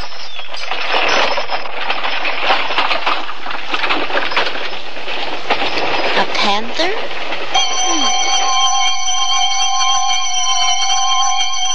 Henya Bowder was not a girl who was easily frightened. At least, not so long as the sun was shining and the birds were singing. But she did keep a brisk pace until she was clear of the forest and the settlement was in sight.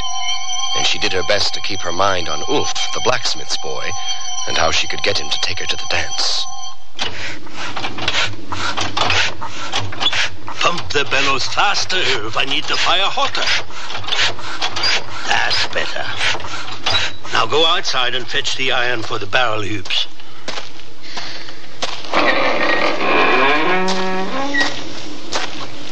Hello, Ulf. Oh.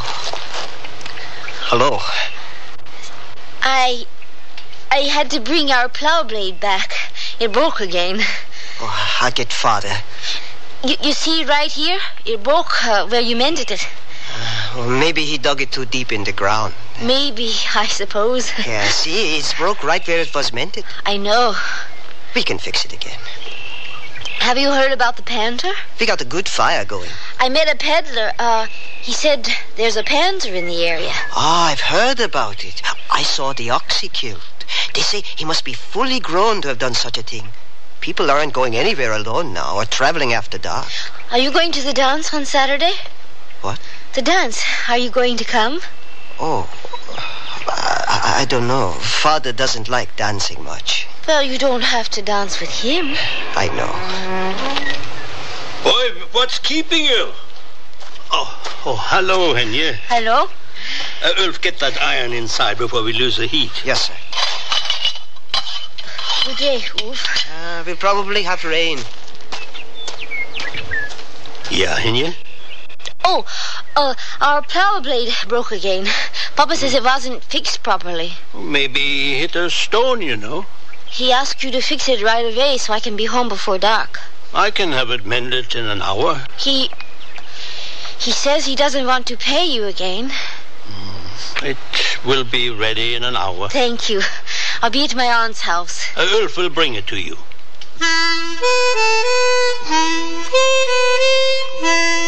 Henya's Aunt Katya was a first-rate talker. She could sniff gossip at 100 paces. She was delighted by her niece's unexpected visit, but also apprehensive, and she tried to dissuade Henya from returning to the farm that evening. You have heard about that animal, haven't you? That panther, they say, is stalking the neighborhood. Has anyone seen him? No. But he has killed 2 of Mr. Hansen's cows. And he killed an ox, a big bull ox owned by Knut Larsen. You know, I have heard they're not going to hold a dance. What? Well, of course not. It is too dangerous. But I was looking forward to it. It would be foolish with a mad beast on the loose. Mad beast. Well, I'm not afraid of him. And I'm going home tonight like I promised Father. Very well. But you will wait for your Uncle Herman. Why? He will go with you. Oh, Aunt. No. That is my last word on the subject. I will make him go with you. He can stay at your farm for the night and come back in the morning.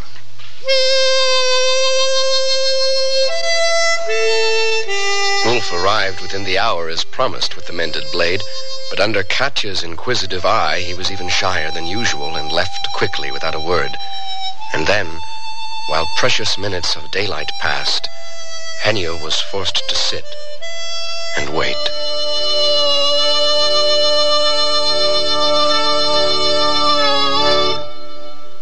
Sears Radio Theater will continue after this message from your local station.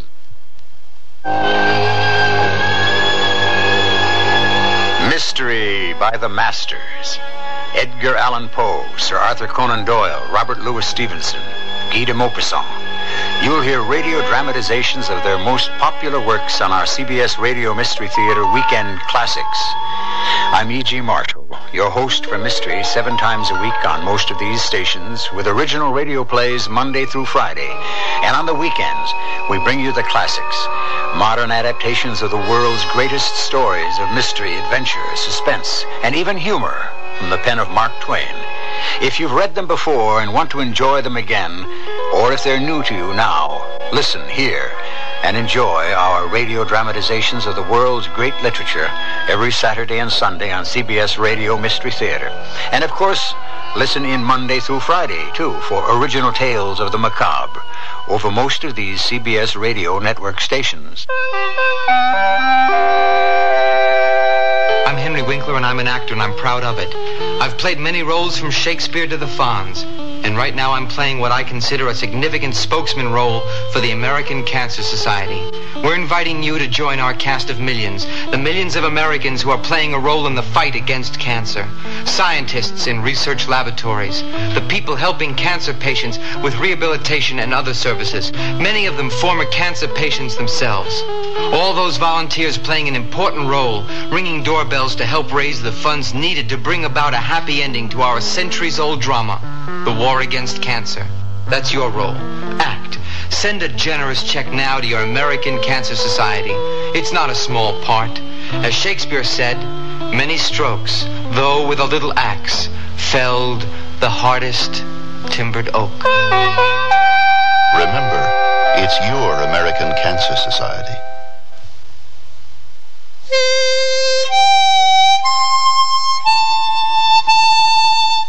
To come suddenly on an unexpected danger is one thing. We react from instinct, without time for thought. But to be forced to sit and wait, knowing a possible danger lurks before us, this is torture indeed. And it is just such a torture which is testing the nerves of our young heroine. Henya's Uncle Herman was a doctor, the only doctor in the settlement. Indeed, for many miles around, so the hour of his return could not be predicted. He had left early that morning to make the rounds of the outlying farms to the east, where an outbreak of scarlet fever was threatening to turn into an epidemic. Finally, the two women heard his footfall, but the afternoon shadows were already beginning to lengthen. Furthermore, he had a distressing announcement. Yes, but I cannot take Henya all the way back to her farm. I cannot spend the night so far away. Beta Peterson is about to deliver her baby. There have been complications. I must be there. Well, we cannot let the child go home alone. I'm not a child, Aunt, and I will be perfectly all right. Even if he did meet up with this animal, Fenimore's strong. You could outrun him. I'm not so sure of that. Why don't you spend the night with us? Papa expects me. If I don't come home, he'll be worried. What if he went out to look for me? He doesn't know about the panther. He wouldn't be on his guard. That's true, but it's really impossible for me to go with you. Perhaps this beast. Perhaps it's not a panther at all. What else could it be? In the old country, there were spirits, trolls, sometimes the very devil himself. At night they would do terrible things. Oh, Aunt, stop. No one has seen it. What animal is strong enough to kill oxen? No one can outrun the devil, and no horse either. Aunt, we left the trolls behind when we crossed the ocean. I have seen these things with mine own eyes. Well, Fenimore doesn't know anything about devils, and he's not the least bit superstitious, and neither am I. The next thing you know, your aunt will be making you a magic talisman. Yeah, but let me suggest a more practical solution. Yeah. I want you to take this. That's a pistol.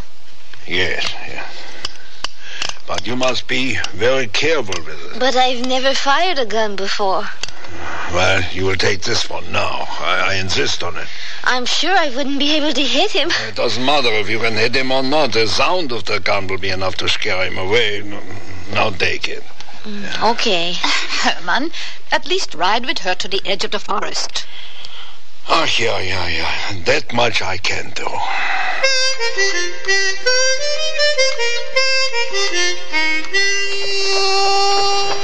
Well, your aunt is quite the one for superstitions, isn't she? It's all silly. Trolls and devils. And I think maybe she misses the old country. It's her way of saying that she's homesick. It's going to be quite cool this evening. Yeah? Will you be warm enough? Yes. I can give you my coat if you promise to return it. I have a shawl in my saddlebag. You are sure? Yes. It is late. The sun will be down in another hour. Then there's only the dusk. We are almost to the forest. Look at an outline it makes against the sky. It will be dark as a pocket in there. Oh, Uncle, stop teasing me. Whoa. Here I must leave you, I'm afraid. You have the pistol. It's in the saddlebag. Thank you for bringing me this far, Uncle. But don't worry, Fenimore will get me home safely. Well, goodbye. Good night. that sunset, look at it.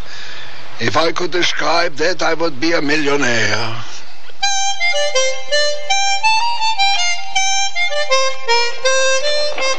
And so, Henya entered the wood, alone. Her uncle watched her until she was out of sight, and then turned back. Uncle was right, Fenimore. It is much darker in here. But we can still see well enough, can't we? Fenimore, they won't stop the dance because of some old wild animal, will they? I wish Wolf had said he was going. It would be nice to have something to look forward to. What was that? Oh, just an old owl. But it's not even dark yet. Oh, Fenimore, that was just a chipmunk. Anyone would think you were as superstitious as Aunt Katya. Still, we should go faster.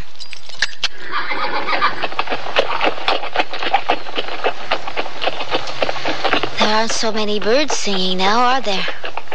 Of course, it's nearly night. They've gone to sleep. They're not afraid. There's the Pigeon River. That means we're almost to the old Nilsson house. And that's halfway. Do you think it really is haunted? I've never come by it so close to night before. Maybe there will be a light shining from the garret window the way Uncle Herman always said. And the ghost of old Mr. Nilsson will invite us in for tea and biscuits, and we will never be seen or heard from again. Oh, I wish he hadn't told us such stories. I wonder what Mama has made us for supper. Everything is so quiet, Fenimore. I can hear your hoofbeats and your breathing and my heart beating. I heard a bobolink a moment ago and a robin. They say the robin sings before rain, but the skies are clear. And that's a pheasant. I'll bet there's not a sound in the woods I can't identify. Wind. Did you know there's a different kind of wind for every tree, Fenimore? In the poplars it rustles, and in the tamarack it sighs. But in the white pines it whispers.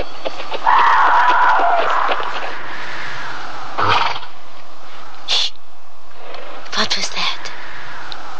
Did you hear, Fenimore? It was like a baby. I've never heard such... Do you think there's a child lost in the woods? That would be terrible. It's in terrible danger.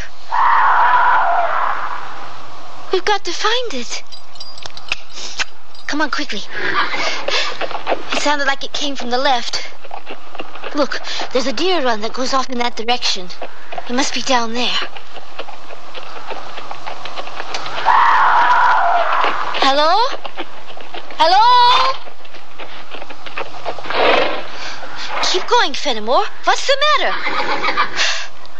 Fenimore, we've got to help that person. What if the panther should find them? Oh, no. Fenimore, that's not a child. No person can make a sound like that. We've got to get back on the road. Turn around. Turn around. Be very quiet. Maybe he won't hear us. Let's go. There's the road. We're almost there. Oh, he's following us. He's heard us. Run, Fenimore. Run. Go. Go as fast as you can. Oh, you're tired. I can feel you're tired. Oh, why didn't I listen to Mama? Why did I run you so much this morning? The plow blade is too much weight. I'll get rid of it. There. Now you can go faster, Fenimore.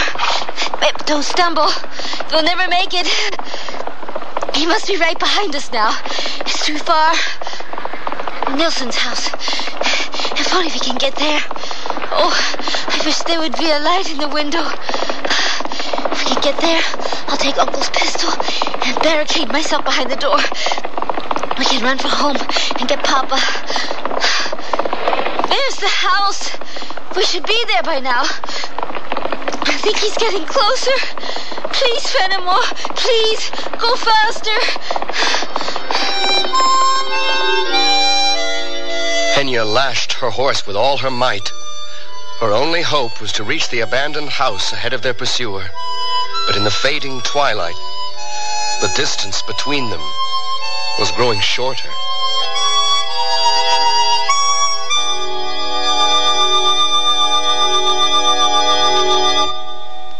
Generations ago, families dined by the warmth of the open hearth. Today, Sears rekindles this spirit with its open hearth dining room furniture. Faithfully rendered early American designs and careful workmanship give it an heirloom quality. The satin glow and warm highlighting of Sears open hearth take 26 steps to achieve. There's no shorter method to bring out the beauty of the wood. And like all good furniture, open hearth is made to last for a long time with sturdy tongue and groove and mortise and tenon construction. Choose from 16 different pieces of open hearth at most Sears retail stores. Why not ruffle up a window with tradition from Sears Open Hearth Collection? Our Inheritance Cape Cod curtains have plenty of big, fluffy ruffles for that traditional New England look that's become an American favorite. They're an easy care perma-pressed fabric made from 65% Codell polyester and 35% cotton, completely machine washable. Choose from 14 distinctive colors, one of the largest selections to be found anywhere. So carry on a decorating tradition, the Cape Cod look from Sears, available at most larger Sears retail stores. The room held several Sears brass-plated lamps. One switched on. The finely pleated antique satin shade illuminated the furniture softly. Another lamp turned on, and another. The patio doors blew open.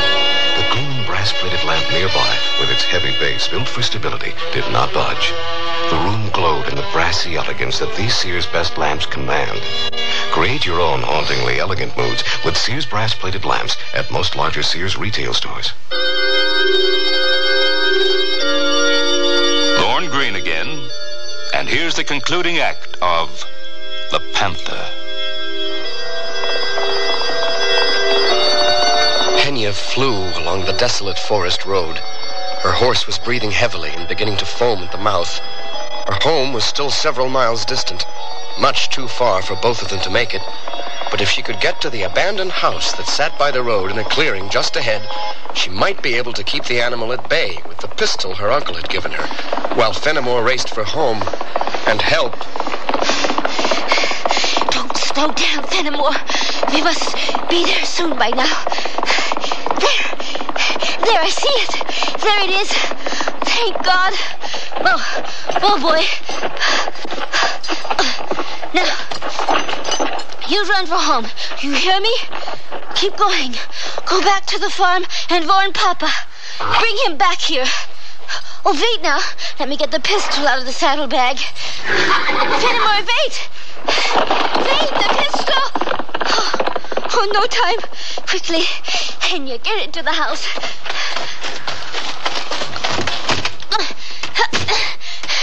It's stuck. Please open.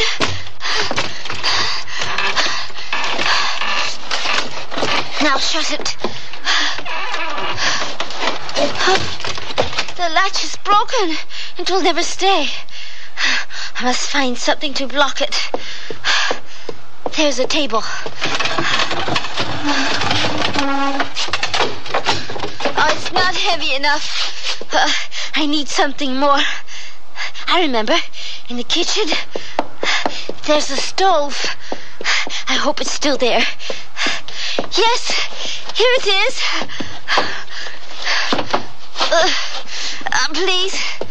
Please move. These chairs, I can use them. Things they'll fall to pieces if he tries to get in. There's old logs in the fireplace.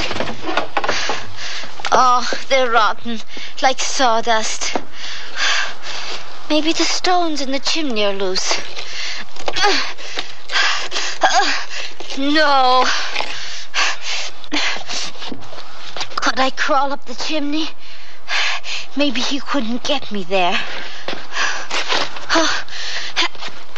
Oh, It's too small. I can't. Ow! Oh. I'm making too much noise. Be quiet. Maybe he won't know I'm here. Maybe he'll follow Fenimore.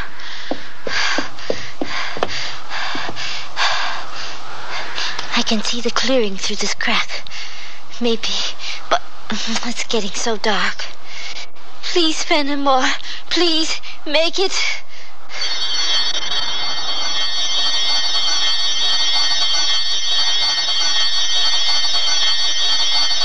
The shadows were lengthening around the old house. Henya peered out into the woods around her, but already it was so dark it was all but impossible to make out any signs of movement in the underbrush. For what seemed like a very long moment, there was silence. The wind was dying down, and one by one, the birds had stopped their singing.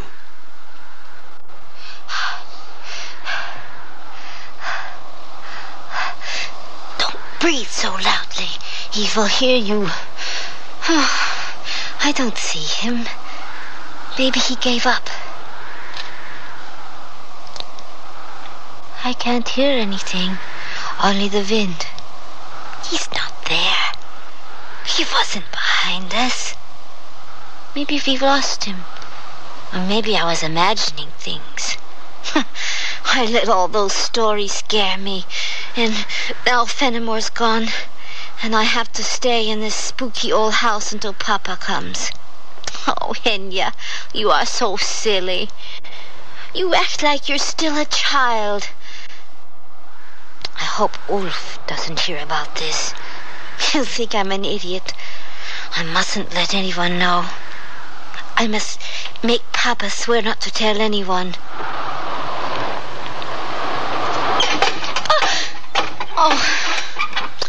Henya, stop it. Now you're just trying to frighten yourself. There's nothing wrong with this house. It isn't haunted. And Mr. Nilsson's ghost isn't living in the garret.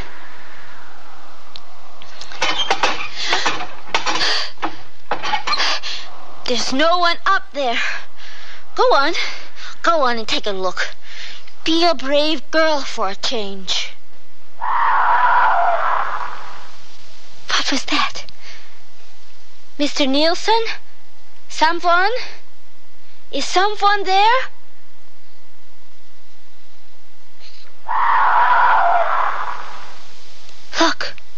Look there at the edge of the clearing.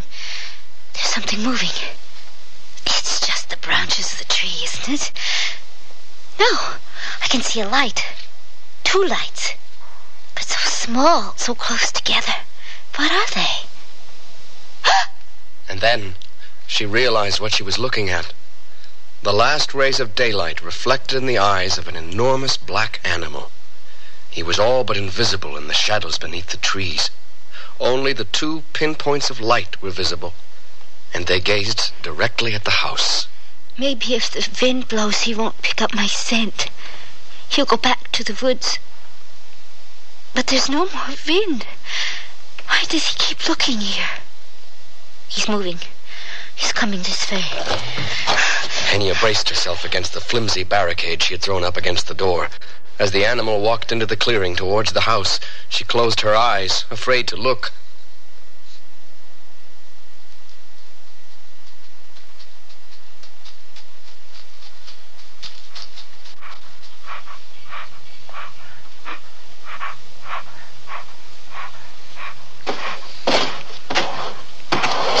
Don't move, Henya.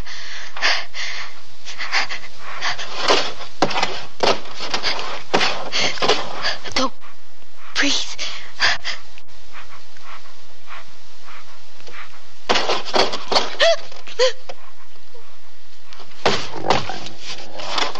What's he doing?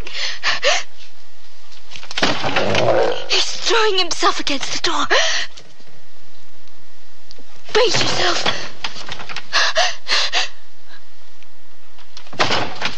I'm not strong enough to hold him. He'll break the door down.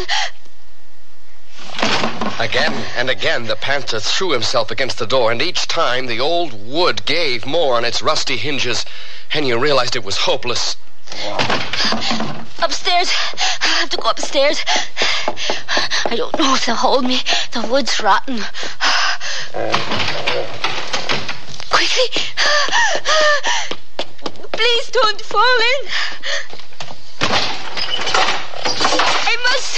I put something across the stairs. There's nothing. I can't move. Henya lay exhausted at the top of the stairs, too frightened to move. Looking down, for the first time, she had a clear look at the animal that was stalking her. He paused for a moment to catch his breath, and then moved slowly to the foot of the stairs. He looked up. Henya picked up a piece of old dowel to use as a club, but the panther did not advance further. He seemed to sense that the rickety old stairs might not hold him. Instead, he turned and moved into the other rooms as if looking for another way up the stairs. For several minutes he was out of sight. Henya listened to his footsteps, trying to judge where he might be. Then he came back to the foot of the stairs. He's crouching. He's going to leap. There was only one place left for Henya to go, the garret.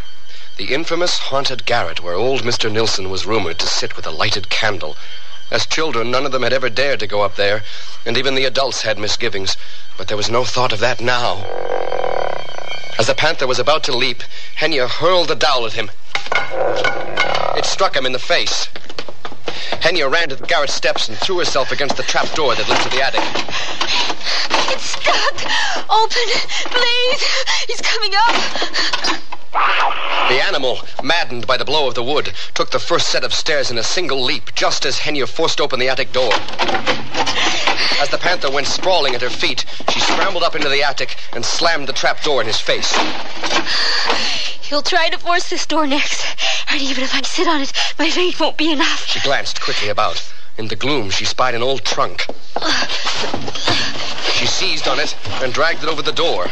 The panther, meanwhile, had recovered and now crouched at the foot of the half-dozen steps that led to the attic. He leaped up, hurling his weight against the trap door. Henya climbed on top of the trunk to add weight to the door. She lay across it and held on as the panther leapt again. The hinges were beginning to give. Each leap was stronger than the one before. It seemed as if the next lunge would do it. The trunk was half off the door, and Henya had no more strength to move.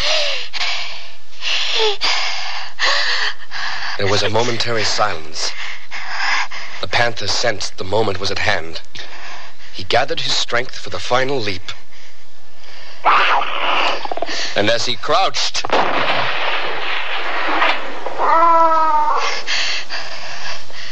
Henya! Henya! Father? Henya, are you up there? Are you all right? Papa. Oh, Papa. It's all right. He's dead. You are safe.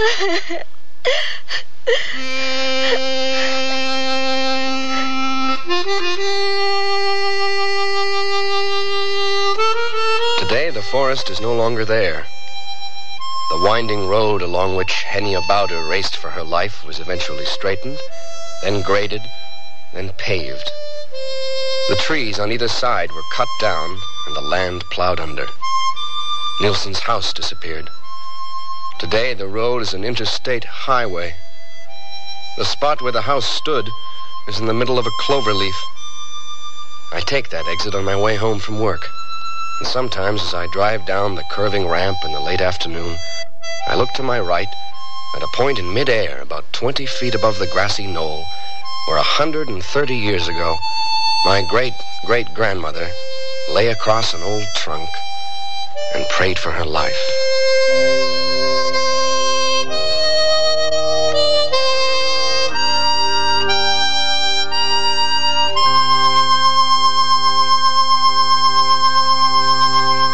It's that time of year, America. Sears National Home Appliance Sale is on.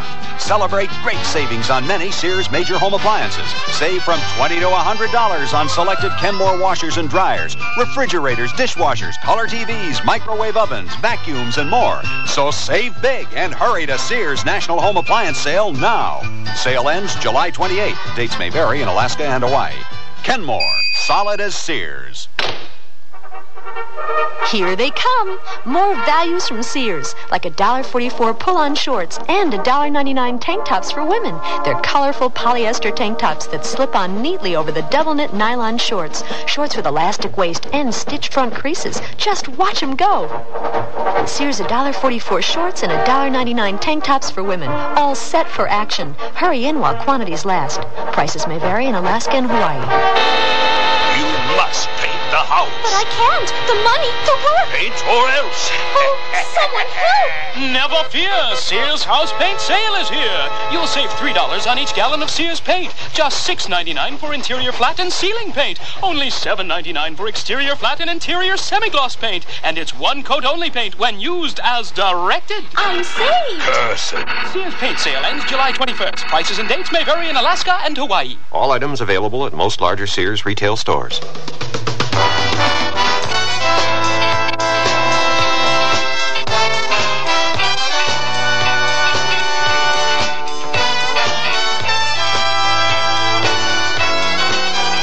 The Sears Radio Theater has been brought to you by Sears Roebuck and Company, where our policy is satisfaction guaranteed or your money back. Sears, where America shops for value. The Panther was written by Percy Granger, produced and directed by Elliott Lewis. Your host was Lorne Green. Our stars were Joan McCall and Stephen Markle. Featured in the cast were Marvin Miller, Joan Tompkins, Harold Dyrenforth, Hans Conried, and Robert Towers. The music for Sears Radio Theater was composed and conducted by Nelson Riddle. This is Art Gilmore speaking. The Elliott Lewis production of Sears Radio Theater is a presentation of CBI. Look, there's a couple of Salvation Army guys over there. You know, the Salvation Army operates these core community centers all over the country, where everyone from kids to senior citizens can make new friends and... Hey, wait a second. How do you know all this about the Salvation Army? Well, I spoke with one of their officers the other day, and I asked him what the Salvation Army did. Come on, they pick up old clothes and furniture. Right. But what you don't know is they operate daycare centers, senior citizen homes, summer camps, and disaster relief services for areas that are stricken with tornadoes, floods. Wow, the Salvation Army's into all that? I had no idea. That's right. And the Salvation Army has been in America for nearly 100 years. No kidding. 1980 is the 100th anniversary of the Salvation Army in the United States. Wow, that's some tradition. If you need help with a problem or can help, call your local Salvation Army today. New York, Chicago, St. Louis, Miami, Seattle. Our biggest cities are sending out cries for more VISTA volunteers. VISTA means Volunteers in Service to America. VISTA volunteers work with groups of inner-city residents to tackle the many urban problems that can't be solved alone. By working together with local leaders, entire neighborhoods can be restored. Job training centers can be created. Educational programs, health, and legal services can be expanded to reach all who need them. VISTA means working through the democratic process to better our cities. Community people are learning that they can have a voice in making the decisions that affect their lives. VISTA volunteers come from all backgrounds. Many come from the neighborhoods they work in. They all share one conviction, that self-reliant, self-confident, caring individuals can make a difference in a community. America needs more VISTA volunteers. Put yourself where you're needed. Call 800-424-8580 or write VISTA, Washington, D.C. 20525. A public service of this station and Action.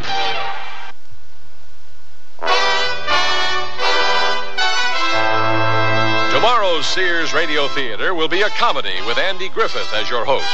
Let's listen. Well, the children are looking forward to seeing you. Do they know? Are they upset? Yes and no. What was Jeff's reaction? He said again and kept eating his cereal. Just like his father. And Carrie? She wanted to know if you were keeping a yacht. So be sure and tune in tomorrow to the Sears Radio Theater. I'm Palmer Payne, WNEW News, on the Radio Theater.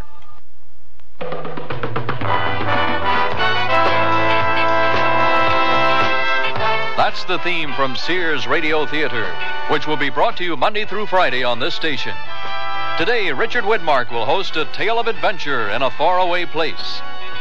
On Monday, you'll hear stories of the Golden West and the West we know today, with Lorne Greene as your host. Tuesday, you can laugh with Andy Griffith as your host for Things That Are Funny. Wednesday, Vincent Price will bring you a generous helping of mystery, suspense, and detective stories. And on Thursday, Cicely Tyson will enthrall you with tales of love and hate, dramas involving human emotions. The Sears Radio Theater will begin after this message from your local station.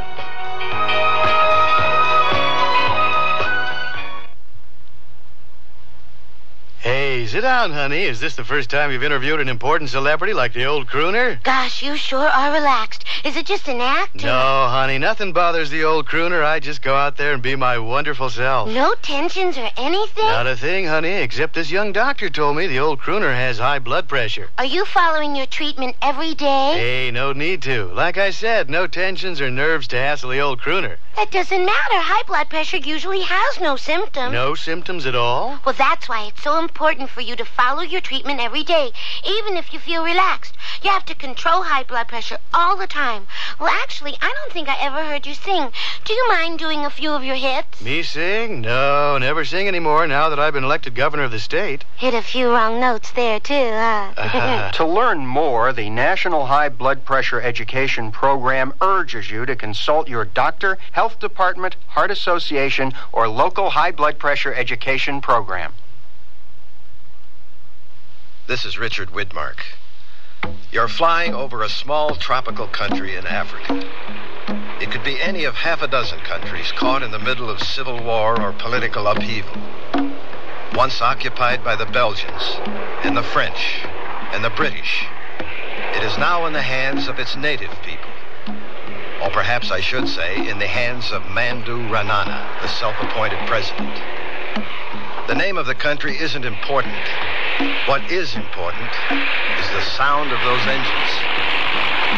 A sound that has pilot Del Hall dripping in sweat. His knuckles bone white as he fights to keep his DC-3 cargo transport in the air for just a few more miles. A precious few seconds longer. Simbali Tower, Douglas 1169er Tango, over. Simbali Tower, Douglas 1169er Tango, over. Position 060, altitude 1,200, speed 905 knots. I have engine malfunction. Request emergency landing instructions. Acknowledge, over. Roger. Permission to land denied. Proceed to Marlborough Airport. What? Say again, over. Permission to land denied.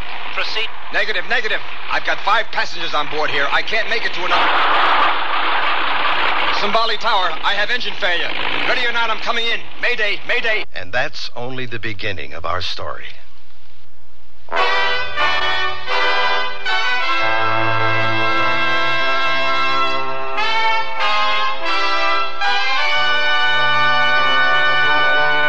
Sears Radio Theater, a new adventure in radio listening. Brought to you 5 nights a week by Sears, Roebuck and Company. Sears, where America shops. Your hosts, Lorne Greene.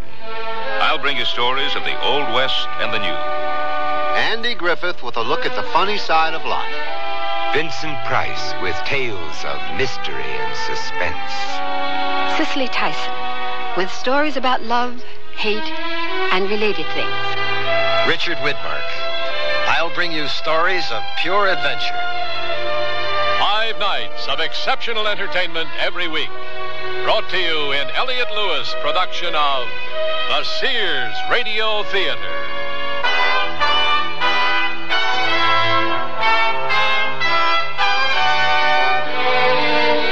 Our story, The Choosing, by Steve Sharon. Our stars, Dane Clark and Hans Conried. I sell draperies at Sears. Yesterday, a lady came in and said that she'd been in and out of about every store in town looking for draperies and at this point didn't know what she wanted anymore. I asked questions about her tastes and decor and then made suggestions.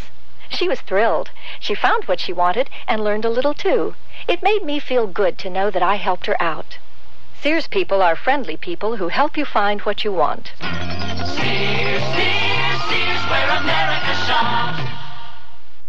Sears has a bedspread with all the muscle to resist the wear and tear it gets from high-spirited kids.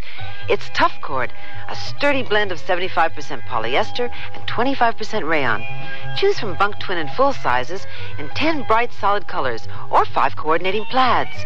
All machine washable and perma-pressed for no-fuss, easy care.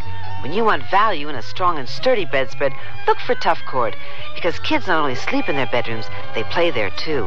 At most Sears retail stores. One Valentine's Day I'll never forget is the time I received a diamond. There's nothing quite like diamonds for expressing love, and now there's no better time to buy them for your love. Now, at most Sears retail stores, all tradition diamond jewelry up to 1 carat is 20% off till February 24th. That's 20% off diamond solitaires, pendants, earrings, bracelets, stick pins, and fashion rings. So give her a diamond from Sears, and she'll remember this Valentine's Day forever. Dates may vary in Alaska and Hawaii. Give your Valentine fragrances from Sears and release the inner spirits of romance. Give her freewheeling, breezy Charlie by Revlon. Give him the rich, manly crispness of English leather. Or for them both, Chauvin Sport Scents. Refreshing, exhilarating, and all of them ideal for a Valentine surprise. Choose these or many other popular fragrances at most Sears retail stores.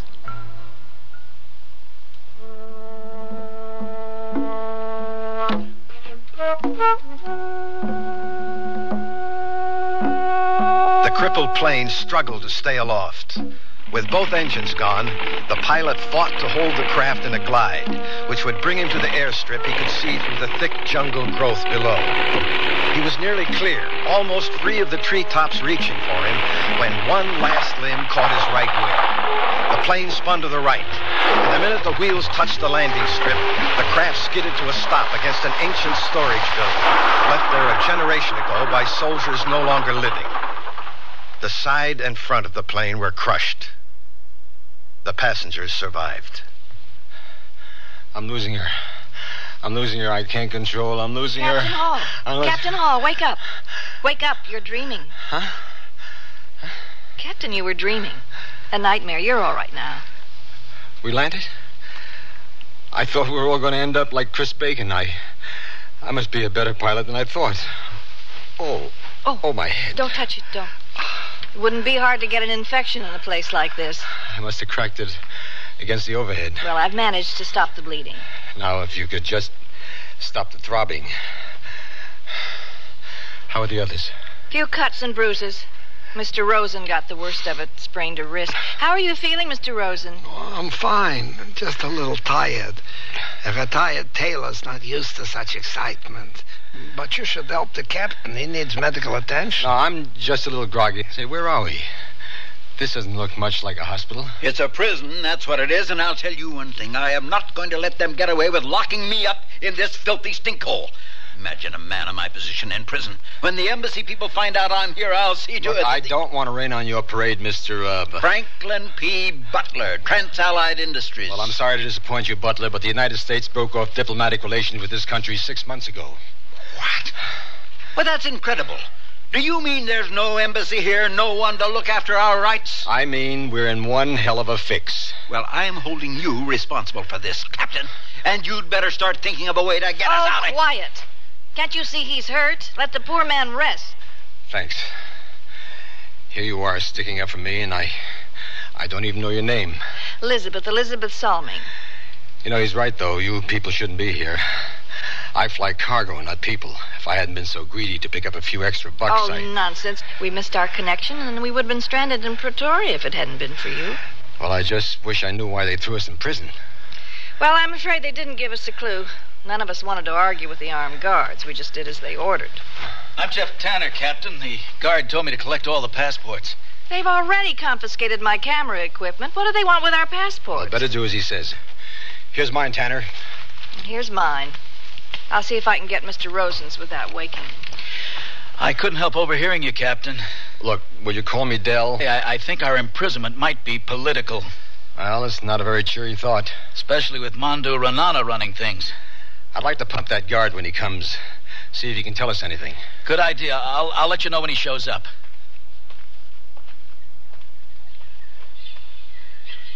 How's the view? Oh. Sorry, I didn't mean to startle you. Oh, I'm just a little edgy, I guess. The view isn't very good. Just a green jungle as far as you can see. My name's Jeff Tanner. Ann Fraser. I'll need your passport for the guard, Ann. Of course. There you are. Thanks. I've, never been in prison before. This isn't much as prisons go. A couple of wooden benches, 4 cold walls, and some straw on the floor. Probably built by the British. It has a dungeony feel to it. You sound like an expert. No, just an ex-anthropology major. I was in jail a couple of times back in the States. Don't worry, I'm not a hardened criminal. It was for protesting the war. At least it was for something you believed in then. You stood up for your convictions. Well, actually, it was for something I didn't believe in. Killing people. That's why I joined the Peace Corps. Funny how it worked out. How's that? Well, I thought of it just as a draft dodge, but I found I liked it in Africa. I felt needed. I guess the Peace Corps was what I was looking for all along. Anyway, I've been here for about 8 years now. What about you? Nothing as altruistic as the Peace Corps. I'm doing field work for my master's degree in political science. Strange place to do research. Not really. My thesis is on the future role of the third world nations in the modern political structure. As a matter of fact, this is one of the countries I wanted to visit. But they wouldn't let me across the border. Well, you got your wish after all. Unfortunately, I'm researching ideologies, not penal systems. Del, the guard's coming. See here, what's your name? Jarima. Do you have any idea who you've got locked in here, Jarima? I'm an important man, and I've done a great deal of business with your President Renana. He's not going to be very happy when he finds out I'm in here. What kind of business did you say you were in, Butler? Well, I import certain products. What kind of products? Jarima, I demand that you release us immediately. You have all the passports. Yes, here they are. I'm Captain Hall, the pilot. I'd like to know why my passengers and I are being held prisoner. I am told you landed without permission. But we broke no law. If anything, you people are guilty of denying me landing permission in an emergency. That is not my decision. For now, you will all come with me. Well, that's more like it.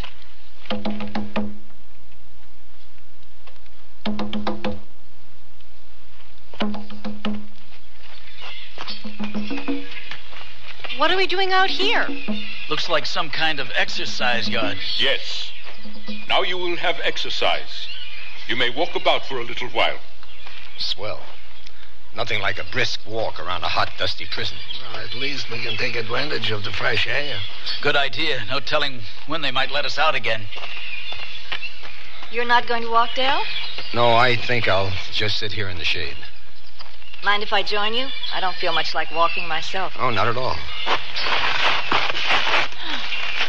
How's your head? Oh, better, thanks. You know, I get the feeling I've met you somewhere, but I can't remember. Do you spend much time in Pretoria? Well, this is my first visit to Africa. I'm on a photography assignment for a magazine. Photography, that's it. You're a model, aren't you? I was at one time. Yeah, and you used to do those car layouts? The ones with That was 10 years ago at least. I was just starting out. 10 years? Yeah, that'd be about right. My parents sent me all kinds of magazines when I was in Vietnam. You know, that ad you did was taped right over my bunk. I used to dream about going home and buying one of those sport jobs and driving off with the girl. I'm flattered you remember me after all this time. Well, how can I forget someone as beautiful as you? What I mean is, dreaming about you used to keep me from going crazy in Nam. So, did you get the car? No, I never did. Just couldn't stay put in the job long enough to make any money. Too restless. Must have been a tough readjustment after Vietnam. Well, they say war is like a narcotic for some guys. They can't get used to no longer making life and death decisions after they turn civilian. They miss the high, the living on the edge, you know. Is that what happened to you? Yeah. I felt like a fool, so I came to Africa with some wild idea of finding adventure. So what do I end up doing? Hauling machine parts back and forth in an old crate that should have been on the junk heap years ago. That sounds like... It is. Hall! Hey, Hall, did you hear that? Don't panic, Butler. Those shots are about a half a mile away. But they could get closer, couldn't they? Oh, I think we are safe here, Miss Salming. At least I hope so. Well, it doesn't seem to be disturbing that Jarima fellow. He and that other guard he's talking to hardly seem to have noticed. Well, they're probably used to it by now. I could never get used to that sound. Well, my guess is Romana's boys are flushing out rebels. Well, I regret to say I don't know much about this country. In Israel, we have enough our own problems to worry about. But this name, Ranana, I have heard. Oh, everybody's heard about Mondo Renana. He's practicing to become another Hitler. What you don't seem to understand, Tanner, is that since Renana took power, the You said it, Ann. He took power. That's what all the shooting is about out there. Renana wasn't elected by the people. He named himself president after he assassinated his own uncle. Great leaders have to seize power. So do the dangerous ones. I never said I condoned his methods. Now, what do you really know about it? You haven't seen the refugees fleeing out of this country like I have, beaten and maimed. You haven't heard the horror stories about the mass executions and the brutal torturings, so don't try to tell me. Shh. Better keep quiet about Renana's cheerful personality. Here comes the guard. All right. You have enough exercise. Back now.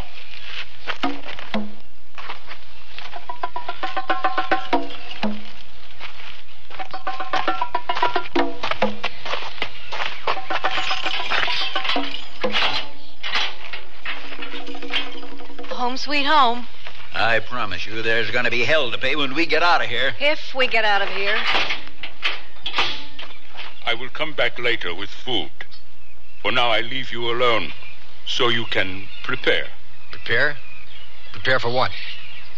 To die. You will all be executed today. President's orders.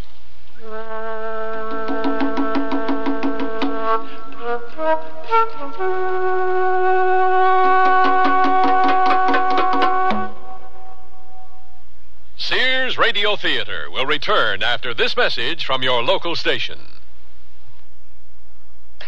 Here's your chance to make someone's dream come true for Valentine's Day. Put their name in lights on Broadway on New York's most exciting light display, Spectacolor.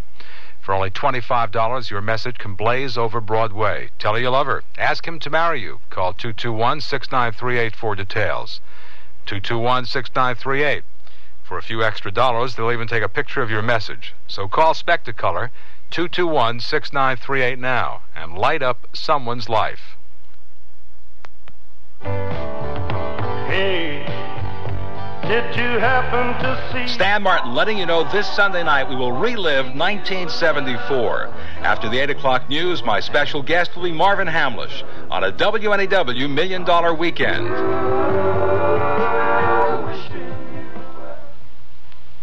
I'm lost and lonely, scared and sad, trembling at the thought of making you mad. My love is yours, but at times you're so cold. If life's like this, take me before I grow old. This song about child abuse was written by a man now serving time in a state prison. It is estimated that there are at least 1 million cases of child abuse in America each year. Child abusers and their children can both be helped. Find out how. Write Prevent Child Abuse, Box 2866, Chicago, Illinois, 60690. Please stop the hurt I've suffered since my birth. Join the abused child's fight, put an end to their sleepless night. A message of the Ad Council and the National Committee for Prevention of Child Abuse. Listen with your heart and you'll hear more than words. Grandma? Yes, sweetheart? Did my mother ever do anything bad? Well, what do you mean? Did she always clean up her room? Listen with your heart and you'll hear love. Seems to me I had to remind her to clean up her room on occasion. Sometimes I forget too. Well, everyone forgets once in a while. Listen with your heart and start to understand. Grandma, does my mom love Jimmy more than me? No. You know, your mother used to ask me that about her brother. Really? Listen with your heart and you'll hear love. You remind me an awful lot of your mother when she was a little girl. Listening, caring, and sharing. That's what understanding is all about. Listen with your heart and you'll hear love. From the Mormons, the Church of Jesus Christ of Latter-day Saints.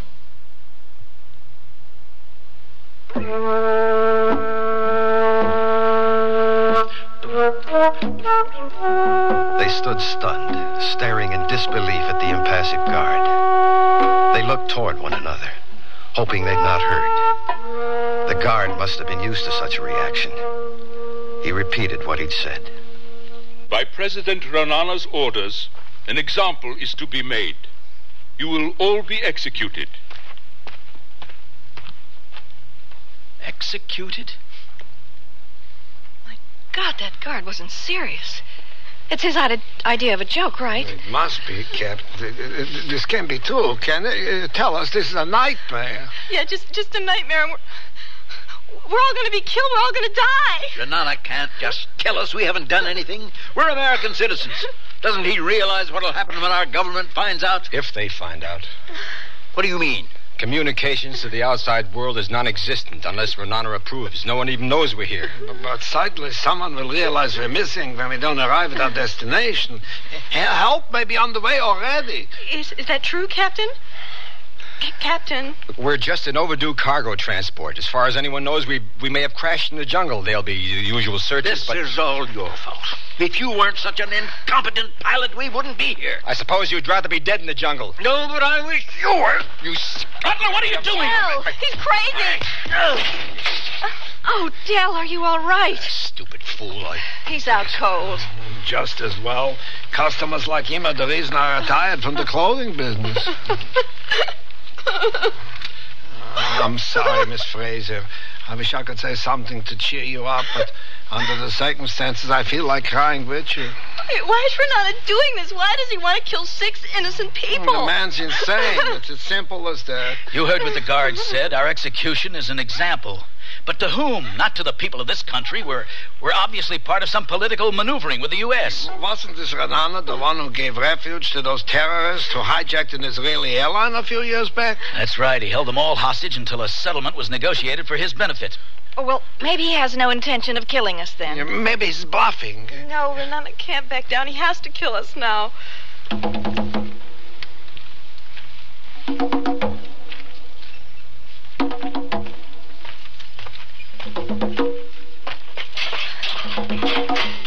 have brought you food.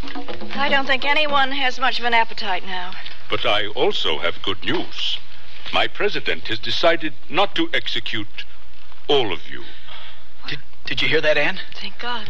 Indeed, this is his doing. It's a miracle. I can't believe it. I knew Renana would back down. He knows better than to tangle with American citizens. Instead, my president has decided that his purpose will be served if only one of you is shot. Which one of us is it going to be? Oh, that is for you to decide. What do you mean? You yourselves will do the choosing of the person that is to be executed. Do you not want to eat now? I will leave the food.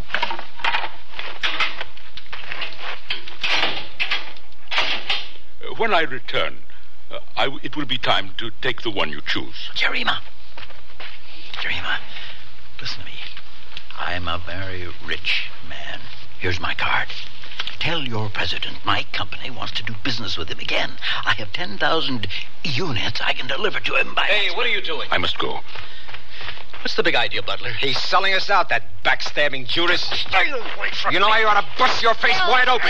No, please, let him go. You're just mad because you didn't think of it. Shut up! Both of you, be quiet. Your fighting isn't going to solve our problem. And we do have a difficult problem to solve.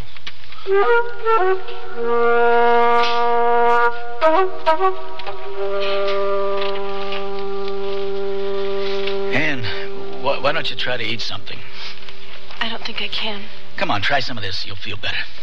No, I can't eat. Not until I know who it's going to be. Ann, I want to apologize for the things that I said to you out in the exercise yard. I was out of line. No, it was my fault. I must have sounded pretty stupid trying to defend someone like Renana. I guess I just wanted to show off my intellectual prowess. Think we can be friends? I'd like that. Good. Say, were you planning to go right back to the States after this? I don't know. Why? Well, I thought I could show you around a bit. I'd like to take you out to some of the villages so you could get to know the people like I do. See what they're up against. Well, that sounds really nice, Jeff.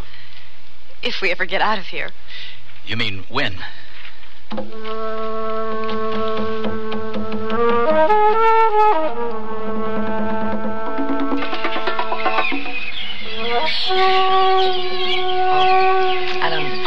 don't know why, but I'm even more scared now than I was when I thought we were all going to die. Well, the difference is that now there's a faint glimmer of hope. You know, you reach out for it, desperately wanting it, and you know there's 5 other people that want to live just as badly as you do.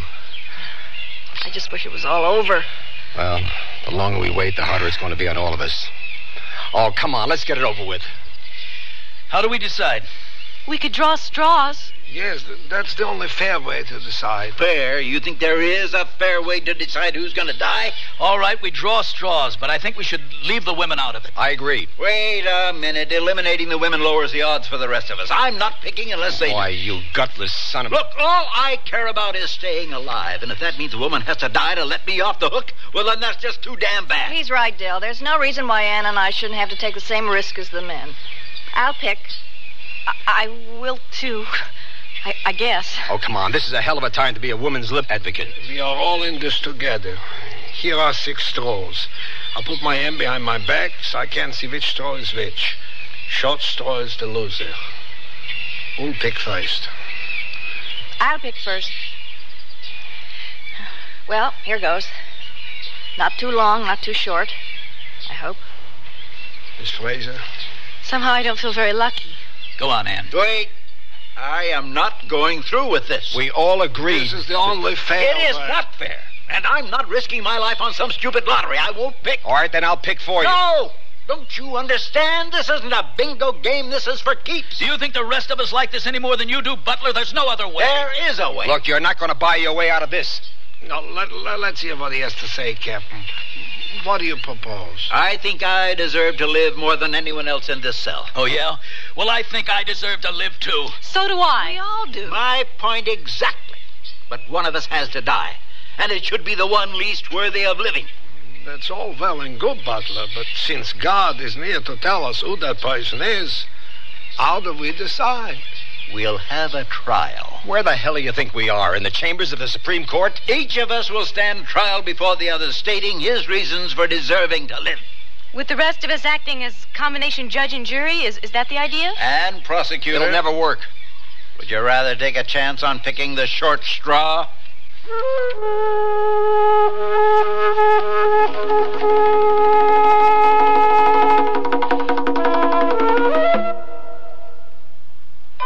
Sears, where America shops, invite you to apply for the Sears credit card. It gives you credit in over 3,600 Sears stores coast to coast. Whether you live or travel in any of the 50 states, there's a Sears store where you can shop for what you need for your family, home, or car.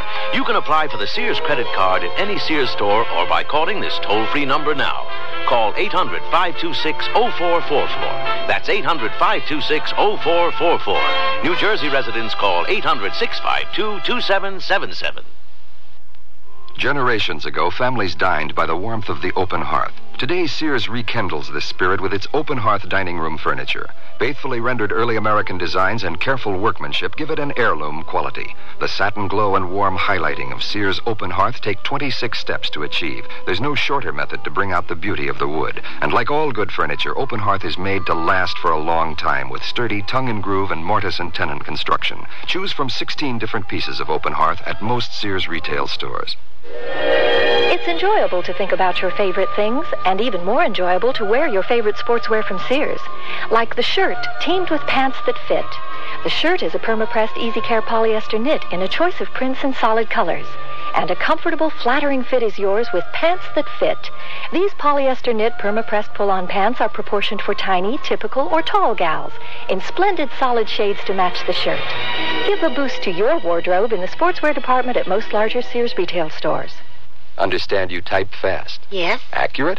Well... That's okay. You'll be typing on Sears' exclusive Corrector electric typewriter with easy correction and more. It's Sears' best. Try typing Sears Corrector typewriter. Whoops. Now first, Sears is S-E-A-R-S, not Z. So backspace to the incorrect letter. Tap the correction key. Now the mistake is blocked out. Next, type the correct letter. Then proceed. Yes, Daddy.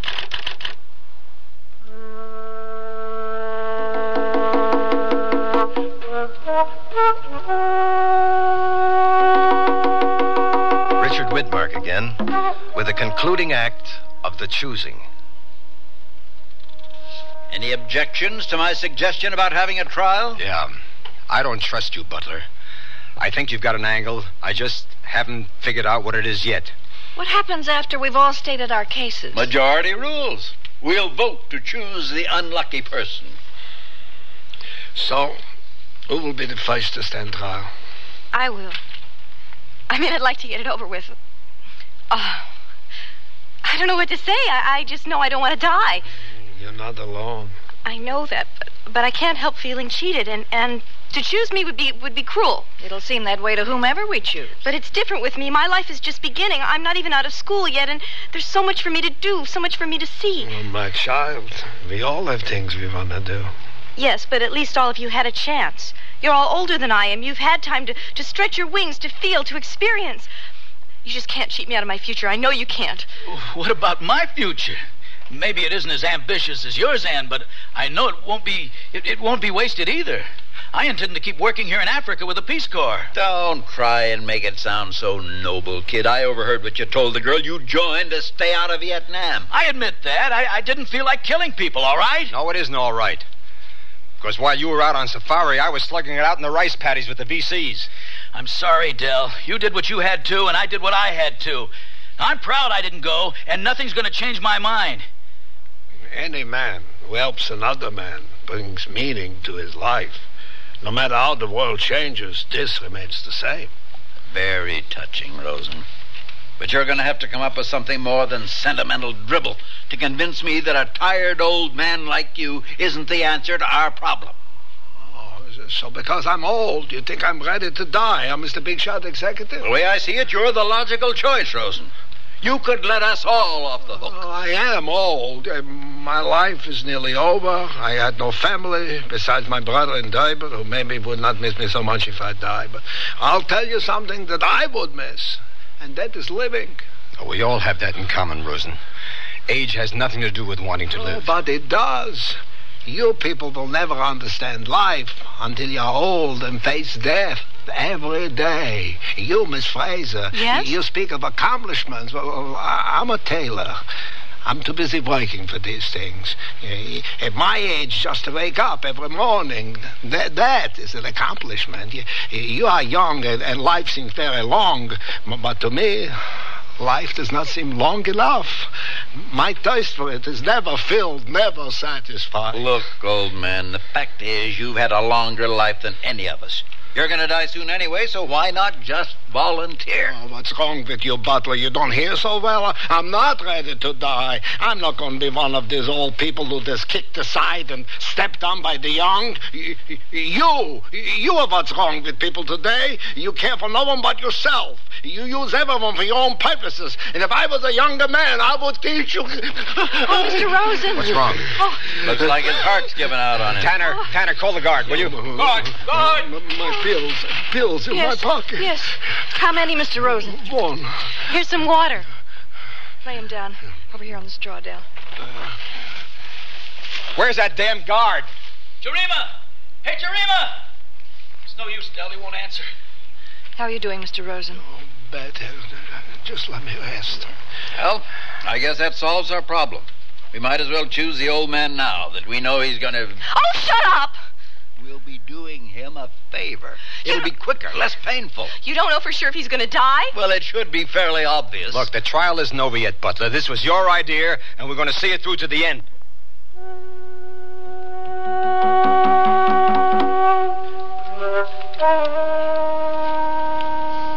I look back on the frivolous life of pleasure I've led, and it hardly seems to have any reality now. It all seems a dream. Rather self-centered, I suppose. I've done nothing that would benefit mankind, only myself. Sounds pretty selfish.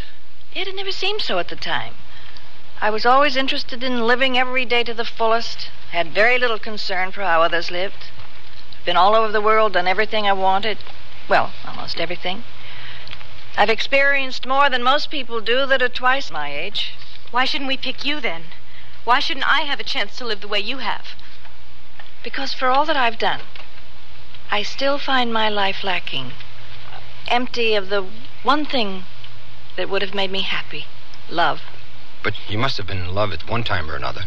It's a terrible thing to realize, but I've been in love only with myself. So what are we supposed to do? Feel sorry for you just because Prince Charming hasn't galloped into your life? Oh, I'm not asking for sympathy, only understanding. Well, you won't get it from me. Somehow that doesn't surprise me You too know, much. Butler understands nothing that isn't related to himself or his business or whatever that may be. And what do you understand, Captain? I understand death. I should after all the killing I've seen. And done? Yes. I was a perfect soldier, a perfect killer. You know, it's amazing how easy it is. The guilt doesn't last very long, you know. You can't let it last or you go crazy. You can wipe out everything except the nightmares. What kind of nightmares? Nothing like what you'd expect. No dreams of battle, no dead VCs coming back to haunt you. What then? Well, dreams of solving your problems in the real world, the way you did in Vietnam, with the pull of a trigger. Pretty soon you get anxious, you get paranoid, and before you know it, you're back in Nam, only it's all in your mind for 24 hours a day. That's sick. Yes, it's sick. And there's a lot of sick guys walking around because people were too stupid to realize what a war like that did to a man. How it changes his life, how it ruins it like it did mine. You see, the terror of death for me is that I've done nothing to make my life worth living. But you can change all that. You've got the rest of your life to make something of yourself. Do I? Why does one guy in a foxhole get blown away by shrapnel and yet his buddy walks away clean? How do I know that fate or God or whatever hasn't put me in this cell because it's my time? Well, what about the rest of us? Why are we here? It's a coincidence. If we hadn't missed our connection, we wouldn't be here at all. Captain Hall would have flown this route no matter what. And the plane would have developed engine trouble whether you were on board or not. Well, I don't believe in coincidence. Well, I do, because I know I deserve to live. I doubt that, Butler. I doubt that anyone will even miss you when you die. Well, that's where you're wrong, kid. I'm not like the rest of you. I'm an important man, an executive vice president with Trans-Allied Industries. You've told us all about it. Far be it from me to suggest that you're just like any other employee of a large company. Expendable. Hardly. 1/5 of the countries in Africa depend on products supplied by my company. All due to contracts that I put together. And I'm the only one who knows all the details, all the unwritten arrangements involved. If I die, some very tenuous political relationships are going to collapse. Relationships that could upset the balance of power on this continent. Just what is this product that Trans-Allied supplies? Well, I can't talk about that. Wait a minute. Now I remember Trans-Allied. Trans-Allied Industries is a munitions firm. No wonder you were so secretive about what your company does. And the products they supply. You know, you're a damn gun runner. A gun runner is someone who sells weapons illegally. We are perfectly legitimate. I'll bet you supplied weapons for every brush war in Africa for the last 10 years. And probably to both sides. When I think of all the innocent women and children that have been slaughtered just so you could make a buck... Well, I have nothing to do with all that. All I do is supply a product. I don't pull the trigger. You fool, if it weren't for you, they wouldn't have a trigger to pull. It's a competitive business. Even the United States government sells arms to these people. That doesn't make it morally right. There are no morals in this world. Haven't you found that out yet? Because of unprincipled butchers like you. All right. We've all had our say. Let's vote now. I demand that Butler be the one to be executed. No! I agree. He deserves to die. You can't do that. That's not the way I planned it. Wait, and let your tempers cool. We are still talking about sending a man to die.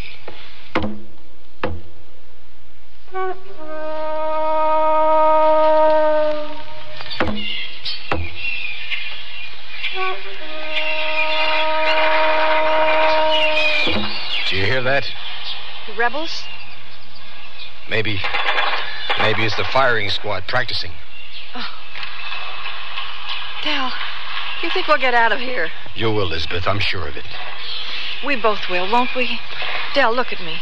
You can't be thinking they'll choose you. No.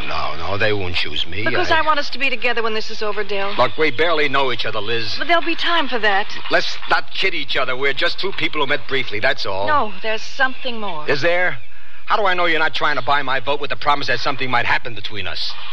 Del, you can't believe that. I do.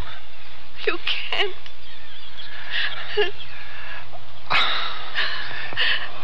It'll be easier for you this way, Lisbeth. You'll forget. Believe me, you'll forget.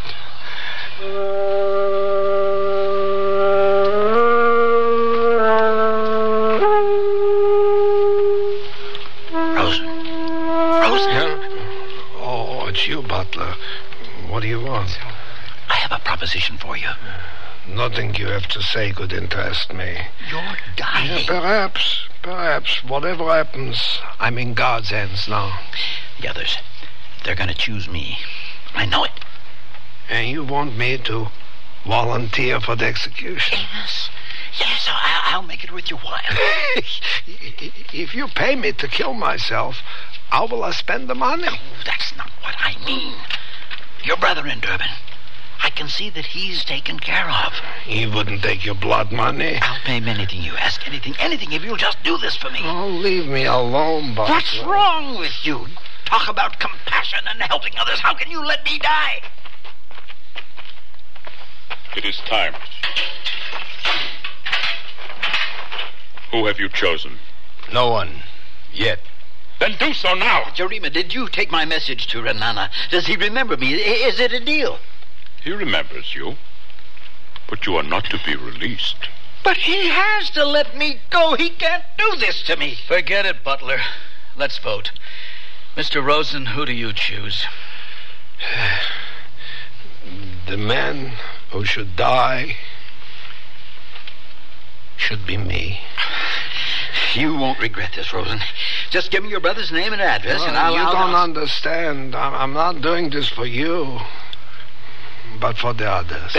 Suit yourself, old man, as long as it isn't me. We agreed to a vote. That's right. But we don't have to now. You all heard what he said. I say we go through with it. So do I. All right. I choose the old man also. That's 2 votes.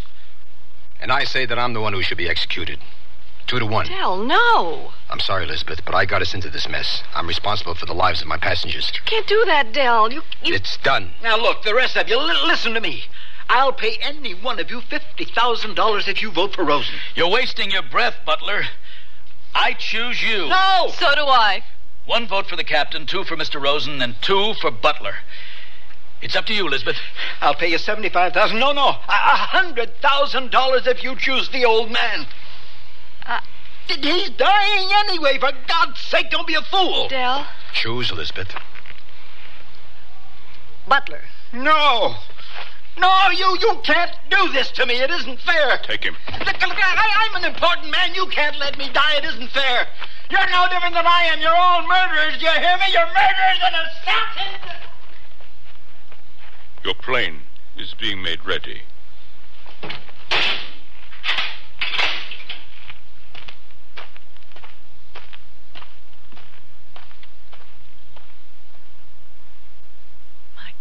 What have we done?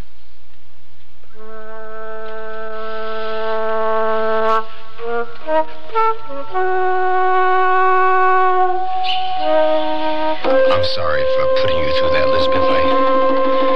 I had to vote for myself. I had to give the others a way out.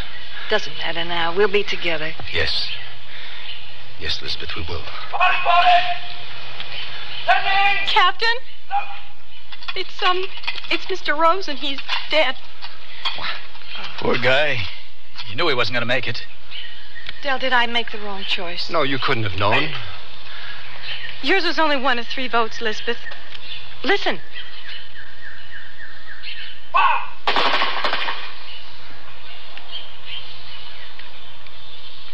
I'm ashamed to say I don't feel very guilty. If it was anyone other than Butler. Renana's a killer, not us. Yes, but he made us his accomplices. We have to live with that. You know, I was just thinking... What? Well, Butler said he'd done business with Renana. And I can't help think how ironic it would be if the firing squad was using the guns he sold them.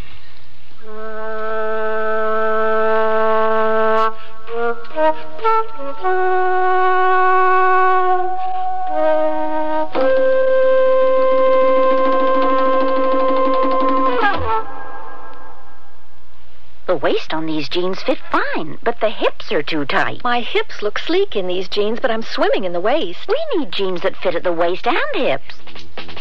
We need jeans that fit from Sears. For every size waist in jeans that fit, there are 3 hip sizes to choose from, and 2 lengths. Tapered, contoured, fitting as if they were tailor-made. Whether a little skinny, a bit hippie, or in between, it's jeans that fit from the fashion place at most larger Sears retail stores. Oh, here I go again. It's time to rent one of those steam-type carpet cleaners. Why rent? Now Sears puts power in a carpet cleaner you can own yourself. The Power Spray from Sears for easy home carpet cleaning. Power Spray sprays hot water into your carpet, then sucks up the dirty water. You can see the dirt you get out. Dirt you didn't even know was there. The Power Spray Carpet Cleaner, a convenient carpet cleaner you can own yourself. Available at most Sears retail stores. Kenmore. Solid as Sears. My walls couldn't look worse. So I'm going to give them a new lease on life with Sears Fashion Flat and Semi-Gloss paint. Right now I'll save $4 on every gallon and choose from 25 snappy colors as well as bright white ceiling paint. They all cover with one smooth coat when applied as directed. Plus, easy soap and water cleanup is a snap. Good looks for the walls, big savings for me at most Sears retail stores. Hey, walls, you'll look terrific. Sale ends February 24th. When I need advice, I go to my mom. Why not? It's free. Now that I'm married and moving into a new house, I want all the advice I can get. So when Mom says shop Sears, I listen. You should. Sears is a great help on those big items you'll need for your new home. Major appliances like washers, dryers, and refrigerators. They'll deliver, install, and service. I always depend on Sears. You should, too. Sears, Sears, Sears, where America shops.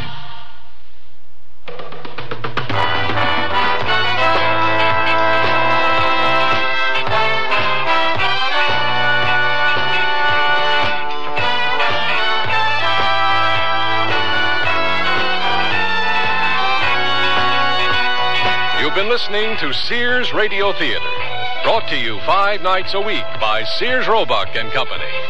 Sears, where America shops. The Choosing was written by Steve Sharon, produced and directed by Elliott Lewis. Your host was Richard Widmark. Our stars were Dane Clark and Hans Conry. Also heard were Shepard Menken, Mary Jane Croft, Carly Bear, Norman Alden, and Patricia Ann Joyce. The music for Sears Radio Theater was composed and conducted by Nelson Riddle. Art Gilmore speaking. The Elliott Lewis production of Sears Radio Theater is a presentation of CBI.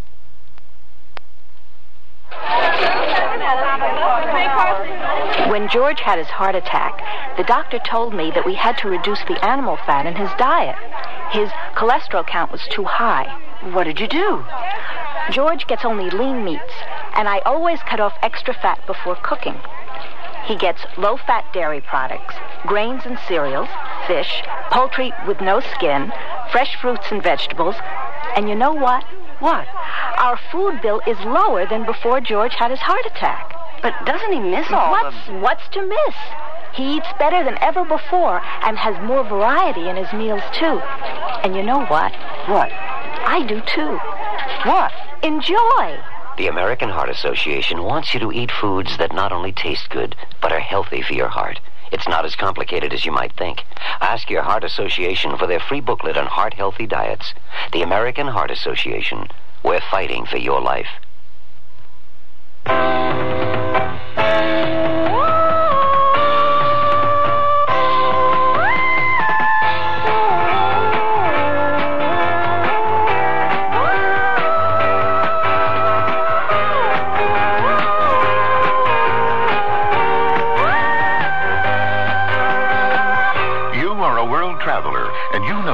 Certain foods, plants, and animal products you can't bring back to the U.S. You can't because they're prohibited. They're prohibited because even one of these foods, plants, or animal products might carry a disease or pest that could spread to our crops and gardens and animals with devastating results. You haven't been everywhere on the globe yet, but there's always tomorrow. And before you go again, write for the free booklet that explains the law. Even one can hurt. Write for Traveler's Tips. Write to Traveler's Tips, U.S. Department of Agriculture, Washington, D.C. 20250. It's free.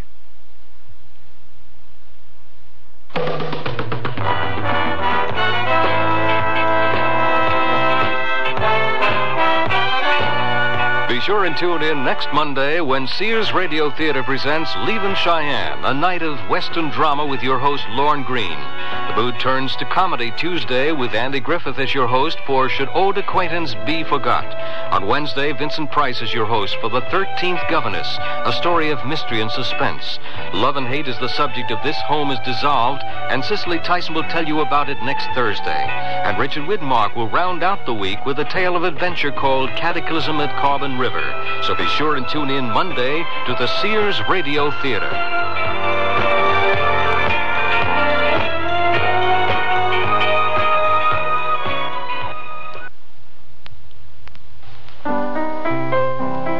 I'm Stan Martin. This Sunday night, my feature year will be 1974. Relive it with me and my special... It's Wednesday, and we invite you to stay tuned for Sears Radio Theater. Today, you'll hear a story of mystery and suspense with Vincent Price as your host. Howard Duff stars as a detective, and Linda Kay Henning is the woman who hires him. A young man is shot to death in a park where 13 governesses are sitting. Listen for the 13th Governess. Sears Radio Theater will begin after this message from your local station. I want to go to old Chicago. I want to go on the ride. Take me to old Chicago. I want to win a prize. We'll see the cows mess around. Maybe even go upside down. Sunday's not the end of this weekend. Old Chicago Amusement Park will be open this Monday for Washington's birthday from 1 to 9 p.m. with 40 exciting rides and attractions. I-55, the Stevenson Expressway, and Route 53.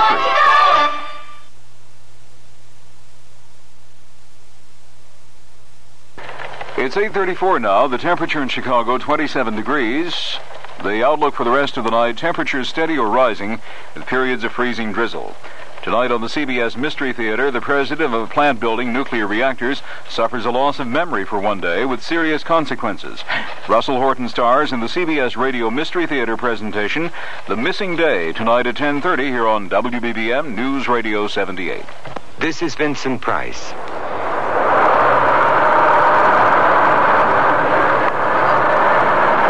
Except for the expensive briefcase he's carrying, the young man stepping off the bus looks like a college student. Dressed in casual clothes, he walks deliberately along a street lined with fully restored buildings. Ahead of him, a small child is trying to retrieve a ball, which is stuck between the posts of a wrought iron fence.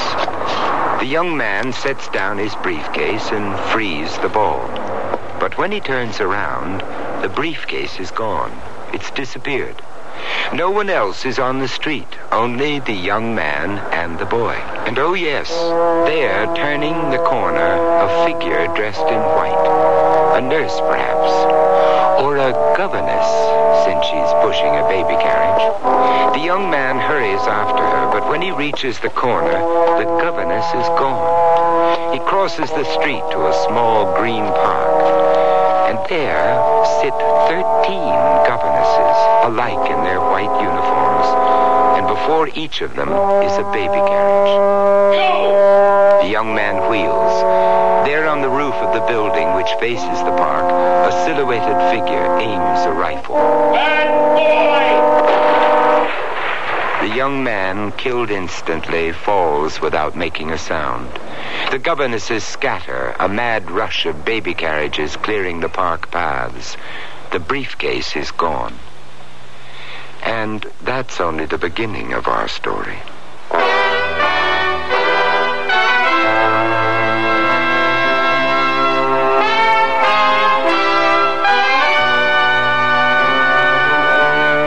Sears Radio Theater, a new adventure in radio listening.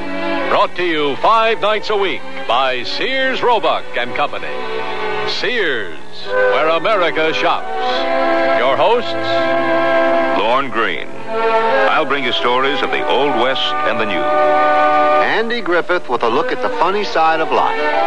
Vincent Price with tales of mystery and suspense. Cicely Tyson with stories about love, hate, and related things. Richard Widmark. I'll I'll bring you stories of pure adventure. 5 nights of exceptional entertainment every week. Brought to you in Elliott Lewis production of the Sears Radio Theater.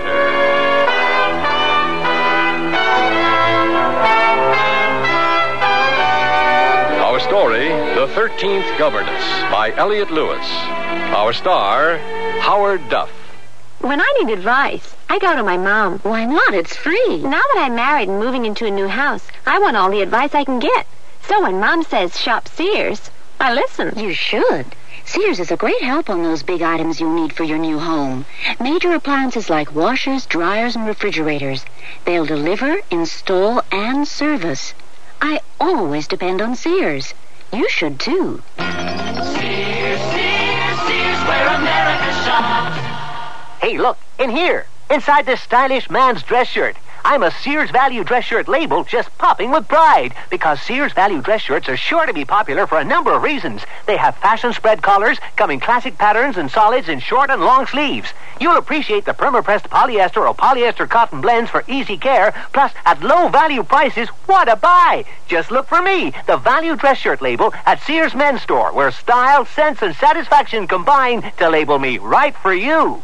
I love to eat. But it takes so long to cook. That's why we both love our new Kenmore microwave oven from Sears. I can cook a 5-pound roast medium rare in just 30 minutes, or 3 strips of bacon in 3.5 minutes on a paper plate. Bake 2 potatoes in 8 minutes, and cook vegetables faster than boiling them in water. That means less time in the kitchen. And more with you. Fast, clean, cool cooking with Sears Kenmore microwave ovens, all with automatic defrost. Choose the right model for your kitchen from the many styles available at most Sears retail stores. Your baby's room. Furnish it with the quaintness and charm of Sears Jenny Lynn's crib, dresser, and chest. Your baby will be secure in our old-fashioned crib built with high sides and a safety drop-side latch. And each handsome maple color piece comes in a non-toxic finish. Sears Jenny Lynn dresser and chest is furniture that will adapt gracefully as baby grows older, too. So visit us soon, because Sears has baby buys bundled up. Available at most Sears retail stores. A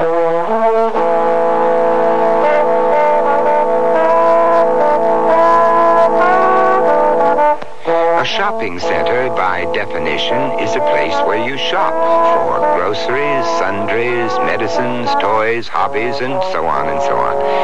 This particular shopping center has an added service. Note the discreet sign, Harry Holliday, Private Investigations, Confidential Matters. What sort of a man performs those services in a shopping center?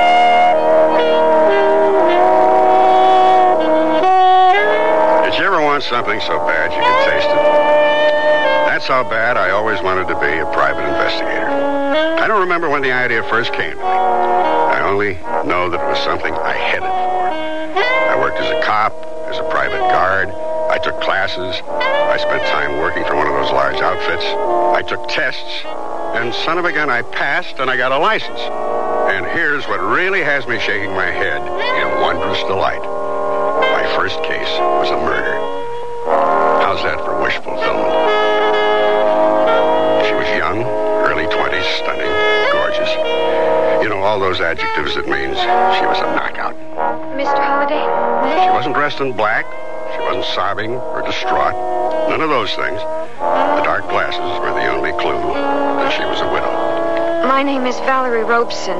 My husband was Matthew. He was... Yeah, I read about it in the paper. Killed with a rifle fired by person or persons unknown. I'm sorry. The police said the shot probably came from the top of a building that adjoins the park my husband was in. It's their feeling some neighborhood kid was fooling around taking pot shots and accidentally hit Matt. I came to you because their explanation is so improbable. Do you live near the park? No. Does your husband work in that neighborhood? No. I don't know why he was there. He didn't... Will you do it for me? Find out who killed Matt? I don't have a great deal of money. You pay me by the day, plus my expenses. If we get lucky, it shouldn't cost you over $1,000. She nodded her agreement and opened her purse. She fumbled around in it before she remembered she was wearing dark glasses. She slid them off. Her eyes eyes were red-rimmed, the expression a little lost. She was a young widow, filled with anguish and despair over the death of her young husband.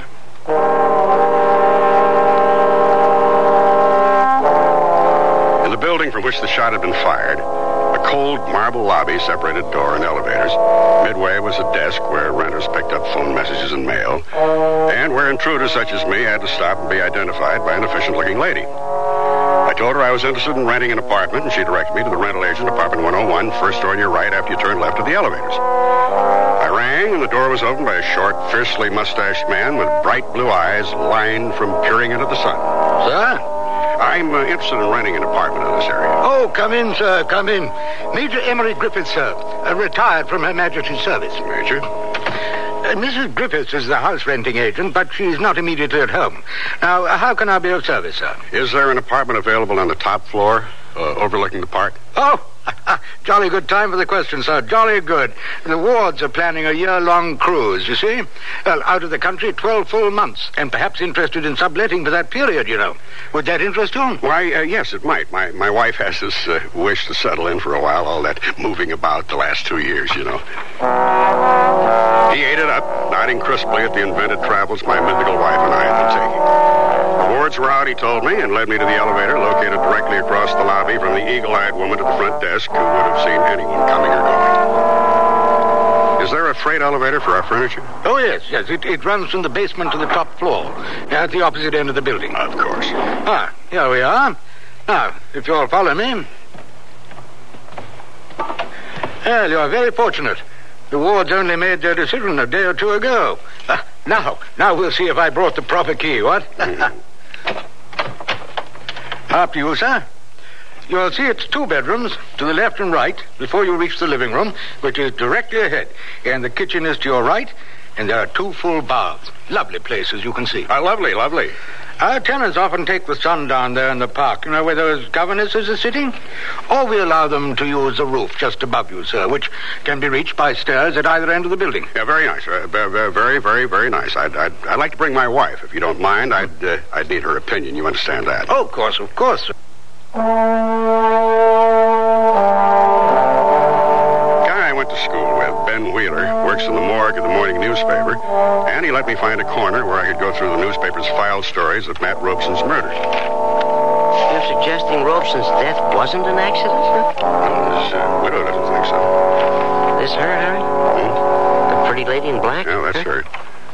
Behind her, her parents. Beside her, a family friend, Zachary West. How about that mustache? He's a hairy one, isn't he? Hey, look here. Tragic family says her brother was killed in a boating accident 2 years ago. Out sailing, storm came up, boat sank. Found a cushion the next day, boat and brother gone. Here's the picture you ran on him. Kind of looks like his sister. Hey, can I get copies of these? A lousy quality, but sure. I found family friend Zachary West's address in the phone book and drove out there. A big sign out front read, Century One Apartments, first in a series of posh pads for swinging singles. I parked across the street just as a dashing red sports car shifted down, mufflers burping, and ducked into the underground garage. The driver was the man in the newspaper picture, Zachary West, of all the hair. I got out and managed to bump into him on one of the paths. Instead of being straightforward, I put on my puzzled, ingenuous face. You find out more things that way. You look lost. Help you? Yes, I thought maybe I'd like to rent an apartment. You picked the best spot. I'll steer you to the manager's office. Oh, that's very, very nice of you. Appreciate it. Don't sweat. What happens if you move in and then decide to get married? Why get married when it's all lying around waiting for you? Here we are. Lorenzo, I bring you a customer. Welcome. Lorenzo is manager, master of ceremonies, and what one might call confessor arranger for our community. Glad to see you. Zach, tonight's 15B's birthday party. Count on me. I'm in 86A. Drop in for a drink anytime. And don't hesitate to bring 1 or 2 guests, even 3. I'll show you some of the apartments. You prefer blonde neighbors, brunettes? Speckled if they come that way. He showed me a series of flashy apartments, all furnished for a race of people who only got out of bed to have a drink or smoke a joint. I told him I'd let him know, and left to the garage, which gave me the chance to write down the license number on Zachary West's red sports car. I'd only driven a couple of blocks when I saw that someone was following me. A young woman, long black hair blowing, driving a beat-up station wagon. When I got to the shopping center, I drove around to the back where my office is and parked at the H. Holiday stencil. She circled, pulled into an empty space, and slid out, peering around like a baby bird looking for its mother. She tried to see where I'd gone. She spotted my car and came toward me. As she arrived, I stepped out. Oh. Looking for something? What? No, why? Because you were following me. Why? Why? That's a laugh. Why? Because I saw you before writing down Zachary's license number. What sort of behavior is that? I didn't take down his license plate, silly. I took the number of the car next to him. I'm an insurance adjuster. Not that it's any of your business. Any further questions? Oh, well, you see, I got this impression you were a cop, and I couldn't understand that Zachary, what he could have done to bring out the fuzz, so that's why I... Excuse me. Quite all right. Perfectly logical error. She seemed to be just a nice young lady looking out for a friend. Or, so I believed then. At all events, she left me with an enormous curiosity about Zachary West. So next morning, I waited outside his apartment, followed him into the city, parked where he parked, and sat beside him at the counter of the coffee shop where he ate breakfast. I recommend the waffles. Waffles, miss. And coffee now, please. If you had questions, why didn't you ask me? Valerie hire you? Yeah. Well, what do you want to know? Well, I'm trying to find out if anyone wanted to kill Matt. I saw the newspaper picture of you at the funeral. Were you Matt's friend or Valerie's? Both. I introduced him, as a matter of fact. And Valerie works for me. I'm a clothes designer, men's and women's wear. Oh. Any idea why Matt was killed? Well, the police called it an accident, according to the newspapers. Valerie doesn't think so. Well, Valerie's a new widow. It's very difficult for her to accept what's happened. Did you know her brother, the one who died in the boating accident? Larry? Well, yes. He's how I met Valerie. What's that got to do with... Oh, don't let your waffle get cold. Here's my business card. Call anytime I can be of help. Yeah, right. Valerie Robeson lived in the middle of an old housing tract in a one-bedroom house badly in need of paint. She introduced me to her mother, Dora Filbert, who was enshrouded in what my grandmother called a wrapper. I don't know what Matt was doing in the park. He left here about 7:30. He had a 9 o'clock class at the university. Did you ever get there? No. Now, while I was reading the background on this matter, I ran into the information about your brother. I'm very sorry. It was a terrible loss. Were you close to your brother? No one was close to Larry. He was a bachelor, what you'd call a swinger. Girl in every port sort of man. He didn't even have a job. His father kept after him. But Larry always had an excuse for not working. I'm sorry, I'm late. Will you excuse me? Well, sure. If it's all right, I'd like to talk to your mother for a minute or two. Of course. I'll be late, Mother. Zachary has a show tonight, and I said I'd work it. All right, One of the dear. girls is sick. All Bye. Right. Bye-bye. I'd like to know a little bit more about your son, Larry. Would you mind? No. But what does that have to do with Matt's death? I don't know. Probably nothing. Do you agree that Larry's death was an accident? I'm sure that in your profession you hear all sorts of things about people. Well, I don't surprise easily, if that's what you mean. What I'm going to say is in confidence. Of course. I think Larry took his own life. Larry and another young man, Zachary West, they were very close. Too close, if you understand my meaning. I think I do. His father spoke to him about it. His father told Larry he was less than a man, and he didn't want to have anything to do with him. Well, Larry went up to the lake the very next morning, and that's why I think he took his own life. And certainly he's better off, in my opinion. Did your son-in-law, Matthew, know Larry? Oh, Oh, no. Valerie got to know Matt after Larry was gone. Oh, I see. Well, thank you, Mrs. Filbert. Oh, one other thing. Valerie said Matt was taking some classes at the university. In what, do you know? Oh, photography, of course. He was learning to be a photographer.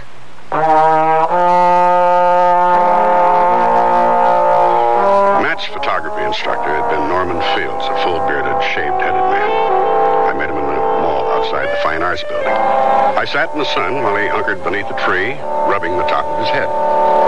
What did you want to know about Matthew Robeson? And why would anyone want to kill the dreadful little twerp? His widow asked me the same question. Tell me about it. Well, now, let's see. I suppose you want to know if he was a good student, innovative, questioning, and so forth? Yeah, things like that. No. Although he spent an inordinate amount of time here. Matthew Robeson was a man who didn't even own a decent camera. And yet he was in my class. Now, one must ask oneself, why? Why? Because Matt's own personal interest for what motivated and guided him. His time here was spent in the darkroom. He cleaned it up, set out the chemicals, stacked, sorted the photographic papers, cleaned the enlargers. Any notion why? Oh, sure. He needed a place to develop his own work. Things he didn't want anyone else to see. Pictures? Of course. Did he keep the negatives and prints here? Oh, you mean no one has mentioned Matthew Robeson's attaché case? Why, that was the most obvious and apparent thing about him. He was a scruffy little man, late 20s, skinny, wild clothes, who always walked in a slouch hurriedly. He was never without this attaché case, like a small suitcase, very expensive, never out of his grasp. Well, I would assume that that's where he kept his goodies. Why goodies? Well, Matt Robeson was a man to do anything for a buck, and I mean that, literally. Whatever he was peddling was in that attaché case. Now, it's just a shame you didn't know him. You missed out on a real oddball.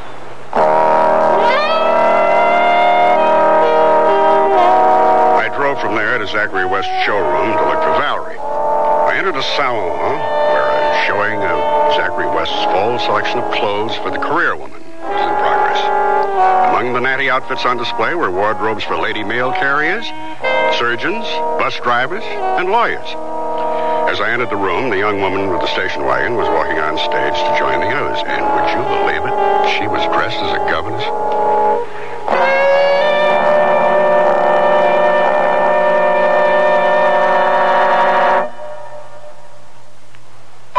Sears, where America shops, invite you to apply for the Sears credit card. It gives you credit in over 3,600 Sears stores coast to coast. Whether you live or travel in any of the 50 states, there's a Sears store where you can shop for what you need for your family, home, or car. You can apply for the Sears credit card at any Sears store or by calling this toll-free number now. Call 800-526-0444. That's 800-526-0444. New Jersey residents call 800-652-2777. I can't believe they can do it for $19.99. Installed? The aluminized Sears muzzler is only $19.99 installed. And listen to the muzzler promise. Sears promises that the muzzler will last as long as you own your American-made car. Or return it for refund or replacement free. And if Sears installed it, they'll install the new one free. Well, you can't beat that. I think it's fantastic. It's a great promise. The muzzler, just $19.99 installed. Clamps if needed, 99 cents each extra. Sizes to fit most American-made cars. Prices may vary in Alaska and Hawaii at most Sears Tire and Auto Centers.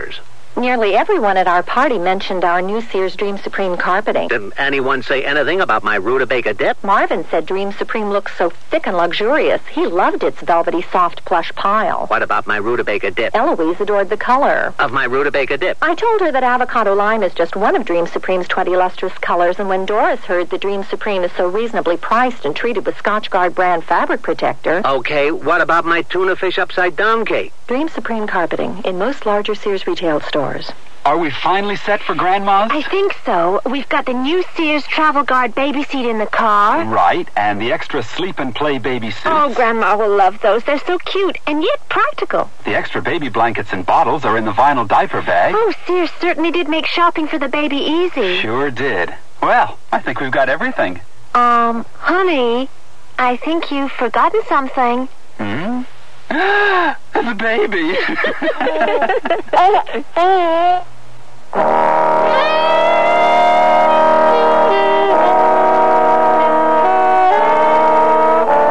Harry Holliday Larry wasn't comfortable sitting on a folding wooden chair watching a fashion show. But being the gung-ho type fellow he was, he sat there like a little gentleman and took it all in. When the show was over, he bought his client a drink in one of those dark English tavern replicas where patrons hid in shadowy booths tucked into dark corners. His attaché case? Mm-hmm. He wasn't carrying it when he was shot. Any idea where it might be? No, he never put it down. He lugged it around all the time. I can't imagine where it is. Well, you asked me to help you. Did you suspect something? Suspect? Well, that he might have been seeing someone else, and that's what he was doing in the park that morning, meeting somebody? Oh, no, I never thought Matt would cheat. He wasn't that sort of man. Matt's only weakness was his greed. Oh, he was a sweet, dear man when we got married. Then, well, somehow I must have given him the impression, led him to believe that I was dissatisfied with our life, that I expected more from him. And I didn't, really. It's just that I kept hoping he'd find himself, stop drifting. That terrible, restless drifting. I don't know why, because I don't find any connection. But I can't help remembering that in the pictures I saw of your brother's funeral, there was no casket. Was he cremated? No, because there wasn't a body. They never recovered it? They told us that often happens in deep lakes. The body is trapped in the boat. We held the services anyway, of course. Oh, yes, of course. The next morning, I called an old Army buddy who worked for the Department of Motor Vehicles and gave him the license plate number of the battered station wagon and asked for the owner's name and address. And then I got a phone call from the answering service, a Major Griffiths, who wanted to speak to me. Oh, that apartment you liked is available. The Major told me. The wards had found a freighter leaving with the tide tomorrow night. Yes, the place needs a bit of cleaning, you know.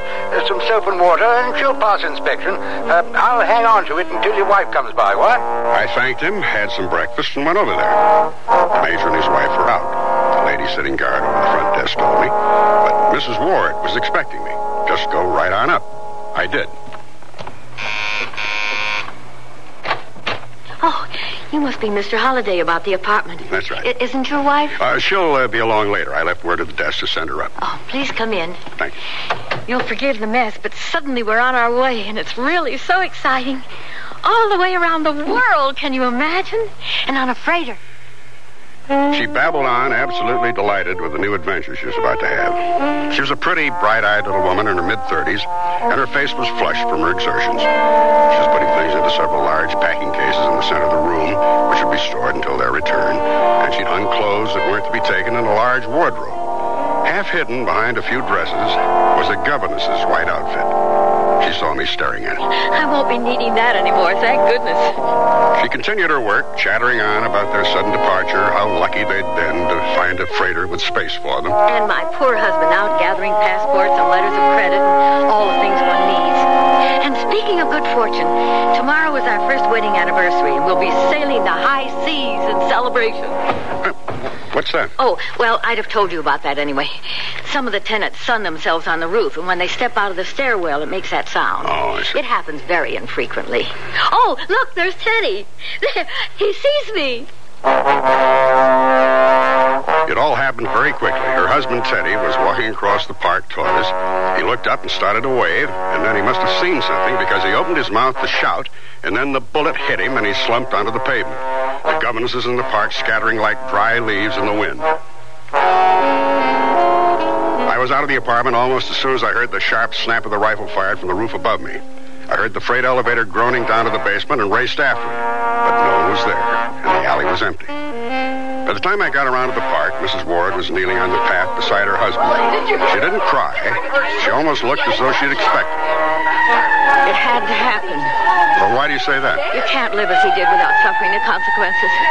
I kept making believe that everything was all right, that the money he brought home was legitimately earned, that silly governess costumes, the exchange of envelopes and a baby carriage, all of it was a prank, not something real, something that would end in this.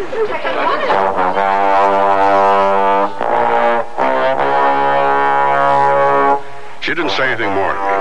She answered questions put to her by the first policeman to arrive, and then spoke to the homicide men. They questioned me. I told them what I'd observed, and nothing more, then ducked out of there. Soon after I got back in the office, the call I'd been afraid I'd get came in. The police just left. We can't believe it. It's been 2 years, and he never... I'd like to come by later in the day. My father's coming down to be with us. Who did it? Who shot Larry?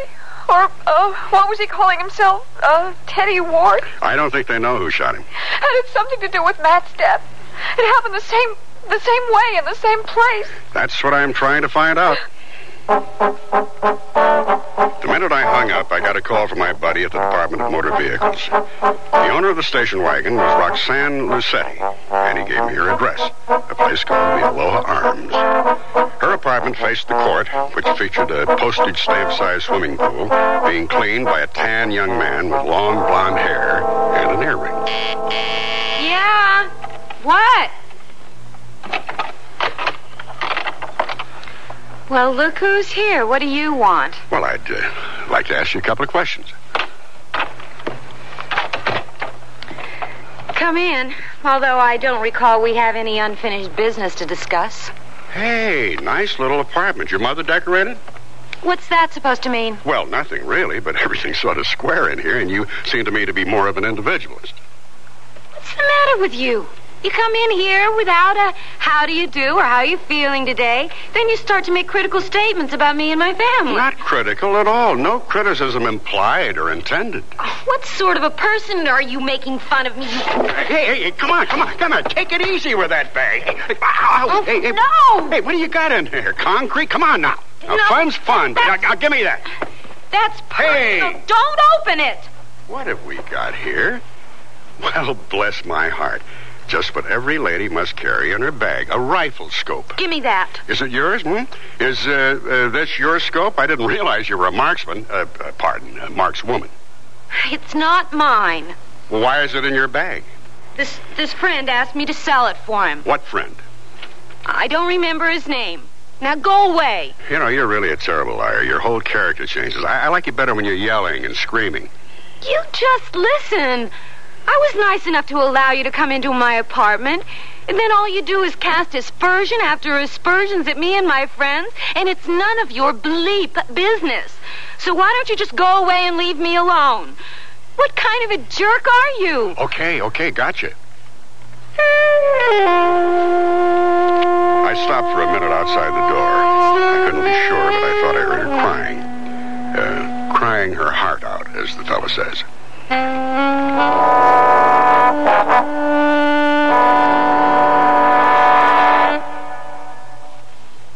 Sears Radio Theater will return after this message from your local station.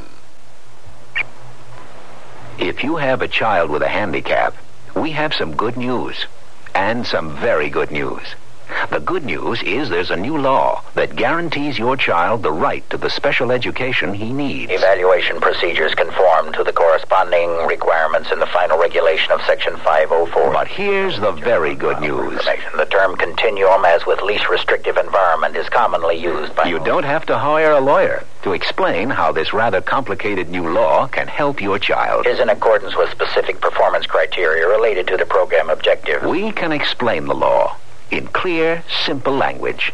Free. Information under sub-clause E of clause 1 of subsection B. The commissioner there... Just write Closer Look, Box 1492, Washington, D.C., 20013. That's Closer Look, Box 1492, Washington, D.C., 20013. A public service message on behalf of the United States Office of Education. I gained 20 pounds in 2 months. Chocolate and peanut butter. Yeah, I never lost that weight either.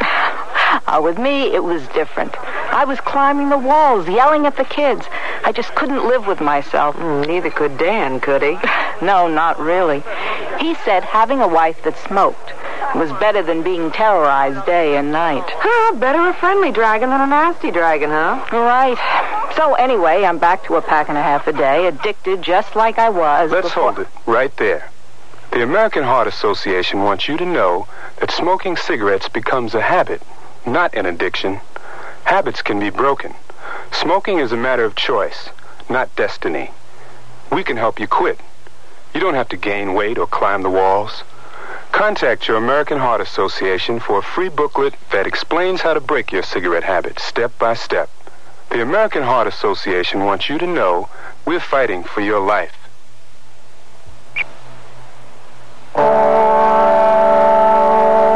Vincent Price again, and here's the concluding act of The 13th Governess.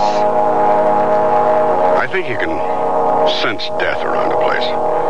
The Robeson house seemed to be engulfed in it. The house itself appeared to be in mourning, although it probably was only the gray, sullen day.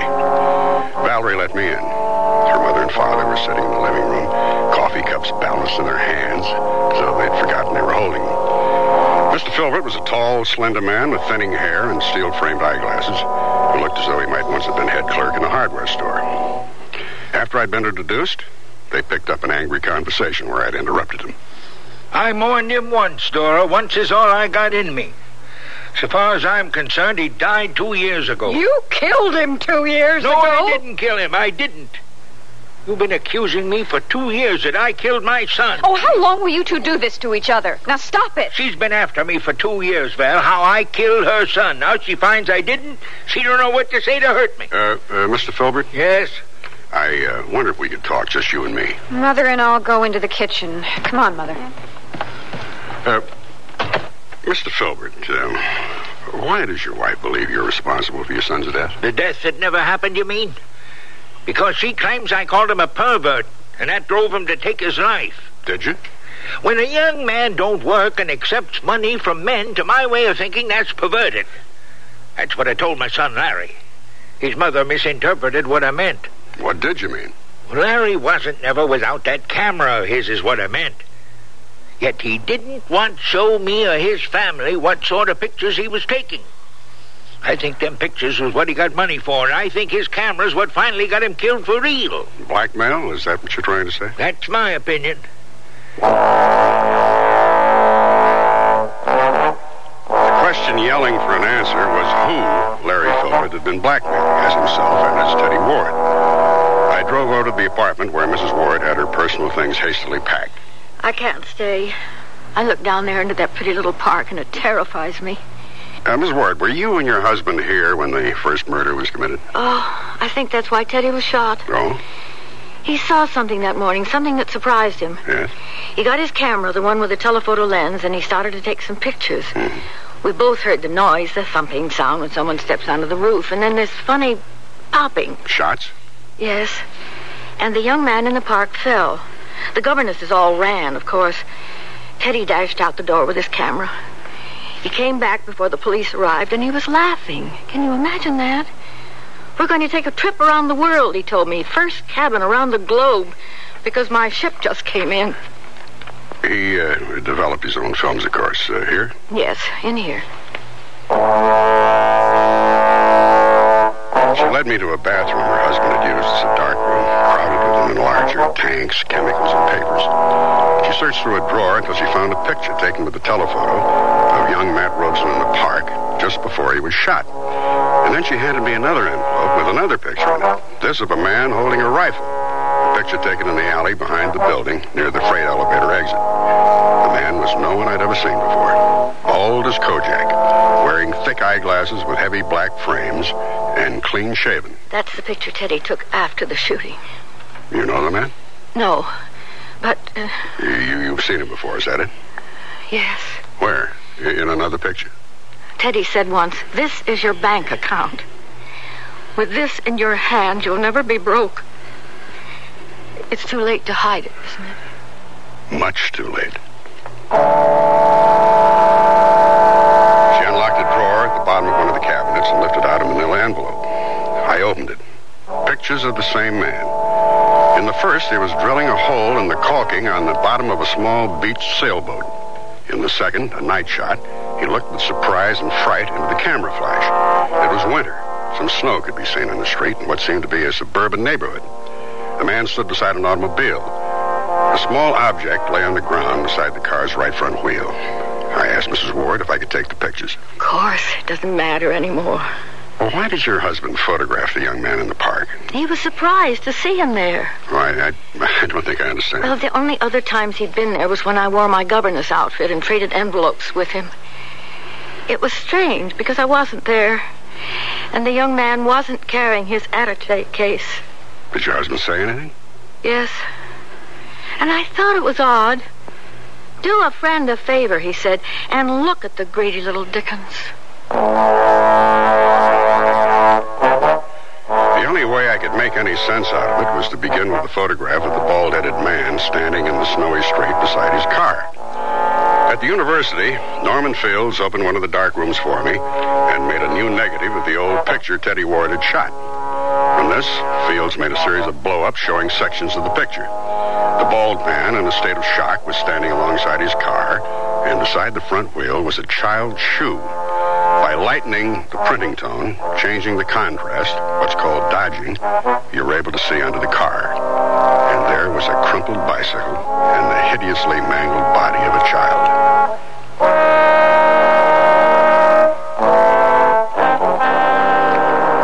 He was the only one involved in the mess who'd known all the principals through everything that had happened, and I wanted to ask him who the man was.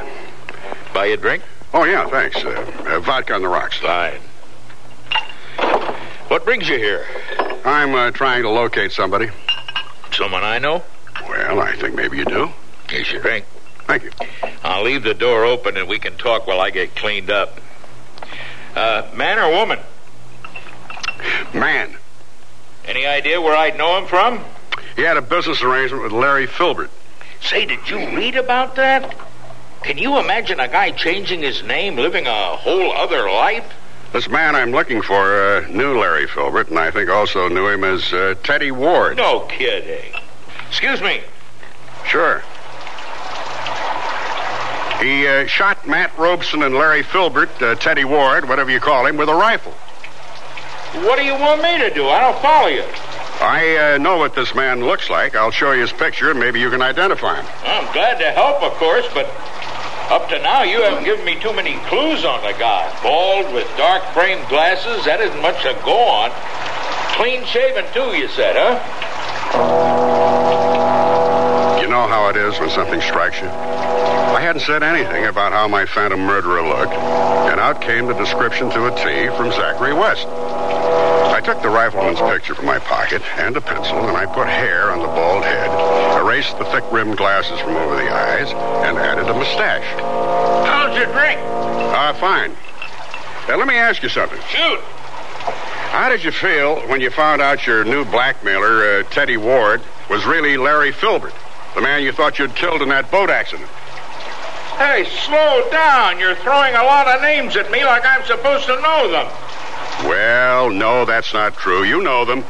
Larry blackmailed you after the hit-and-run accident with the child, so you tried to get rid of him by sinking his boat. So now here you are in town, thinking you're out of it, and Teddy Ward calls you, and the whole thing starts again. Only this time, there's more. There are pictures of you sinking the boat. I keep trying to imagine what you looked like when you found out you were being blackmailed by a dead man. I mean, wow, I would have had a fit. Well, what did you do? Follow Mrs. Ward to her apartment after she traded envelopes with Matt? That a picture of me? He was standing in the doorway, bald head, no mustache, no glasses. And just to make the picture complete, he was casually aiming the rifle in my general direction. Just enough so I wouldn't misunderstand him. Smart young fellow like you is bound to get into trouble. No, not so smart. Till a couple of minutes ago, I really thought there was another man.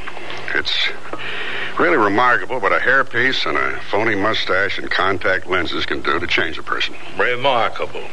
You know what troubles me, though? How'd poor Matt Robeson get involved in all this? His brother-in-law wanted to help him out, pass him a little money. I gave money to Roxanne, she gave it to Matt, he gave it to that governess until he got greedy and decided to go it on his own. Motivation. Money runs the ship, my lad. Money's what makes the world go round. Although I can't believe you're getting enough for what's about to happen to you. Move, please. We're getting out of here. Why'd you run away from the accident? If you'd stayed, maybe that little girl could have been saved. No way. Come along now. Happy birthday! Many more, Zach. Zach? Hey, wait. Hey, where's Zach? We were just going out to pick him up. Well, his car's here. His friend Gilbert here drove it over. Gil, here, let me show him the rifle. Hey, look at this. Isn't it a beaut? Yeah. Bought it for Zach for his birthday. Come on, Gil. We better get going. Hey, you guys will bring Zach to his party, won't you? I mean, we got all his booze and food and, the trappings, little foxes, all sizes. We'll bring Zach back. Don't worry about it, but go ahead. Get the party started. Okay. Rifle in hand, I eased Zachary West out of there. He made a couple of moves, like he wanted to grab the gun or get away, but by the time we got to my car, he was a limp sack. All the fire was gone. He ducked the responsibility long ago. He'd run away, then killed 2 men who tried to bleed him, and finally, there wasn't any place to hide. No place at all. He sat in the front seat of the car, blinking his eyes behind the thick glasses, letting what had happened to him sink in. And like I said, that's how I handled my first murder case.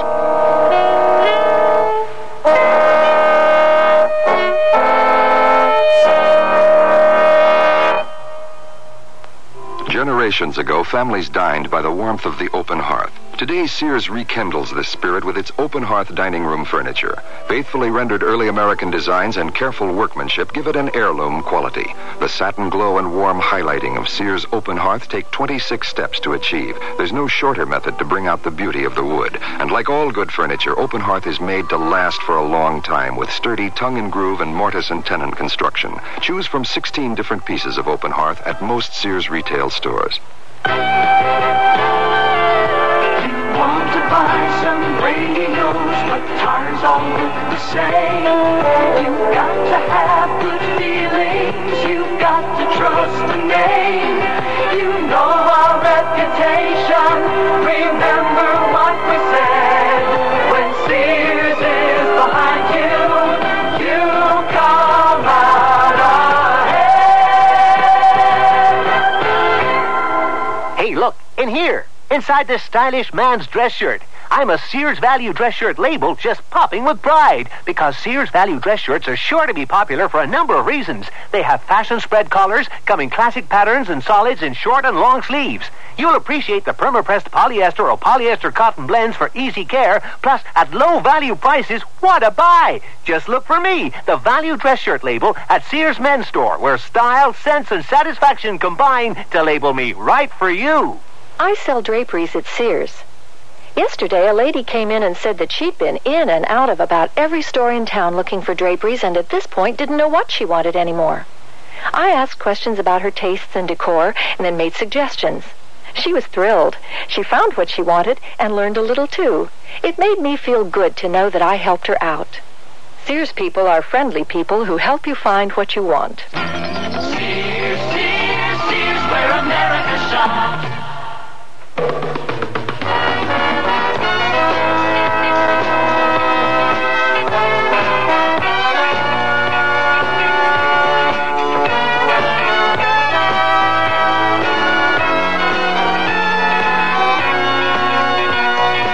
Listening to Sears Radio Theater, brought to you 5 nights a week by Sears Roebuck and Company.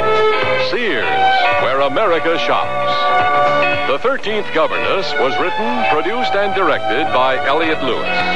Your host was Vincent Price. Our star was Howard Duff. Also heard were Linda K. Henning, Deborah Wally, Lurene Tuttle, Marvin Miller, Ben Wright, Sidney Miller, Peggy Weber. The music for Sears Radio Theater was composed and conducted by Nelson Riddle. Art Gilmore speaking. The Elliott Lewis production of Sears Radio Theater is a presentation of CDR. I'm lost and lonely, scared and sad, trembling at the thought of making you mad. My love is yours, but at times you're so cold. If life's like this, take me before I grow old. This song was written by a man now serving time in a state prison. Most of the men and women in prison today were abused children, and many abused children grow up to abuse their own children. Child abusers can be helped. Find out how. Write Prevent child abuse. Box 2866, Chicago, Illinois, 60690. Please stop the hurt I've suffered since my birth. Join the abused child's fight. Put an end to the sleepless night. A message of the Ad Council and the National Committee for Prevention of Child Abuse. Your satisfaction is our satisfaction at Townsend Pontiac. Townsend Pontiac. You've got to go to Townsend Pontiac and buy a car. It's really important. It's important to you, and it's important to Mr. Townsend. Now, you could buy a beautiful new 79 Pontiac. Townsend has such a great selection, you won't have any trouble finding the car you want. Or you could buy a great new four-wheel drive International Scout. Boy, that'll take you where you've got to go and back again. Come on, it's important. Why? Well, Jack Townsend knows that once you're a Townsend customer, you wouldn't want to buy anywhere else. And that's important to Mr. Townsend. Your satisfaction is our satisfaction at Townsend Pontiac. 6300 Broadway. Townsend Pontiac. Merrillville, Indiana. Townsend. Cicely Tyson will be your hostess tomorrow for a warm-hearted story of two young people trying to help two elderly ladies find a suitable rest home. Our original story is called This Home is Dissolved, so be sure to tune in to this station tomorrow to hear the Sears Radio Theater.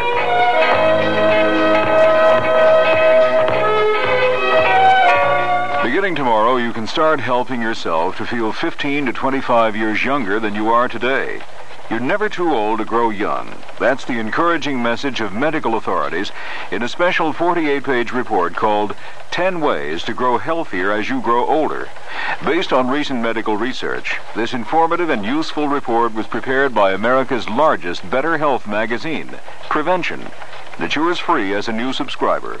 10 Ways to Grow Healthier as You Grow Older tells about a new method to help you fall asleep faster, about the simple dietary substance that scientists believe may sharpen your memory, about the nutritional program that may add life to your sex life, and much more. If you'd like to receive this free report, you're invited to try 12 monthly issues of Prevention for only $6.99.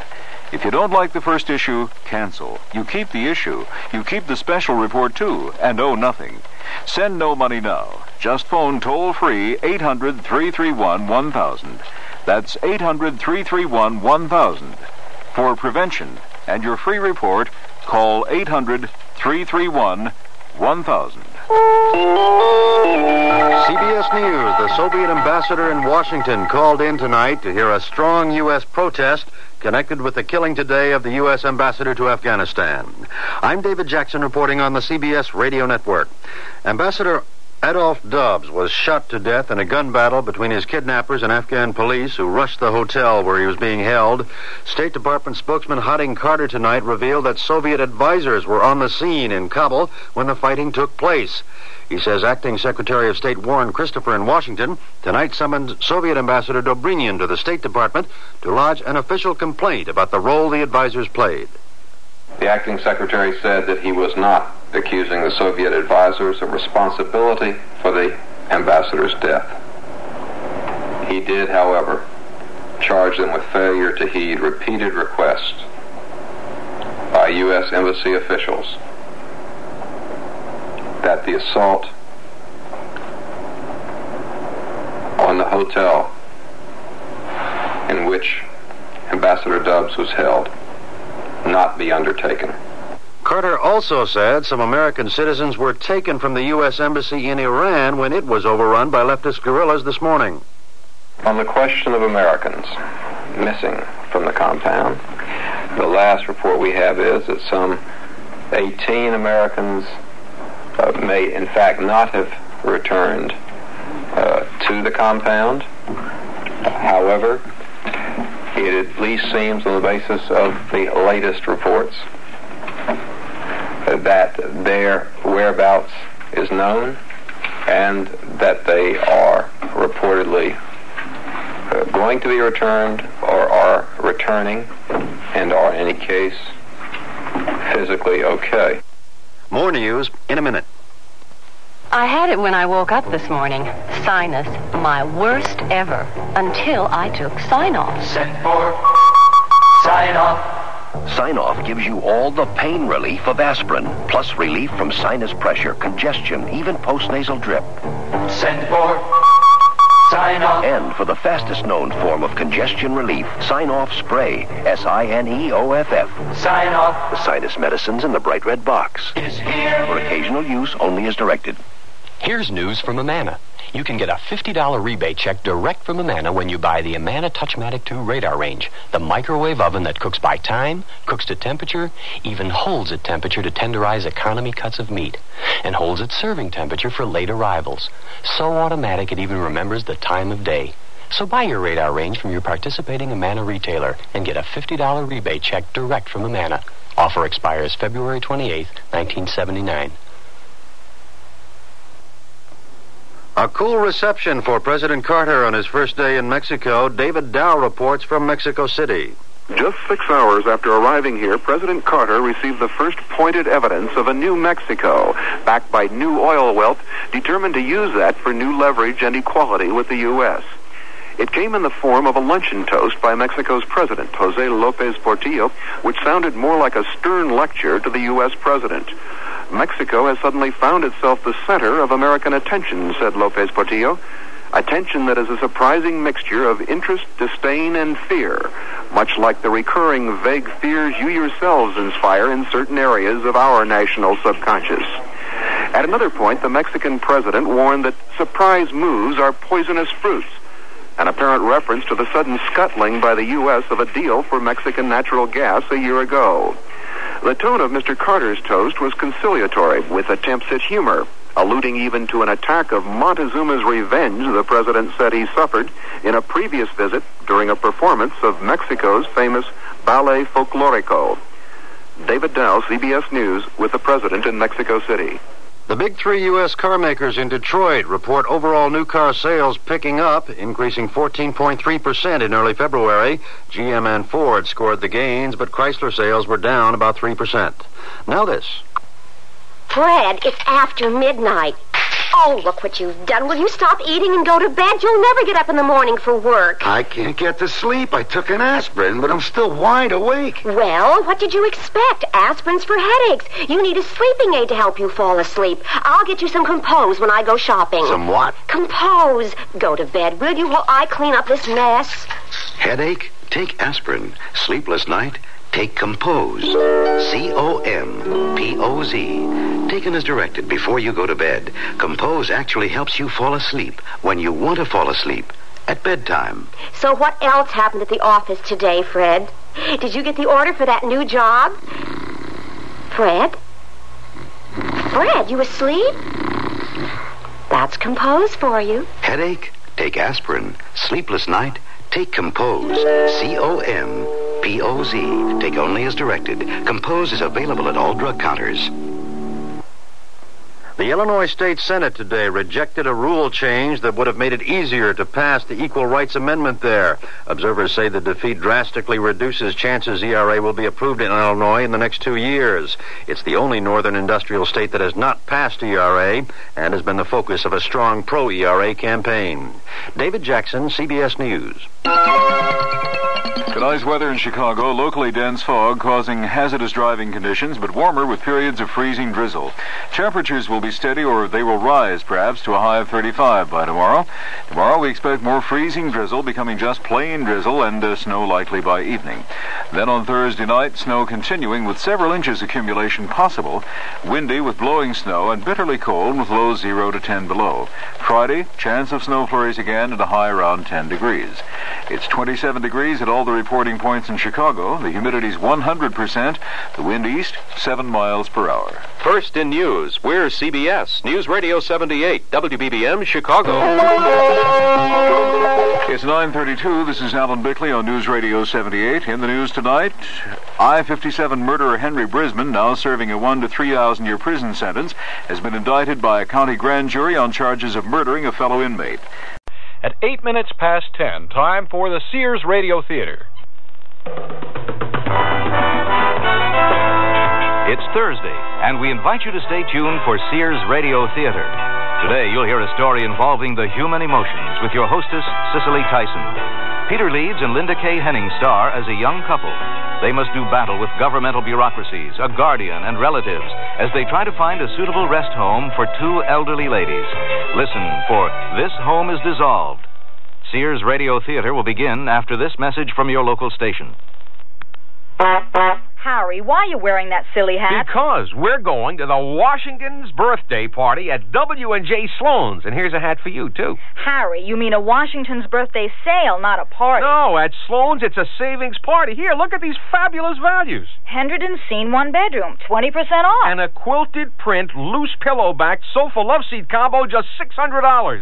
Look, all handmade area rugs, 30% off. And a velvet swivel chair, only $150. Why, at Sloan's, it really is like a savings party. I'll say all special order upholstery, including Baker and Hendredon, 20% off. A printed modular corner or omelette unit, just $180. Why, there are thousands of items on sale. Let's go, Harry. Oh, where is it? At Sloan's 5th Avenue and all Sloan's locations through Monday. American Express cards welcome. The Washington's birthday savings party at W&J Sloan. Don't miss it. I'm lost and lonely, scared and sad, trembling at the thought of making you mad. My love is yours, but at times you're so cold. If life's like this, take me before I grow old. This song about child abuse was written by a man now serving time in a state prison. It is estimated that there are at least 1 million cases of child abuse in America each year. Child abusers and their children can both be helped. Find out how. Write Prevent Child Abuse, Box 2866, Chicago, Illinois, 60690. Please stop the hurt I've suffered since my birth. Join the abused child's fight. Put an end to the sleepless night. A message of the Ad Council and the National Committee for Prevention of Child Abuse. This is Cicely Tyson. Perhaps you've wondered why there seems to be no place in the world for so many of the elderly whose friends have died, whose relatives are distant, uncaring, or dead, who spend their lives in rooms or on park benches. A young man, writing a letter to his congressman, cared enough to reach out across the generations to two elderly sisters from Finland, living their last lonely years in their adopted land. 2 years ago, Tony Corter and his wife Louise had become managers of an old apartment building in order to take the financial burden off their graduate studies. During that time, they befriended the sisters and month by month witnessed their mental and physical deterioration. Wait a moment. Do I smell smoke? Do you smell smoke, Louise? Oh, come on, it must be Anna and Amelia. Oh, no, they're burning their dinner again. I've got the pass key. We might as well go right in. I'll check the kitchen, Louise. Why don't you throw open a few windows? It was the cabbage, burned to a crisp. Didn't you smell the smoke, Anna? No, I must have been thinking of something else. Amelia? What? Didn't you see or smell the smoke, Amelia? Who's smoke? And that's only the beginning of our story.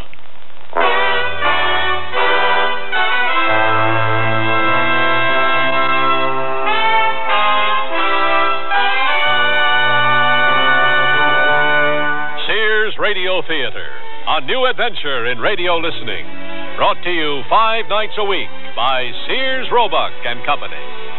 Sears, where America shops. Your hosts, Lorne Green. I'll bring you stories of the Old West and the New. Andy Griffith with a look at the funny side of life. Vincent Price with tales of mystery and suspense.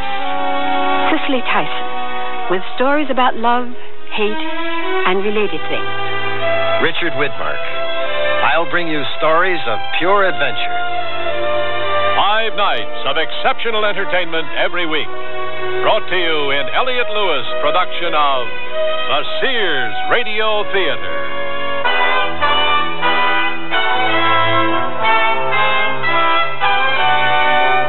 Our story, This Home is Dissolved, by Chris Fortunato. Our stars, Peter Leeds and Linda K. Henning. I sell draperies at Sears. Yesterday, a lady came in and said that she'd been in and out of about every store in town looking for draperies and at this point didn't know what she wanted anymore. I asked questions about her tastes and decor and then made suggestions. She was thrilled. She found what she wanted and learned a little, too. It made me feel good to know that I helped her out. Sears people are friendly people who help you find what you want. Sears, Sears, Sears, where America shops. Presenting Sears' very charming spring shirt dress in small yarn-dyed woven checks, stripes, or plaids. It's a great versatile dress for work because to finish off the dress, Sears has conjured up a complementing vest. Vests come lined or reversible in enchanting colors that work wonderful spells on the rest of your wardrobe, too. Sears vest plus a dress, the bewitchingly correct dress this spring. Available at most larger Sears retail stores. Nearly everyone at our party mentioned our new Sears Dream Supreme carpeting. Did anyone say anything about my rutabaga dip? Marvin said Dream Supreme looks so thick and luxurious. He loved its velvety, soft, plush pile. What about my rutabaga dip? Eloise adored the color of my rutabaga dip. I told her that avocado lime is just one of Dream Supreme's 20 lustrous colors, and when Doris heard that Dream Supreme is so reasonably priced and treated with Scotchgard brand fabric protector... Okay, what about my tuna fish upside down cake? Dream Supreme carpeting in most larger Sears retail stores. Oh, here I go again. It's time to rent one of those steam-type carpet cleaners. Why rent? Now Sears puts power in a carpet cleaner you can own yourself. The Power Spray from Sears for easy home carpet cleaning. Power Spray sprays hot water into your carpet, then sucks up the dirty water. You can see the dirt you get out. Dirt you didn't even know was there. The Power Spray Carpet Cleaner, a convenient carpet cleaner you can own yourself. Available at most Sears retail stores. Kenmore. Solid as Sears.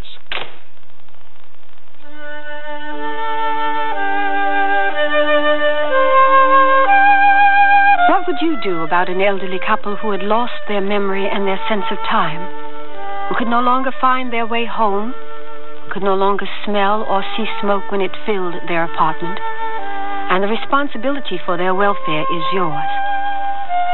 Tony and Louise Corder thought they had the answer and took upon themselves a task they had long contemplated without the slightest suspicion of how difficult it would be. Dear Mr. Congressman, I never thought I'd be writing to you when I first attempted to find a solution to the problem of the elderly sisters in my apartment building. So obvious was their helplessness that I thought placing them in a good rest home would be an easy task.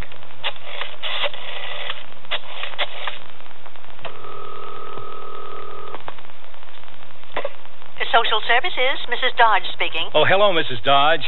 This is Tony Corder. I'm calling on behalf of Anna Ulbeck, one of your clients. Oh, yes, we've spoken before. Is there any problem? Yes, there is. Mrs. Dodge, I think it's time for Anna and her sister Amelia to go to a rest home. They've reached a point where they can't go outside without forgetting their keys and even forgetting where they live sometimes. Also, they've burnt their dinner nearly every night this month. Well, perhaps I can arrange for an attendant to visit them during the week. That won't stop them from being a danger to the building. What they need is round-the-clock supervision. It would reduce the danger if somebody cooked their meals. Mrs. Dodge, may I explain further? These ladies can no longer reason for themselves. Their problems go far beyond the mere cooking of meals. But unless they have something physically wrong with them, it's hard to put them anywhere. What has to be wrong with them?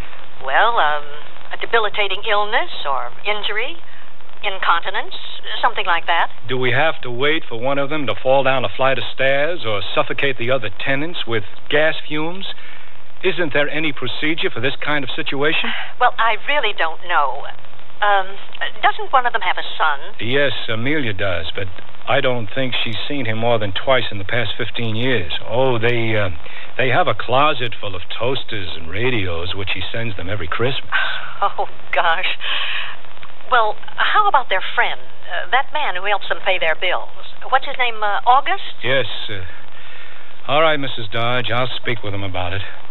But what I would like to do is to find some agency to take the matter in hand. Well, I just don't know if there are any. Now, what you can do is to get out the phone book and start calling board and care homes. Then we can take it from there. All right, Mrs. Dodge. Goodbye. Goodbye. Will she help, Tony? She seems content to let Anna and Amelia burn their place down. What are we going to do? Continue making inquiries, I guess.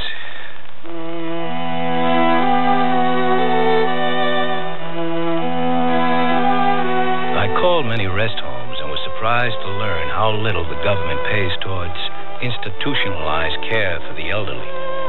The situation was complicated because the older of the sisters, Amelia, possessed a bank account of nearly $40,000, while the younger Anna had very little money.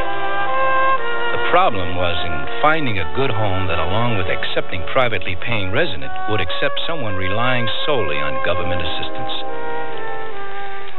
We were determined to keep the sisters together. At that time, I tried to enlist the help of the sister's friend, August.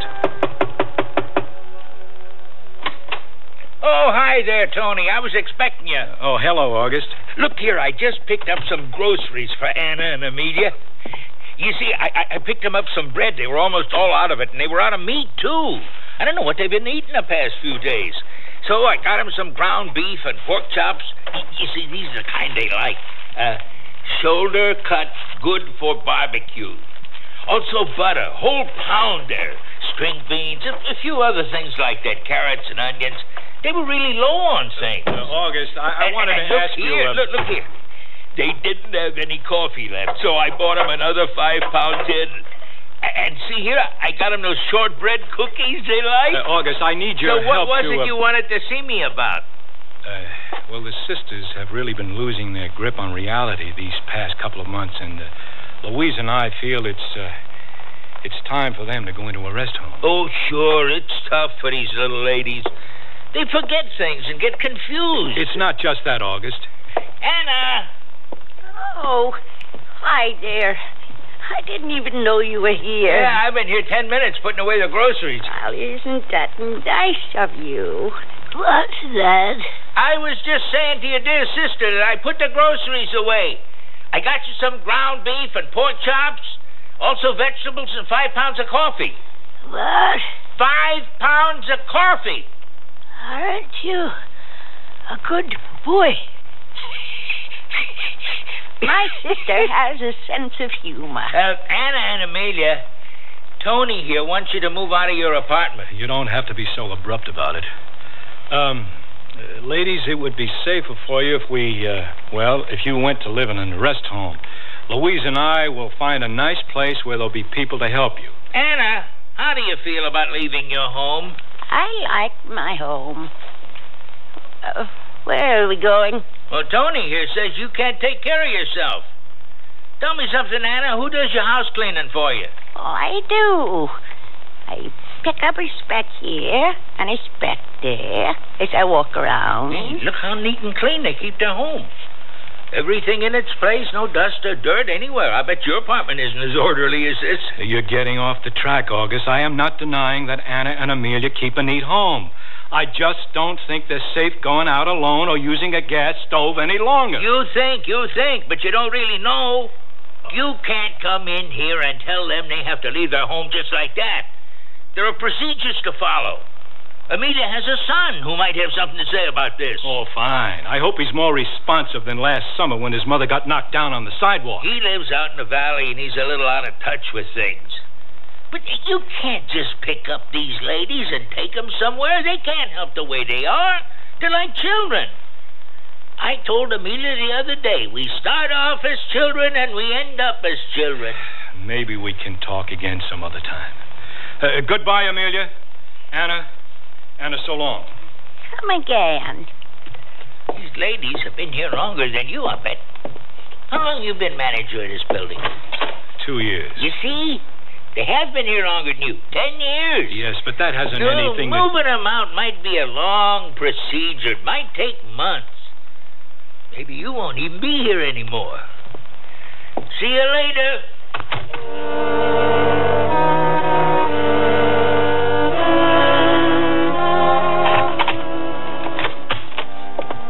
How did it go? Oh, not so good. August bullies them into saying what he wants them to say. Doesn't he agree that they should go? Well, he refuses to commit himself on that point. But, honey, let me tell you something I found out. What? When August had his back to me in the kitchen, I noticed a couple of bank books lying on the counter. Out of curiosity, I peeked into them and saw his name typed in as co-signature on both of their accounts. Now, I wonder if that has something to do with his wanting them to stay right where they are. Oh, you don't think that he's... Oh, I certainly do indeed.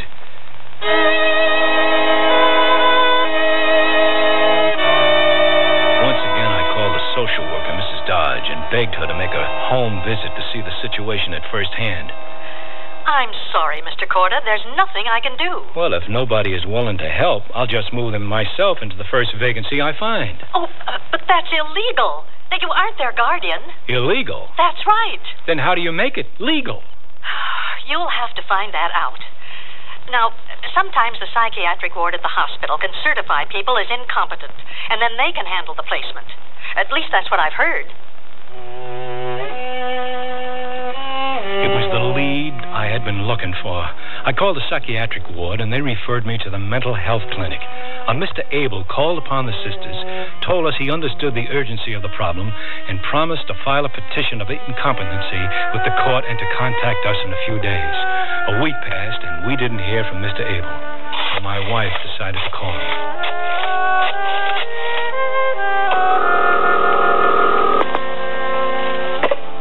Hello? Mr. Abel? Yes? This is Louise Corta, calling on behalf of Anna and Amelia, whom you met last week. Oh, yes. My husband and I wanted to know if you had filed the petition of incompetency yet. Well, no, but I have somebody in the office calling rest homes. Well, why haven't you filed the petition? No petition? I can't believe this guy. Well, we can't do that tomorrow. But you said you would do it last week. I happen to be very busy here. Well, then you should have told us that in the first place. And you should have told us you weren't going to file the petition. Mrs. Corder, let me explain what's involved in this situation. All the while, I had been pacing the floor trying to pick up the gist of the conversation. We were face to face with an unresponsive bureaucracy, and I was becoming increasingly angry. When the downstairs doorbell rang, I called to my wife. "It's the front door, Louise. I'll get it." I had an intuition who it might be, and peering through the curtain, my intuition was confirmed. There stood Anna and Amelia, their pocketbooks hanging open, fumbling with the door handle. I raced back upstairs to my apartment. Yes, I understand. Louise, let me speak to him. Hello, Mr. Abel. The ladies have just rung the outside doorbell for the 4th time this week. Do you want to come over and let them in? What? Tony. If you're so concerned as you said you were last week, why don't you come over here and prove it? We are sick and tired of getting the runaround from everybody. Can't somebody help these ladies? You're being absurd. Tony, he said he would help. Shh, Louise. The situation is absurd, Mr. Abel. Why is it that old people have to be shunted aside and ignored as if their problems were imaginary? He explained it to me, Tony. Unless you stop giving me the runaround, there's no sense discussing the matter anymore, Mr. Abel. Oh, Tony, why did you hang up on him? I think you've gone just a little bit too far. Mr. Abel said his clinic is calling all over town to find vacancies. Oh, we can find all the vacancies we want, but nobody has the right to move Anna and Amelia until that petition is filed with the court. They will help, Tony. Mrs. Dodge says she can't do anything. August, we suspect, has reasons for wanting the girls to remain here. And Mr. Abel has given us only vague promises. And until any of them decide to help, we will have to see this thing through ourselves.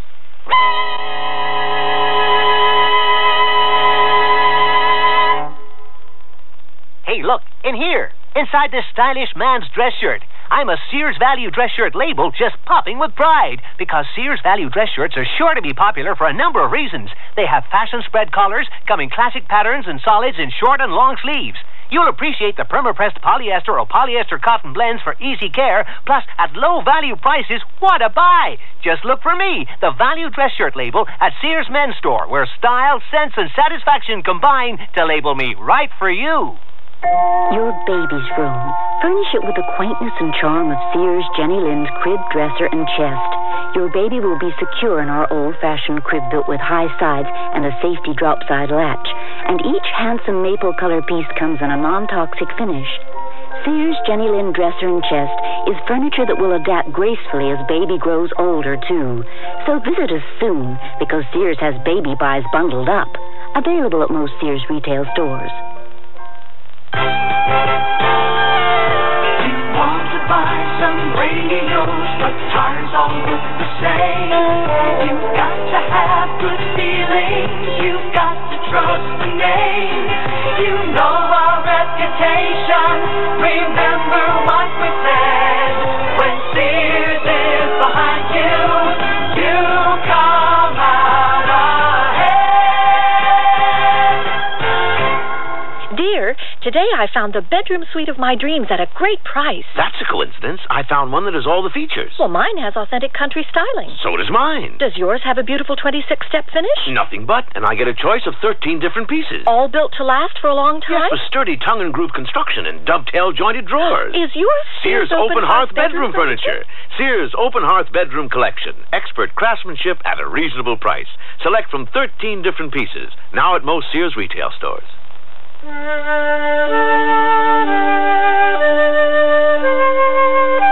Tony and Louise Cotter had come to a dead end in their efforts to assist the two old ladies who were tenants of their apartment building. Faceless civil servants at the opposite end of a telephone referred the problem from one office to another. Finally, the Cotters decided to act on their own.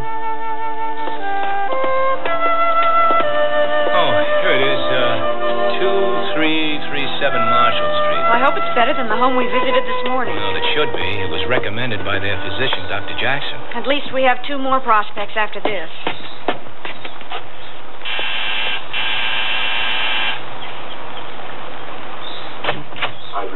Hello, Mrs. Smith? Yes, come right in. You came at just the right time. Dr. Jackson called yesterday asking if I could accept 2 more residents, and sure enough, I'd just finished cleaning a double room. Oh, this is a stroke of luck for your 2 ladies. Now, let me show you the living room first. Look at these pictures on the wall. Why is it that people think that paintings of sad-eyed cats make for a cheerful environment? Our people are free to watch TV or read the magazines we provide or play cards or do pretty much anything they want. Now, if you'll just follow me. It looks like everyone is submitted to the TV. What do you mean? Half of them are staring at their feet. Oh, excuse me, Mrs. Smith. Are there any attendants here? I'm here during the day. Then I have a girl come in during the afternoon, and another girl stays here all night. Oh, yes, we're very secure here. Then, of course, we have someone in to cook meals and help with the laundry. Here's the kitchen. Step in. Look around if you like. It's smaller than ours is. How old was it you said your ladies are? One is 93, the other 86. Do you think they'd prefer their meals brought to them? Most of our people take their meals in their rooms. Probably not. They usually eat standing up in the kitchen. Well, I'm not sure we can work it out for them. Now, let me show you the upstairs. Isn't it hard for most of the old people to get up and down these stairs? They're kind of steep. Oh, no. They get up and down. Of course, if they don't want to go down for their meals, they can be served in their rooms, as I said before. Well, shouldn't they be in a convalescent hospital if they can't get around? No, not necessarily. All our residents are ambulatory.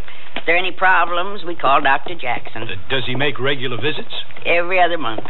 That's not very often. These are all his patients, you see. He knows the medical history of each and every one of our residents. Now, here's that nice room I was telling you about. It's all ready anytime your ladies would like to move in. I'd like to take a look at the view. By all means. It's very nice. You can see down to the neighbor's backyard, and they have such a pretty lemon tree growing there. Do you see? Yes. understand from what you told me on the phone that one of the sisters received supplementary Social Security and that the other would be a privately paying resident. That's correct. Mrs. Smith, we have other homes to visit today, so we won't be making a commitment yet. Oh, well, surely. I'd like to show you that upstairs porch. Now, we keep this door locked at all times for the security of our residents. We don't want anybody wandering out onto our porch here. Down below, you see our backyard. It doesn't look like anybody uses it. We have little cookouts here from time to time. Everyone loves it. Shall we go back downstairs?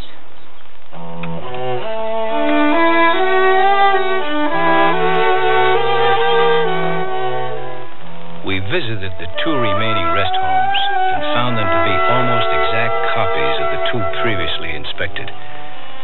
We wished that someone could have been with us to confirm that what we had seen was not a bad dream. A further development occurred the next day when my wife had a chance encounter with Amelia's son, Mr. Tuami. He was standing in the hallway waiting for his mother or aunt to answer the buzzer when Louise came in from outdoors. Hi, you must be Mr. Tuami. Yes. How do you know me? I'm friends with your mother and your aunt. Oh. I don't answer. Well, sometimes you have to knock and call out to them at the same time. Let me try. Hello, Anna? Amelia? Hello? I'm coming. Wait a minute.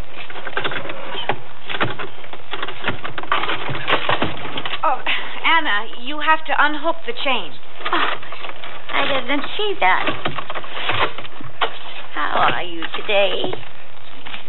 Oh, Carl. Hi, Aunt Anna. Thought I'd drop by and see how things are going. Oh, everything is fine. Come in. You just in time for coffee. Smells pretty strong to me. Yeah, does it? Oh, no, it's boiling over. Not again. Ow! Oh, it's hot. Strong coffee, Aunt Anna, huh? Is that the secret of longevity? I don't really know. Were you going to have a cup, Anna? I can water it down for you. Yes, I think I will. Let me ask my sister if she wants one. Is Mother here? By the way, Mr. Tuami. Yes? I would like to talk to you about the situation here with your mother and aunt. Oh, yes. August told me to make a visit. We can talk in a minute. Mother? Do you want a cup of coffee? Coffee. Mother? It's me, Carl. Yes, I'll have coffee. Carl is here. Hi, Mother. I just dropped by to see how you were making out. What do you want this time? What do you mean? I want to see you, that's all. Do you want coffee? Coffee? Oh, sure. Have the girl pour me a cup, too. The girl? What does he think he is? Did you want coffee, dear? Oh, no, thanks. There's just enough for the 3 of you. How long has it been since you've seen Carl? Oh, I don't remember. I'll go ask my sister. Oh, no, don't bother, Anna. It's not important. Here's your coffee. Milk and sugar are here on the counter if you want them. That is fine. Mr. Tuami, your coffee is ready. Oh, no table service, eh? All right, I'm coming. Anna, why don't you go in and sit down? What a good idea.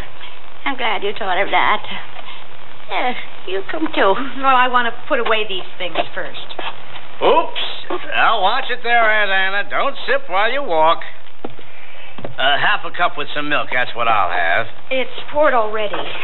Here, you can pour what you don't want into the sink. Well, if the oil crunch comes again, we can put this in our gas tanks. This would make Mother a millionaire. I think this is as good a time as any to discuss your mother's situation. Yeah, she's pretty chipper, my mother, isn't she? Well, that's what I wanted to talk with you about. Your mother isn't chipper these days, nor is Anna. As you can see for yourself, they have trouble doing something as simple as opening a door or boiling a pot of coffee. They can't live alone any longer, and I would appreciate it if you would help me put them in a rest home Unless you have any better ideas. Well, you can't do much with my mother. She's a feisty one. She needs care and supervision, Mr. Twomey. I don't seem to understand. Now, you say you have found them a rest home? Well, no, not yet. Now, but... you have the cart before the horse. Oh, the exuberance of youth. Chalk it up to that. I don't know what you're laughing about. I asked you to help your own mother. She and your aunt are both liable to get seriously hurt living alone. Well, she survived such a rascal as myself, didn't she? Well, that's right. The radios and toasters piled up in the closet haven't fallen on her yet. It's not nice to keep them waiting any longer. Shall we go into the living room? Are you willing to help find a rest home or not? You can talk to me tomorrow. I'll be here until then. Mr. Twomey. Yes? Your mother's coffee is sitting on the counter. Why don't you see if she wants milk and sugar and bring it out to her? Mother, do you want cream and sugar in your coffee? Mother? My sister is hard of hearing.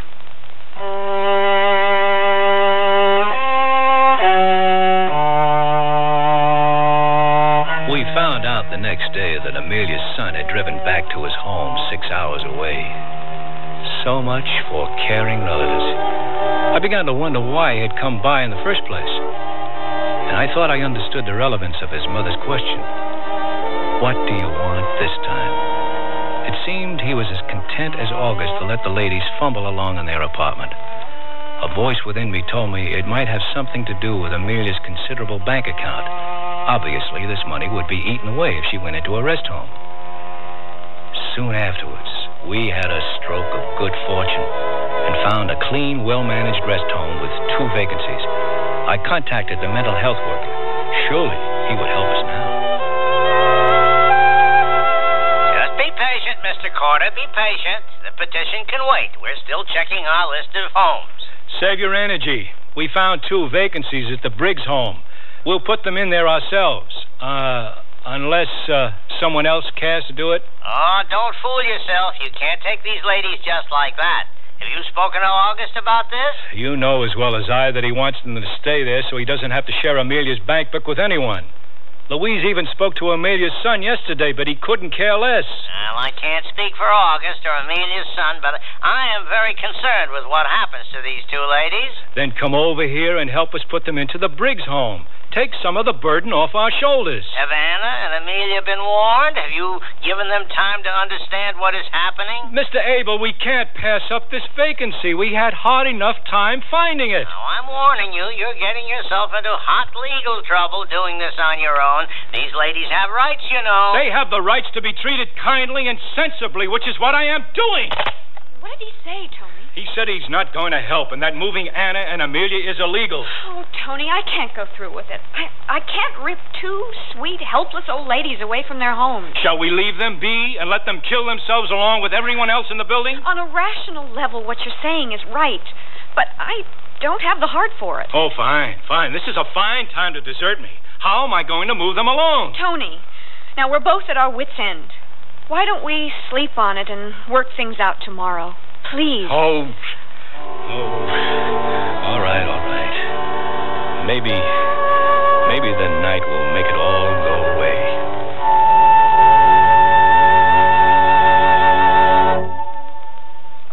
Sears Radio Theater will return after this message from your local station. Listen with your heart and you'll hear more than words. Grandma? Yes, sweetheart? Did my mother ever do anything bad? Well, what do you mean?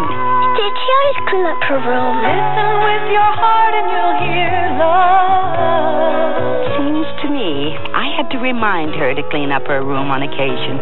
Sometimes I forget too. Well, everyone forgets once in a while. Listen with your heart and start to understand. Grandma, does my mom love Jimmy more than me? No. You know, your mother used to ask me that about her brother. Really? Listen with your heart and you'll hear love. You remind me an awful lot of your mother when she was a little girl.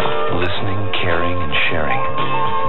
That's what understanding is all about. Listen with your heart and you'll hear love. From the Mormons, the Church of Jesus Christ of Latter-day Saints. What if you went off to college and found that you were different from everyone else? And everything was designed for them, not for you. Suppose you went to the library and all the books you needed were in Braille, and you were the only one who couldn't read. You'd feel left out, wouldn't you? And what if you went to class and found that there were no chairs because all the other students rolled in with their own wheelchairs? Suppose one of your professors gave his lectures talking with his hands, only his hands, and everyone understood sign language except you. You'd think it wasn't fair. Well, that's how handicapped people feel now when they go to college and find extra handicaps. But things are changing, and we have free information that can help. Write Closer Look, Box 1492, Washington, D.C., 20013. A public service message on behalf of the United States Office of Education.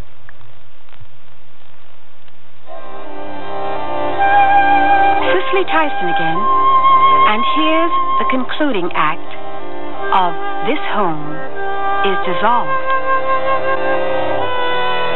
Following morning, I set an irrevocable course for myself and arranged with the director of the Briggs home to bring Anna and Amelia over at 7:30 that evening. I called Mrs. Dodge, but she was unwilling to come out and help us. She said she didn't handle placement. You have to have them certified, Mr. Cordet. Now, I thought you knew that. Mrs. Dodge, the mental health clinic are still dragging their heels about that. Yet they tell me if I move the ladies, I'm breaking the law. You are breaking the law if they're unwilling. But if they go to the rest home willingly, it's all right. Oh. Now, if you do manage to place them this evening, why don't you call me tomorrow? There's nothing she can do. Well, somebody has to help us. All the somebodies obviously don't want to help. Well, I'm calling Mr. Abel. I can't stand this any longer. If you'll just be patient, we can do the best for them. How can you say that? You haven't had to live with this for months on end. You haven't had to save them from a new catastrophe every day or wash their stinky old clothes because they're too feeble to do it themselves. I don't want to hear the whole story of your involvement, Mrs. Corder. You told me once already. Frankly, I feel you aren't acting in the best interest of the ladies. You seem to be moving them to benefit yourselves more than them. Well, as far as I'm concerned, Mr. Abel, you take courses in detachment so you don't have to get your hands dirty helping somebody else.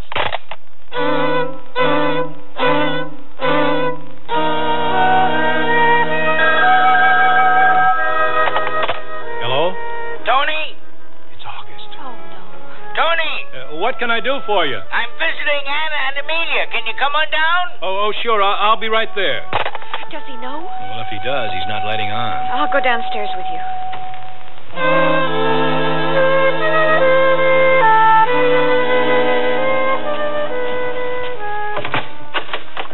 Hello, Tony, Louise. Come on in. Hello, Anna. Oh, it's you. Isn't that nice? Hello, Amelia. Amelia? Hi. Hi. I took them to the bank today and got some money withdrawn. So, here's the money for next month's rent.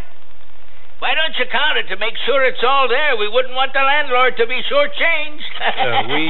We can't accept the rent. If we do, we're legally bound to accept the ladies as tenants next month. We aren't going to be tricked into keeping them here. There are only 5 days until the 1st. You can't kick these poor ladies out onto the street. Oh, who said anything about kicking them out into the street? We want them to go into a good rest home. Amelia! August, what's the point explaining everything to her? She can't make any decisions anymore. Well, she has to know. She already knows. August, what is it you wanted to see us about? I wanted to pay the rent, that's all, and see if you found a rest home yet. No, not yet. Because if you find something, I have to take them to see if they like it first. That's all right by me. Also, if you want these ladies to leave, we have to have a letter from the landlord. They want to see in writing what they've been doing wrong. Oh, come on, August. You don't need a sheet of paper from the landlord to tell you what's obvious. These ladies are confused. They want to see in writing what these accusations are. Accusations? You make it sound like we're putting them on trial. Amelia doesn't understand why she has to leave. She thinks you're making up stories about her. Amelia is an old woman with a lot of pride. But it's obvious to everyone who sees her that she can't take care of herself. Who says it's obvious? You. Well, that's not enough. We have to see it in writing. All right, if that's what you want. I have the authority of the landlord, and I'll write up an eviction notice right now. Louise, will you please hand me that pad and pencil on the telephone table? Thank you. These two sisters have been here longer than you. What does that have to do with their inability to continue living on their own? Tony, write the note. We can't go on arguing. You see? Listen to a woman. They'll always set you straight. Here's the eviction notice. Now, without this, we can't do anything. You understand what I'm trying to say? Satisfied? We have to go. Come on, Louise. Wait a minute. You say here, due to the problems cited above, I must ask you to vacate your apartment as soon as possible. You didn't say 30 days. As soon as possible could mean 3 months. Oh, give it back and I'll change it. No. This is fine, just the way it is. I don't get it. He wants the ladies to stay here forever so he can keep his hands on their money. You're talking through your hat. What do you know? Oh, let's go, Louise. What if he stays there all evening? Oh, he won't. He doesn't know we plan to move the ladies tonight. Oh, I wouldn't be so sure of that. Look how tricky he was trying to give us the rent. We'll have to stand here in the doorway and listen for him to leave. Whoever thought it would come to this? Playing cat and mouse.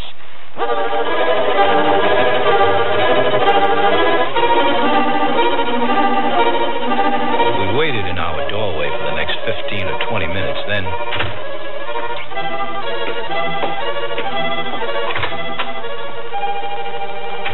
It was him, no doubt about it. Tony, I feel butterflies in my stomach. Oh, honey, it's going to be tough. But we're doing what's right. We might as well go down now.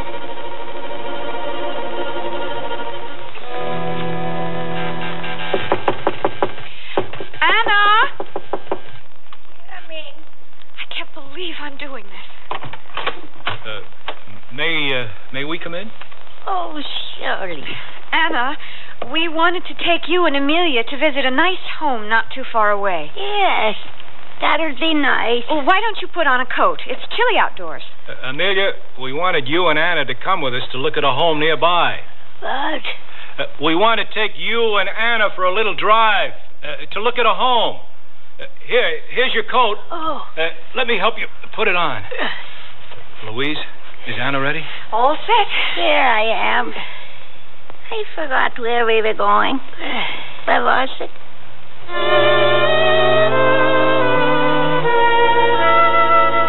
It was another 10 minutes before we found their purses and escorted them out to the car. Where are you taking us? My sister doesn't understand. Amelia, we are taking you to look at a place to live where there'll be people to help you all the time. And you? You help us too. Yes, we'll help you too, Anna.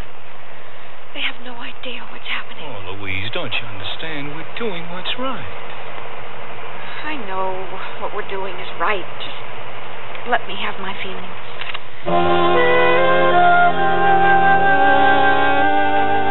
At the Briggs home, we were met by the director, Mrs. Roy. She had once set about gaining the sisters' trust with her warm, comforting manner. Together we inspected the facilities. Then we sat in the large kitchen as Anna and Amelia had indicated an urge for coffee. Anna, do you like it here? Oh, yes. It seems very pleasant and comfortable. Oh, Mrs. Roy and her assistants will take very good care of you. That's right. We'll get along just fine. Would you like any more coffee, Anna? Oh, no. Thank you. Amelia? She has only one cup. Oh, fine. It would be best if both of you left quietly without saying goodbye. It would be much better for them. Tomorrow you can return with their personal belongings. Are we staying here? She knows. Now, I'll take care of it. Don't you worry. Oh, she's going to have a harder time of it than her sister.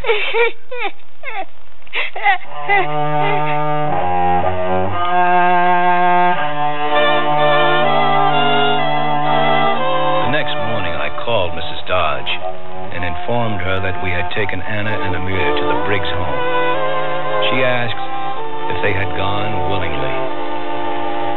Yes, I replied. But I knew in my heart that they had only gone as willingly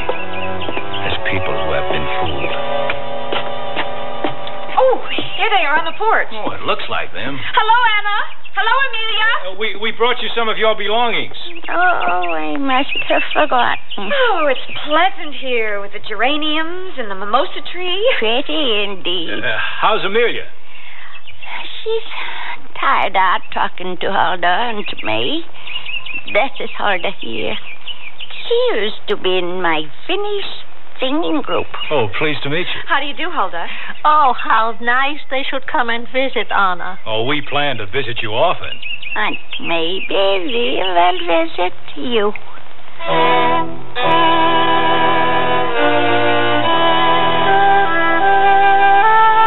I hope, Mr. Congressman, that when you plan future policy, you think of the crime my wife and I committed, and of the greater crime against the elderly, which goes unreported every day. The crime of neglect.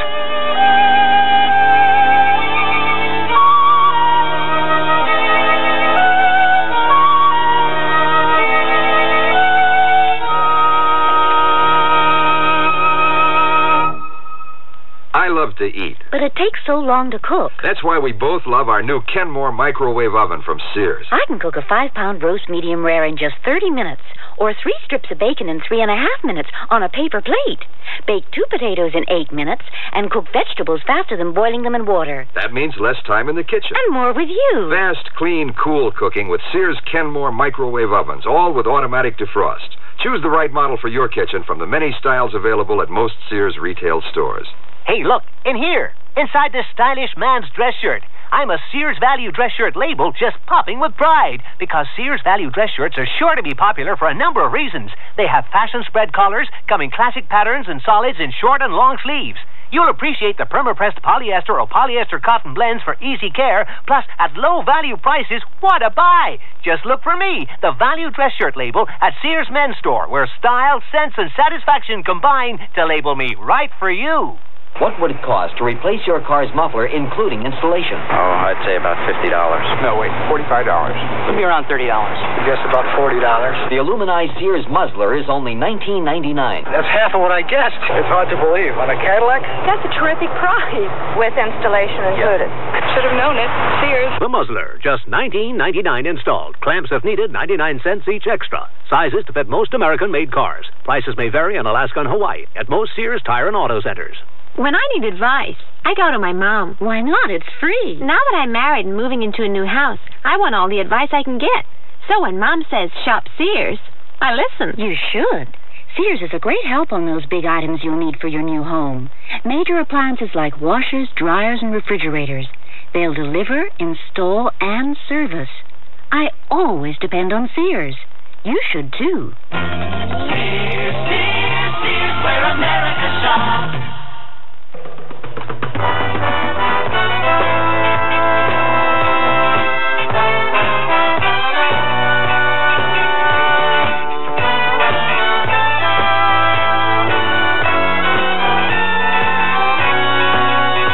You've been listening to Sears Radio Theater, brought to you 5 nights a week by Sears Roebuck and Company. Sears, where America shops. This Home is Dissolved was written by Chris Fortunato, produced and directed by Elliott Lewis. Your hostess was Cicely Tyson. Our stars were Peter Leeds and Linda K. Henning. Also heard were Lurene Tuttle, Marvin Miller, Virginia Gregg, Paula Winslow, and Jerry Hausner. The music for Sears Radio Theater was composed and conducted by Nelson Riddle. Art Gilmore speaking. The Elliott Lewis production of Sears Radio Theater is a presentation of CDI.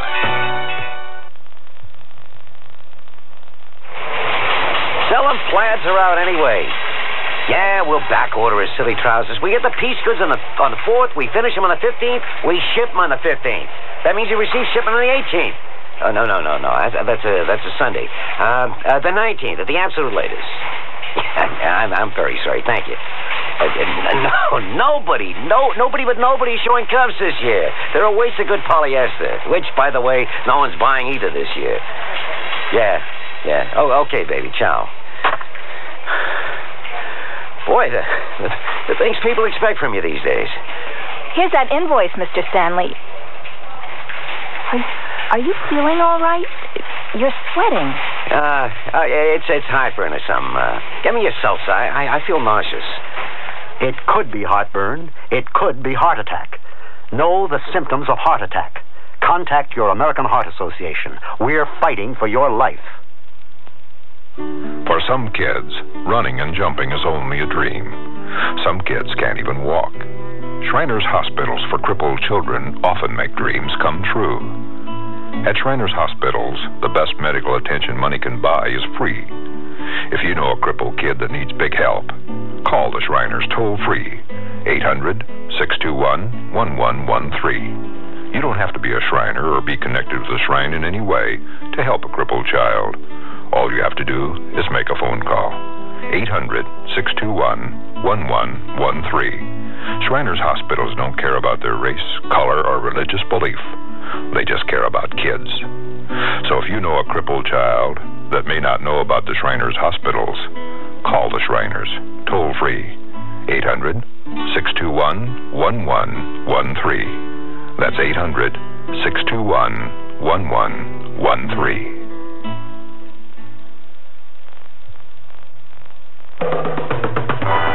Tomorrow we will present a thrilling adventure story. Richard Widmark will be your host for Climb. Jack, you all right? Yeah. I'm working on a hold. A blind man would have a handhold by now. Will you help me? Tune in tomorrow to the Sears Radio Theater.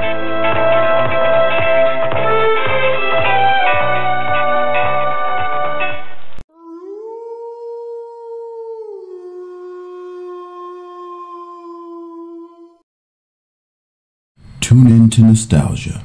Tune in to now. Golden Radio Hour.